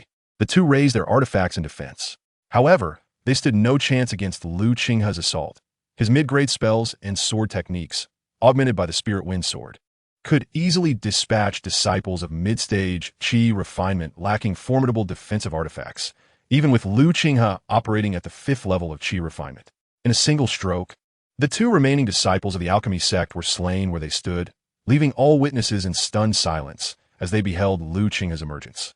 The three female disciples recognized him, having been present alongside Bai Yutong on the spirit vessel, and they had witnessed everything unfold. They were astonished by Lu Qinghe's prowess, as he effortlessly dispatched 4 practitioners at the 6th level of Qi refinement. Bai Yutong was equally taken aback. She had not anticipated Lu Qinghe's timely arrival, akin to a divine intervention, to vanquish 4 disciples of the 6th level. "Junior brother Lu," she exclaimed. Lu Qinghe, scratching his nose, noted that he would not have intervened had he not seen Bai Yutong in danger. Entering the heavenly spirit's secret realm was about seizing opportunities, and one must be prepared for death. Lu Qinghe advised Bai Yutong, "Sister Bai, you must find a way to eliminate the strong adversaries." He had no intention of revealing too much of his strength, for it was impossible for him to slay Bai Yutong and her companions. The 7th level disciple from the alchemy sect finally reacted, his face contorted with rage as he glared at Lu Qinghe. "You are courting death." He had not anticipated such a turn of events. In the blink of an eye, 6 disciples at the 6th level of Qi refinement were unexpectedly slain by a disciple from Taishan sect at the 5th level. This was utterly abnormal and defied all reason. Yet, he felt compelled to eliminate Lu Qinghe, raising his alchemy furnace to strike down upon him. "How dare you?" Bai Yutong exclaimed, brandishing her mid-grade flying sword to intercept the attack from the Danshan sect disciple. In that moment, Bai Yutong harbored no concerns, fully engrossed in her battle against the disciple of the 7th level of Qi refinement, with neither side yielding an inch. The other 3 female disciples gazed at Lu Qinghe with expressions of awe. Although Lu Qinghe's cultivation appeared to be at the 5th level, his recent achievements could easily lead one to believe he was a practitioner in the later stages of Qi refinement, even surpassing the 6th level female disciple. Lu Qinghe, however, paid little heed to the 3 female disciples, seldom engaging with others. He approached the 4 disciples of the Danshan sect at the 6th level of Qi refinement and collected their storage bags. Witnessing Lu Qinghe's actions, the 3 female disciples dared not voice any objections or display dissatisfaction. All eyes were fixed on the battle unfolding in the sky. After all, Bai Yutong had only just broken through to the 7th level of Qi refinement. Despite her solid foundation, she struggled to contend with the 7th level practitioner from the Danshan sect. The 3 female disciples from Taishan sect exchanged glances with Lu Qinghe, noting his lack of intent to intervene further. The 6th level female practitioner beseeched Lu Qinghe, "Junior brother, we are restrained in our cultivation. Please assist Yutong in vanquishing our foe. If he escapes, it could lead to endless calamity." Lu Qinghe nodded, then invoked a spell, Would Vines Entwine.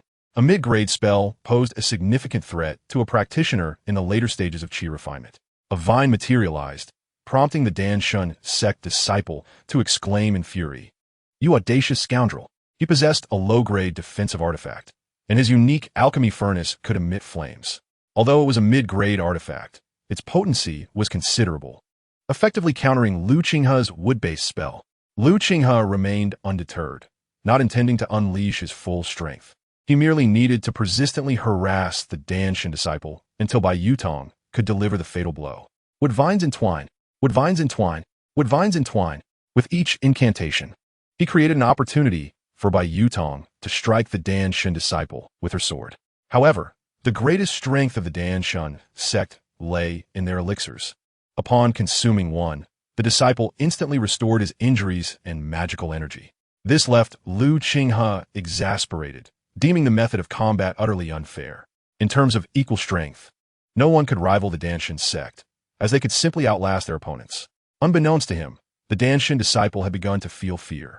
Although he had elixirs to sustain him in battle, they were not infinite. He realized that if this depletion continued, he would surely meet his end here. Casting a resentful glance at Lu Qinghe, he resolved to flee. He shouted at Bai Yutong, "You have forced my hand." With that, he produced a blood-red elixir and swallowed it whole. In an instant, his cultivation aura surged from the 7th to the 8th layer of Qi refinement, radiating with unparalleled ferocity. Bai Yutong was taken aback, unable to fathom that this disciple of the Dan Divine sect possessed such a hidden trump card. Rather than directing his attack towards Bai Yutong, the disciple hastened towards Lu Qinghe, whom he despised for having thwarted his ambitions and slain 4 of his fellow disciples. Chapter 59. The Might of the Sword Talisman. "Sure villages, sure row." Bai Yutong exclaimed in alarm. "Junior brother, be cautious." She had not anticipated that the disciple from the Dan Divine sect would forsake her in favor of attacking Lu Qinghe. Swiftly, she dove down, intent on intercepting him. Yet her speed paled in comparison to that of the disciple, now at the 8th layer of Qi refinement. Lu Qinghe narrowed his eyes, equally surprised that the disciple had turned to assault him. In the blink of an eye, the disciple loomed above Lu Qinghe, striking down with a mid-grade magical artifact. A Dan furnace, a cruel expression etched on his face. Lu Qinghe had long been prepared. A spirit talisman appeared in his hand, erupting into a sword that extended several feet. He swung the blade towards the descending furnace. This was a premium sword talisman procured from a centipede storage pouch, and he hadn't anticipated it would be squandered here. Keen to conceal his true cultivation and avoid entering the inner sect, which would bring him significant trouble, he resorted to this desperate measure. Wasting a sword talisman valued at less than 100 spirit stones was insignificant to him, a mere drop in the ocean. The sword talisman cleaved the Dan furnace apart, continuing its relentless path toward the disciple of the Dan Divine sect. The disciple's face contorted with horror. A premium sword talisman? How could you possess such a thing? He hastily attempted to parry the attack, but his low-grade defensive artifact shattered, barely allowing him to fend off the strike. Yet before he could revel in his narrow escape, a sudden tightness gripped his heart, and he felt a sharp pain in his body. Turning his head, he saw Bai Yutong, now mere inches away. Bai Yutong's flying sword had pierced his dantian. He attempted to utter something, but ultimately closed his eyes in resignation as he plummeted from the sky. Upon landing, Bai Yutong's gaze remained fixed on Lu Qinghe, his unexpected arrival leaving her astonished. His strength, effortlessly dispatching 4 disciples at the 6th layer of Qi refinement, astonished her. She discerned that the artifact in Lu Qinghe's possession was of considerable quality. Otherwise, he could not have so easily breached the defenses of those at the 6th layer. Moreover, he had demonstrated mastery over at least 2 mid-grade spells. Adding to this was the premium sword talisman, valued at 100 spirit stones. In this light, Lu Qinghe appeared to be even more affluent than she. "Junior brother, you have exceeded my expectations. No wonder you ventured alone into the heavenly spirit's secret realm." She had searched for Lu Qinghe for quite some time, yet had not been able to locate him. Lu Qinghe downplayed the situation, stating, "Had it not been for your diversion, sister, I would not have been able to launch a successful ambush and eliminate them." Bai Yutong was aware that Lu Qinghe harbored secrets. Even during their time at the outer disciple peak, Lu Qinghe managed to locate a century-old blood ginseng, an achievement that was far from ordinary. Reflecting on recent events, it was inconceivable that Lu Qinghe could have achieved such feats without secrets. She would never believe it, even under duress. However, since Lu Qinghe chose to remain silent, Bai Yutong pretended to be oblivious to avoid any further complications. With genuine gratitude, Bai Yutong expressed, "Thank you, junior brother. Had it not been for your timely intervention, we might have perished here." To which Lu Qinghe replied, "When my senior sister encounters trouble, I naturally exert all my efforts to assist." Bai Yutong smiled, her reasons for mirth a mystery, and inquired, Have you found the Qinghe flower, junior brother? Lu Qinghe, with a hint of regret, responded no. It seems this celestial spirit's secret realm does not harbor the firefox flower, or perhaps my luck simply failed me. He had no intention of disclosing his knowledge of the firefox flower, as it involved the golden core ancestor, a revelation that would prove detrimental for both him and Bai Yutong. Bai Yutong furrowed her brows, assuring him, do not fret, junior brother. Once I exit and enter the inner sect, I shall inquire at the Pill Peak on your behalf. Lu Qinghe nodded. I appreciate your assistance, senior sister. It will be best for you to depart swiftly. I have matters to attend to and will take my leave. With that, Lu Qinghe turned and vanished into the vast mountains, leaving Bai Yutong unable to call out to him in time. He chose not to take the storage bag belonging to the Qi refining 7th layer disciples, considering it a way to repay Bai Yutong's previous kindness. As Bai Yutong gazed at Lu Qinghe's retreating figure, her thoughts remained inscrutable. A Qi refining 6th layer female disciple queried, Yutong, who is this junior brother? I have not seen him around the outer sect before. Bai Yutong withdrew her gaze, replying, he is a junior brother with whom I am well acquainted in the outer sect.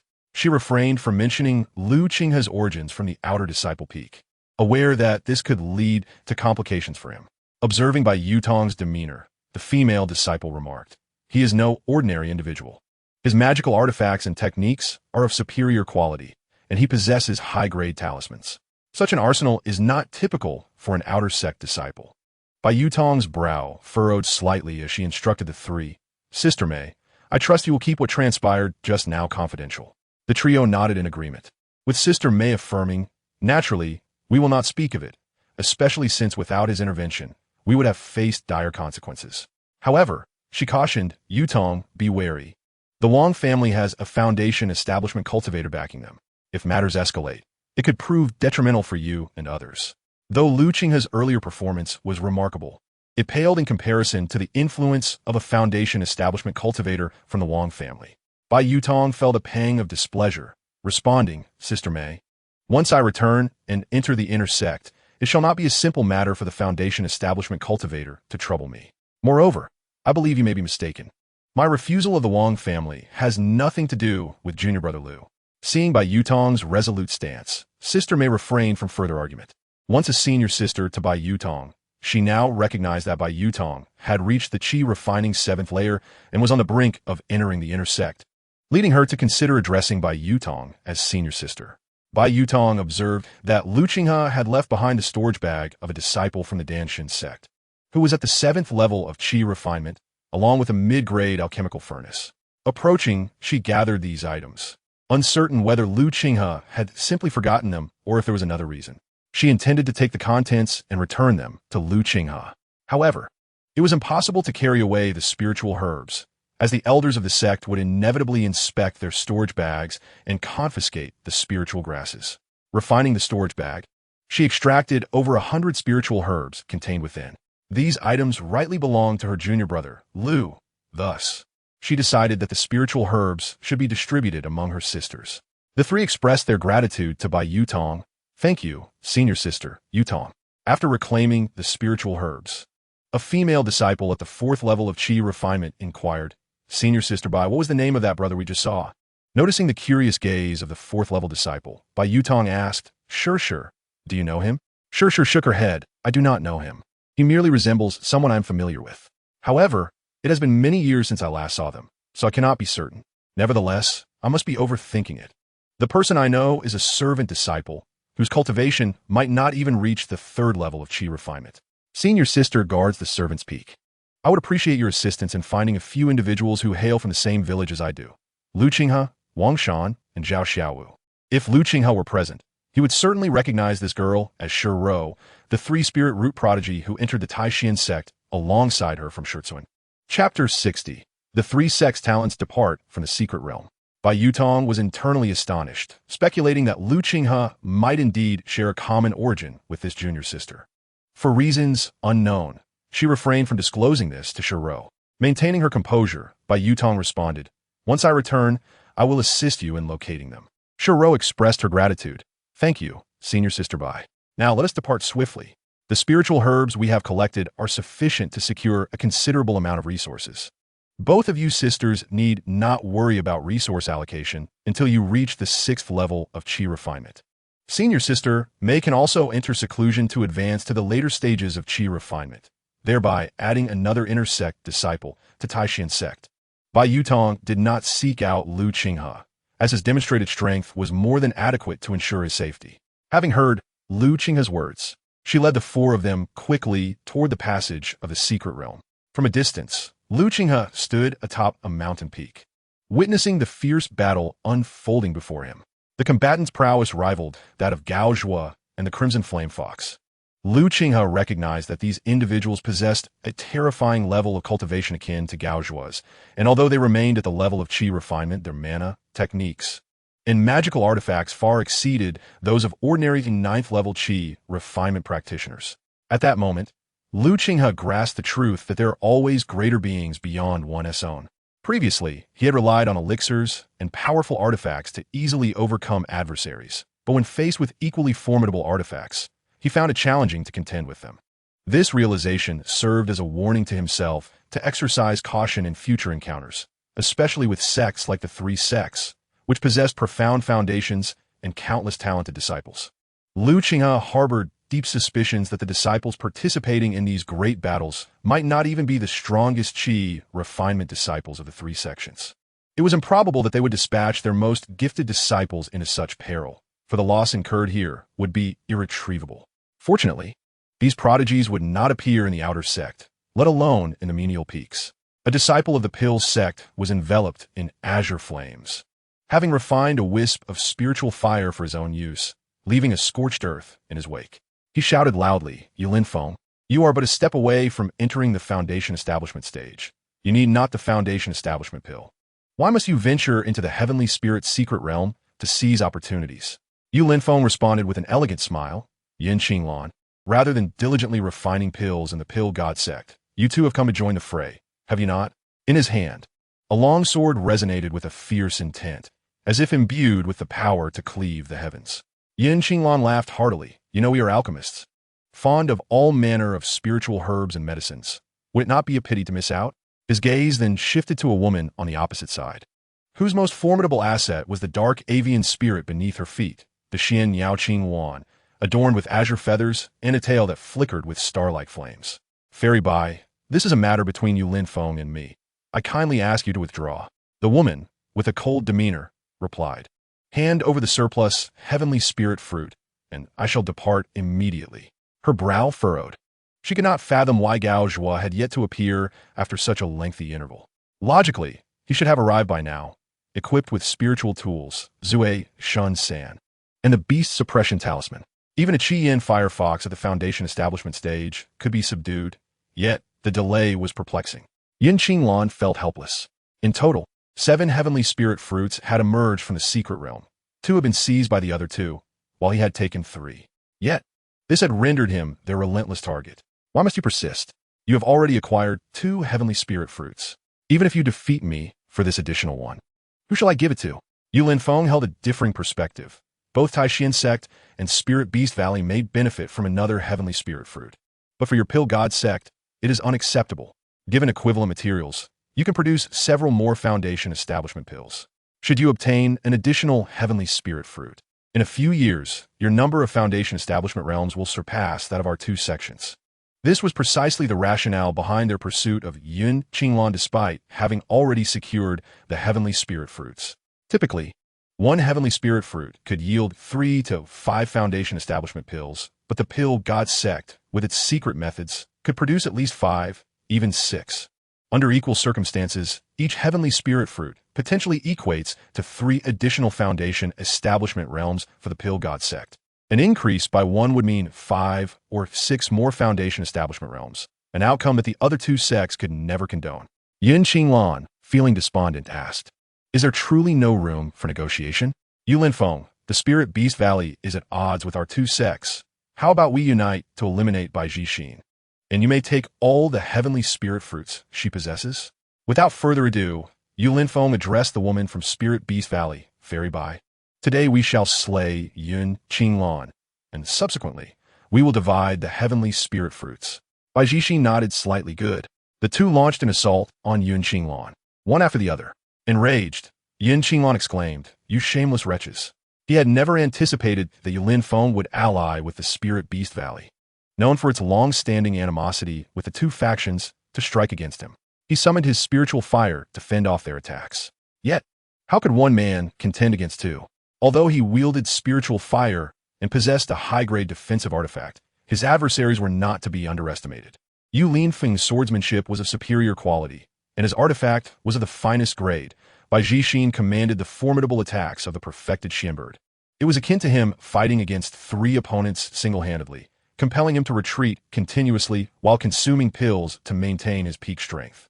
Lu Qinghe, unwilling to be caught in the crossfire, glanced around and discreetly made his exit. Though he coveted the heavenly spirit fruit, he valued his life far more than the fruit itself. After all, he had ample time before establishing his foundation, and there were foundation establishment pills available outside, along with other heavenly spirit fruits he could procure later. For him, the benefits of the Tianhu flower far outweighed those of the heavenly spirit fruit. Finding a secure location, Lu Qinghe stashed most of his belongings into the black earth space. He left only a few bottles of herbal pills and a first-grade spirit gathering pill in his storage bag, alongside a mid-grade spiritual sword, the Lingfeng sword, which he had scarcely used. He also had over 100 spiritual herbs, all taken from the storage bags of several disciples from the Dan God sect at the 6th level of Qi refinement. He retained only one of each type, planning to submit the rest, not out of a desire to relinquish them all, but because it was impractical to offer merely 10 herbs to Taishan sect. It was not that the Golden Core ancestor could detect the black earth space. Rather, the outer disciples had witnessed him slaying 4 disciples of the Dan God sect, and he doubted even Bai Yutong would trust him completely. Presenting a few spiritual herbs would undoubtedly raise suspicions about how he managed to conceal such treasures. Thus, he had no choice but to submit the surplus of herbs. In comparison to the potential exposure of the black earth space, these herbs were of little consequence. Once he meticulously organized everything and ensured nothing was amiss, Lu Qinghe made his way toward the passage's entrance. Soon, he arrived at the exit, stepping through and leaving the heavenly spirit secret realm behind. Chapter 61. Astonishing Merit, the Ancestors' Praise Upon Emerging. Lu Qinghe found that many disciples from the 3 sects had already exited, including Bai Yutong and her 3 female companions. He approached Ancestor Ouyang, respectfully bowing. "I pay my respects to the Ancestor." Ancestor Ouyang regarded Lu Qinghe with astonishment, scrutinizing him closely. He typically overlooked ordinary disciples, but he had noticed Lu Qinghe before his entrance into the heavenly spirit secret realm. At that time, Lu Qinghe had been riddled with pill toxicity, on the verge of demise. Now, not only had he eradicated all toxicity, but he had also made a breakthrough to the late stage of Qi refinement. Under the piercing gaze of the Golden Core ancestor, Lu Qinghe felt a wave of anxiety. He feared that the ancestor might discern something amiss, especially the ancestor Tianfeng. "I wonder if she can sense the spiritual artifacts in the black earth space." Ancestor Ouyang wished to inquire further, but the multitude of onlookers restrained him, prompting him to ask instead, "Have you obtained the heavenly spirit fruit?" Lu Qinghe answered candidly, reporting to the ancestor, "My cultivation is rather modest, and I dared not partake in the competition for the heavenly spirit fruit. I was merely in search of other spiritual herbs."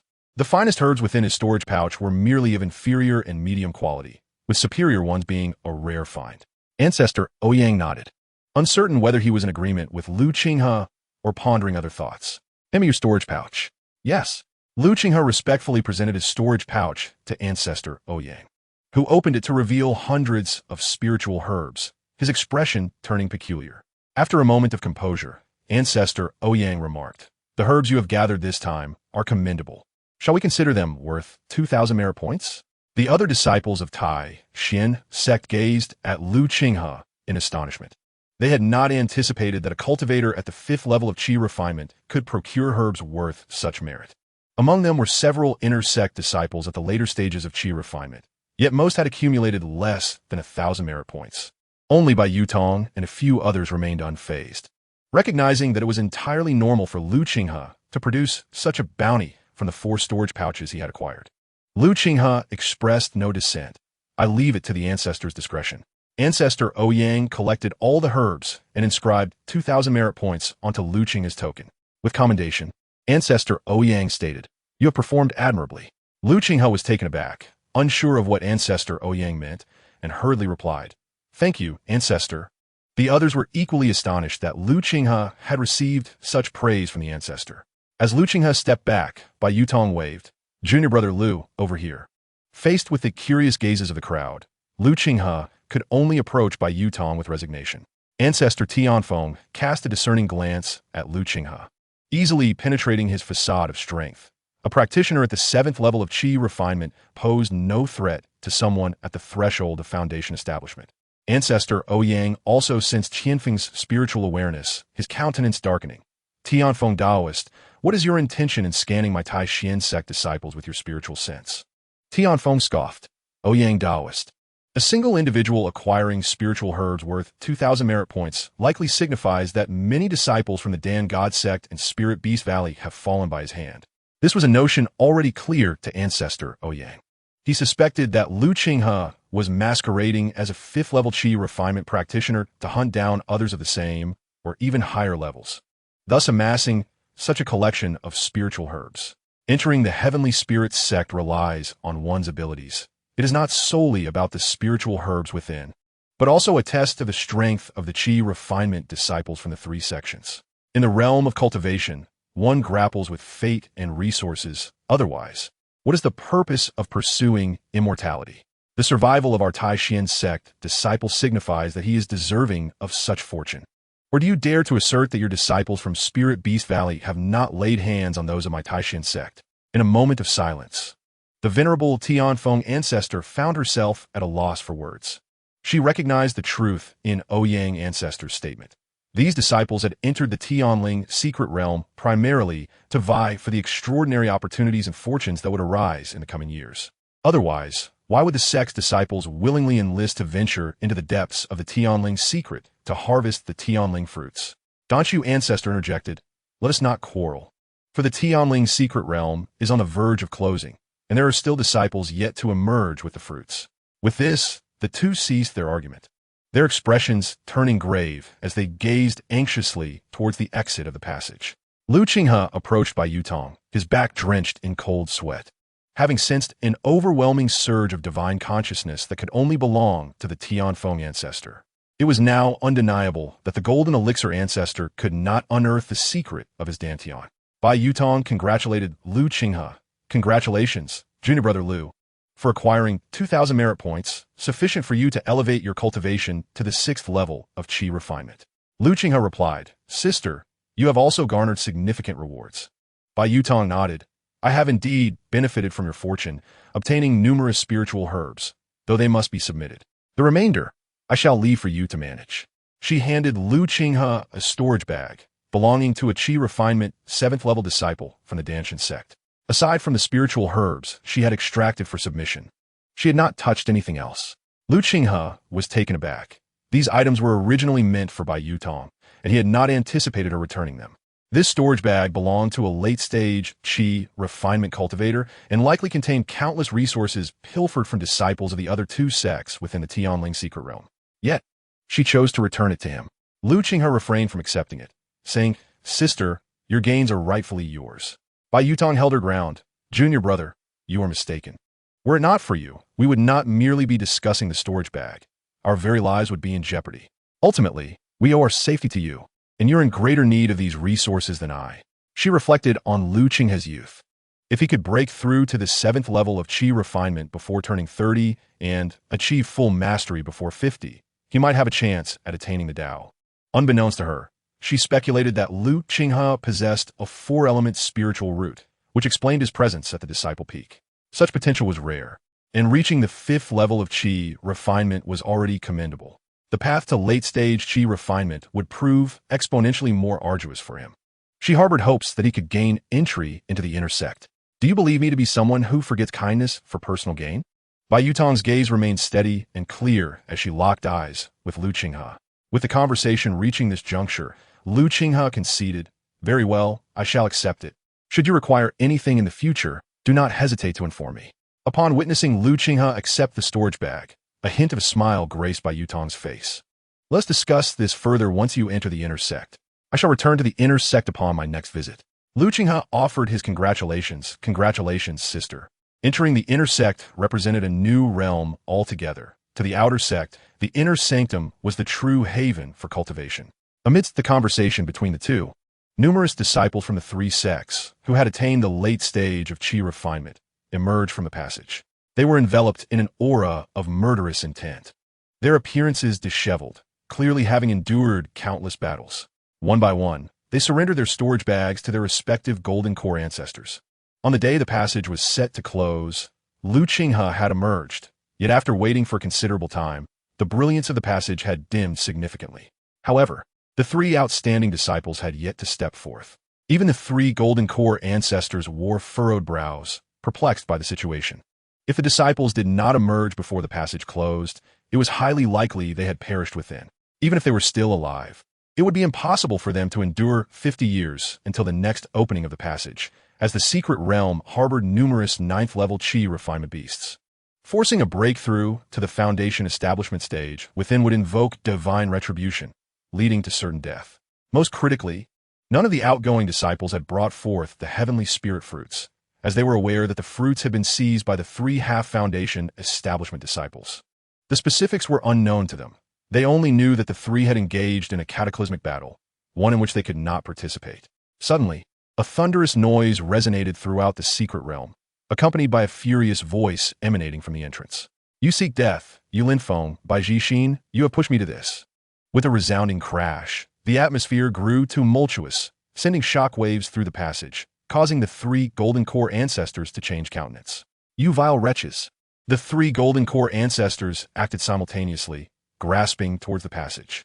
Three battered figures were seized in their grasp. Looking at Yun Qinglan, the Dansu ancestor spoke with a calm demeanor.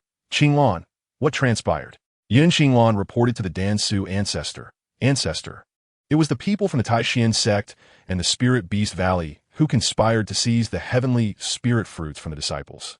In desperation, the disciple had no choice but to use the Foundation establishment pill within the passage to risk a breakthrough. Glancing resentfully at Yulin Feng and Bai Jixin from the other two sects, he thought to himself that, had he not ultimately achieved the Foundation establishment, these two would have certainly sent him back into the heavenly spirit's secret realm before the passage closed. He had gambled everything, hoping to take the two down with him. But unexpectedly, the three golden core ancestors intervened and extracted them from the passage. The Dansu ancestor inquired, "Did you obtain the heavenly spirit fruits?" Yun Qinglan replied, "By fortune, the disciple acquired 3. This revelation brought a smile to the Dansu ancestor's face, who commended, "Well done. Rest assured, I shall advocate for you." With a dangerous glint in his eyes, he turned his gaze towards Ancestor Ouyang and Ancestor Tianfeng. "Gentlemen, should you not provide me with an explanation?" Both Ancestor Ouyang and Ancestor Tianfeng had grasped the situation. Despite having secured the heavenly spirit fruits, their expressions were far from pleasant. For the other two sects, the loss or gain of a single heavenly spirit fruit was inconsequential, yet for the Danshan sect, it was a matter of great significance. Ancestor Tianfeng was the first to voice his displeasure. "Dansu, you unyielding old man, how dare you demand an explanation from us? It is your Danshan sect that nearly obliterated the passage. Do you wish to sever the roots of the three sects?" She is currently in a rather dismal mood, as the passage has been sealed and Gao Zhua has yet to emerge, indicating that an unforeseen incident has occurred. Not only has Gao Zhua failed to subdue the Crimson Flame Fox, but he has also left behind a spiritual artifact in the celestial spirit's secret realm. The venerable Dan Su does not comprehend the reason for Tianfeng's considerable ire. Were it not for the collusion of your two sects against the disciples of my Danshan sect, why would Qinglan have risked a breakthrough, summoning the heavenly thunder of the secret realm? The venerable Tianfeng stood up, and a colossal phantom of a fire phoenix manifested behind him. "Dansu, if you seek a confrontation, then let us see how it unfolds." Elder Ouyang glanced at the two, preferring not to entangle himself in their affairs. "Esteemed ones, I shall take my leave for now." Although he too wished to confront Elder Dansu, engaging in a clash of golden elixirs would yield no benefits. He must report the matters concerning the celestial spirit's secret realm and the blood demon sect to the sect leader, for he understood that the Zhao Kingdom's cultivation world would soon descend into chaos. Firstly, the blood demon sect might invade the Zhao Kingdom's cultivation realm to plunder resources, leading to a brutal and bloody struggle for survival. Secondly, the Danshan sect, having acquired 3 celestial spirit fruits in addition to their previous reserves, posed an unimaginable threat to the Taishan sect. Despite the latter's annual influx of numerous talented disciples who could break through to the foundation establishment stage without the need for foundational elixirs. However, compared to the centuries of accumulation of the Danshan sect, it was utterly insufficient, especially with the celestial spirit fruits from the secret realm and the previous high-grade spiritual artifacts. Elder Ouyang summoned his flying vessel and, along with the disciples of the Taishan sect, headed towards their sect. Lu Qinghe sat aboard the vessel, observing the disciples. They had arrived with 300 disciples, 100 from the inner sect and 200 from the outer sect. Now, the inner sect had lost a portion, which was not significantly detrimental, but the outer sect had lost at least half, with only a little over 100 managing to escape the celestial spirit's secret realm safely. Moreover, he had not anticipated that Danshan sect's Yun Qinglan would successfully break through to the foundation establishment stage, becoming a lofty true person of foundation establishment. When would he be able to attain such a status? Lu Qinghe was uncertain, yet he understood that his journey to the foundation establishment would be fraught with challenges, far more complex than that of Yun Qinglan. Initially, he had contemplated venturing into the celestial spirit's secret realm to uproot the celestial spirit tree, but ultimately relinquished the idea. One reason was that he lacked the time to reach the location of the celestial spirit fruit tree, and secondly, if he dared to attempt such an act, the disciples of the three sects would undoubtedly unite to hunt him down. This would equate to severing the roots of the three sections. The three golden elixir elders might disregard the potential destruction of the secret realm and rush in to capture him. As the members of the Taishan sect departed, Elder Dan Su snorted coldly and led the disciples of the Danshan sect away. He had no desire to engage in battle with the madman Tianfeng, for a conflict between golden elixirs could last for days and nights without a clear victor. Elder Tianfeng withdrew his gaze and inquired of Bai Jixin, "Have you encountered Gao Zhua?" Bai Jixin shook her head, reporting to the venerable elder, "I have not encountered Senior Brother Gao." Might the two half-step foundation establishment disciples from the Danshan sect and Taishan sect take action against Gao Zhua? Bai Ji pondered momentarily. It is impossible. These two individuals are fixated on the celestial spirit fruit, among the swiftest to reach it, and are currently awaiting its ripening by the celestial spirit tree. They lack the time to seek out Senior Brother Gao Zhua. The venerable Tianfeng ancestor contemplated briefly, scanning each emerging cultivator with her divine sense. Yet she sensed no trace of a Jiuquan phoenix bracelet. It seems we have underestimated the might of that scarlet flame firefox. Very well, let us return for now. Yes, the Tianfeng ancestor could only lead the disciples of the Spirit Beast Valley away, leaving the retrieval of the Jiuquan phoenix bracelet to the disciples of the Spirit Beast Valley 50 years hence. The flying vessel of the Taishan sect sliced through the clouds, when suddenly the ambient spiritual energy became chaotic. It seemed as if the vessel had collided with something. Halting its advance, Elder Ouyang opened his eyes, rose, and bellowed, "Who dares to play tricks? Show yourself." A blood-red mist enveloped the surroundings, and the members of the Taishan sect were struck with terror as they found themselves in an unfamiliar realm, a world entirely drenched in crimson.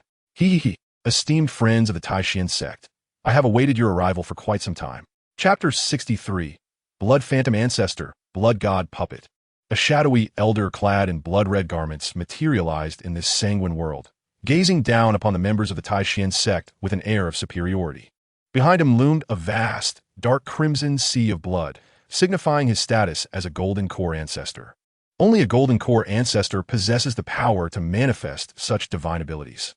The fiery phantom of Tianfeng and the blood sea illusion behind this shadowy elder were both manifestations of Golden Core prowess. Ouyang Yun had discerned this person's identity. "You are a demon from the Blood Demon sect?" The blood-red formation and the malevolent aura surrounding this individual clearly indicated his affiliation with the Blood Demon sect, renowned for their mastery of blood sea and blood malevolence. The shadowy elder conceded, "Indeed, I am the Blood Phantom Ancestor, a senior elder of the Blood Demon sect. I'm aware of you. Ouyang Yun of the Taishan sect's Sword sect. Today, I have laid out the Blood Demon Grand Formation to welcome you into my domain." Ouyang Yun's expression shifted drastically. The Blood Sea Formation was a formidable Earth-level array, capable of altering the very heavens. He exclaimed, "Does the Blood Demon sect truly intend to oppose us at such great lengths?" The appearance of Blood Phantom was no mere coincidence. He was undoubtedly aware of the three sects entering the celestial spirit's secret realm and had long awaited their arrival to to intercept them. Blood Phantom cackled, "You are mistaken. It is not a matter of enmity, but rather one of assimilation. Within a radius of miles, there is no need for the presence of other sections. Today, I shall refine you into a blood god puppet, turning you into an insider, which will undoubtedly facilitate the disintegration of the Taishan sect's power." Such audacious claims and schemes, attempting to convert a golden core ancestor into a puppet. Ouyang Yun sneered coldly, "I fear you may lack the capability. You are merely at the 3rd level of the golden core stage." Though he himself was only at the 2nd level of the golden core, he harbored confidence in battling any opponent not at mid-golden core. However, amidst a grand array of the prefecture, he harbored concerns for the safety of his disciples behind him. "You commit your heinous acts here, and the reinforcement from the 3 sects will arrive imminently. I advise you to depart hastily." Shuiyu has long devised a foolproof strategy. "Ouyang Yun, I am aware of your intentions. The establishment of the Blood Demon Grand Formation signifies that I shall not allow any trace of energy to escape. By the time the 3 sects realize, you will have been transformed into a blood god puppet. I counsel you to relinquish your resistance and obediently become my blood god puppet. Of course, our blood god sect will not show favoritism. We have also set our sights on individuals from the other 2 sects, establishing a killing formation." Ouyang Yun felt a heaviness in his heart and instructed his disciples behind him, "Let us unite to vanquish this demon and dismantle the grand formation." The Taishan sect exclaimed, "We shall obey the ancestors' decree." The ancestor Shuiyu cackled ominously, "Children, by consuming the essence blood of these Taishan disciples, your cultivation shall undoubtedly ascend to new heights." As his words fell, 10 figures manifested within the blood demon grand formation. These figures were entirely unlike ordinary beings. Their gazes vacant and devoid of emotional fluctuation. They were the blood god puppets crafted by Shuiyu. This revelation filled Ouyang Yun with both astonishment and fury, as his sword flew forth to cleave at these disciples of the blood demon sect. "Your adversary is me," declared Shuiyu, intercepting Ouyang Yun's assault, and the 2 immediately engaged in battle above the blood demon grand formation. The sky was shrouded in an expanse of blood, sea phantoms, and sword intent. An arena far beyond the capacity of mere qi refining disciples to partake. Any who were caught in the fray would be obliterated in an instant. They had yet to recover from the terrifying pressure of the confrontation at the golden core stage. The blood god puppets advanced towards the spirit vessel, perceiving it as the most delectable of sustenance. "Kill!" Yu Linfeng bellowed, charging forth with the disciples of the Taishan sect. Yet, these blood god puppets exhibited extraordinary strength. One possessed foundational cultivation, while the others were all at the threshold of foundation establishment. A single palm strike from a blood god puppet sent Yu Linfeng reeling. He rose awkwardly, even wielding a top-tier magical artifact. He was no match for the foundational blood god. There remained but one solution: to break through to foundation establishment. He produced a foundational elixir, the reward he had seized from the heavenly spirit's secret realm in pursuit of the heavenly spirit fruit. He had intended to return and cultivate in peace. Now, he had no choice but to follow the example of Yun Qinglan from the Dan God sect and forcibly attempt to break through to foundation establishment. He shouted loudly, "Fellow disciples, protect me. I shall force my breakthrough to foundation establishment." Yes. Several disciples at the 9th level of Qi refining hurriedly gathered to safeguard Yu Linfeng. Qinghe had not anticipated encountering an ambush from a golden core ancestor. Standing beside by Yutong, whose complexion was ashen, she spoke to him. "I had previously informed my junior about investigating the matters of demons. It is the doing of the blood demon sect. They are situated thousands of miles from the Taishan sect, and I fail to comprehend why they have appeared within the territory of the Taishan sect in recent years." Back at the miscellaneous peak, Bai Yutong had discussed a demonic task with Qinghe, and upon investigation, they discovered its connection to the blood demon sect. However, aside from the relevant disciples, the others remained oblivious. "Junior brother, be cautious. If an opportunity arises, flee immediately. Once you escape back to the sect, our strong practitioners will undoubtedly be able to eliminate the demonic cultivators of the blood demon sect." After Bai Yutong finished speaking, she charged towards the blood god puppet, and Qinghe found himself unable to intervene. Retreating to a less conspicuous position, he had already resolved to hide in the black earth space should any adverse situation arise. His gaze was fixed solely on Bai Yutong, the only one he truly cared about in this moment. Suddenly, he was caught off guard as a blood god puppet, having inexplicably detached from the earlier battle, appeared behind him. Sensing the imminent danger, Qinghe hastily drew his Lingfeng sword to deflect the puppet's strike. How formidable! With that blow, Qinghe was sent flying several dozen meters. Although the Lingfeng sword absorbed much of the impact, and with the protection of the fire scale armor, he nearly faltered. Seeing that the blood god puppet had failed to slay him with its initial attack, it reappeared above Qinghe, preparing to strike again. Anger surged within Qinghe. Did they truly believe he was made of clay? Noticing that no one was around, he took a deep breath. To confront this blood god puppet, he had but one option: to employ a spiritual artifact. He possessed one such artifact, though he was uncertain of its efficacy. Nonetheless, it was worth a try. He glanced skyward, observing the fierce battle between two golden core ancestors. Despite Elder Ouyang's mastery of sword techniques, he was ensnared within the terrifying blood sea illusion conjured by Shuiyu, alongside a formidable blood god puppet. They were utterly preoccupied with their own struggle, oblivious to the situation below. Even if the cultivators from the Taishan sect noticed the commotion, they would be unable to arrive in time, granting him ample opportunity. Extending his consciousness into the black earth space, he retrieved the jade bracelet that lay quietly on the ground. Upon its emergence, Qinghe infused it with his spiritual energy, and the bracelet emitted a faint glow. It worked. Qinghe's face brightened with joy as he grasped the jade bracelet, channeling all his energy into it and striking down upon the approaching blood god puppet. With a resounding crash, the puppet was slammed to the ground. However, the use of the spiritual artifact had drained more than half of the energy from Qinghe's dantian. As the blood god puppet prepared to attack once more, Qinghe hesitated no longer, lifting the jade bracelet and directing it to suppress the puppet. Vines entwined. Under the pressure of the spiritual artifact, the blood god puppet was ensnared by the wooden vines. Chapter 64. Capturing the blood god puppet, breaking the blood god great array. Qinghe once again acknowledged the might of the spiritual artifact, realizing that he had yet to fully harness its power. Were he able to wield this artifact with all his strength, not even the half-step foundation establishment blood god would stand a chance, let alone a true foundation establishment cultivator, who would be obliterated in an instant. He now comprehended why Gao Zhua and the Crimson Flame Fox had sustained mutual destruction. He too was incapable of harnessing the true might of this spiritual artifact. Observing the ensnared blood god puppet, Qinghe felt no elation, for his magical energy was nearly depleted. Once his mana was exhausted, he would be unable to manipulate the artifact and would have no choice but to retreat into the black earth space. Suddenly, an idea struck him.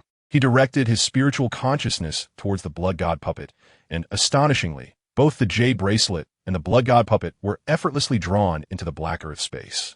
Qinghe was momentarily taken aback. Could be done this way? He refrained from displaying any signs of abnormality and hastily departed from the area. Fortunately, the blood demon formation enveloped several miles, otherwise he might have been discovered. Qinghe sought out a secluded corner and hurriedly retrieved several qi recovery pills, swallowing them eagerly. These were obtained from the storage bags of those disciples of the pill god sect. This was a low-grade yellow pill designed specifically to restore magical energy. After regaining a significant amount of mana, Qinghe cast a fleeting glance at the blood god puppet within the black earth space, only to find it unresponsive. Resembling a lifeless corpse, he finally exhaled in relief. Unbeknownst to him, in the sky, the blood phantom's expression changed drastically upon realizing that Qinghe had taken away the blood god puppet. The 10 blood god puppets were not only linked to his mind, but were also essential for the operation of the blood demon formation. The disappearance of one puppet diminished the formation's power and could create a breach, potentially leading to its collapse. He hastily extended his consciousness to investigate, but found no trace at all, which filled him with an ominous premonition. To remove a blood god puppet so silently, could it be that among the disciples of the Taishan sect there resided a golden core elder? Having restored a considerable amount of magical energy, Qinghe turned his gaze toward the battlefield, particularly at the blood god puppets. Despite the overwhelming numbers of the Taishan sect, they were being thoroughly suppressed by the 9 blood god puppets. Even though Yulin Feng had just forcibly broken through to the Foundation establishment stage, wielding an exquisite artifact against the Foundation establishment blood god puppet, he found himself at a disadvantage. Qinghe finally realized that, when faced with higher-level cultivators, the sheer number of low-tier practitioners proved futile. If a true spiritual artifact were bestowed upon a Foundation establishment practitioner, It could obliterate dozens of Qi refining ninth layer cultivators in a single strike. Were it not for Yu Linfeng's forced breakthrough to stall the Foundation establishment blood god puppet, the majority of Qi refining cultivators would have already been slain. This further solidified Lu Qinghe's determination to swiftly advance to the Foundation establishment stage. As he secured another blood god puppet, his thoughts began to stir. Although he was unaware of the method of its refinement, if the blood god sect could control it, surely he could as well. If he were to acquire the means to command the blood god puppet, he would effectively gain an ally at the pinnacle of the Qi refining ninth layer. Lu Qinghe began to conceal himself, seeking an opportune moment, yet found none. Should he employ the spiritual artifact again, the risk of exposure would be far too great. Suddenly, he beheld a lifeless body. The blood god puppets were so formidable that several disciples had already perished. Lu Qinghe stealthily approached and collected the corpse. When he re-emerged, he was clad in azure garments, embodying the genuine essence of an inner sect disciple with his cultivation at the 7th layer of Qi refinement. Lu Qinghe concealed his visage. His gaze shifted to a blood god puppet under siege not far away, and he joined the fray. As the others pressed their assault, he discreetly produced a jade bracelet, causing the blood god puppet to vanish before their eyes. Everyone was momentarily stunned, perplexed by the sudden disappearance of the puppet. Had it encountered danger and fled? Just as the crowd lingered in confusion, a deafening explosion reverberated through the blood-red realm. The blood demon formation had been shattered by the clash of two golden core ancestors. A large flag soared into the hands of Shuiyu. This crimson banner was the heart of the blood demon formation. He scanned the disciples of the Taishan sect, seeking to discern who could so stealthily extract two blood god puppets from beneath his very nose, leading to the formation's collapse. Everyone gazed in shock at the sky, and one individual exclaimed with joy, "The blood demon formation has been breached by ancestor Ouyang." Ouyang Yun was momentarily taken aback. He had not anticipated breaking a terrestrial-grade formation. His eyes glinted with murderous intent. "Shuiyu, your doom is at hand." Shuiyu retracted his gaze, declaring, "Well done, Taishan sect. One day, when my blood demon sect levels your sect, we shall meet again." With the formation breached, reinforcement from the Taishan sect would soon arrive. If surrounded, escape will be impossible for him. Shuiyu summoned a veil of blood clouds and fled. Ouyang Yun did not pursue. He could not hope to stop a golden core cultivator of the 3rd layer. He surveyed the ravaged earth, gestured, and a spiritual vessel appeared in his hand. Taking his seat on the vessel, he began to restore his energy, having exhausted much during the recent battle. Once he regained a significant portion of his power, he turned to Yu Linfeng beside him and inquired, "Linfeng, how many disciples have we lost?" Yu Linfeng's tone was heavy as he replied, reporting to Ancestor, "We have lost 40 junior brothers and sisters. Their bodies have already been collected." A fierce look of vengeance surfaced on Ouyang Yun's face. "Wait. For one day, I shall surely slay Shuiyu and avenge our fallen disciples." Everyone shouted, "Thank you, Ancestor. Now, return with me to the sect." On the way back, Ouyang Yun asked Yu Linfeng, "Linfeng, did any unusual occurrences transpire during the blood demon formation?" Shuiyu had conducted 2 anomalous probes of divine sense, which he had sensed but did not contemplate at the time, nor did he have the luxury to reflect. Otherwise, he might have truly perished here. It now appeared that a peculiar event within the blood demon formation had led to its destruction. Yu Linfeng recalled, "I forcibly broke through to Foundation establishment earlier, leading several 9th layer Qi refinement junior brothers against the Foundation establishment blood god puppets, and did not pay heed to other matters." Yu Linfeng harbored deep-seated resentment within his heart. Although he had successfully transcended to the Foundation establishment stage, elevating himself to a position of prominence, he was acutely aware of the implications of such a forced advancement. Unlike him, who had forced his breakthrough, the others were gifted disciples of exceptional talent. This rash decision would undoubtedly hinder his future progress, making any further advancements exceedingly arduous. Had he been given a choice, he would never have opted for such a hasty ascension. However, upon listening to the responses of his fellow disciples, it seemed that 2 blood god puppets were missing, though the reasons for this eluded him. A glimmer of insight flashed in Ouyang Yun's eyes as he pondered the matter. Yet he ultimately found himself at a loss. Addressing Yu Linfeng, he remarked, "Your contributions this time are invaluable. Upon your return to the sect, do visit me at the Sword Peak." Yu Linfeng's heart soared with joy. "Thank you, Ancestor." Gaining access to the Sword Peak would present him with the opportunity to receive guidance from the Golden Core Ancestor, an invaluable asset for for his future cultivation, effectively compensating for the repercussions of his forced breakthrough. Ouyang Yun continued, "Your entrance to the sword peak is merely one aspect of your merit. Your swordsmanship has also shown commendable progress." The disciple acknowledged this. In Chapter 65, the perception of the celestial phoenix, joy in acquiring 6 alchemical formulas. Ouyang Yun piloted the spiritual vessel at full speed.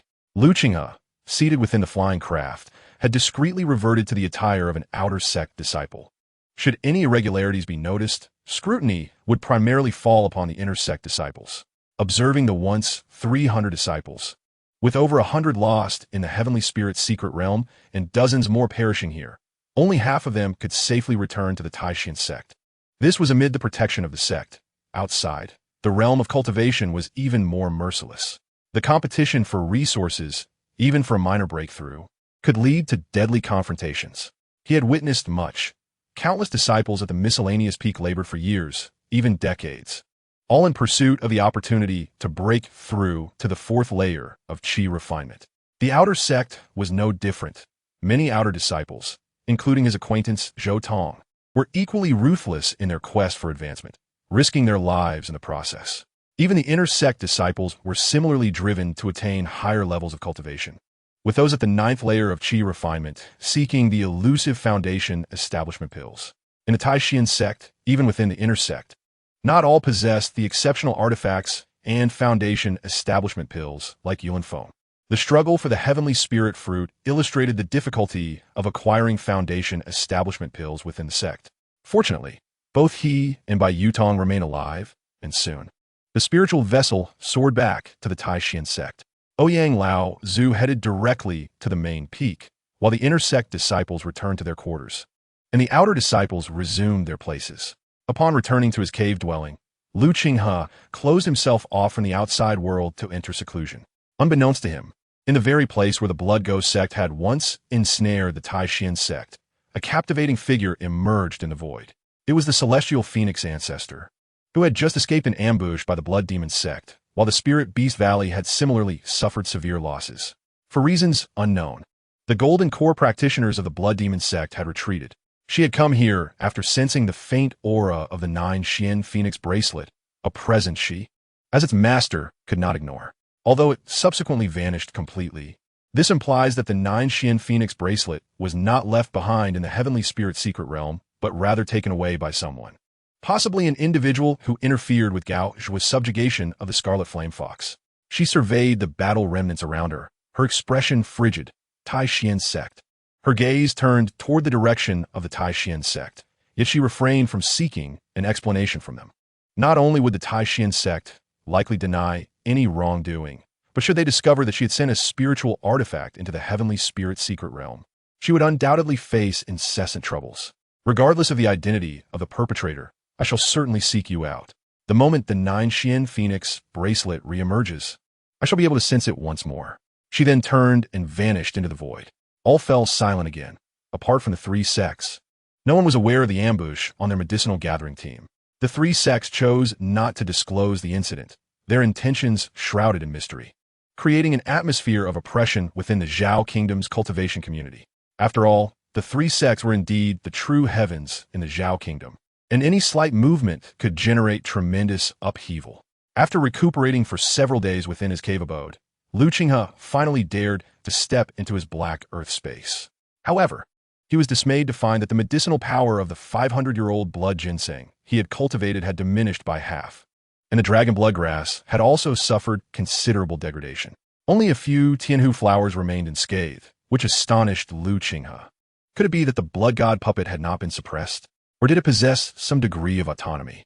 He looked around and noticed 2 blood ginseng puppets lying quietly on the ground, showing no signs of movement. Suddenly, he sensed a surge of fiery energy and turned his gaze toward a particular spot in the black earth space, where a fox was warily observing him.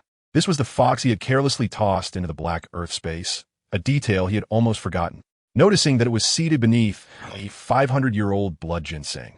Lu Qinghe quickly deduced the identity of the culprit. Drawing his spirit wind sword, he declared, "You little monster, I shall slay you." Lu Qinghe swung the sword toward the small fox, realizing that this single blood ginseng was worth at least several thousand spirit stones, and 3 had already vanished. Unbeknownst to Qinghe, his own spirit stones had also significantly diminished. Clang! To his astonishment, the small fox managed to block Qinghe's attack. This left him stunned.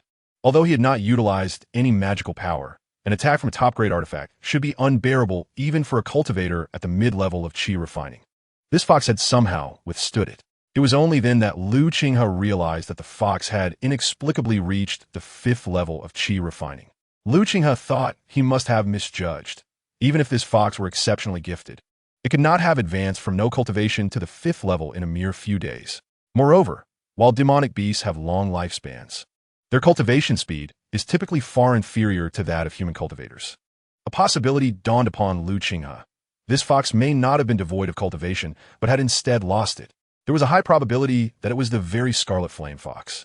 He gazed at the small fox, his expression shifting between uncertainty and dismay. He contemplated whether to eliminate it directly. He possessed the capability to slay the crimson flame fox now. Yet once it regained its peak strength, even with the suppression of the jade bracelet, he would be unable to contain it. The formidable Qinghe from the Spirit Beast Valley served as a living testament to this truth. The fox was astutely perceptive. It sensed Qinghe's murderous intent, its eyes transforming into a blood-red hue, fixating on him with a predatory glare. After a moment of reflection, Qinghe refrained from striking and instead sheathed his spirit wind sword. As long as they remained in the black earth space, escape would be impossible for the little fox. He issued a stern warning to the creature.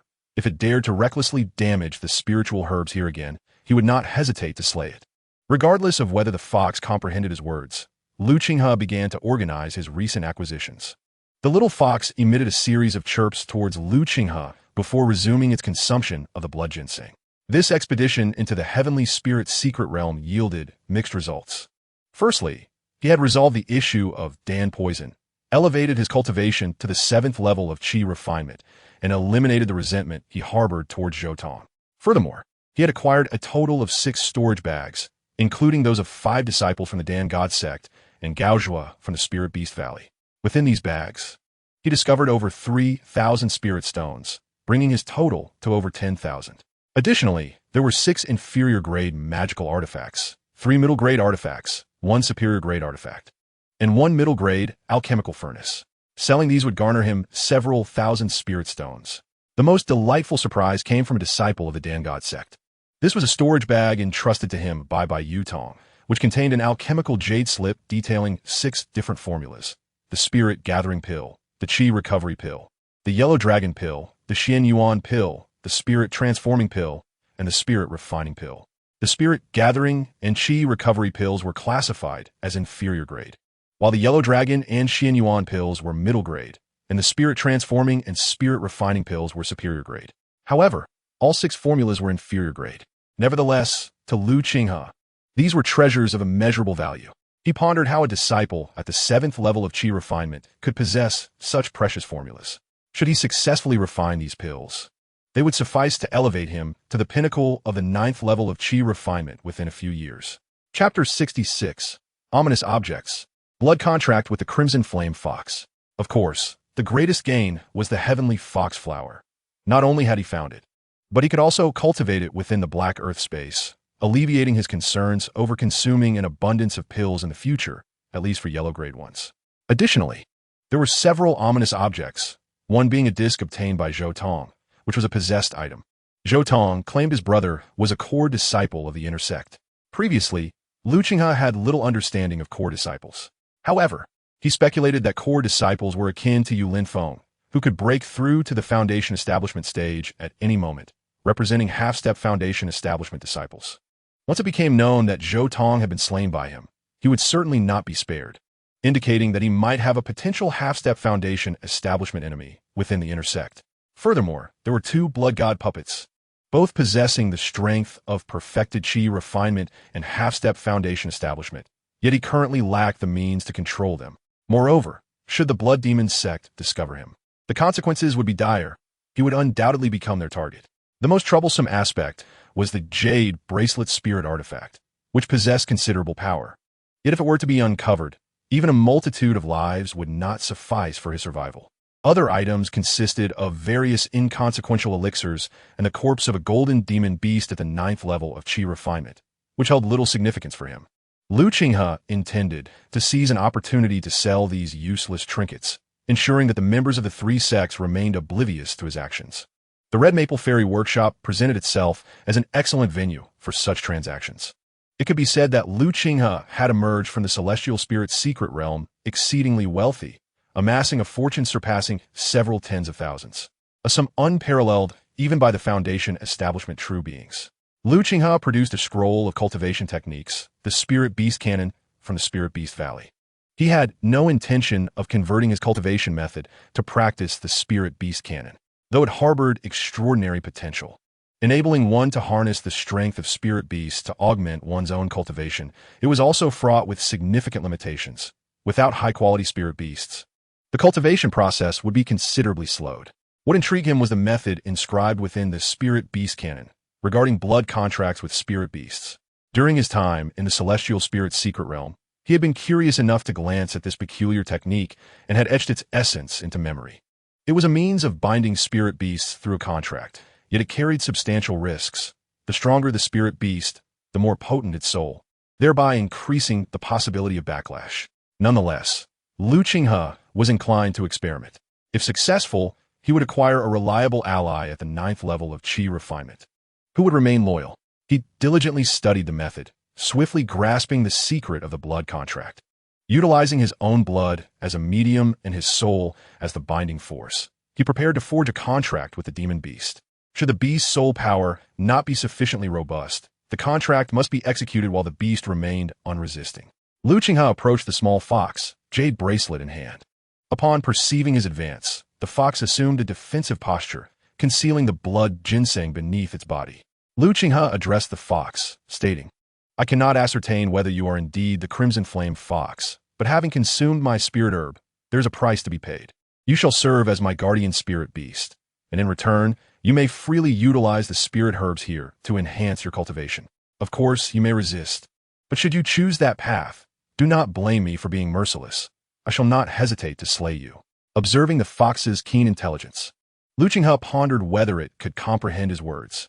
The small fox regarded him with trepidation, particularly fixating on the jade bracelet, which it remembered vividly as the source of its current plight. Blood as a guide, soul as a contract. Qinghe activated the technique, expelling a mouthful of his heart's blood, and then severing a portion of his own soul to merge it with the blood. A blood contract materialized upon his palm. Approaching the small fox, Qinghe noted its curious gaze, yet it did not flee. It seemed to have understood his earlier words. Qinghe was also observing the condition of the little fox. Should it dare to resist, he would swiftly eliminate it with his spiritual artifact. Despite being a Crimson Flame Fox, it was merely at the 5th level of Qi refinement and could not escape the lethal strike of the artifact. With a decisive gesture, Qinghe initiated a blood contract, imprinting it upon the fox's forehead. The little fox struggled momentarily, but upon seeing the jade bracelet in Qinghe's hand, it ultimately relented. As the blood contract embedded itself in its forehead, Qinghe sensed a faint connection with the fox, indicating the success of the pact. Was it truly that simple? Qinghe harbored doubts. However, upon further inspection, he confirmed that the blood contract was indeed complete. Gazing at the little fox sprawled on the blood ginseng with an expression of desolation, he realized that it was indeed a Crimson Flame Fox. He was astonished that Gao Zhua had failed to subdue it, leaving him with this unexpected advantage. With a blood contract established, the Crimson Flame Fox no longer posed a threat to him. He decided to disregard it, allowing the fox to freely consume the spiritual herbs in his space, hoping it would swiftly restore its cultivation. Qinghe then restructured the layout of his 5 acres of spiritual fields. 1 acre would continue to cultivate blood ginseng, as the primary ingredient for the Xin Yuan pill was a century-old blood ginseng. Another acre would remain dedicated to dragon blood grass, as he planned to refine the Huang long pill next. He allocated 1 acre for the cultivation of spirit-transforming grass and firefox flowers. Given that he possessed only a few specimens of each, he aimed to expand their growth and enhance their medicinal potency. Additionally, 1 acre was designated for gathering resources for the spirit-gathering pill, even though he did not intend to consume it himself. Selling pills was considerably more profitable than selling herbs directly. Furthermore, he had acquired the formula for low-grade spirit-gathering pills, enabling him to produce them in bulk for sale, thus increasing sales volume while mitigating risk. While Lu Qinghe's success rate for crafting high-grade spirit-gathering pills was only 30%, he boasted a success rate of 70 to 80% for low-grade ones. The market price for a single spirit-gathering grass was 2 spirit stones. Yet a furnace of spirit-gathering grass, along with auxiliary herbs, cost merely 3 spirit stones. This would yield 5 spirit-gathering pills, which could be sold for 10 spirit stones, meaning that as long as his alchemical skills surpassed a 30% success rate, he would profit. With his plans set, Lu Qinghe finally had time to examine the 2 lifelike blood god puppets, which were worth the equivalent of 2 half-step foundation establishment entities. He pondered whether he could utilize the blood contract to control the blood god puppets. However, he quickly dismissed the idea. Although the puppets were crafted from the essence of cultivators, their souls had long since dissipated, rendering the blood contract impossible to establish. Moreover, he had already expended a portion of his blood and soul energy in the recent pact with the little fox. His remaining soul energy was insufficient for another division. Even if he wished to recover, it might take several years, unless he could refine the high-grade soul refining pill, specifically designed to enhance soul strength. His recovery would be prolonged. However, he now possesses the elixir formula but lacks the rare spirit herb known as the divine herb. This signifies that the blood god puppet he acquired at great cost and risk is nothing more than a mere ornament. Chapter 67. The Unclaimed Spiritual Field. The enthusiasm of Yao Liyun. Lu Qinghe took a moment to adjust his breathing before emerging from the black earth space into his cave abode. At that moment, he sensed a disturbance outside the cave. Someone was testing the cave's protective barriers. Puzzled, Lu Qinghe wondered if it was Bai Yutong. At this hour, the only person who could seek him out would likely be Bai Yutong. Stepping outside, Lu Qinghe discovered that it was not Bai Yutong, but a somewhat familiar cultivator, a 5th-layer Qi refinement practitioner. Upon seeing Lu Qinghe, the individual's face brightened, and he greeted him first, "Junior brother Lu." Lu Qinghe recalled the identity of this person. He was a neighbor who had invited him to hunt demon beasts 2 years prior, named Lu Yinchuan. Cultivators possess remarkable memories, and once they have encountered someone, they can easily recall their aura. Lu Qinghe nodded. "Brother Lu, what brings you here?" Lu Yinchuan smiled slightly. "I didn't expect you to remember me. I noticed you seemed quite busy. I have come by several times only to find your cave sealed." Over the past 2 years, Lu Yinchuan had visited Lu Qinghe multiple times, but had always found him occupied and inaccessible. Lu Qinghe explained, "I have a natural talent for planting and have joined the Spirit Herb Peak. I have been cultivating spirit herbs there and hardly have time to return." This revelation left Lu Yinchuan momentarily speechless. He had intended to invite Lu Qinghe to hunt demon beasts for spirit stones, but was surprised to learn that Lu Qinghe had become a spirit planter, one of the disciples least in need of spirit stones within the sect. Refraining from extending his invitation, Lu Yinchuan congratulated Lu Qinghe. "I didn't realize you had such talents." "Congratulations, junior brother. Unlike those of us without a specialized skill who must undertake various tasks to earn spirit stones and elixirs, you can obtain a substantial amount of spirit stones simply by cultivating spirit herbs." Lu Qinghe remained humble, replying, "It is thanks to Brother Yao's guidance at the Spirit Herb Peak. I have a connection with Yao Liyun, having exchanged 10 spirit stones with him, which always provides me with a safeguard. Do you require anything, brother?" Lu Qinghe inquired once more. Lu Yinchuan's expression turned slightly awkward. Knowing that Lu Qinghe could cultivate spirit herbs, it was evident he would not venture out to hunt demon beasts with them. "Since you have found a way to generate income, I shall not intrude further. I hope that in the future, should you need assistance, you might consider me." "Certainly," Lu Qinghe replied, and Lu Yinchuan did not linger. "Farewell." With disappointment, Lu Yinchuan departed from Lu Qinghe's cave. Lu Qinghe watched his retreating figure, shaking his head, disinterested in pondering Lu Yinchuan's intentions. For him, apart from necessity, he wished to avoid interactions with anyone, though he did not intend to enter the inner sect at present. He also sought little connection with the outer sect disciples. Recalling the cultivation of the Spirit Herb Peak, Lu Qinghe suddenly remembered the acre of spiritual field he had planted. The gathering spirit grass was nearly ripe, and he intended to harvest it. Grasping his mid-tier spirit wind sword, Lu Qinghe soared into the sky, hastening towards the location of his spiritual field. However, as he approached, he detected several unfamiliar auras lingering within his spiritual field.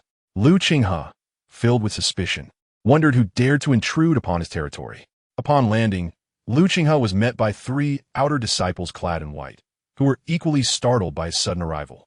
The leader, a disciple at the 6th level of Qi refinement, addressed Lu Qinghe, inquiring about his presence. Lu Qinghe's eyes gleamed with a dangerous intensity as he retorted, "That question should be directed at you 3. What business do you have in my spiritual field without my permission?" The trio exchanged alarmed glances, their expressions tinged with doubt. One disciple, at the 5th level of Qi refinement, exclaimed, "Nonsense! This spiritual field is clearly unclaimed. How dare you assert ownership?" Another 5th level disciple concurred, "Indeed, we have been observing this area for quite some time, and no one appears to manage it." Lu Qinghe was taken aback by such brazen audacity in the outer sect. Disinclined to engage in further explanation, he confronted them. "Will you leave on your own accord, or shall I summon the enforcement team to expel you?" The 6th level disciple's expression darkened. "Brother, your words are excessively harsh. It is evident that no one oversees this place. How can it possibly belong to you? Even if we concede that it is yours, we have tended to it for some time, and a portion of the gathering spirit grass rightfully belongs to us. Leave." Lu Qinghe, now truly enraged, could not fathom that these outer disciples would dare covet his spiritual field and its herbs.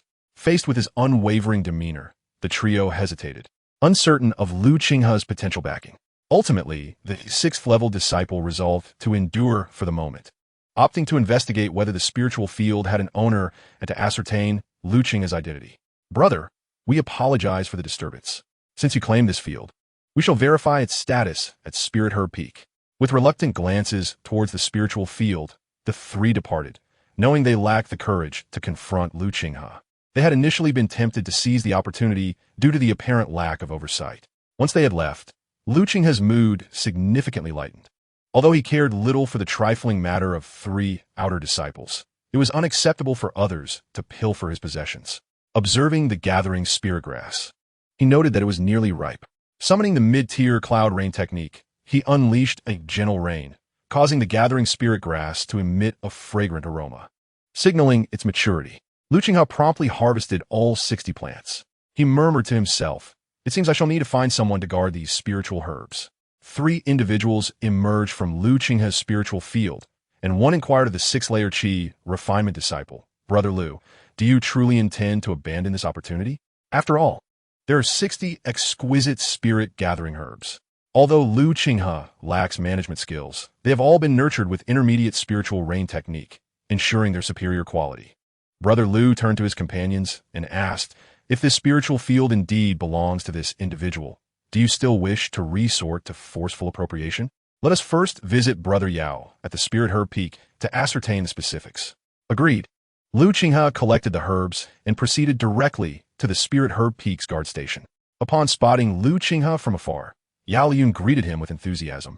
"What brings you here, Junior Brother Lu?" Yao Liyun exhibited exceptional warmth. As the guardian of the Spirit Herb Peak, he possessed more intelligence about the peak than others. He was aware that Lu Qinghe had participated in the herb-gathering team and had returned safely, reportedly having collected numerous herbs and received commendation from Ancestor Ouyang. Such an achievement is remarkable. Even foundational cultivators seldom encounter golden core ancestors, let alone receive praise. This indicated a promising future for Lu Qinghe. Moreover, he had also learned a piece of insider information. Lu Qinghe shared an extraordinary relationship with Fairy Bai from the Formation Symbol Peak. Fairy Bai had already advanced beyond the late Qi refinement stage and would soon enter the inner sect.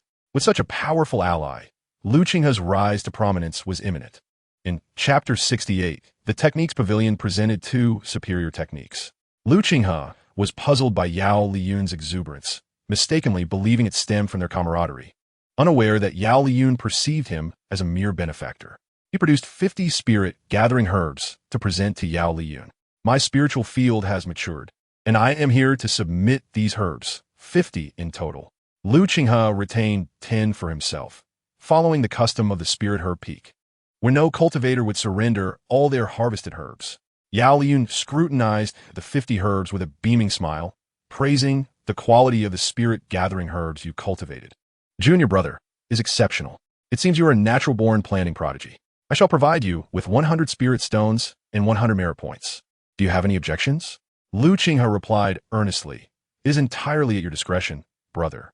Yao Liyun accepted the herbs, handed Lu Qinghe 100 spirit stones, and added 100 merit points to his token. After securing the spirit stones, Lu Qinghe inquired, "Might you have any seeds for the spirit refining herb?" He aspired to cultivate the spirit refining pill to restore his spiritual strength. Yao Liyun looked at Lu Qinghe in astonishment, surprised that Lu Qinghe wished to grow the spirit refining herb. He shook his head and replied, "I do not have any. The spirit refining herb is classified as a superior spiritual herb, among the finest of the elite. Such seeds will not be found in the outer sect. Here, I only possess seeds for inferior spiritual herbs and a few varieties of medium-grade spiritual herb seeds.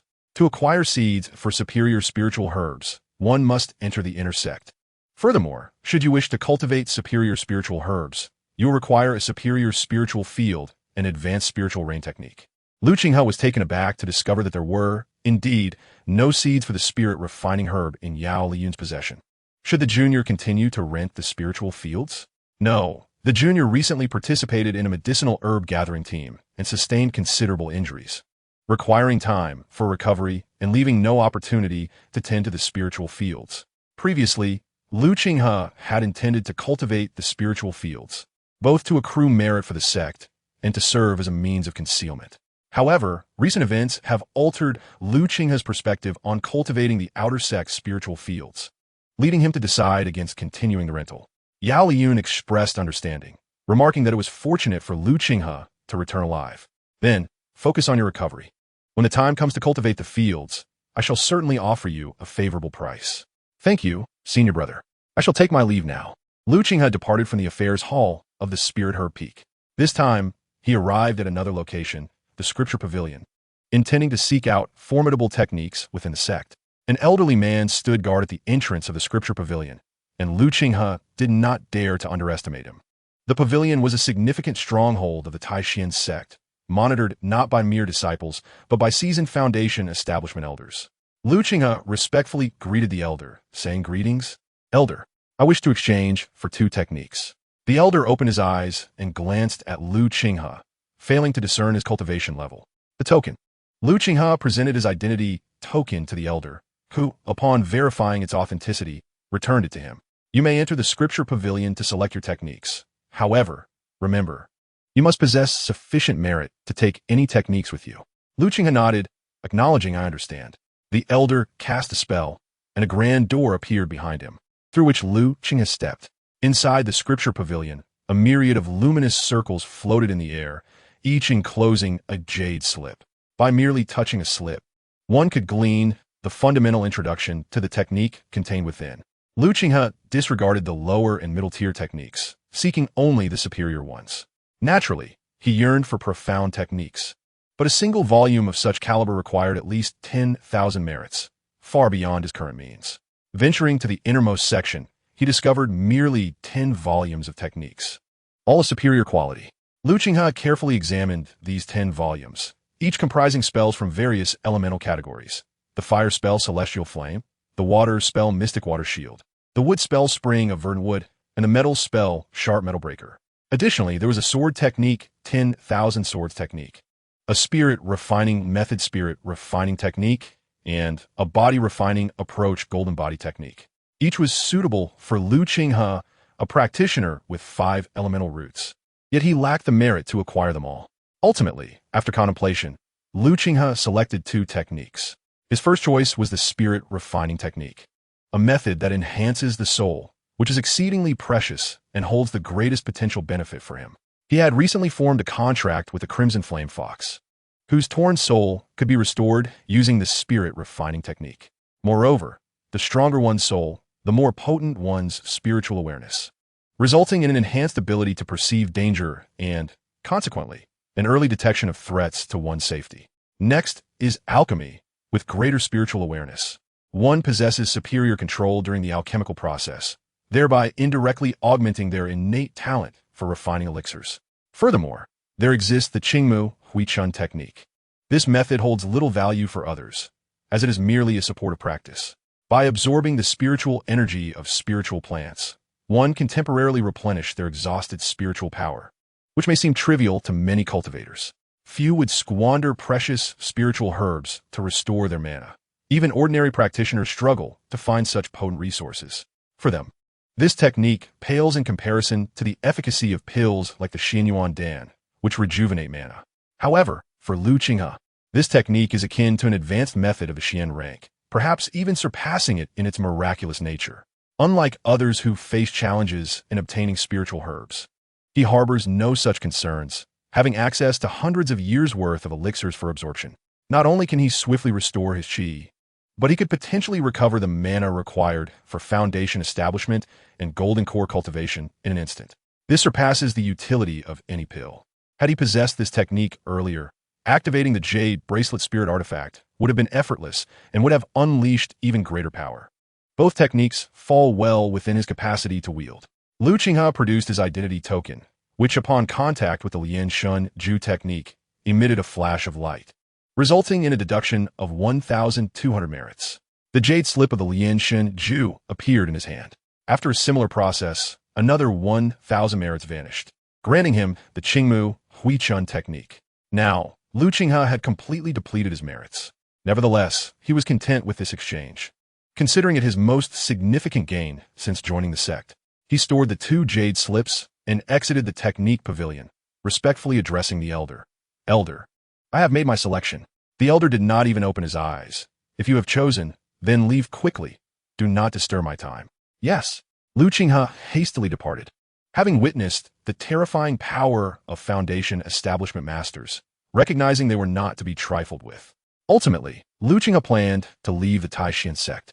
Although there was a fiery alchemy chamber there, he was not a disciple of the alchemy peak and lacked personal connections, making access rather cumbersome.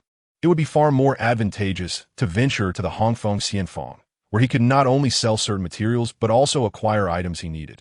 Quietly, Lu Qinghe slipped away from the Taishan sect. Chapter 69. The Hidden Crisis and the Refinement of the Huanglong Dan. Despite significant advancements in his cultivation, Lu Qinghe remained exceptionally cautious. His concerns extended beyond the powerful tribulation cultivators. He was particularly wary of the Blood Demon sect. After being attacked by a golden core practitioner from the Blood Demon sect and suppressed for reasons unknown, he was aware, through information provided by Bai Yutong, that the matter would not simply settle down. Several years ago, the Blood Demon sect infiltrated the Zhao kingdom, employing covert methods to embed numerous agents within. They would not abandon their assault on the Zhao kingdom's cultivation realm after a single failed attack. Likewise, the 3 sects could not simply endure their attacks in silence. They must be plotting something significant.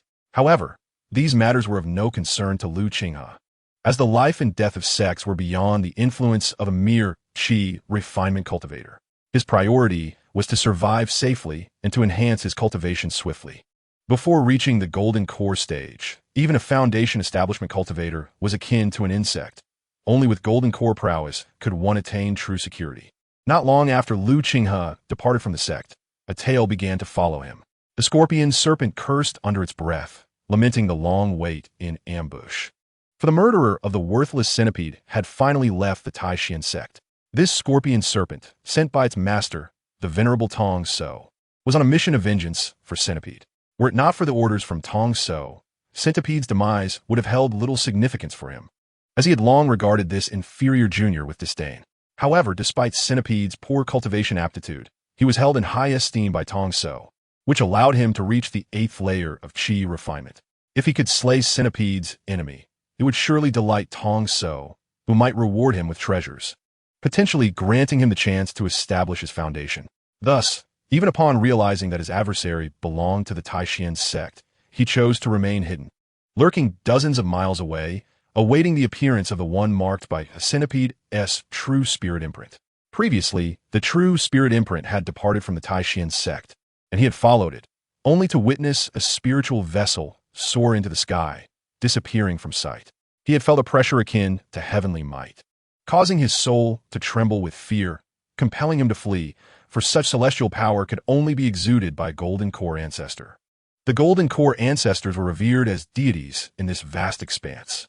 Now, having sensed that the true spirit imprint had left with only one individual, he understood he could not afford to miss this opportunity. Otherwise, if discovered by the Taishan sect, not only would he, a 9th layer qi refinement disciple, be in peril, but the entire five-dragon mountain could face annihilation. Silently, he pursued the true spirit imprint. Disguised, Qinghe prioritized safety by employing a high-grade spiritual wind sword for flight. Now at the late stage of qi refinement, fortified by several qi recovery pills, he was unconcerned about depleting his magical energy. His speed reached its zenith, allowing him to reach the red maple immortal abode in just over 3 days, a journey that previously would have taken 10. Qinghe aspired to venture to more distant immortal abodes, yet other locations posed greater risks, plagued by demonic cultivators and formidable sects, heightening the chances of danger. Navigating with ease, he exchanged 5 spirit stones to enter the red maple immortal abode, which left the pursuing scorpion serpent with a grim expression. It had just caught up with Qinghe, only to find itself unable to strike as they arrived at the abode. A sense of bitterness filled its heart, for it had not anticipated that Qinghe possessed a high-grade flying sword. Fortunately, the esteemed Master Tong so granted him the exquisite soul-capturing bell. Otherwise, facing an opponent wielding a superior flying sword of equal strength, he would not have dared to act recklessly. The remarkable speed with which he arrived at the Red Maple Immortal Workshop led the cunning serpent scorpion to surmise that Qinghe must possess a cultivation level equivalent to the 9th layer of qi refinement. Since he could not act within the confines of the Red Maple Immortal Workshop, he pondered briefly before also parting with 5 spirit stones to enter, just in time to procure some necessary items. Unbeknownst to Qinghe, he was being tailed by a shadow. This time, he did not intend to sell any materials, but headed straight to the location of the fire room he wished to rent.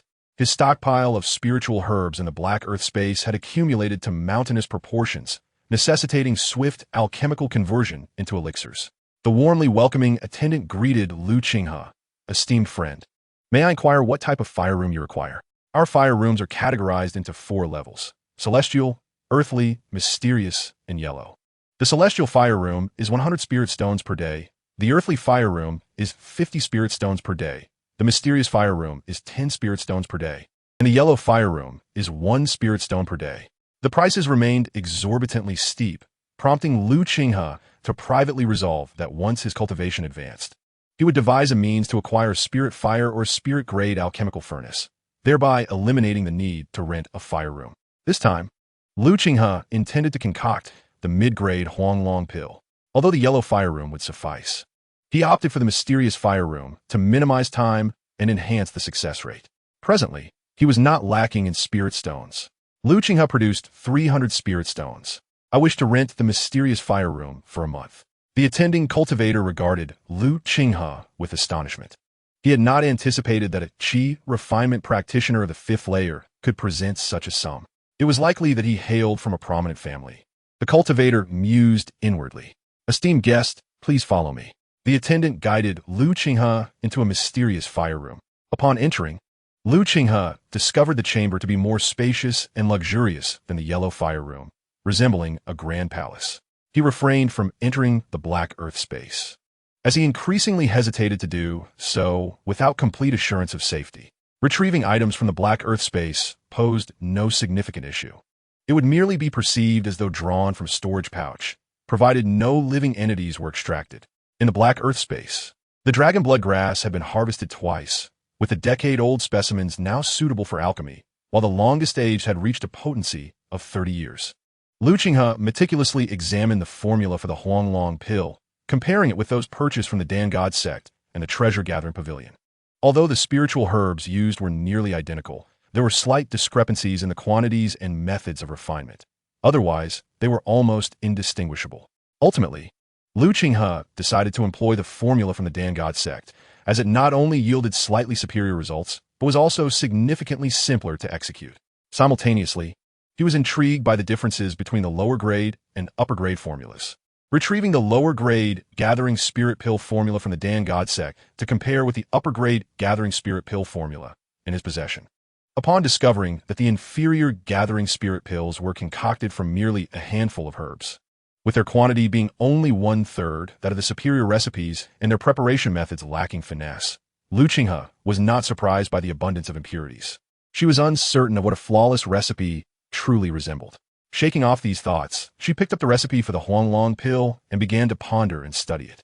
As the saying goes, mastery in one area leads to mastery in others, drawing upon her experience in crafting superior gathering spirit pills. She found the Huanglong pills recipe remarkably straightforward and comprehensible. In no time, she memorized the preparation techniques for the Huanglong pill. Qinghe then gathered the necessary herbs and commenced the crafting process according to the recipe. Chapter 70. 100 bottles of Huanglong pills and plans for purchasing formation techniques. However, the Huanglong pill, classified as a mid-grade yellow pill, proved to be more challenging to create than she had anticipated. After 5 days and the expenditure of over 100 sets of herbs, Qinghe finally succeeded in producing her first batch of 5 flawless Huanglong pills, devoid of any waste. Truly, the recipe from the pill god sect was commendable. Although she could not achieve a yield of 6 or even 7 pills in a single batch, their quality surpassed that of those available in the marketplace. After safely storing the 5 Huanglong pills, her next objective was to enhance the pill yield rate. Qinghe was able to produce around 10 batches of Huanglong pills daily. Though initially, she managed to yield results in less than 3 of those batches. A month swiftly passed, during which Qinghe mastered the essence of crafting Huanglong pills, elevating her yield rate to an impressive 90%. It became a remarkable feat to have only 1 batch out of 10 going awry, an achievement that would undoubtedly astonish others. Achieving a 90% success rate in pill crafting firmly established her as a master alchemist, albeit this success was largely due to her investment in spiritual herbs. Each batch of Huanglong pills required nearly 20 spirit stones for materials, leading to a daily expenditure of 200 spirit stones for 10 batches. Over the course of a month, this amounted to a staggering 6,000 spirit stones, a consumption level that was indeed staggering. Even if all her resources were allocated to purchasing Huanglong pills, she could acquire 60 bottles, totaling 300 pills, sufficient to elevate 2 cultivators with 3 spiritual roots from the 7th level to the 9th level of Qi refinement. Moreover, if she lacked spiritual fire and a spiritual tool alchemy furnace, her cultivation at the 7th level of Qi refinement would only allow her to produce 2 or 3 batches a day. Nevertheless, Qinghe's gains were astounding. She not only mastered the techniques for crafting mid-grade pills, but also amassed a full 100 bottles of Huanglong pills, which could be sold for a value exceeding 10,000 spirit stones.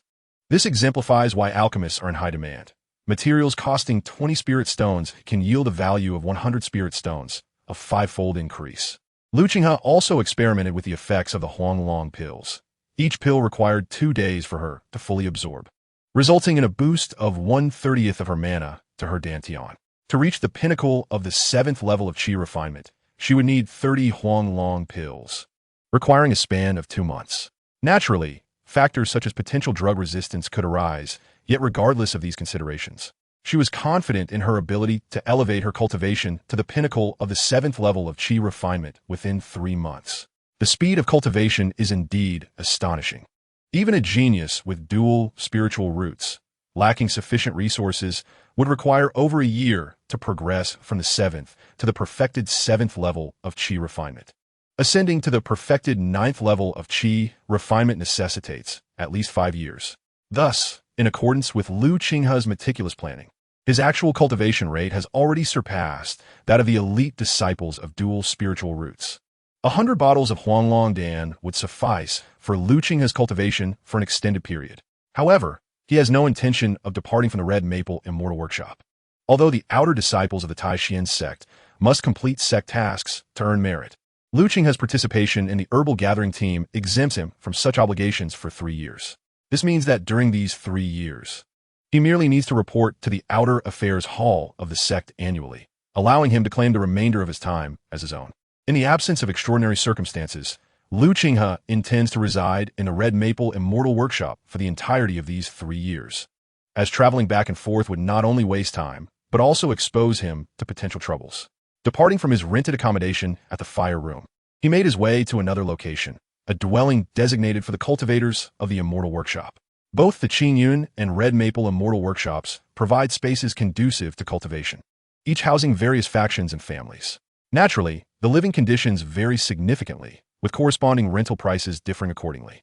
For instance, a standard courtyard costs 10 spirit stones per year, while a courtyard equipped with a low-grade gathering array requires 50 spirit stones annually. A courtyard with a mid-grade gathering array necessitates 200 spirit stones per year. and one with a high-grade gathering array demands 1,000 spirit stones annually. The richness of the spiritual energy in the environment bears little relevance to Lu Qinghe, as he relies entirely on medicinal pills to enhance his strength, absorbing and refining the spiritual energy of heaven and earth. Even a high-grade gathering array would not prove significantly beneficial. Nevertheless, to align with his identity as a fifth-level alchemist, Lu Qinghe opted to rent a courtyard costing 50 spirit stones per year. He found the ambient spiritual energy to be slightly better than that at the Taishan sect's menial peak, yet still not remarkably superior. This is not to say that the gathering array is ineffective. It can indeed concentrate the surrounding spiritual energy. However, while the immortal workshop is established atop a spiritual vein, it pales in comparison to the Taishan sect. A low-grade gathering array can enhance the concentration of spiritual energy by 2 to 3 times, and its efficacy is naturally greater within the confines of the Taishan sect. Moreover, the primary function of the gathering array is not merely to concentrate the spiritual energy of heaven and earth, but also to convert the spiritual power within spirit stones into a gaseous form, making it easier for cultivators to absorb. Spirit stones, serving as the currency of the cultivation world, are not merely used for purchasing materials. They are essential for array formation, weapon forging, alchemy, and talisman crafting. Most critically, they enable the absorption of the spiritual energy contained within for cultivation purposes. Lu Qinghe has experimented with utilizing spirit stones for cultivation. However, the effectiveness of low-grade spirit stones pales in comparison to that of gathering pills, prompting him to abandon the practice. Yet, the cultivation world is rife with treachery. Despite the imposing presence of the Golden Core ancestor in the Red Maple Immortal Workshop, absolute safety is not guaranteed. Any disturbance during critical cultivation moments could lead to undesirable consequences. Lu Qinghe decided to make some preparations before embarking on his cultivation journey. He left the small courtyard and arrived at the Gathering Treasure Pavilion. Having made several purchases of magical artifacts and elixirs at the pavilion without encountering any unusual occurrences, Lu Qinghe felt relatively assured about the establishment. A maidservant welcomed him, inquiring about his needs. "Esteemed guest, what do you wish to acquire at the Gathering Treasure Pavilion?" Lu Qinghe stated his purpose. "I intend to purchase a formation. I wonder if you have any available?" His objective was to acquire a formation, the power of which he had witnessed firsthand when the Blood Demon sect's Golden Core Elder set up a formation that altered the very fabric of day and night, ensnaring even the Golden Core ancestor. This revelation astonished the maidservant, for formations were rare treasures within the realm of cultivation. Even the most basic formations commanded prices exceeding 1,000 spirit stones, comparable to high-grade magical artifacts. Her demeanor softened considerably. "While formations are indeed scarce, we have a few sets available at our pavilion. Please, esteemed guest, follow me to a private room, and someone will assist you shortly." "Excellent. Lead the way." The maidservant guided Lu Qinghe to a private chamber on the second floor. After her departure, another woman entered, much to Lu Qinghe's surprise. It was the strikingly beautiful lady he had encountered previously. She had not only purchased 2 high-grade magical artifacts, but also a Huanglong Dan recipe, trading a blood ginseng with a potency of 400 in return. Lu Qinghe harbored no suspicions. After all, she had been the one to attend to him last time, indicating she was a manager of the pavilion. Furthermore, given that he was dressed differently this time, she did not recognize him. Yet, Lu Qinghe could not help but marvel at her beauty. What astonished him even more was that he sensed no trace of her cultivation level. Previously, he had been at the mid-stage of Qi refinement, and it was understandable that he could not perceive others' levels. Now, having reached the late stage of Qi refinement, could she possibly be at the 8th or even 9th level of Qi refinement? Chapter 71. The 7-Star Mysterious Armor Formation. The woman sat opposite him and spoke softly. "Friend, do not hastily probe into others' cultivation levels with your spiritual sense. Misunderstandings could arise." Lu Qinghe's countenance turned awkward. He had not anticipated being detected and quickly apologized. "My apologies, friend. I acted rashly." The woman smiled, seemingly unconcerned. "I hear you wish to purchase a formation. May I inquire what type you require?" Her interest in Lu Qinghe's formation purchase was evident. Lu Qinghe was no longer a novice in the world of cultivation. Although he had not personally engaged with formations, he was aware that they fell into several major categories. Some for cultivation, such as the Gathering Spirit formation, others for defense, offense, or illusions, showcasing a diverse array. If possible, He would desire a set of each type, but he knew that was unrealistic. After a moment of contemplation, Qinghe replied, I seek a set of defensive formations. The woman retrieved a jade slip and perused its contents before addressing Qinghe. Defensive formations are limited at the Gathering Treasure Pavilion. We have only 5 sets available.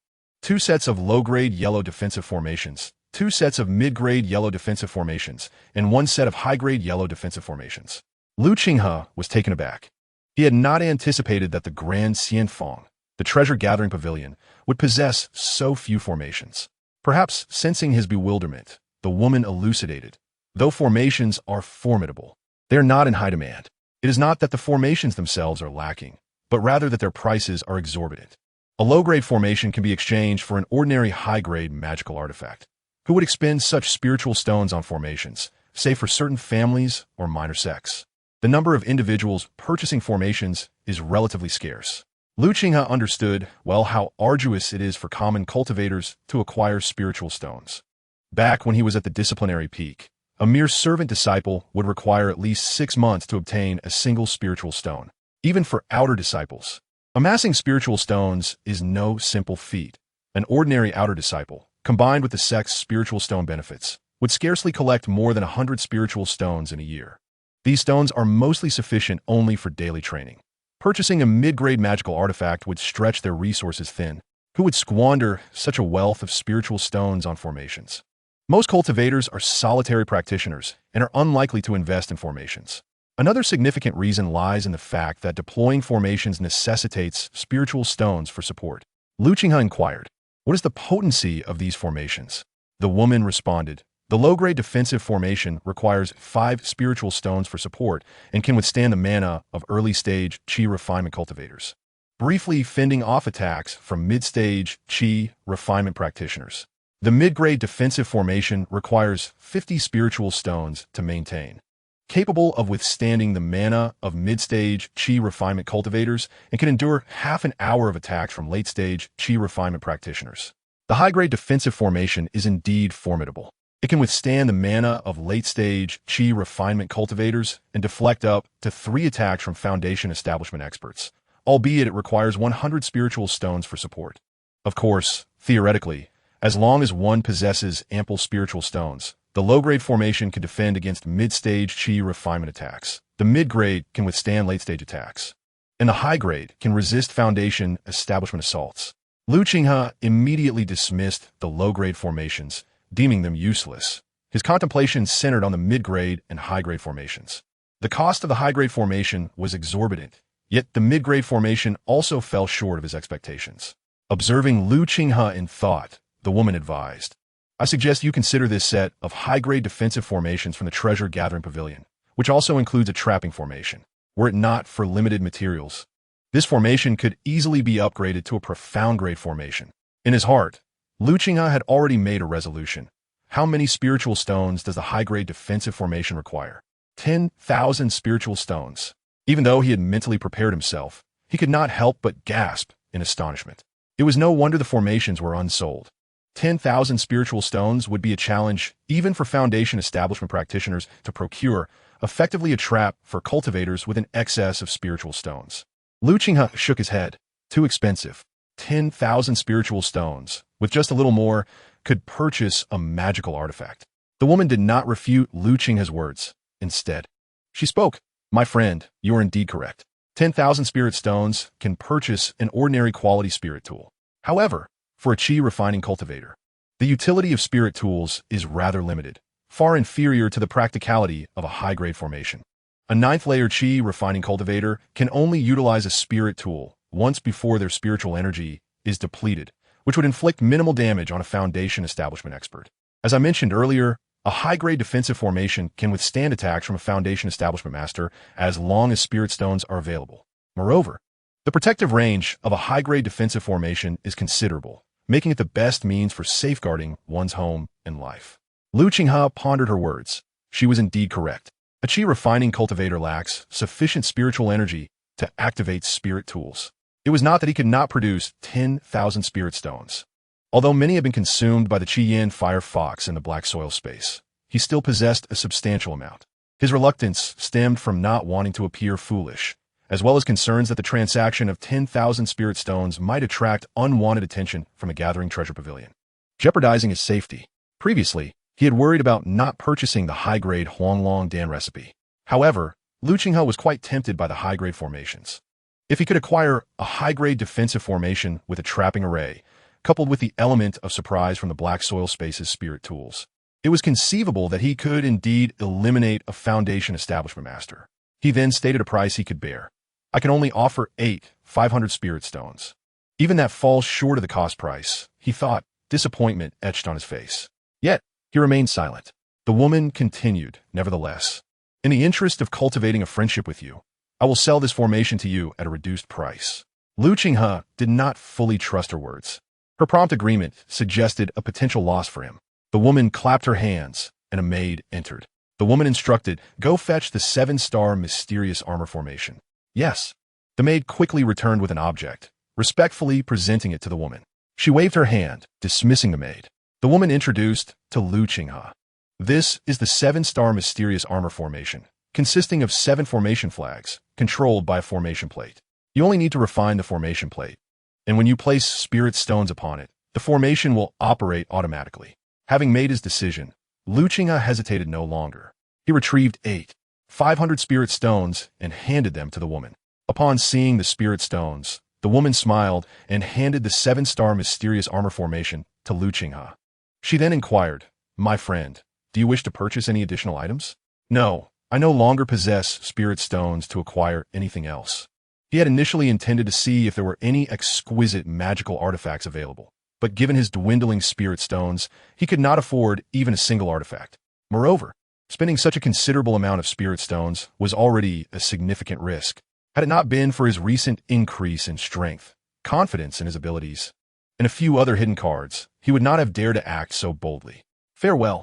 After acquiring the formation, Qinghe rose to take his leave. He departed from the gathering treasure pavilion, blending into the throngs of people, employing the 1,000 faces illusion technique to alter his appearance several times. After a day of meandering, he finally returned to his residence. Despite the risky nature of this transaction, Qinghe felt no remorse. Resources that could not be liquidated were utterly futile. With risks come opportunities. Now he possessed a method that had a high probability of enabling him to contend with Foundation establishment experts even at the Qi refining stage. Qinghe produced the 7-star mysterious armor formation and began its refinement. In the early stages of Qi refining, it took him a month to refine a basic magical artifact. However, now, in the later stages, he completed the refinement of the superior 7-star mysterious armor formation in less than half a day, mastering its array capabilities. He infused 100 spirit stones into the formation's disk, and upon consuming these stones, 7 array flags floated into the air. With a flick of his finger, the flags vanished into the corners of the small courtyard. The entire courtyard was now protected by the 7-star mysterious armor formation, which could sustain itself for a year as long as it did not encounter attacks. However, if confronted with enemy assaults, the consumption of spirit stones would escalate with the intensity of the attacks. 3 strikes from a Foundation establishment expert could deplete the 100 spirit stones. He would need to reinvest another 100 spirit stones, making this a costly endeavor in terms of spirit stone expenditure. At last, Qinghe could devote himself to his cultivation without worry.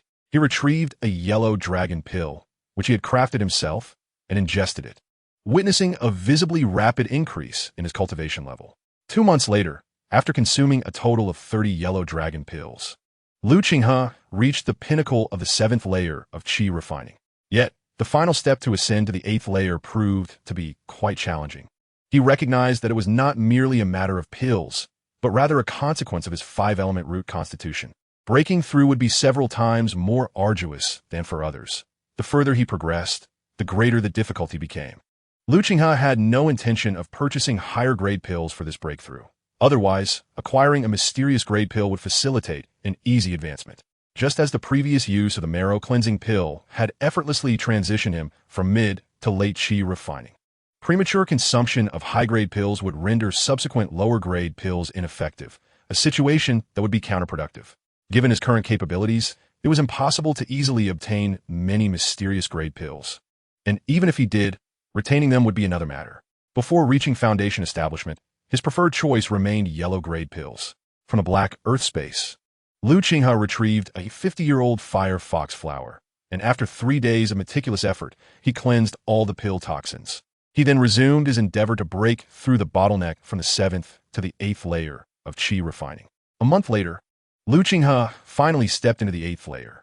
The 7th layer enhanced his spiritual awareness, while the 8th layer focused on compressing his magical power, preparing him for the foundation establishment platform. Qinghe did not conclude this period of seclusion and cultivation. After consuming a Huanglong pill, the speed of refining it significantly improved, requiring only a day and a half for complete assimilation. However, this single pill only augmented his cultivation by a mere 1% in the 8th layer of qi refinement, indicating that the difficulty of advancing to the 8th layer is more than threefold compared to the 7th layer. Qinghe reflected on the increasing challenges of cultivation with each passing stage. As 6 months elapsed, the time had come for Qinghe to conclude his seclusion. He successfully reached the pinnacle of the 8th layer of qi refinement, yet found himself at the threshold of the 9th layer, requiring additional time and preparation to break through. Nevertheless, he felt immense satisfaction with his progress. Attaining the 8th layer was regarded as a moderate level of cultivation within the inner sect of the Taishan sect. Coupled with his 2 high-grade magical artifacts and a set of superior formations, he felt untroubled even by the formidable half-step foundation establishment of the 9th layer. During this period, Qinghe not only refined elixirs to elevate his cultivation, but also practiced 2 techniques: the refining spirit technique and the greenwood rejuvenation technique. The latter was deemed successfully cultivated, while the former was only at the introductory stage. Cultivating the soul is a method typically reserved for true immortal infant experts. For qi refinement practitioners, the refining spirit technique merely enhances spiritual awareness, consisting of 3 tiers. The first tier increases the range of spiritual awareness by 20%, the second tier by 50%, and the third tier doubles it. Currently, Qinghe was situated at the first tier, and while there were ways to expedite his training, such as utilizing the spirit refining pill, he possessed only the formula for it, with the elusive spirit refining herb being difficult to procure. Over the past 6 months, he had not remained idle, seizing opportunities to visit the Red Maple Immortal Workshop several times, primarily to sell goods and acquire spirit stones. He had once again cultivated a substantial amount of spirit-gathering grass and spirit rice, carefully engaging in sales, and his spirit stones in the black earth space had now reached a total of 20,000. Concurrently, he continued his search for the spirit refining herb and exquisite magical artifacts, yet had found no leads. He scoured nearly all the herbal shops in the Red Maple Immortal Workshop, including the Treasure Pavilion, but to no avail. Seated at a stone table in his courtyard, he sipped a cup of spirit tea, a unique spirit plant he discovered at the Red Maple Immortal Workshop. A cup of 10-year-old spirit tea, when refined, equates to the spiritual power of a bowl of spirit rice. A century-old tea corresponds to the potency of a gathering spirit pill. 300 years yields effects akin to a Huanglong pill, while 500 years reaches the efficacy of a transformation spirit pill. And a 1,000-year-old spirit tea falls within the realm of profound great elixirs. This revelation enlightened Qinghe to the fact that although resources in the realm of cultivation are scarce, with sufficient spirit stones, numerous avenues for rapid enhancement of strength become available. However, in a place like the Red Maple Immortal Workshop, the majority of spirit tea is merely 10 years old, with the century-old variant being a rare find. Thus, he expended several hundred spirit stones to purchase a 10-year-old tea tree, which he planted in the black earth space, and it has now matured to possess the potency of 50 years. It is time to depart from the Maple Fairy Pavilion and return to the sect. After 6 years of cultivating qi and reaching the 8th level of refinement, I cannot help but wonder how I measure up against the prodigies of my sect. With a light chuckle, Qinghe reflects on his journey over these 6 years, transforming from a discarded servant with 5 spiritual roots to his current level of cultivation. Despite encountering numerous challenges, his path to immortality has been relatively smooth. However, before his departure, Qinghe intends to visit 2 places. First, the Treasure Pavilion, where he aims to procure some items, and secondly, the Alchemy Room, where he plans to concoct a potion. This time, he will not be crafting the Huanglong pill. Instead, he will prepare the superior grade Hualing pill. After reaching the 9th level of qi refinement, the Huanglong pill may no longer suffice for his cultivation pace. The Hualing pill, as its name suggests, is designed to evolve and purify spiritual energy. Cultivating at the 9th level focuses on refining spiritual energy, and the purer the energy, the greater the chances of successfully establishing a foundation. Having slain Zhou Tong, he has obtained a Hualing pill, which requires at least 50 years of Hualing grass for its preparation. Within the Black Earth space, a section of land has been reserved for cultivating Hualing grass, with some already reaching the requisite 50-year maturity. With everything planned, Lu Qinghe has stored away the 7-star mysterious armor array and strode out of the small courtyard. Chapter 73, Supreme Magical Artifact, Auction Invitation. This time, Lu Qinghe disguised his cultivation level as the 7th layer of Qi refinement, in a late stage of Qi cultivation. Upon entering the treasure pavilion, he addressed the attending maid, stating, "I wish to conduct a significant transaction with your esteemed pavilion and would like to speak directly with the manager." The supreme magical artifacts, priced in the thousands of spirit stones, were beyond the authority of the reception maid. Initially, she intended to refuse, as a manager was not someone one could meet at will. However, her expression suddenly changed, pausing for a few seconds and casting a look of surprise at Lu Qinghe, as she had not anticipated receiving a secret transmission from that individual. She respectfully invited, "Please follow me, esteemed friend." The maid led Lu Qinghe to a private room, where he was unexpectedly reunited with the stunning woman he had encountered previously. Was it mere coincidence or fate? Lu Qinghe had not given much thought to their past encounters, but now he felt a surge of caution. The woman displayed no signs of recognition and inquired, "What does my esteemed friend wish to purchase?" Lu Qinghe believed that she had not identified him, as he had donned different disguises on several occasions and employed the Thousand Faces illusion technique. "I wish to acquire a supreme magical artifact," he replied. The woman was taken aback and remarked, "I assumed you would be looking for a spiritual artifact instead." Lu Qinghe's expression stiffened. "Surely, esteemed friend, you jest. A spiritual artifact is far beyond the means of a mere Qi-refining cultivator like myself." The woman could not deny it. A cultivator who had spent over 20,000 spirit stones at the treasure pavilion would not find it unreasonable to purchase a spiritual artifact. However, even if one desired to buy such an item, none were available here. Spiritual artifacts rarely appeared outside of special auctions, and resources of the Xian grade were scarce at the Maple Fairy Pavilion. What kind of magical artifact does the friend wish to purchase? Before Lu Qinghe arrived, he had already contemplated, "I desire to acquire a defensive artifact." Initially, he had aspired to obtain both a superior defensive artifact and an exceptional offensive one. Yet the woman's words prompted him to abandon this notion. He was uncertain whether she could recognize him, but caution was never a folly. Moreover, for him, a defensive artifact was far more practical, primarily to safeguard against unexpected assaults that could lead to his demise. The woman nodded, stating, "There is only one exceptional artifact in the treasure pavilion, the 8 Desolate Mirror, which can withstand any attack from Qi refining cultivators and even reflect magical spells." Lu Qinghe was taken aback. Could there truly be such a formidable defensive artifact? Would it not render him entirely hands-off in combat, allowing his foes to self-destruct? How much does it cost? 5,000 spirit stones. The woman uttered a price that left Lu Qinghe astounded. He retorted, "An exceptional artifact typically does not exceed 3,000 spirit stones. Are you jesting with me? Superior artifacts are priced at just over 1,000 spirit stones, and even if the cost were to double, it could not possibly surpass 3,000 spirit stones. 5,000 spirit stones is an outrageous sum." The woman remained unfazed by his reaction. "You speak of ordinary artifacts. The 8 Desolate Mirror at the treasure pavilion, in many respects, surpasses even inferior spiritual tools. Artifacts capable of both offense and defense are exceedingly rare in the entire cultivation world." Had he not witnessed the might of spiritual tools, Lu Qinghe might have nearly believed her words. The power of spiritual tools is simply incomparable to that of artifacts. Yet, such artifacts are indeed rare in the realm of cultivation.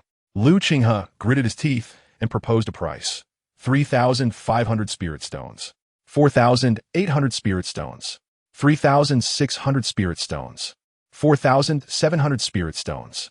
Ultimately, after a negotiation with the woman, Lu Qinghe procured the 8 Desolate Mirror for 4,100 spirit stones, a copper mirror with 8 corners. Confirming its status as an exceptional artifact, Lu Qinghe handed over the spirit stones to the woman and departed without delay. However, before he could leave, the woman called out to him, "Friend, here is an invitation. In 3 years, an auction will be held in Frostmoon City. If you have the time, You may attend with this invitation, where you will undoubtedly find the spiritual tools you need. Thank you. Lu Qinghe had already resolved not to engage in any further transactions at the treasure pavilion of the Red Maple Immortal Workshop.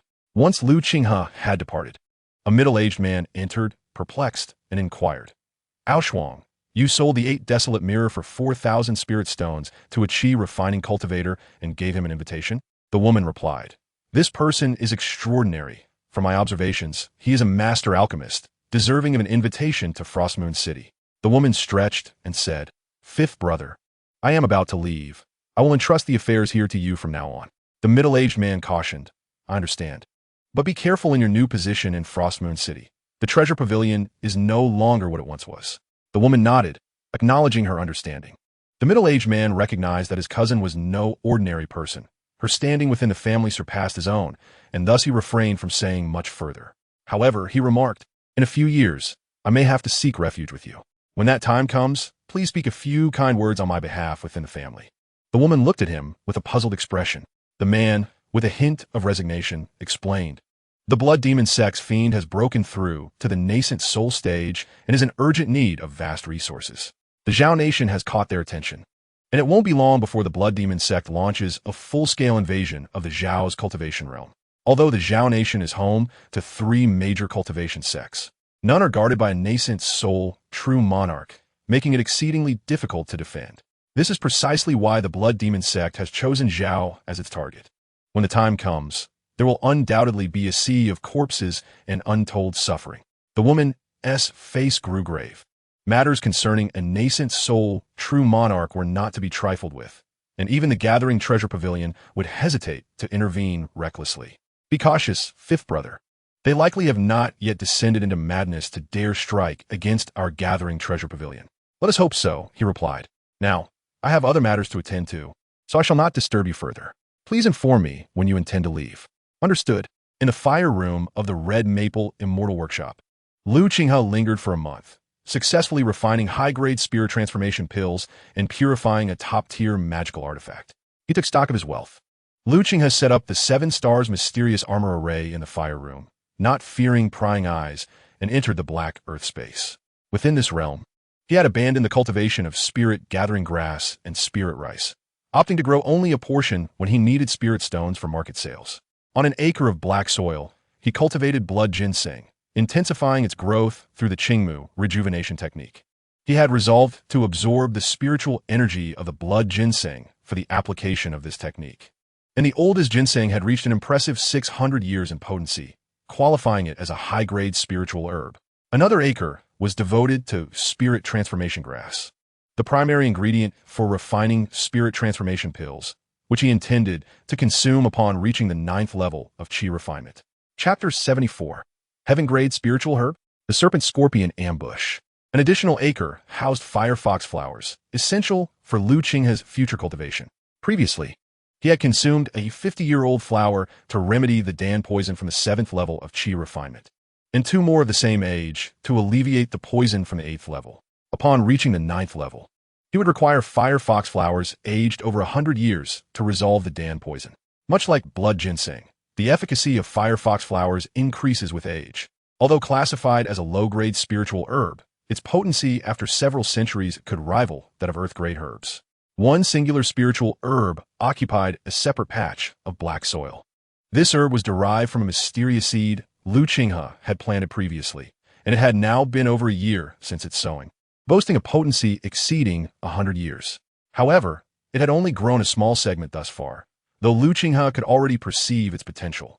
The enigmatic seed is likely one of the 10 heavenly grade spiritual herbs, specifically the 9-turn rebirth grass, which serves as the primary ingredient for the heavenly grade elixir.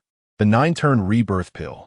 The 9-turn rebirth grass is characterized by its leaves, each adorned with 9 stripes, 1 stripe for every millennium, and it only reaches maturity after 10 millennia.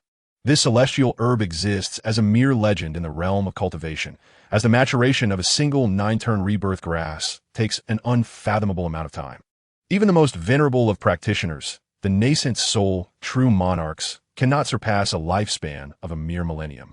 Should it indeed be the case that Lu Qinghe has come into possession of it, he would have struck an extraordinary fortune. The value of such a heavenly herb is beyond compare, and its purported abilities are nothing short of miraculous. It is said to have the power to resurrect the deceased and for cultivators to reconstruct their souls, effectively granting them an additional life. What perplexes Lu Qinghe is the presence of such a seed in the hands of a mere qi refinement practitioner.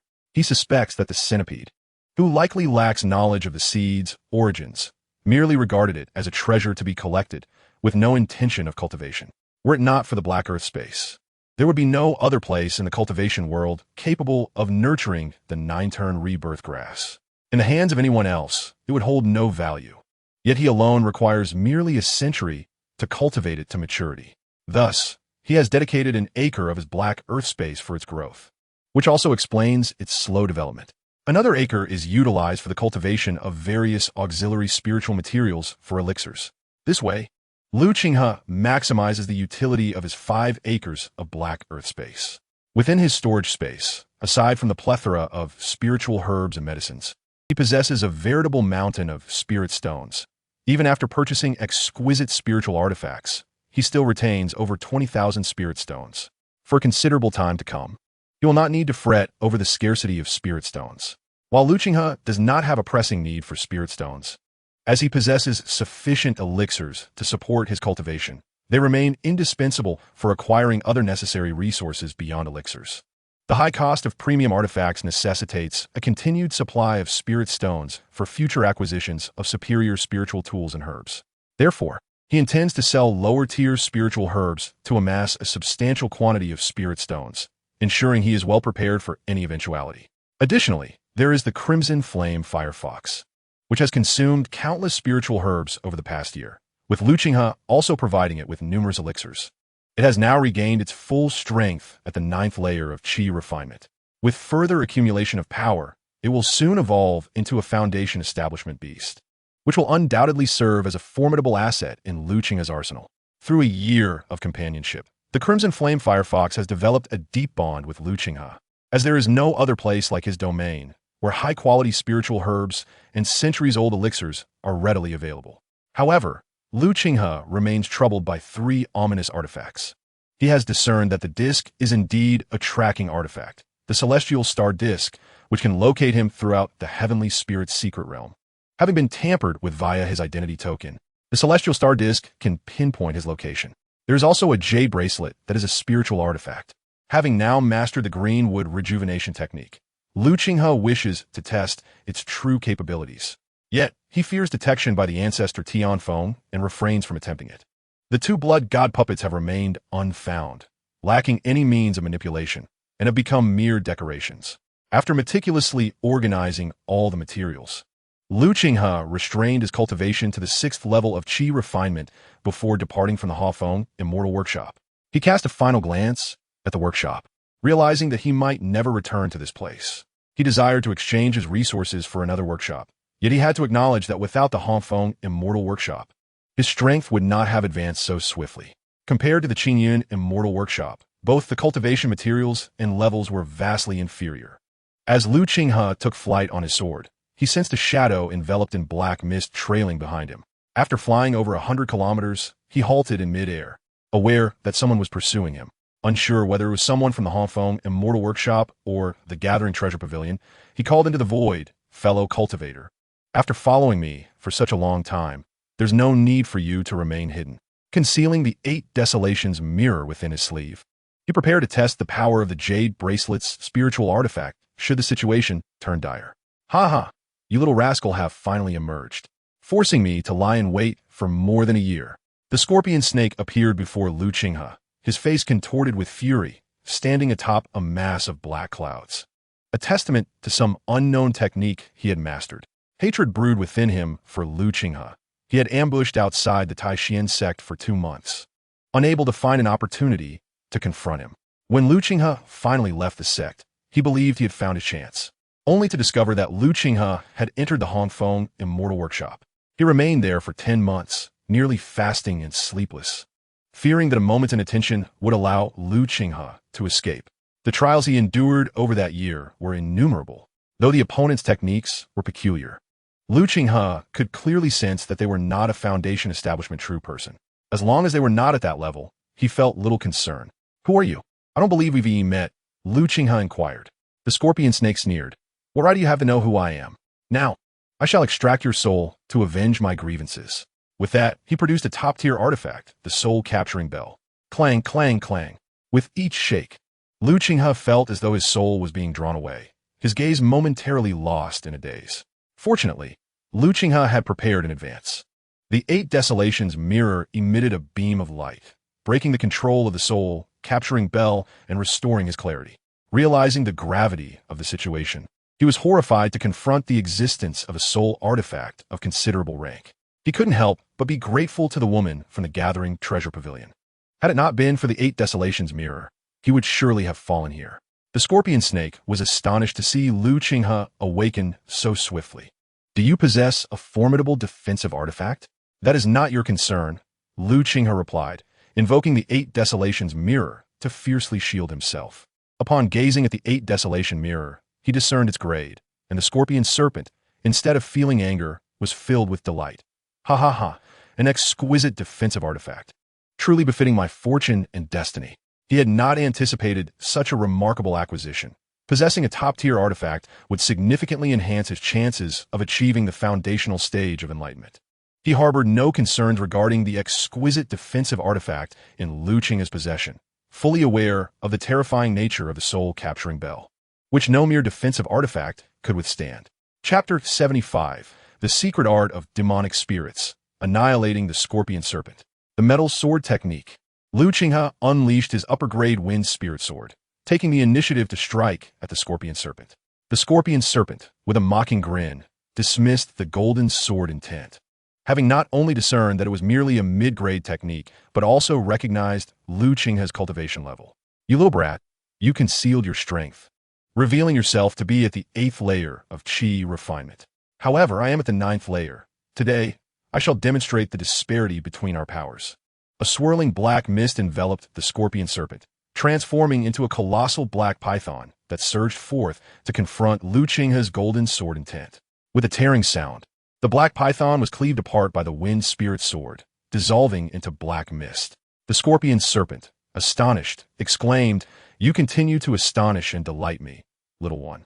You possess yet another upper-grade flying sword artifact. Only a superior artifact could sever my true spirit." His admiration for Lu Qinghe grew with each passing moment. Lu Qinghe, equally astonished, had never witnessed such a peculiar technique before. "There is yet more to delight you." The scorpion serpent, not comprehending Lu Qinghe's words, suddenly sensed a terrifying aura emerging from behind. In a state of alarm, he hastily brandished the soul-capturing bell, but it was already too late.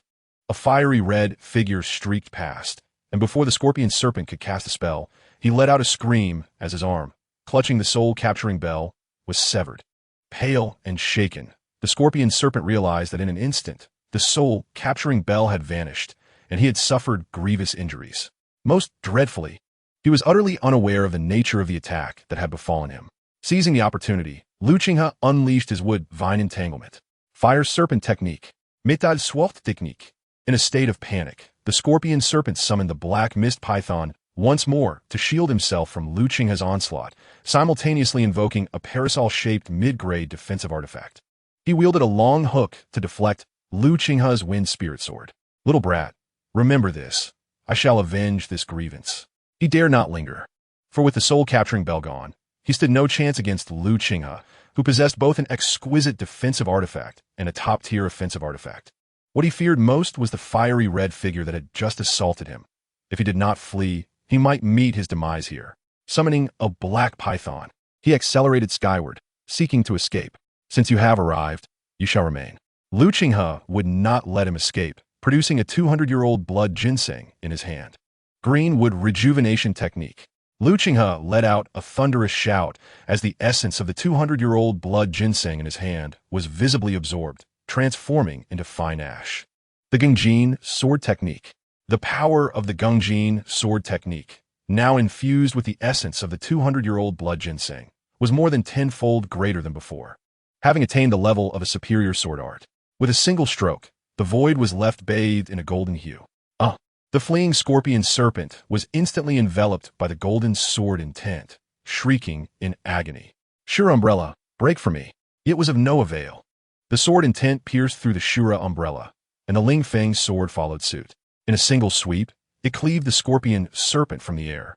When it landed, the scorpion serpent was marked with countless gruesome sword wounds, presenting a terrifying sight.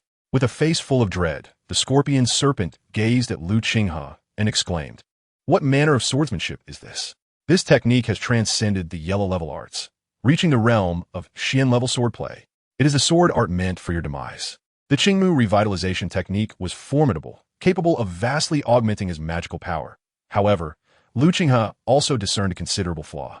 The Qinghe revitalization technique imposed stringent demands on the body, as the excessively violent and potent force could inflict a certain burden upon it. Henceforth, he resolved to employ it sparingly. With his magical power shattered, the scorpion serpent cried out, "You cannot kill me." Lu Qinghe smirked mockingly. "You attempted to ambush me. Why should I refrain from ending your life?" The scorpion serpent hastily presented his defense. "I am a disciple of the Tongso real person of Five Dragon Mountain. My master is a venerable figure, a true immortal of the third stage of Foundation establishment. If you slay me, he will surely seek vengeance on your behalf." Five Dragon Mountain's Tongso real person?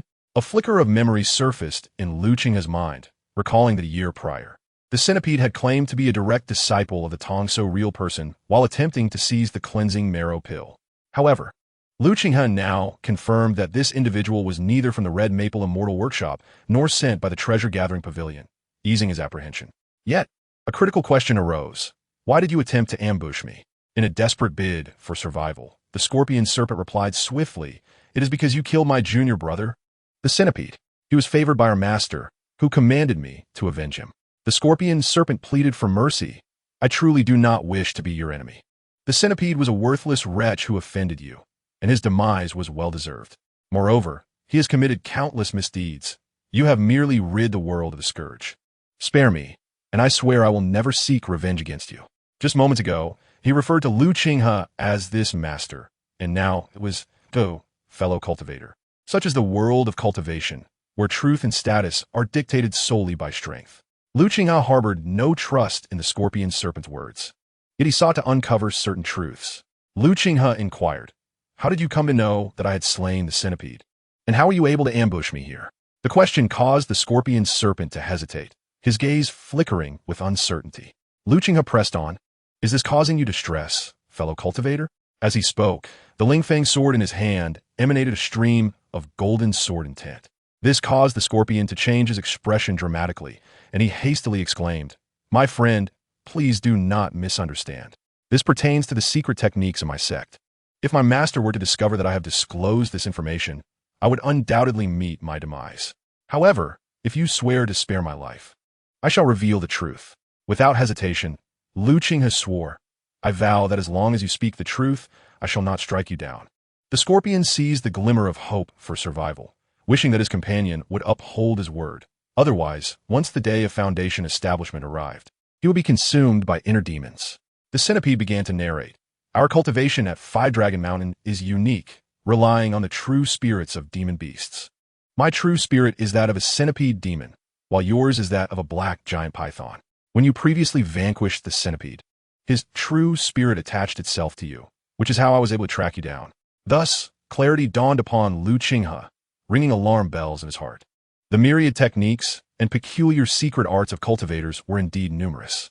Although the method of cultivating true spirits and the use of soul artifacts might not wield overwhelming power, they were unpredictable and could lead to unforeseen consequences if one were not cautious. Observing Lu Qinghe's silence, the scorpion eagerly implored, "I have spoken the truth. I beseech you to spare me." Lu Qinghe nodded, "I have always kept my word." As he turned to leave, an expression of resentment flickered in the scorpion's eyes. A talisman appeared in his hand, and just as he was about to activate it, a crimson figure emerged, its fiery claws crushing his skull in an instant. The scorpion had no opportunity to react and was swiftly eliminated. Chapter 76. Such brutality is unacceptable. Return to the sect. Lu Qinghe turned to regard the imposing crimson flame fox, as if to acknowledge its prowess. He lamented, such brutality must not be tolerated. Crushing an enemy's skull was something he could never bring himself to do. The crimson flame fox protested with a series of sounds, expressing its discontent.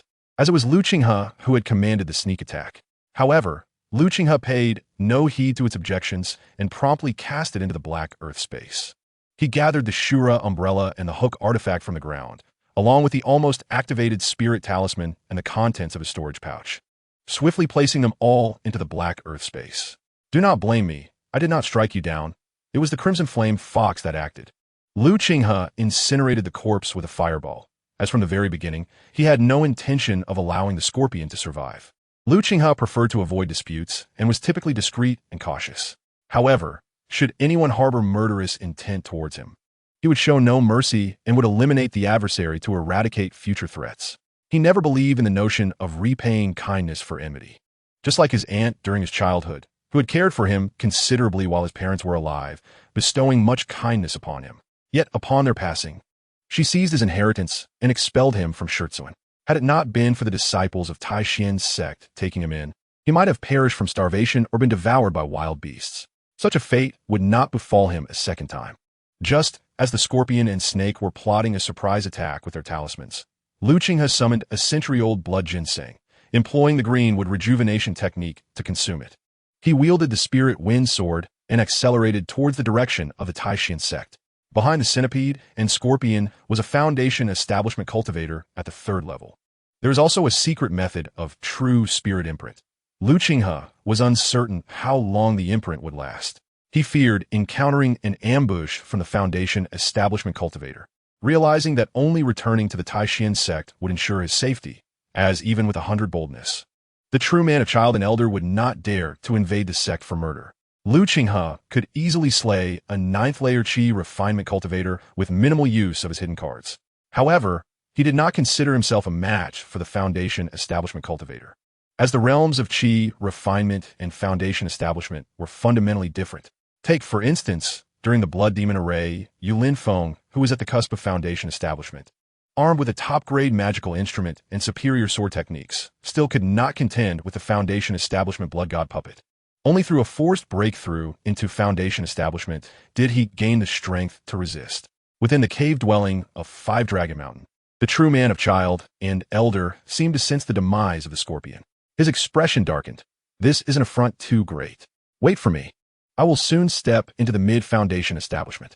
At that time, regardless of who it is, I shall devour you whole.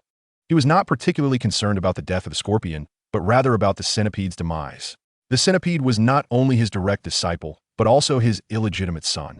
Otherwise, he would not have invested so much into him, allowing him to cultivate to the 8th layer of Qi refinement in just 50 years. This was also the only descendant with spiritual roots he had in over a century, and he had not anticipated that a single outing would lead to the boy's annihilation. However, at this critical juncture of breaking through to mid-foundation establishment, he refrained from acting immediately. Ultimately, he dispatched the scorpion, equipped with the top-grade soul capturing bell, to bring back the assailant. Yet a year passed, and not only did the scorpion fail to eliminate the target, but he was also turned against. The true man of child and elder closed his eyes, and a phantom of a blood python emerged behind him, undergoing a transformation. Once this transformation was complete, he would step into mid-foundation establishment, becoming one of the few mid-foundation establishment true men within 1,000 miles. Lu Qinghe's speed was remarkable along his journey. No one dared to challenge him, given the sight of his rapid pace and the top-grade flying sword beneath his feet. What would have taken 3 days was accomplished by Lu Qinghe in just 2, as he arrived at the gates of the Tai Xian sect.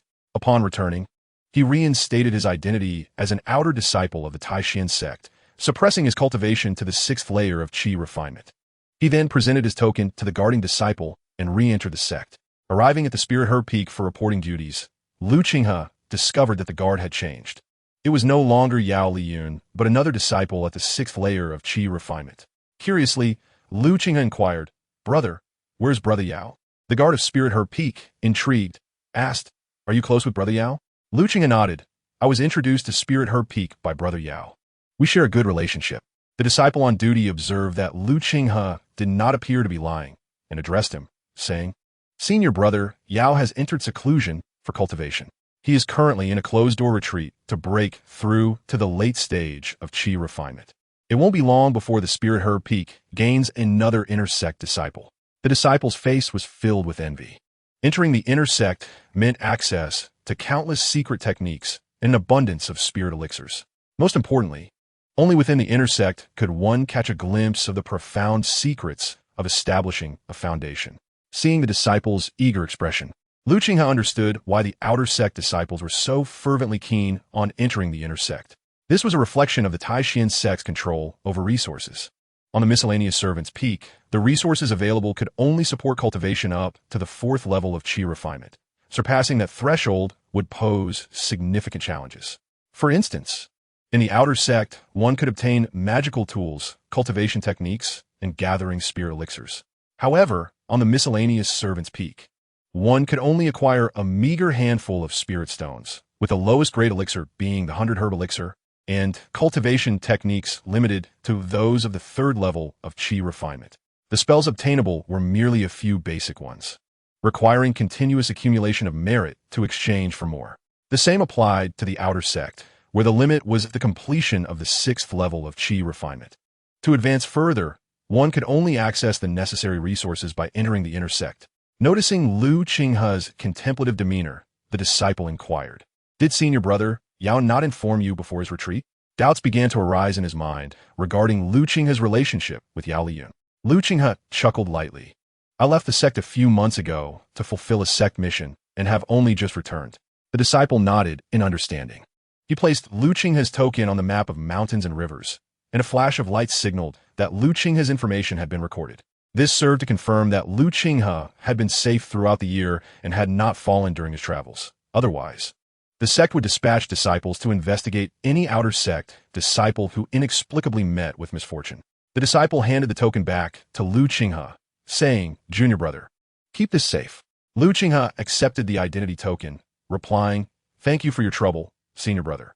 After leaving the Spirit Herb Outer Sect Affairs Hall, Qinghe returned to his cave dwelling.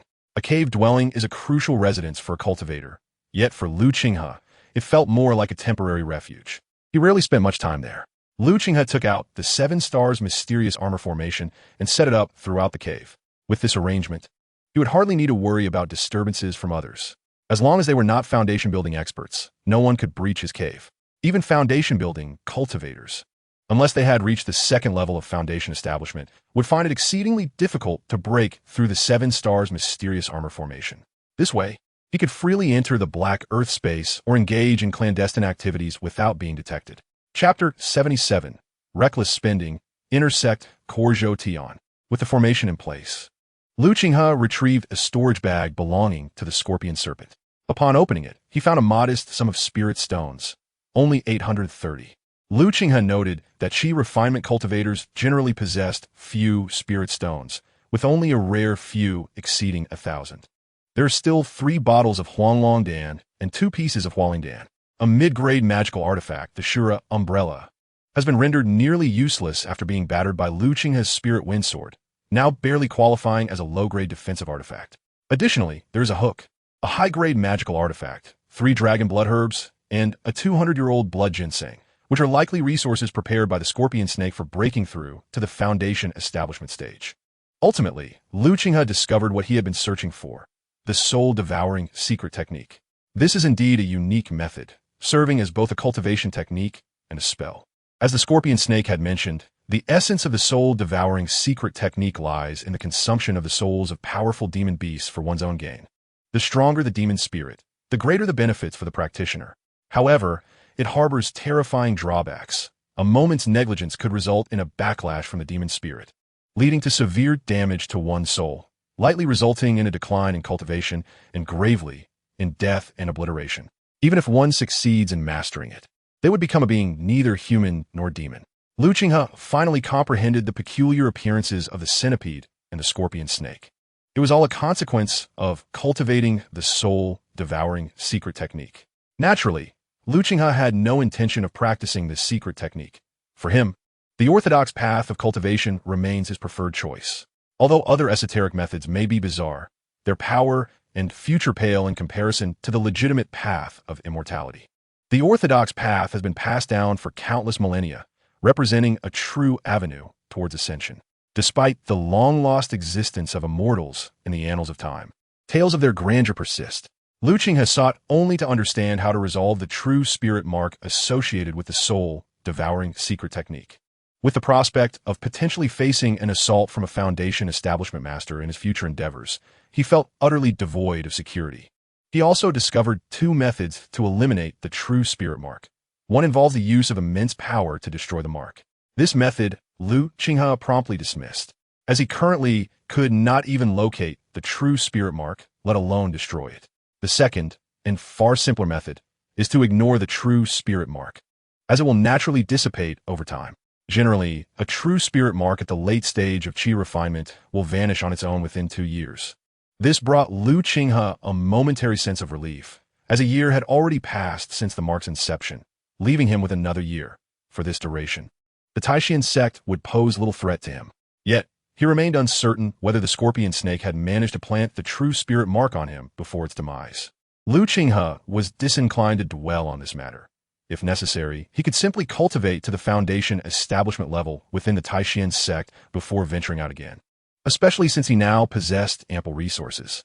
He cast this soul-devouring secret technique into the black earth space, planning to discreetly sell it during his next visit to the immortal workshop. He still had several magical artifacts that were of no use to him, and Lu Qinghe resolved to sell them all at once during his next trip to the immortal workshop, hoping to earn some spirit stones. Speaking of magical artifacts, Lu Qinghe's hand trembled, and a copper bell materialized in his grasp. This is a top-tier magical artifact, a particularly exceptional one, whose power is on par with the 8 Desolation Mirror. However, this is a possession of its own, and the venomous serpent cannot fully unleash the power of this magical artifact. Otherwise, no cultivator at the Qi refinement stage would be able to withstand the soul-constricting force of the bell. If Lu Qinghe is not mistaken, this is the artifact of the revered Master Tong South. He yearns to refine this artifact for himself. With the addition of the 8 Desolation Mirror, he would become an invincible force at the Qi refinement stage. Yet, erasing the spiritual imprint of a Foundation establishment master is an endeavor as daunting as scaling the heavens. After contemplating, Lu Qinghe conceived a possible approach. If successful, he could even attempt to refine the jade bracelet artifact from the Black Soil realm. His consciousness swept through his dantian, and he found himself within it. The Crimson Flame Fox, noticing Lu Qinghe's arrival, joyfully scampered over to him, seeking affection. "Shoo shoo, I have no time for you right now." Lu Qinghe dismissed the fox, which looked back at him with innocent eyes before returning to its spot, comfortably nestling among a pile of spiritual herbs. It occasionally exhaled crimson flames to refine the herbs, a process akin to alchemy, something Lu Qinghe had grown accustomed to. He proceeded to the spiritual field where blood ginseng was cultivated, harvesting 2 300-year-old specimens. Placing the star-setting disc before him, he summoned his magical energy, endeavoring to refine the disc through ritualistic means. Unlike the ritual of other artifacts, Lu Qinghe's energy was obstructed by a formidable force, rendering his efforts futile. Grasping a 300-year-old blood ginseng, he invoked the green wood rejuvenation technique. Suddenly, his magical power surged exponentially, pressing against the force on the star-setting disc with terrifying intensity. Lu Qinghe intended to forcibly erase the spiritual imprint of the disc's owner. Moreover, in the Black Soil realm, the connection between the star-setting disc and its original master was nearly non-existent, allowing him to maintain control even if complications arose. With a satisfying pop, the spiritual imprint on the star-setting disc was effortlessly erased by Lu Qinghe. Elated by this unexpected success, he remained oblivious to the fact that the value of a 300-year-old blood ginseng was roughly equivalent to that of the star-setting disc itself. With fervent determination, Lu Qinghe cast his gaze upon the bronze bell. If he could erase the imprint on the star-setting disc, he could certainly do the same with the bell. Brimming with enthusiasm, he prepared more thoroughly this time. He not only harvested 3 400-year-old blood ginseng, but also procured a 600-year-old specimen for good measure. Should anyone realize that Lu Qinghe was squandering such valuable resources merely to refine a top-tier magical artifact, they would undoubtedly intervene. For the worth of these ginsengs alone could purchase a genuine spiritual artifact. Nevertheless, Lu Qinghe was not lacking in spiritual herbs. While these herbs held significant value, his current cultivation level deterred him from selling them. Unless he could ensure his own safety, Lu Qinghe would never casually offer high-aged spiritual herbs for sale. What Lu Qinghe was unaware of was that as he erased the mark of the celestial star disk within a resplendent hall of the inner sect, A man bearing a resemblance to Zhou Tong opened his eyes. Someone, an inner sect disciple at the 9th level of Qi refinement, appeared, addressing the man. Senior Brother Zhou, what instructions do you have? Zhou replied. The mark of the celestial star disk has just been erased. I initially thought Zhou Tong had encountered misfortune in the heavenly spirit's secret realm. However, the situation is not so simple. Someone has taken the celestial star disk out. I request the Foundation Establishment Master to erase the mark. The disciple inquired, Senior Brother, could it be those from the Spirit Beast Valley or the Pill God sect? Zhou Tian nodded. There is that possibility, but it could also be individuals from the Taishan sect. Please investigate what Zhou Tong was involved in upon entering the heavenly spirit's secret realm. Whom was he plotting against? It is unlikely he would have borrowed the celestial star disk from me without significant incentives. He knows his brother's nature all too well. He would not have risked entering the heavenly spirit's secret realm without compelling reasons. There must be something unknown to him. Likely the cause of Zhou Tong's demise in the realm. Understood. Senior Brother, I shall look into it, the disciple said as he departed. A glimmer of murderous intent flickered in Zhou Tian's eyes. Zhou Tong's death must appear as an accident. Otherwise, whether it be those from the Spirit Beast Valley, the Pill God sect, or the Taishan sect. Chapter 78.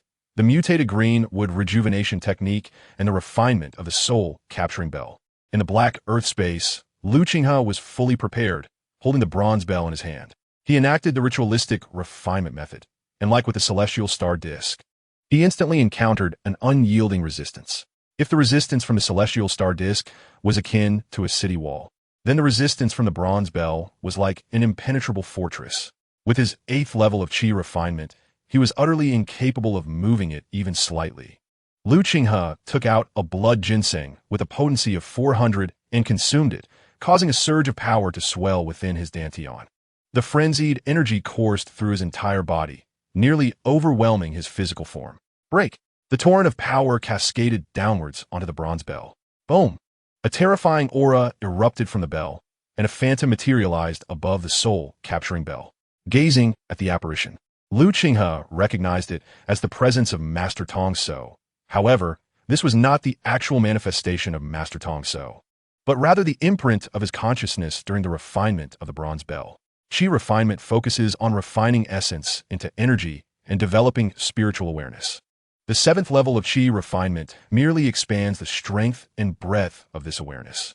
Yet, upon reaching foundation establishment, not only is there a qualitative enhancement of cultivation power, but the spiritual awareness undergoes a transformation into divine consciousness with boundless applications. In such a state, as long as the divine consciousness remains undying, one cannot truly perish. Lu Qinghe had encountered similar circumstances before. On another occasion, a bracelet bore a similar imprint of divine consciousness from the heavenly phoenix ancestor. However, this particular consciousness did not exhibit fluctuations and could not resonate like the bracelet, which could echo the voice of the heavenly phoenix ancestor. If he could obliterate this imprint of consciousness, he would be able to refine the bronze bell for his own use. Lu Qinghe intensified his ritualistic forging technique, moments latte. He found his magical power utterly depleted, yet he was unable to inflict any substantial damage upon the consciousness imprint before him. He had to concede that the strength of a foundation establishment expert was indeed beyond imagination. A single consciousness imprint had been so profoundly augmented that the true prowess of such an expert was unfathomable. However, Lu Qinghe refused to surrender. He seized a 400-year-old blood ginseng and, employing the Qinghe revival technique, consumed it, reigniting the ferocious surge of magical energy he had just experienced. Lu Qinghe believed that with sufficient magical power, he could ultimately refine this consciousness imprint. The 400-year-old ginseng, classified as a profound-grade spiritual herb, would entice even a foundation establishment expert. It is likely that the creator of the Qinghe revival technique could never have envisioned that someone in the future would utilize it in such an unconventional manner. Originally, the Qinghe revival technique was a wood-based healing art designed to absorb the essence of flora to restore magical energy and vitality. Yet, Lu Qinghe had redefined its application, as no one would typically be inclined to use precious spiritual herbs for such a purpose. As the third 400-year-old blood ginseng was crushed, the copper bell showed no signs of change. The consciousness imprint remained steadfast. What troubled Lu Qinghe most was the toll of using the Qinghe revival technique 3 times beyond its limits. Not only had his physical body sustained injuries, But his dantian and meridians had also suffered varying degrees of damage. After a brief moment of recuperation, he cast his gaze upon the jade bracelet nearby. He had considered harnessing its power to suppress the copper bell, but he was not fully in control of the bracelet, leaving its effectiveness uncertain. There was a possibility that the bracelet could inadvertently destroy the copper bell, rendering his efforts futile. Lu Qinghe's expression fluctuated as he regarded the 600-year-old blood ginseng before him. He was uncertain if his body could withstand its potency. This was not akin to the gradual refinement he had undergone previously, but rather an instantaneous conversion of its entire essence into formidable magical energy. He resolved to take the plunge. If he could seize control of the copper bell, his strength would ascend to an entirely new level. Clutching the 600-year-old blood ginseng, he invoked the Qinghe revival technique as the terrifying magical energy coursed through him. In an instant, his hands erupted in a torrent of blood, and the veins throughout his body bulged ominously. Letting out a fierce roar, Lu Qinghe directed his efforts towards the copper bell, launching an assault on the consciousness imprint. Be obliterated. At long last, under Lu Qinghe's desperate gamble, the consciousness imprint began to slowly dissipate, ultimately vanishing completely. He could not afford to revel in his victory. The pain coursing through him felt as though he were being gnawed upon by a multitude of insects. With a wry smile, he realized that he had sustained such grievous injuries on his first venture into the world of cultivation, injuries wrought by his own hand. Despite facing countless perils, he had rarely been injured, with his most significant wound occurring in the Tianling secret realm, where he was attacked by the Crimson Flame Fox and subsequently affected by the ensuing clash between the fox and the formidable Gaozhua. Fortunately, he had previously ingested the washing marrow elixir, which had transformed and fortified his meridians. Thus the injuries sustained there were not severe. As for the wounds on his physical body, they were of little concern. A superior grade Peiyuan pill would suffice for recovery. In the distance, the curious Crimson Flame Fire Fox scrutinized Lu Qinghe, perplexed by his self-inflicted torment. Lu Qinghe gestured for the fox to bring him the blood ginseng. The fox glanced between Lu Qinghe and the blood ginseng beneath it, ultimately relenting and delivering the ginseng to him with reluctance. Lu Qinghe began the slow process of refining the medicinal properties of the ginseng to mend his injuries. At Phi Dragon Mountain, the reclusive master Tong Suo abruptly opened his eyes, a flicker of astonishment flashing within them. The imprint of the soul-capturing bell had been forcibly erased. Who possessed such capability? Could it be that the one who vanquished the centipede was a golden core ancestor? To obliterate the consciousness of a foundation establishment practitioner, only a golden core ancestor had the power to do so. However, something felt amiss. He sensed from the true spirit mark that it was merely the power of a Qi refining practitioner. Ultimately, he arrived at a terrifying conclusion. The one who had slain the centipede was a Qi refining cultivator, yet there might be a golden core ancestor backing him. This understanding illuminated why the scorpion and serpent mission had failed, resulting in their own demise. Master Tong Suo's thoughts were in turmoil, rendering him incapable of resuming his meditation and cultivation. Unbeknownst to Lu Qinghe, he was perceived as having the support of a golden core ancestor. It took him a full 5 days for his condition to improve. In that time, he picked up the copper bell to conduct a ritual. Upon successful refinement, he discovered that the copper bell was named the soul-capturing bell. True to its name, it had the capacity to capture one's soul. Unless a Qi refining practitioner had cultivated soul techniques, their consciousness would be powerless against the bell's soul-capturing assault. Previously, he had evaded the scorpion's soul-capturing attack due to the formidable defensive capabilities of the 8 Desolation Mirror, as well as the critical fact that the soul-capturing bell was not the scorpion's magical artifact, thus failing to unleash its full power. Lu Qinghe assessed that both the soul-capturing bell and the 8 Desolation Mirror were supreme magical artifacts, yet the formers might surpass that of the latter. Holding the soul-capturing bell, he grinned and remarked that his prior efforts were worthwhile, as long as he remained at the foundation establishment stage. No Qi refining practitioner could stand against him. With the 8 Desolation Mirror's defense and the soul-capturing bell's ambush, Lu Qinghe was confident that no Qi refining cultivator, not even those at the cusp of foundation establishment, could withstand such an assault. Chapter 79. Arrogant Inner Sect Disciples, the Distinction Between Insects and Dragons? Lu Qinghe turned his attention to the jade bracelet, at this moment entirely deterred from harboring any thoughts of it. If even the consciousness of a foundation establishment practitioner was so challenging to refine, the consciousness of a golden core ancestor was beyond his contemplation. Unless he could consume a top-tier, Shin-level spiritual herb to substantially enhance both his physical and spiritual strength, the possibility of erasing the consciousness of a golden core ancestor remained a distant dream. Furthermore, spiritual artifacts possess their own spirits. Refining them is no simple task and requires superior ritual methods. With his current magical prowess, he is only able to wield top-tier magical artifacts, making it exceedingly challenging to activate spiritual tools. Such spiritual tools ought to be reserved for critical moments when one's life is at stake. Whether to refine them or not is of little consequence.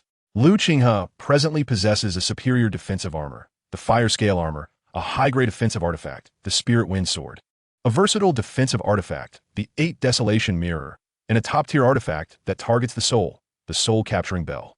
This configuration is rare even among Foundation establishment cultivators. Although spiritual tools are considered standard for Foundation establishment practitioners, those in the Zhao Kingdom's cultivation realm seldom acquire them, with most only qualifying to procure such tools in the mid-Foundation stage. Practitioners in the early Foundation establishment stage predominantly rely on top-tier artifacts. In the following days, he continued to recuperate from his injuries, intending to push through the bottleneck of the 9th layer of Qi refinement once he fully recovers. Lu Qinghe resolved that upon reaching the 9th layer, he would reveal his cultivation at the 7th layer to gain entry into the inner sect and seek out Foundation establishment pills. At the Crimson Maple Immortal Workshop, he had consistently sought leads on the whereabouts of the Foundation establishment pill or the Celestial Spirit Fruit. However, both items rarely appeared in the trading market. Whenever they did, Qi refinement practitioners had no chance of obtaining them, as they would be swiftly seized by various sects and influential families. For him, acquiring the Foundation establishment pill necessitated entry into the inner sect. Given his unique circumstances, a single Foundation establishment pill would hardly suffice for his success. He estimated that to achieve successful Foundation establishment, he conservatively required 4 pills, and it was highly likely that 5 would be necessary. At this juncture, Lu Qinghe began to comprehend why sects seldom prioritize the cultivation of practitioners with inferior spiritual roots. 5 Foundation establishment pills could potentially allow a sect to produce 5 Foundation establishment cultivators.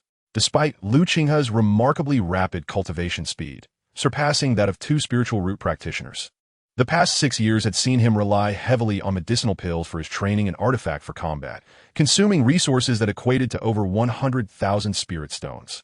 Such a substantial fortune, if allocated to a 2 spiritual root practitioner, could feasibly enable them to reach the Golden Core stage.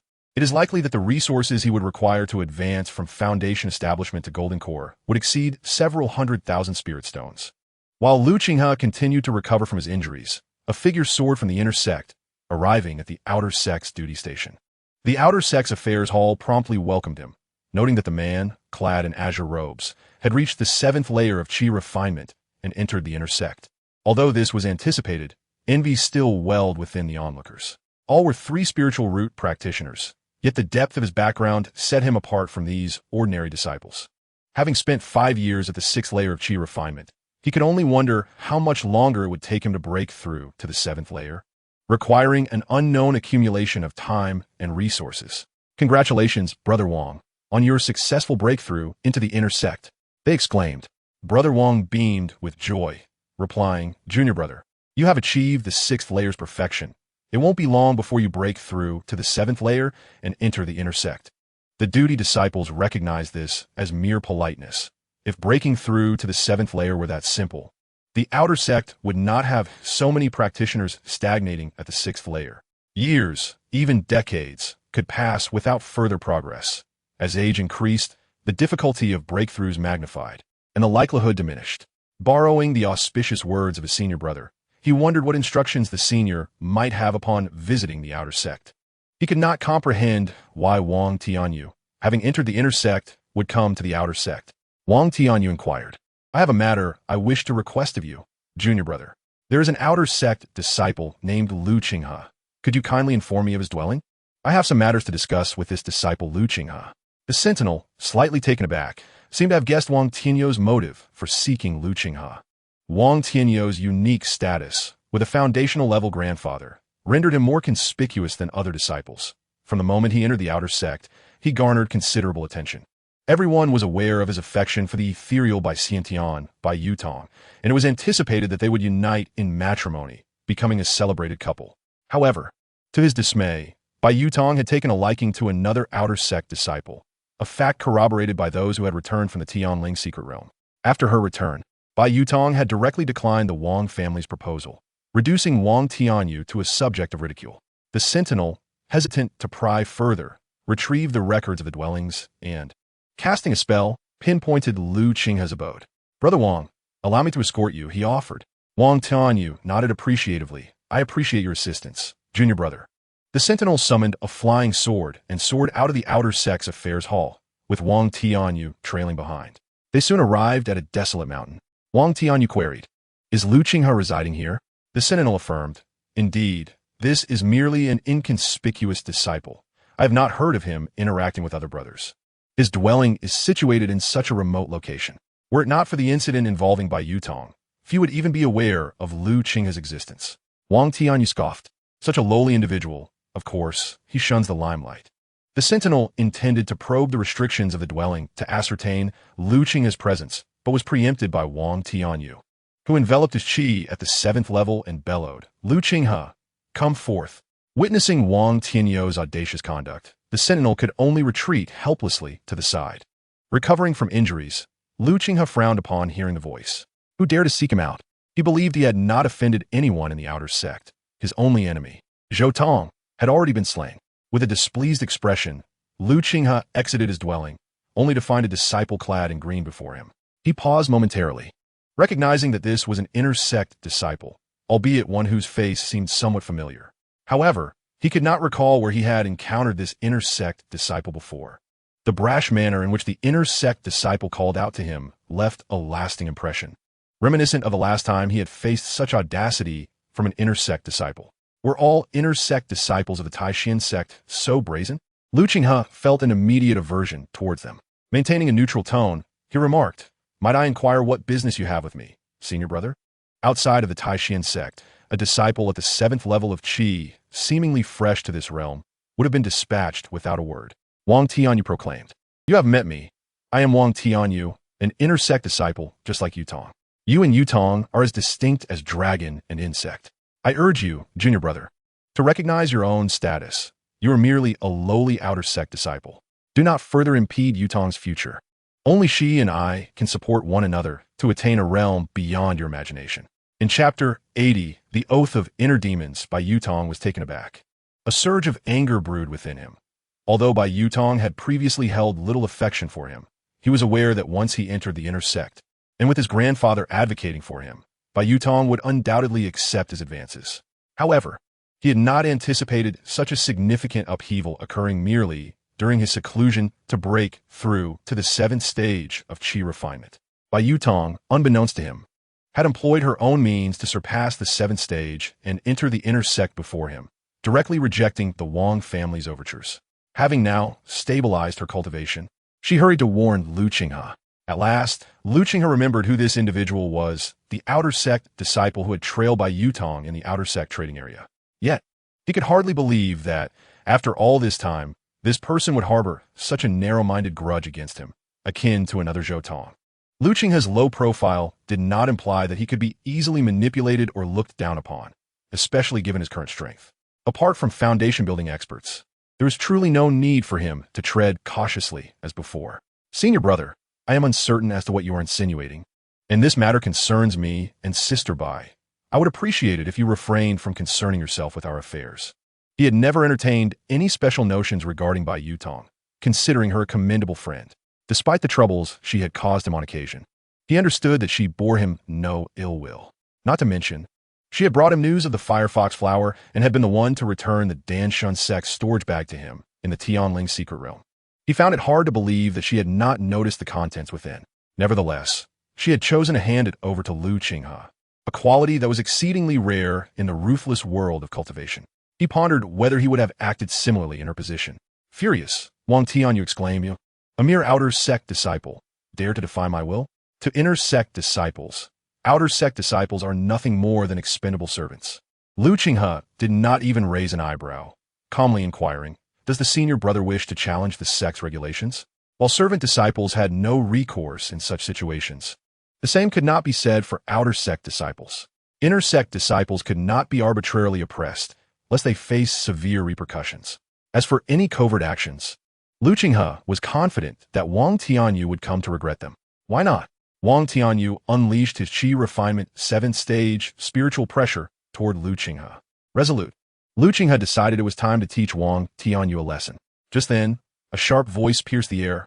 "Wang Tianyu, how dare you?" The gleam of the sword faded as Bai Yutong descended before the cave, casting an apologetic glance at Lu Qinghe. She had not anticipated that Wang Tianyu would seek trouble with Lu Qinghe. Upon receiving the news, she hurriedly flew to the scene, only to witness Wang Tianyu preparing to strike at Lu Qinghe. The moment Bai Yutong appeared, Wang Tianyu's expression shifted. "Junior sister Bai," he acknowledged. Bai Yutong directed her gaze towards Wang Tianyu, stating, "Brother Wang, you must understand that I have always regarded you merely as a respected senior. I hope you will refrain from interfering in my matters. Otherwise, do not blame me for severing ties." Her tone was neither soft nor harsh, clearly articulating her stance. Although she had previously conveyed to Wang Tianyu that a relationship between them was impossible, at that time, as an outer sect disciple, her words held little weight. The influence of the Wang family within the Taishan sect had caused the present predicament. Wang Tianyu was taken aback by Bai Yutong's resoluteness. "Yutong, are you truly willing to go to such lengths for this fellow?" Bai Yutong shook her head. "Brother Wang, you are mistaken. I do this not for anyone else, but for myself. I can swear an oath of the heart demon. My decision has no connection to Junior Brother Lu." She pointed skyward as she vowed. "If my actions are linked to Junior Brother Lu, I shall be unable to attain enlightenment, and before achieving it, I shall meet my demise." With this oath, she sought to prevent Wang Tianyu from continuing to trouble Lu Qinghe. The heart demon oath must be substantiated, otherwise, the practitioner would not only be plagued by inner turmoil, but also face infernal tribulations during breakthroughs, rendering them incapable of progressing. Much like when the scorpion serpent compelled Lu Qinghe to swear, it was rare for anyone to violate such promises. Wang Tianyu doubted Bai Yutong's words and challenged her. "Yutong, do you dare to swear that you will have no further ties with this lad?" Bai Yutong's brow twitched slightly, her tone unperturbed. "This is a matter concerning me.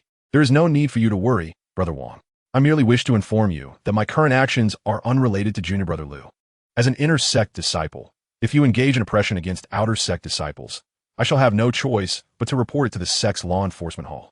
Wang Tianyu's countenance darkened as he shot a fierce glare at Lu Qinghe. "Yutong, you will come to understand that only by becoming my Tao partner can you achieve your path to immortality." He then provocatively addressed Lu Qinghe. "Kid, today, for Yutong's sake, I shall not make things difficult for you. But rest assured, next time, I will not let you off so easily."